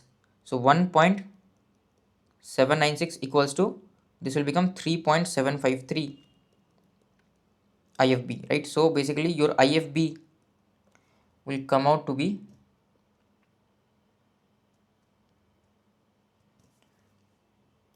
0.4785. So your short circuit MV of the B, am I doing this correctly? Just 100, it will come out to be 478.5 MV. Okay, So yeah, now it is correct, 478.58 MB. Again, I feel like I'm doing some mess up, doing some sort of mess up. What am I messing up? Because your IF current comes out with this value X. Okay, this 0.660. Okay, everything is correct here. Now I want to find out this short circuit current in the path B. So path B, like I'm missing a by 10 because the answer is coming out to be by 10. Okay, sorry, it is 100. So it is 100 only, right? What am I doing? What am I doing? I am also mad. If I multiply by 100, right, this will be 47.85 MVA, right? This will be 0.4785 PU. This will be 47.85 MVA. This is my circuit breaker B. You could have found this out with one line, right? Using the current division. What is the current division? I know what is my IF. I will be able to find out IA, right? So how will I be able to find out IFA? So using the current division rule, that is IF into the opposite reactance, that is X SC. This is the right hand side, right? IFB I'm trying, no sorry, IFA I'm trying to find out. So opposite side reactance will be XSER. So XSER divided by XSER plus XSCL. It's that simple. So 96 into XSER. XSER is 1.6675. So 1.6675 divided by 1.6675 plus XSCL, that is 0.66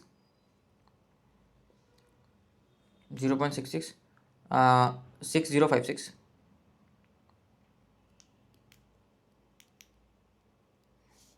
So this will be equals to 1.6675 plus 0.6056 into 1.6675 into 1.7. So this is the current division rule formula, right? Simple current division.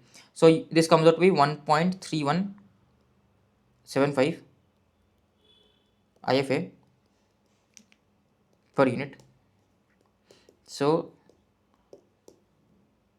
your SC MVA will come out to be 1.3175 per unit or 131.75 MVA. So I was making a mistake there. I fixed it, right? This question was very big. I'm sorry, but कभी तो struggle करना होगा यार. अभी नहीं करोगे तो कब करोगे? Okay, so these are the answers. These are the final answers. Okay, promise no changes. So let's now move on to the like next part of this question. Like this question has still parts. That's why this question was important. Now what they're telling me is the short circuit MVA to be interpreted by the breaker A and B if the line X is eliminated. If the line X is eliminated. Okay. So now if the line X is not there at all, they're telling me if the line X is eliminated, basically line X is not there, then what will be the short circuit MVA of the breaker A and B, right? Then they're asking me what will be the short circuit MVA if the line X is eliminated. So if the line X is eliminated, then what will happen? Then the circuit will become very simple, right? So basically there is no reactor X. If there is no reactor X, they are directly connected, right? They are directly connected. So now the circuit breaker, now the circuit, if I bring the circuit here, will be much simplified. This circuit, right? Line X is not there. Line X not there meaning that basically the reactor has been removed. So only the line is there. Reactor has been removed, right? So they should have framed it better. Basically, if line X is eliminated, that basically means remove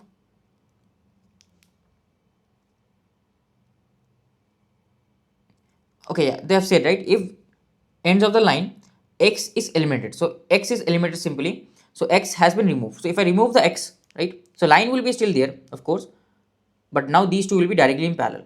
Now things will be much easier and simpler for us to calculate.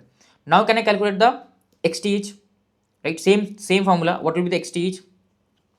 So XTH will be equals to, all this will be XT. Okay, let me bring back the reactance values, per unit values. What are the per unit values? Okay, now I don't need to do that star delta, right? So these are my per unit values. So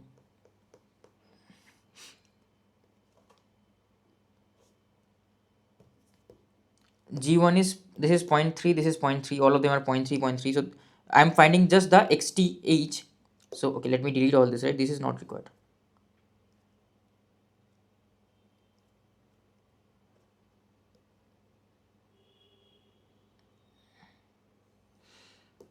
So if I'm interested in the XTH, generators will be short circuited.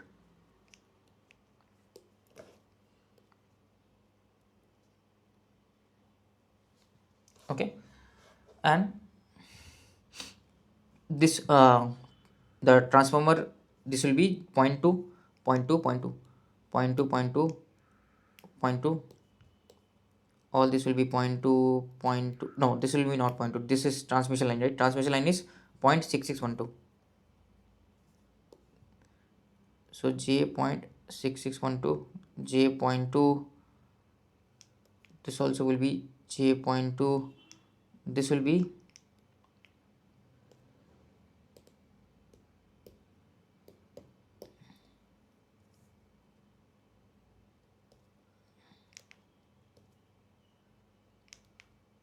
3306. This will be 0.3306. So basically these two will be in parallel, right? So here I have J 0.3, J 0.3. So these two will be in parallel. Then that will be and this whole thing and this whole thing anyways will be parallel. So this x right hand side and left hand side does not change, only this one changes. So here this value will change, that's it. Basically the x3, right, will change. The x3, oh no, sorry, that also will change. Sorry, that also will change because here there were some reactances, right? No, everything will change. So xth will be equal to, this is 0.2, this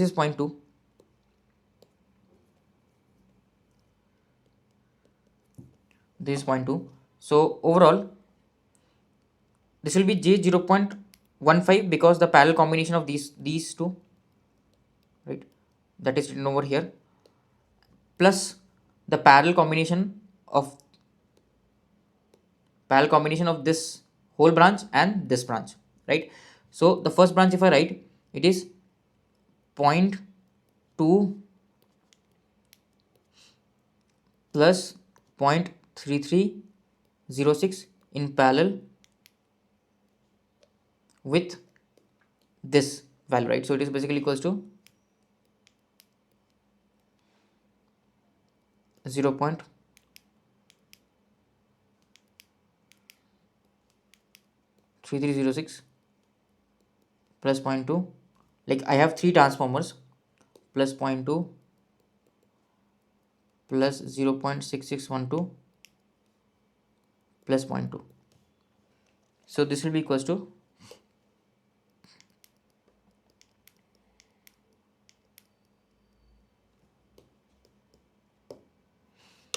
XTH. So this will be equals to so this is J 0.15 plus J, this is 0.5306 parallel with this value. So this is 0.3306 plus 0.2 plus 0.2 plus 0.6612 plus 0.2. So this is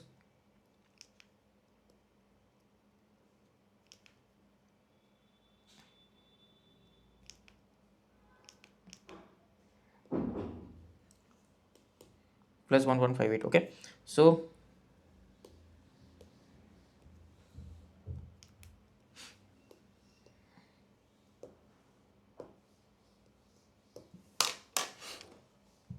into 0.5306 divided by 0.5306 plus 1.5918. So this is 0.039. Okay, so J 0.15. So the XTH will change. This will be 0.03975. Okay, so this is basically this is the right hand side reactance and this is the left hand side reactance. So this is the X series left hand side, this is the X series right hand side. Okay, so overall this is 1.15. So XTH comes out to be J 0.547548. Okay, so now I can easily calculate the fault current. I can delete this. This is not required, right? So fault current will be what? Fault current, overall fault current will be equals to 1 by xth, so which is inverse of this, which is 1.825. So the fault current changes drastically, right? 1.825, correct? Now will I be able to find out the fault current of the A and B, right? So what will be the fault current of A? Same, right? Fault current of A will be opposite reactance upon the overall reactance, addition of these two reactants, right? So this will be basically IF into X SCL, the right hand side reactance, divided by X SCL plus X SCR. So this will be equals to okay, so 0.5306 plus 1.5918. So this one comes out to be equals to 21224. IF is there, IF will be there always, that is 1.825 into XSER. XSER is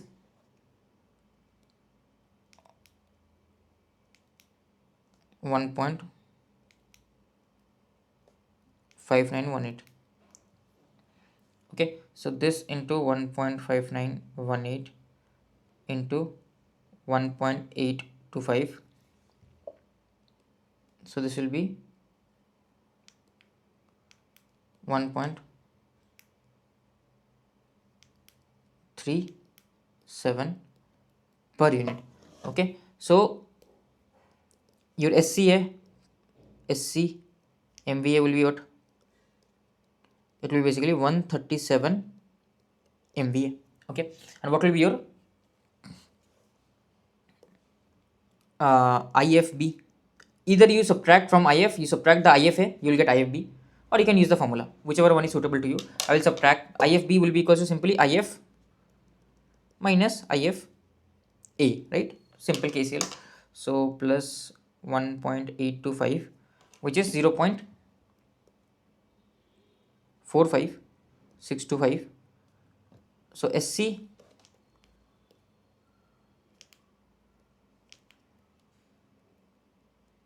MVA B will be equals to 45.625 MVA. So are you observing? Previously, if you see, it was 131 here, and after removing the reactor, it increased, right? 137. This was, the B side was 47. After removing the reactor, this actually got reduced. Oh, okay, it was only similar, right? So roughly, like there will be some variations. So generally what happens, generally the MVA rating increases. If I remove the reactors, MVA rating generally increases. So for one circuit breaker it increased, for the other it slightly reduced. Okay, so overall it increased only. So I hope this question is clear. This was a very difficult and long question. So let's now solve the next one. So two motors having xd dash equals to 0.3 pu and xd dash d double dash equals to 0.2 pu based on their own ratings are supplied by a transformer this, and its reactance is 0.81 pu. So reactance, so xt is 0.18 pu and xd dash is equals to 0.3 pu and xd double dash equals to 0.2 pu. The ratings, have they told us the MVA ratings? So are supplied by transformer rated at 15 MVA based on the on rating 6 MVA. So this is 6 MVA actually. Generator is 6 MVA and transformer is 15 MVA. Voltage level they have told me. Reactance I have written. A three-phase short occurs at the terminal of one of the motors. Okay, then okay, I forgot to write down the question. Yeah, the question would be like, find the fault current IF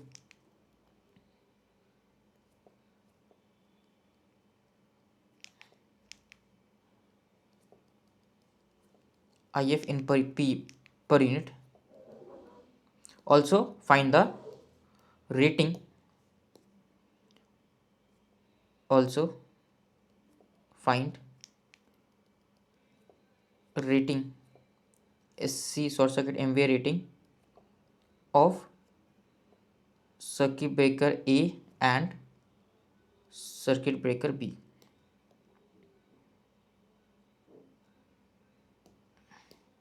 So the question bit of change is there. Here I have to add the question. I forgot to add the question. This is the question. Okay. So yeah, actually it should be find the initial fault current. Initial fault current.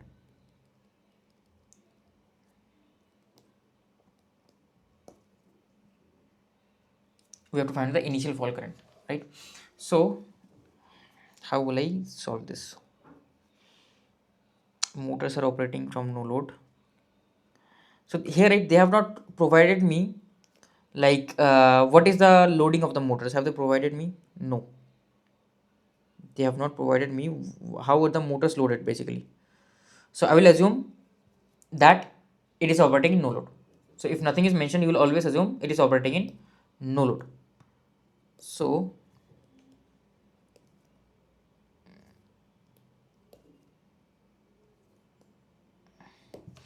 assume motors are running but no mechanical load is connected there, right? So assume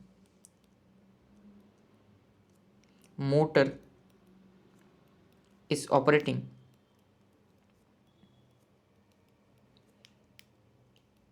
in no load. So if motor is operating in no load, that basically means your EM double dash will be equals to EM dash will be equals to your 1 angle 0, because nothing has been mentioned, so I'll assume it to be 1 angle 0, right? Because from here it's the infinite bus, right, that the supply is coming from. Okay, it's the infinite bus from is the supply is coming from, right? So infinite bus basically means here I have a constant voltage V TH and constant angle. So how do I draw the equivalent diagram basically? So here I will have a not a VT, sorry, let me write this as VT, right? So if I draw the equivalent diagram, this will be some voltage, then I will have the transformer reactance here that is connected in series. So this is the infinite bus voltage, right? Then I have the reactance XT, and then the two motors are connected, right? So two motors are connected with their own reactance that is same. I will have to calculate the motor reactance basically, because it is 6 MVA, it is 15 MVA. So I will calculate that. Let me first draw this. So there was the initial fault current, that means they are talking about the sub transient current. So I will replace here with X double dash D. This will be X double dash D.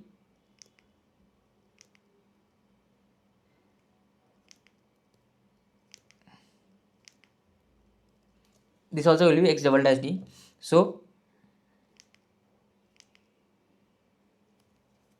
this will be here, and okay, sorry, two motors are connected, right? Two motors are connected, they're not connected together.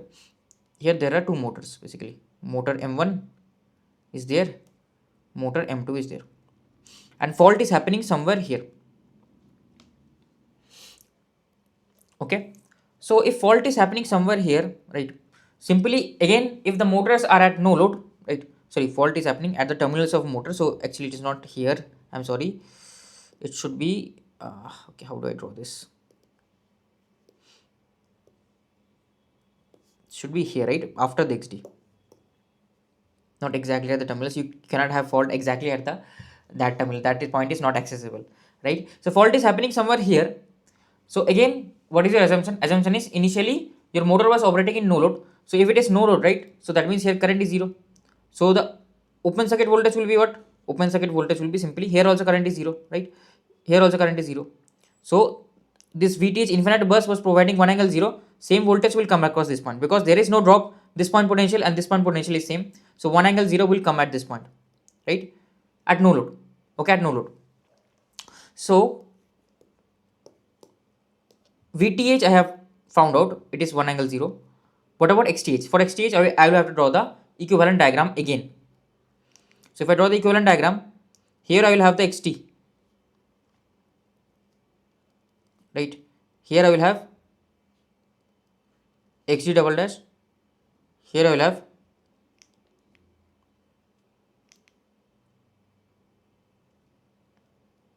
xd double dash, then this will be short circuited, and then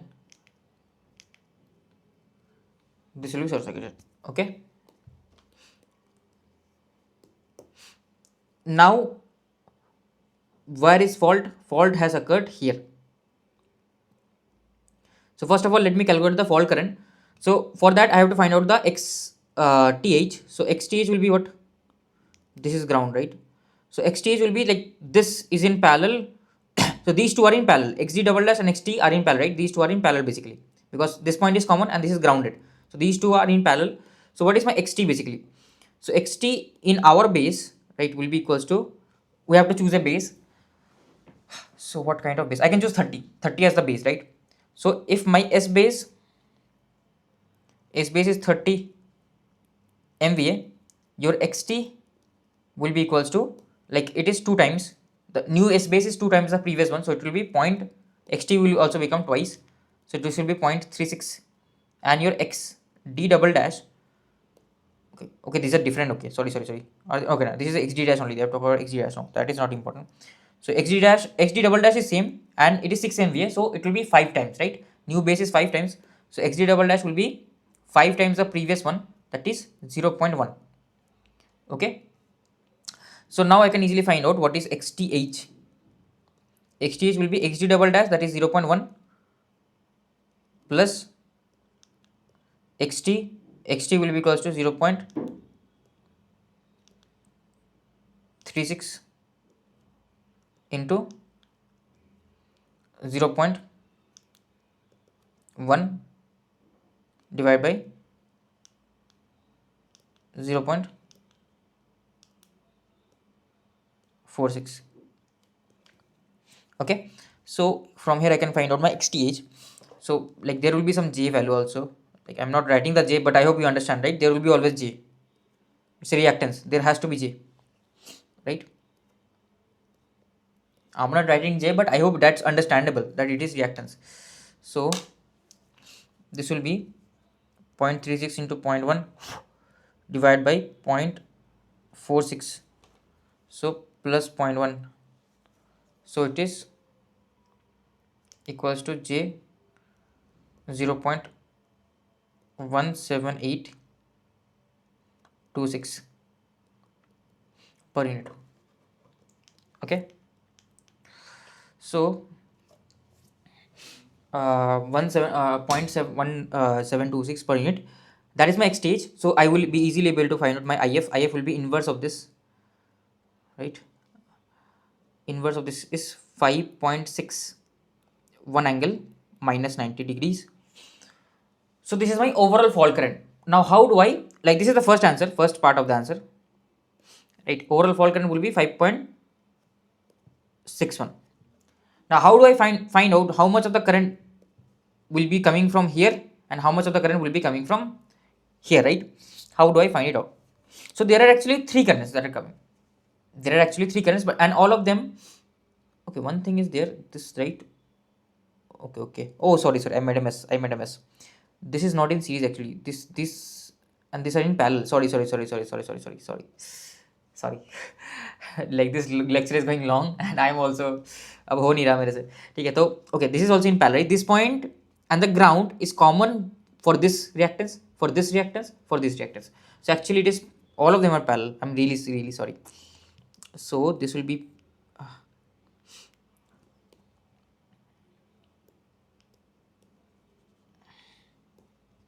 so 0.1 parallel with 0.1 parallel with 0.36, right? So 0.1 parallel with 0.1 becomes 0.05. 0.05 in parallel with 0.36.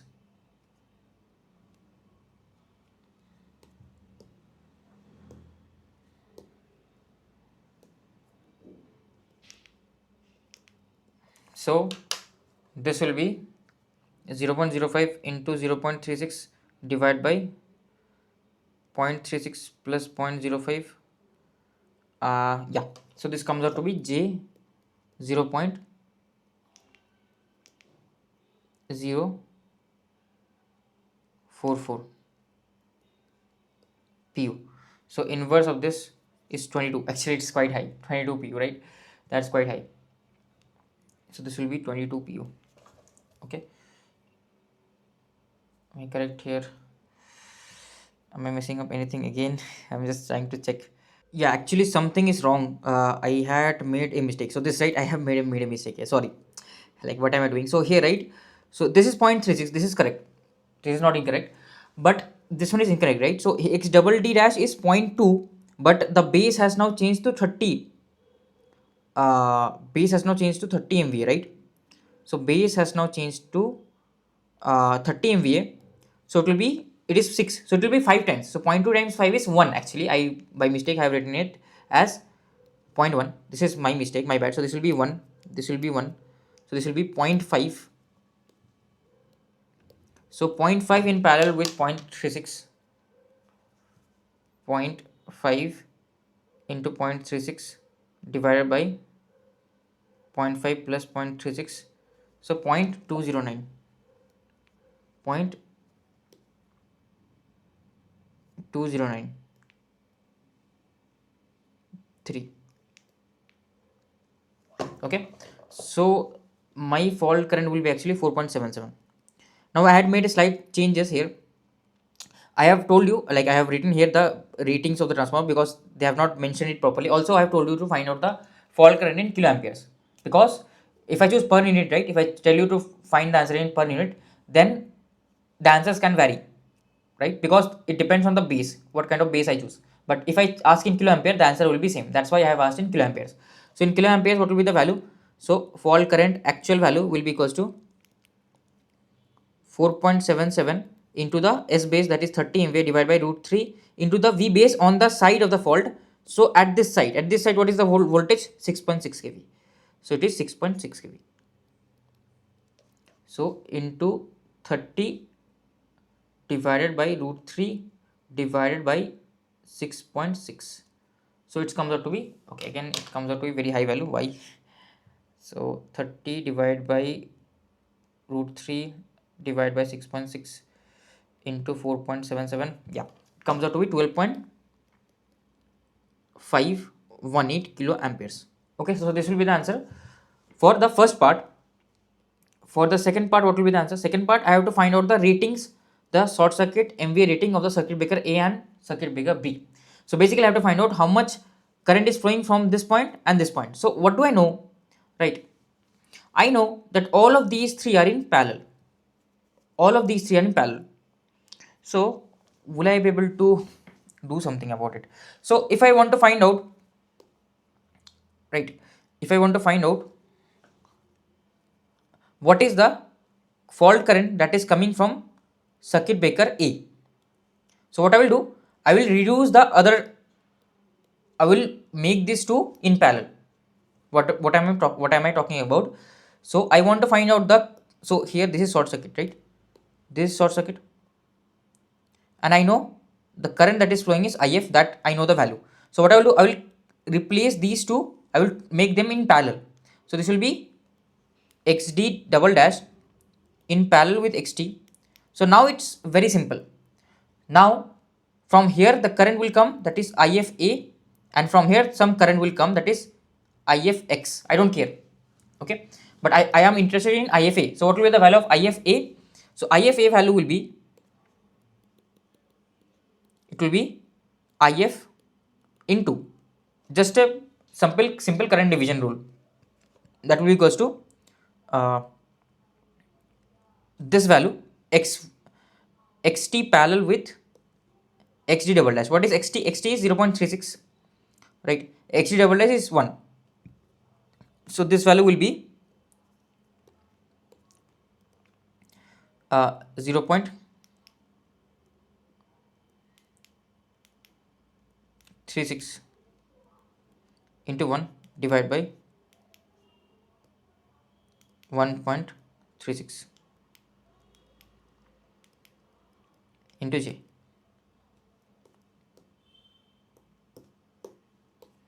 So this will be 0.36 divided by 1.36. So J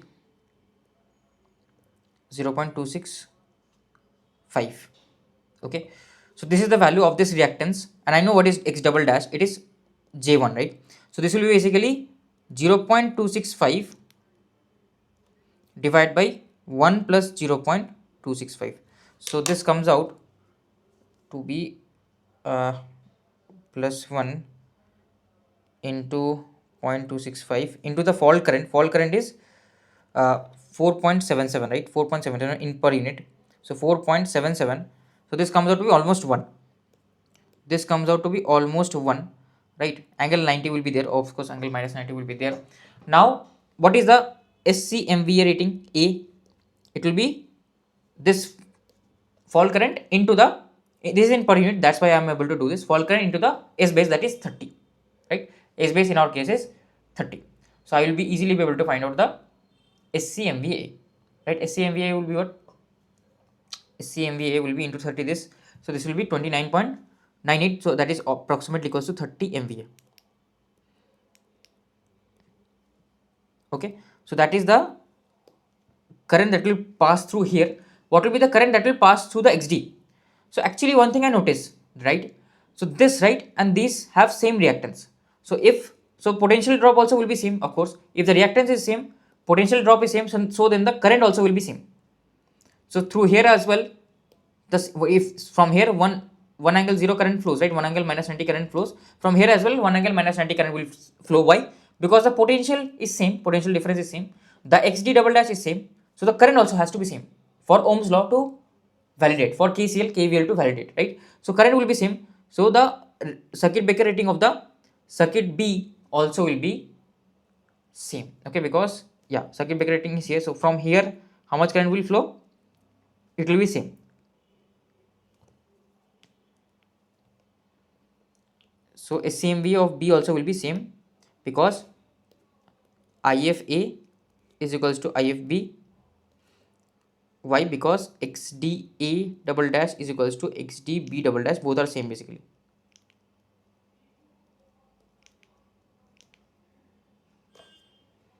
Okay, so I can say SC MVA B will be equals to same 30 MVA. So let's now move on to the next question. So I think 2 more questions are left. After that we are done. So this lecture is already gone long. I know the marathon is also long. So it's a fight basically. So we have a new generator having EG equals to this, equal to this. A new generator having this per unit, and synchronous reactance of X. Synchronous reactance of X of 1 per unit on the system base is to be connected to a bus having voltage VT. Okay, a new generator having this EG and this having this EG, which is equals to this value, which is already given to me. For some reason they have given the value to me, telling me that synchronous reactance is 1 pu on the system base is to be connected to a bus having voltage of VT. So I have a bus that has a voltage of VT that will be connected,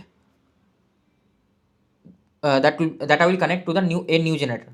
To that I will connect a new generator, that is EG angle, whatever the value is given EG, and this will be the synchronous reactance is 1 pu, right, in the system base of terminal voltage having VT. This existing power system can be represented by a Thevenin voltage source of ETH. So I will have a Thevenin voltage source of ETH angle 0.9 angle 0. So that here the voltage is 0.9 angle 0, and ZTH, right? ZTH is there.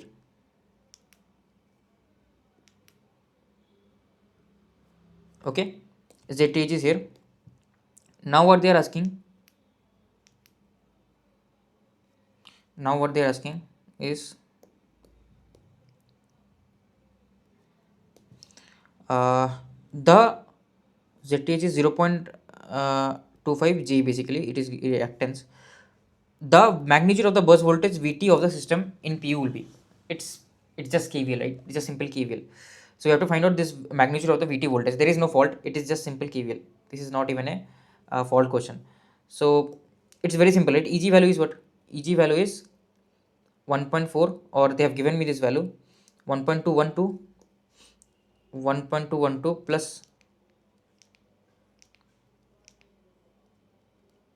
J 0.7, 1.212 plus J 0.7. And now if I have to find out Vt, how do I find out Vt? First of all, I can calculate the current will flow from always from higher angle to lower angle. So I see this is higher angle, this is lower angle, right? So current will flow like this, current will flow like this. Okay, current always flows from higher angle to lower angle, power is delivered always from higher angle to lower angle. So I will be equals to this 1.212 plus J 0.7 minus 0.9 divided by J overall reactance, that is 1.25. This will be equals to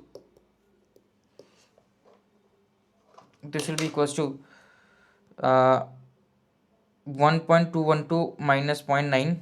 So this becomes 0.312 plus J 0.7 divided by J 1.25.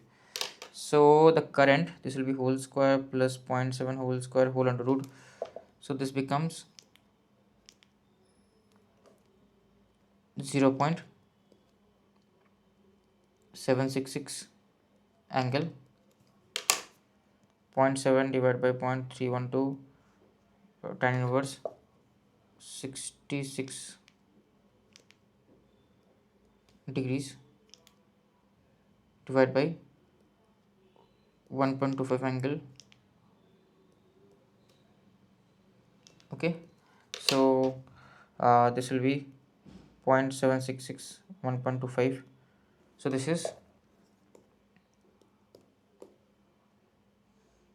0.6128 angle.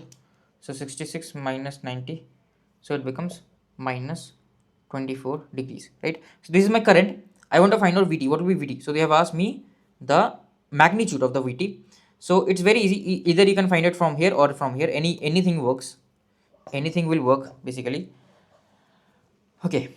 So your Vt will be basically Eg minus I current into the drop, reactance drop, right, into J1. So this will be equals to Eg is this value 1.212 plus 0.7 J 0.7 minus I is this value 0.6128 angle minus 24 into the current, basically into the reactance, that is J1, right? So that is 1 angle 90, 1 angle 90. So this will be equals to, this will be 90 minus 24, so 66.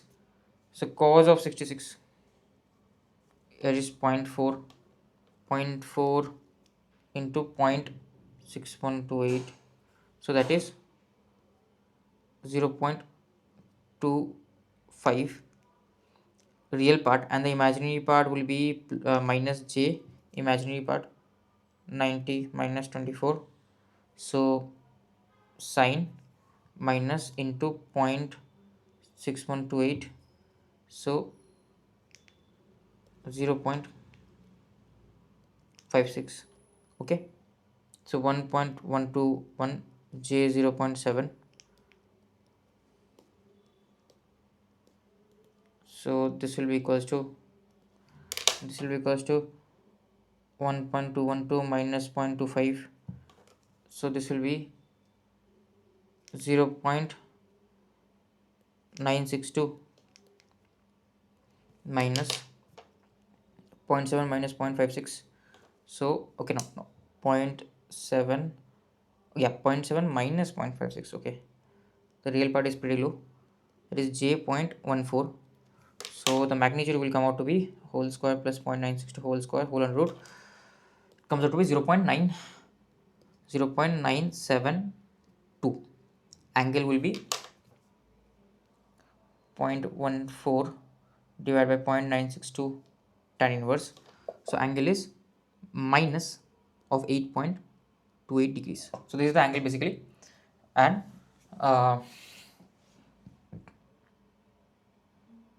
just hold on, there is negative sign here. So this is minus 90. This is one angle 0, right? Yeah, it is correct. It is correct. Okay. Now I was thinking, am I making any mistake over here? Minus 90 is there, minus 1 is there, minus will be there at the front. This becomes plus only, plus plus. Otherwise this would have been minus 66.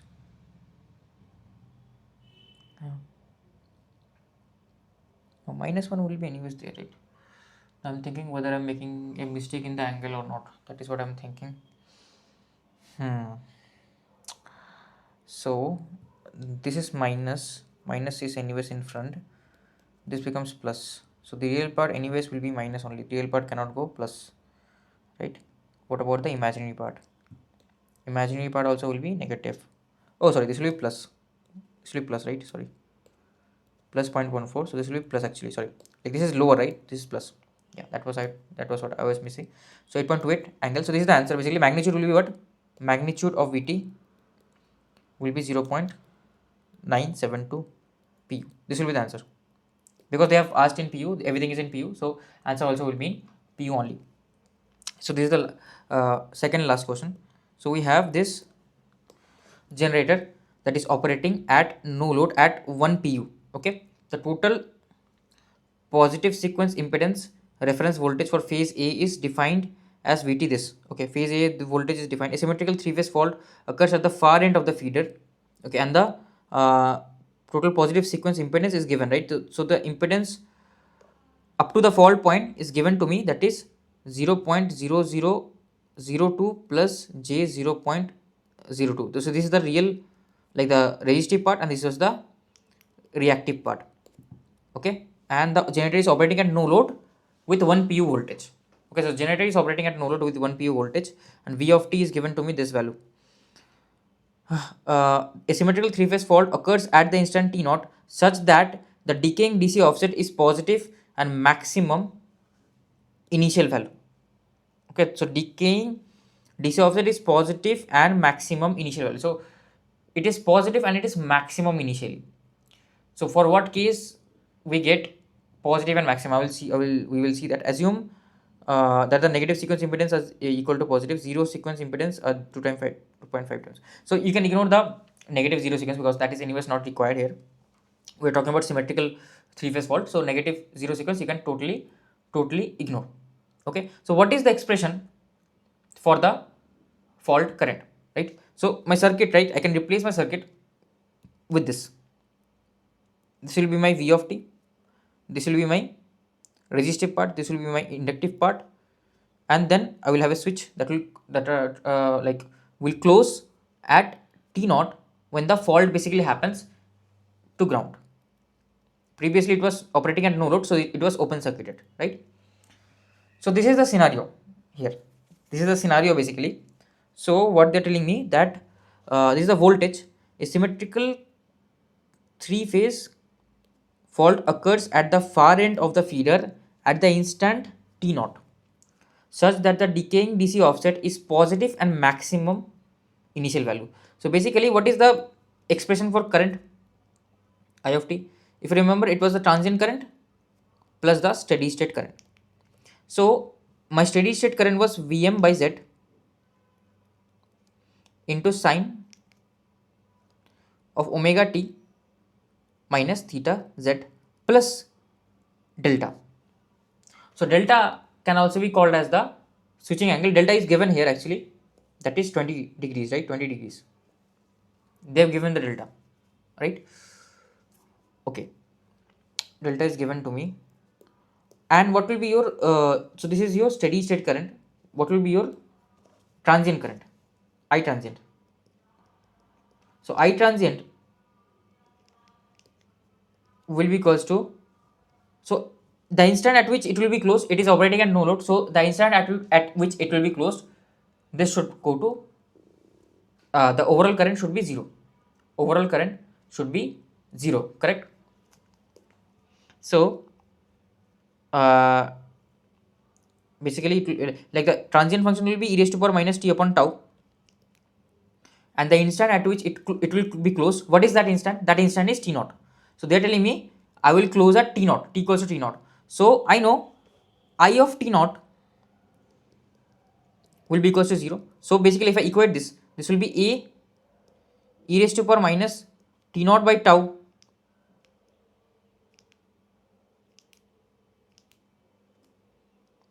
plus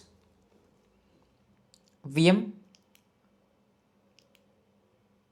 by magnitude of z sine of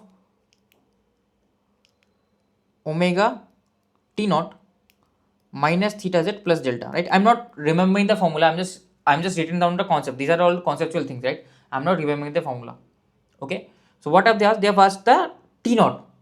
The thing is, they're telling me that the decaying DC offset is positive and maximum. Decaying DC offset is positive and maximum. What can be the maximum and possible value of decaying offset, right? What can be the maximum possible value of decaying offset? I know the maximum value of decaying offset, we have already calculated, it is equals to Vm by magnitude of z. This we had already calculated, right? Vm by magnitude of z. This is the maximum possible value that my decaying offset can get. We get the doubling effect, right? Due to this, we get the doubling effect. My A cannot be more than this, right? A cannot be more than this.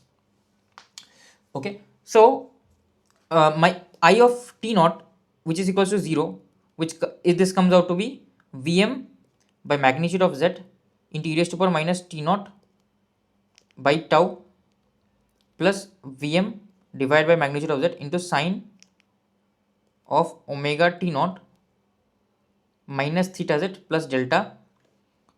This is 0. So basically this will get cancelled, right? So you will say now what will happen to this? So what is my tau? Can I calculate what is my tau? So tau will be equals to r L by r in actual values. In per unit also it will be same, right? So it will be LPU upon RPU, right? If I divide by the same base, automatically it will get cancelled. Don't worry. It will be LPU upon RPU only. It will get cancelled. Or no. This will not happen. This will not happen. This will not happen because tau has a unit, right? Tau has a unit.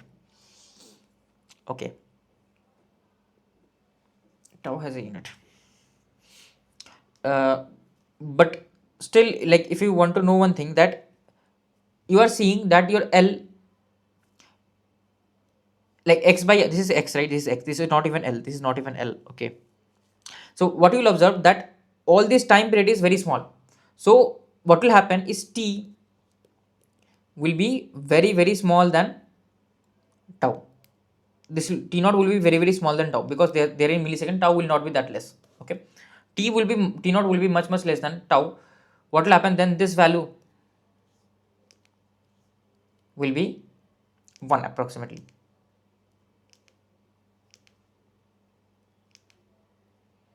Okay, this value will be 1 approximately. So like otherwise you will not be able to solve it without scientific, like scientific calculator also will not work, right?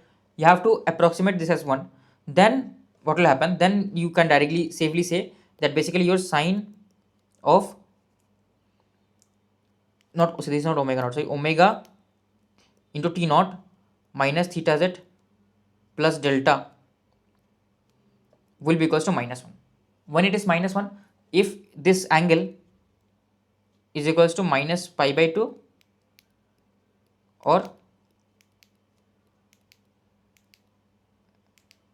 minus 90 degree. Okay, so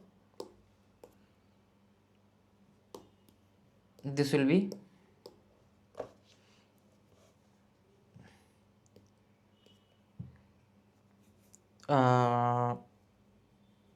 so what is my theta z?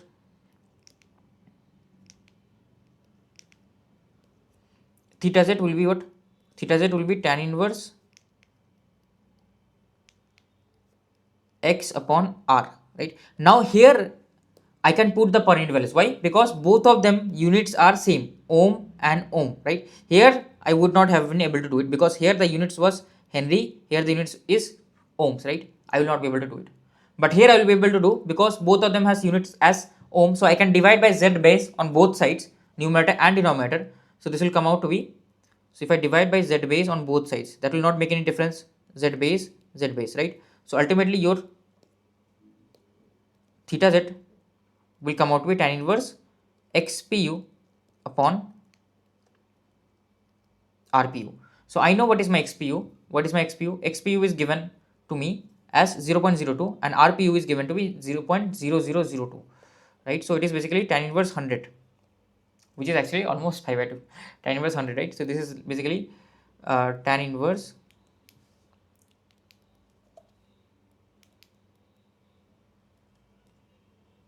0.02 and this is 0.0002. So it is basically tan inverse 100. So tan inverse 100 is how much? It is, okay, just check, let me check one second, right? 000202. So 0002, it is 0002. 000202. How much? It should be 100, right? Yeah, tan inverse 100 only.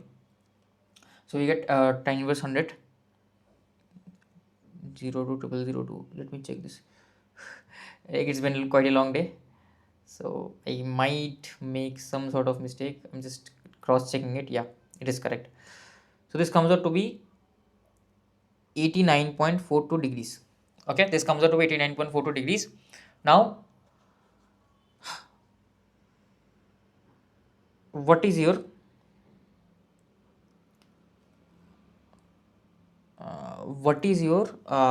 delta is given to me, that is 20 degree, right? So I can say omega t naught is equals to minus 90 plus 90, almost it is 90 only, 89.42 and minus delta. So this is coming out to be negative, time cannot be negative, so I have to change this angle. So I can either choose this or I can add 360, subtract 360, that also won't make a difference, right? So this will be, if I add 360, this will become 270. So basically it will become 270 plus 89.42 minus 20 degree. Now it will be correct. Okay, so this will be now I cannot actually divide this by omega, I have to convert this into radian, right? Because omega is in what, radian per second. So this I have to convert in radians. So pi upon 180 will be omega t naught. Okay, otherwise this will be wrong, right? So plus 270 minus 20, okay, into pi divided by 180. So this comes out to be, t naught comes out to be 5.924 divided by omega. What is omega? Omega is 2 pi f. So frequency they must have given me, frequency, yeah, okay, frequency they have not given me, that's sad. They should have, okay, they have not provided the frequency, so I have to add the frequency as well. So operating frequency f is equals to, so omega equals to, or I can write f is equals to 50 hertz, that is their bad, frequency they have not provided. So it will be 100 pi, this will be 100 pi into 100 milliseconds, 1000 milliseconds, right?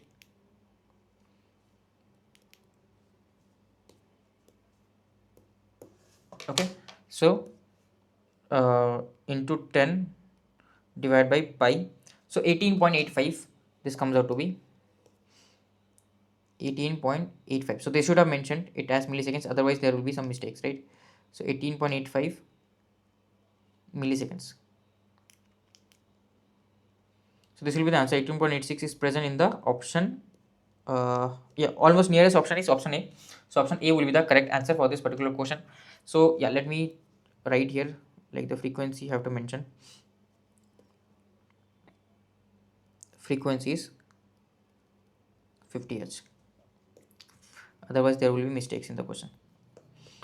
So now let's solve the last question, basically same question only, right? They are asking me what is the symmetrical short circuit current at F. So they are asking me symmetrical short circuit current. They are not asking me the asymmetrical current. Symmetrical short circuit current. Symmetrical short circuit current, I know.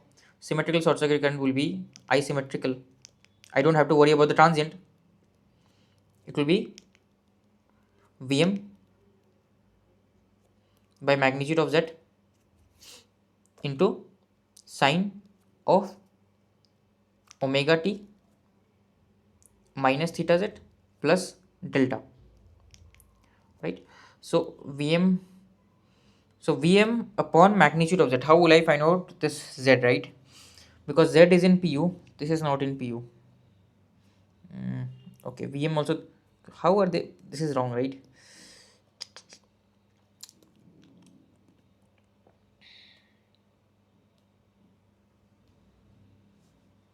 They should have provided the Vm actually. They have not provided the Vm, so then it becomes wrong, right? Vm they should have provided, am I correct? Or is there any other way to find it out? There is actually.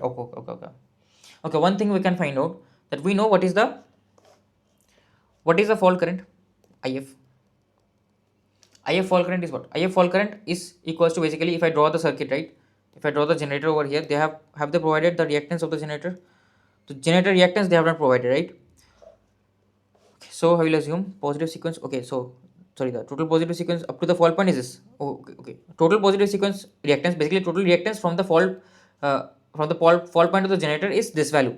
So if I replace this circuit, right, if will be some VTH and this is some ZTH that is given to me, and then there is some fault occurring here, right? There is some fault occurring. Okay, so if will be equals to VTH upon this, and they are telling me it is operating in no load. If it is operating in no load, that means it is 1 pu, right? Voltage will be 1 angle 0 pu divided by the Z impedance. Z impedance is given to me this value, right? I have to find out the magnitude. So this magnitude will be equals to 0.02 plus j 0.0002 whole magnitude. So this will be equals to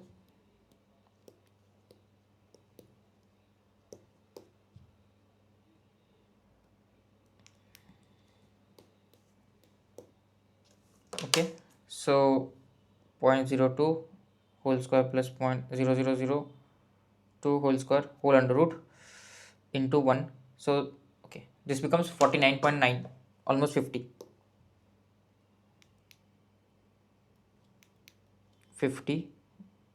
pu. So this is the RMS value. So this actually is the RMS value of the symmetrical current in per unit. RMS value of the symmetrical current in per unit. Okay, so whatever we used to find, right, the current, what was that? That was simply the RMS value. What is the angle? Can I find out the angle? Angle also you can find out, right? Angle will be what? Angle will be this point, like tan inverse of 100. Tan inverse of 100 is 89.427. So it is 89 point, almost lagging current, 89.427.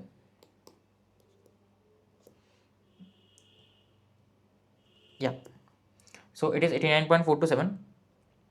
So now, okay, maybe I have made a slight mistake. Okay, again I have made a mistake. It's been a long line. Okay, I'm sorry. It's been a long line. This is not 0.002. Here it is only 002. That is what I was thinking. I might have been making some mistake, right? I'm sorry. क्या कर रहा हूँ यार मैं, आज क्या हो रहा है यार, दिमाग खराब हो रहा है. Okay, so this will be this will not be actually this is 0.2. So if it is 0.2, then this becomes 84.29. 84.29. So this will be 84.29. Although the reference won't be that much, but still difference होगा. आप लोग तो मतलब कूट दोगे ना मेरे को, खत्म कर दोगे. So -20 into pi divided by 180. So this comes out to be 5.83 actually. This comes out to be 5.834, and now this divided by 100 pi divided by 100 into 1000, 18.57. This comes out to be 18.57. 57. So that's why like it will be almost same. So option A will be correct anyways. So even though there is a small mistake calculation, it will not change that much. Here also the same thing will happen. This will not be 89 point this, right? This is 0.2 actually. So the impedance actually, this will be 0.02 whole square plus 0.002 whole square whole under root inverse. So 49.75.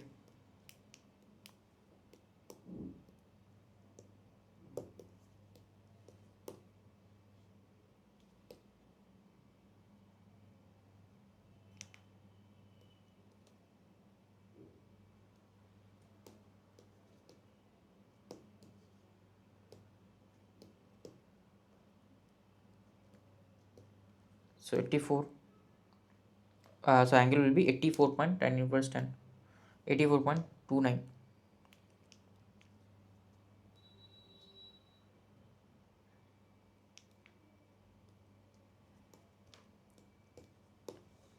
Okay, 84.29 per unit.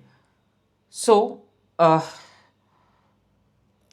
can directly write what will be my asymmetrical in per unit. Okay, in per unit asymmetrical will be, this is the RMS value. What will be the peak value? Peak value will be root 2 times this.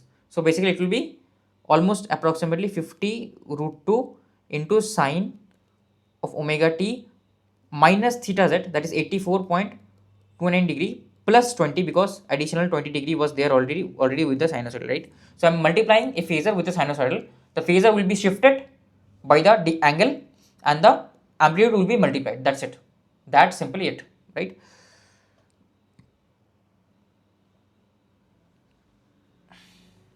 Or you can understand it like this, right? If you are not able to understand this particular formula, right, what you can do is, here I have the voltage waveform. What is voltage? This is my voltage v of t, right? This is my voltage v of t. So this is my fault current. What is the current?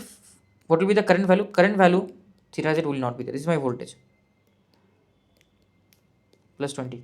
So how will I write this voltage in per unit? So voltage in per unit will be what? So I have to write this in RMS value. So this will be root 2 times Vrms into sine of omega t plus 20 degree, and I have to divide by the base. Base will be Vrms only. Base will be the rated voltage, that is Vrms only. So this will become root 2 sine of omega t plus 20, right? So this is my voltage. What is the current? Current will be this voltage in per unit upon the ZPU, right? That is ZPU, simply ZPU, because what is here?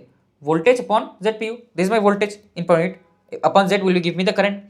So if I divide by ZPU, simply this is the basically magnitude of 1 by ZPU, and this is the angle of 1 by ZPU, right? So it is simply 1 by ZPU, right? I'm just doing 1 by ZPU, right? So your current I will be multiplied by the by this magnitude, the amplitude, that is root 2 times this. So it will become 50 root 2 sine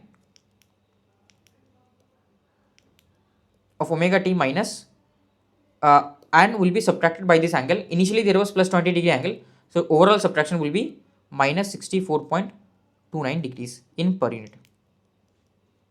Okay, I should have mentioned in per unit what is the value of the current, that is 50 root 2. So 50 root 2 sine omega t minus 64.3. So option B will be correct, right? So in per unit, I should have mentioned in per unit. So with this, like, we have done enough questions. Like, trust me, no other educator, no one will solve these many questions. I have tried to solve as many questions as possible in fault analysis, so that your fear of fault analysis is gone. I have solved the toughest question. Of course, the gate POAs also we have solved for symmetrical faults.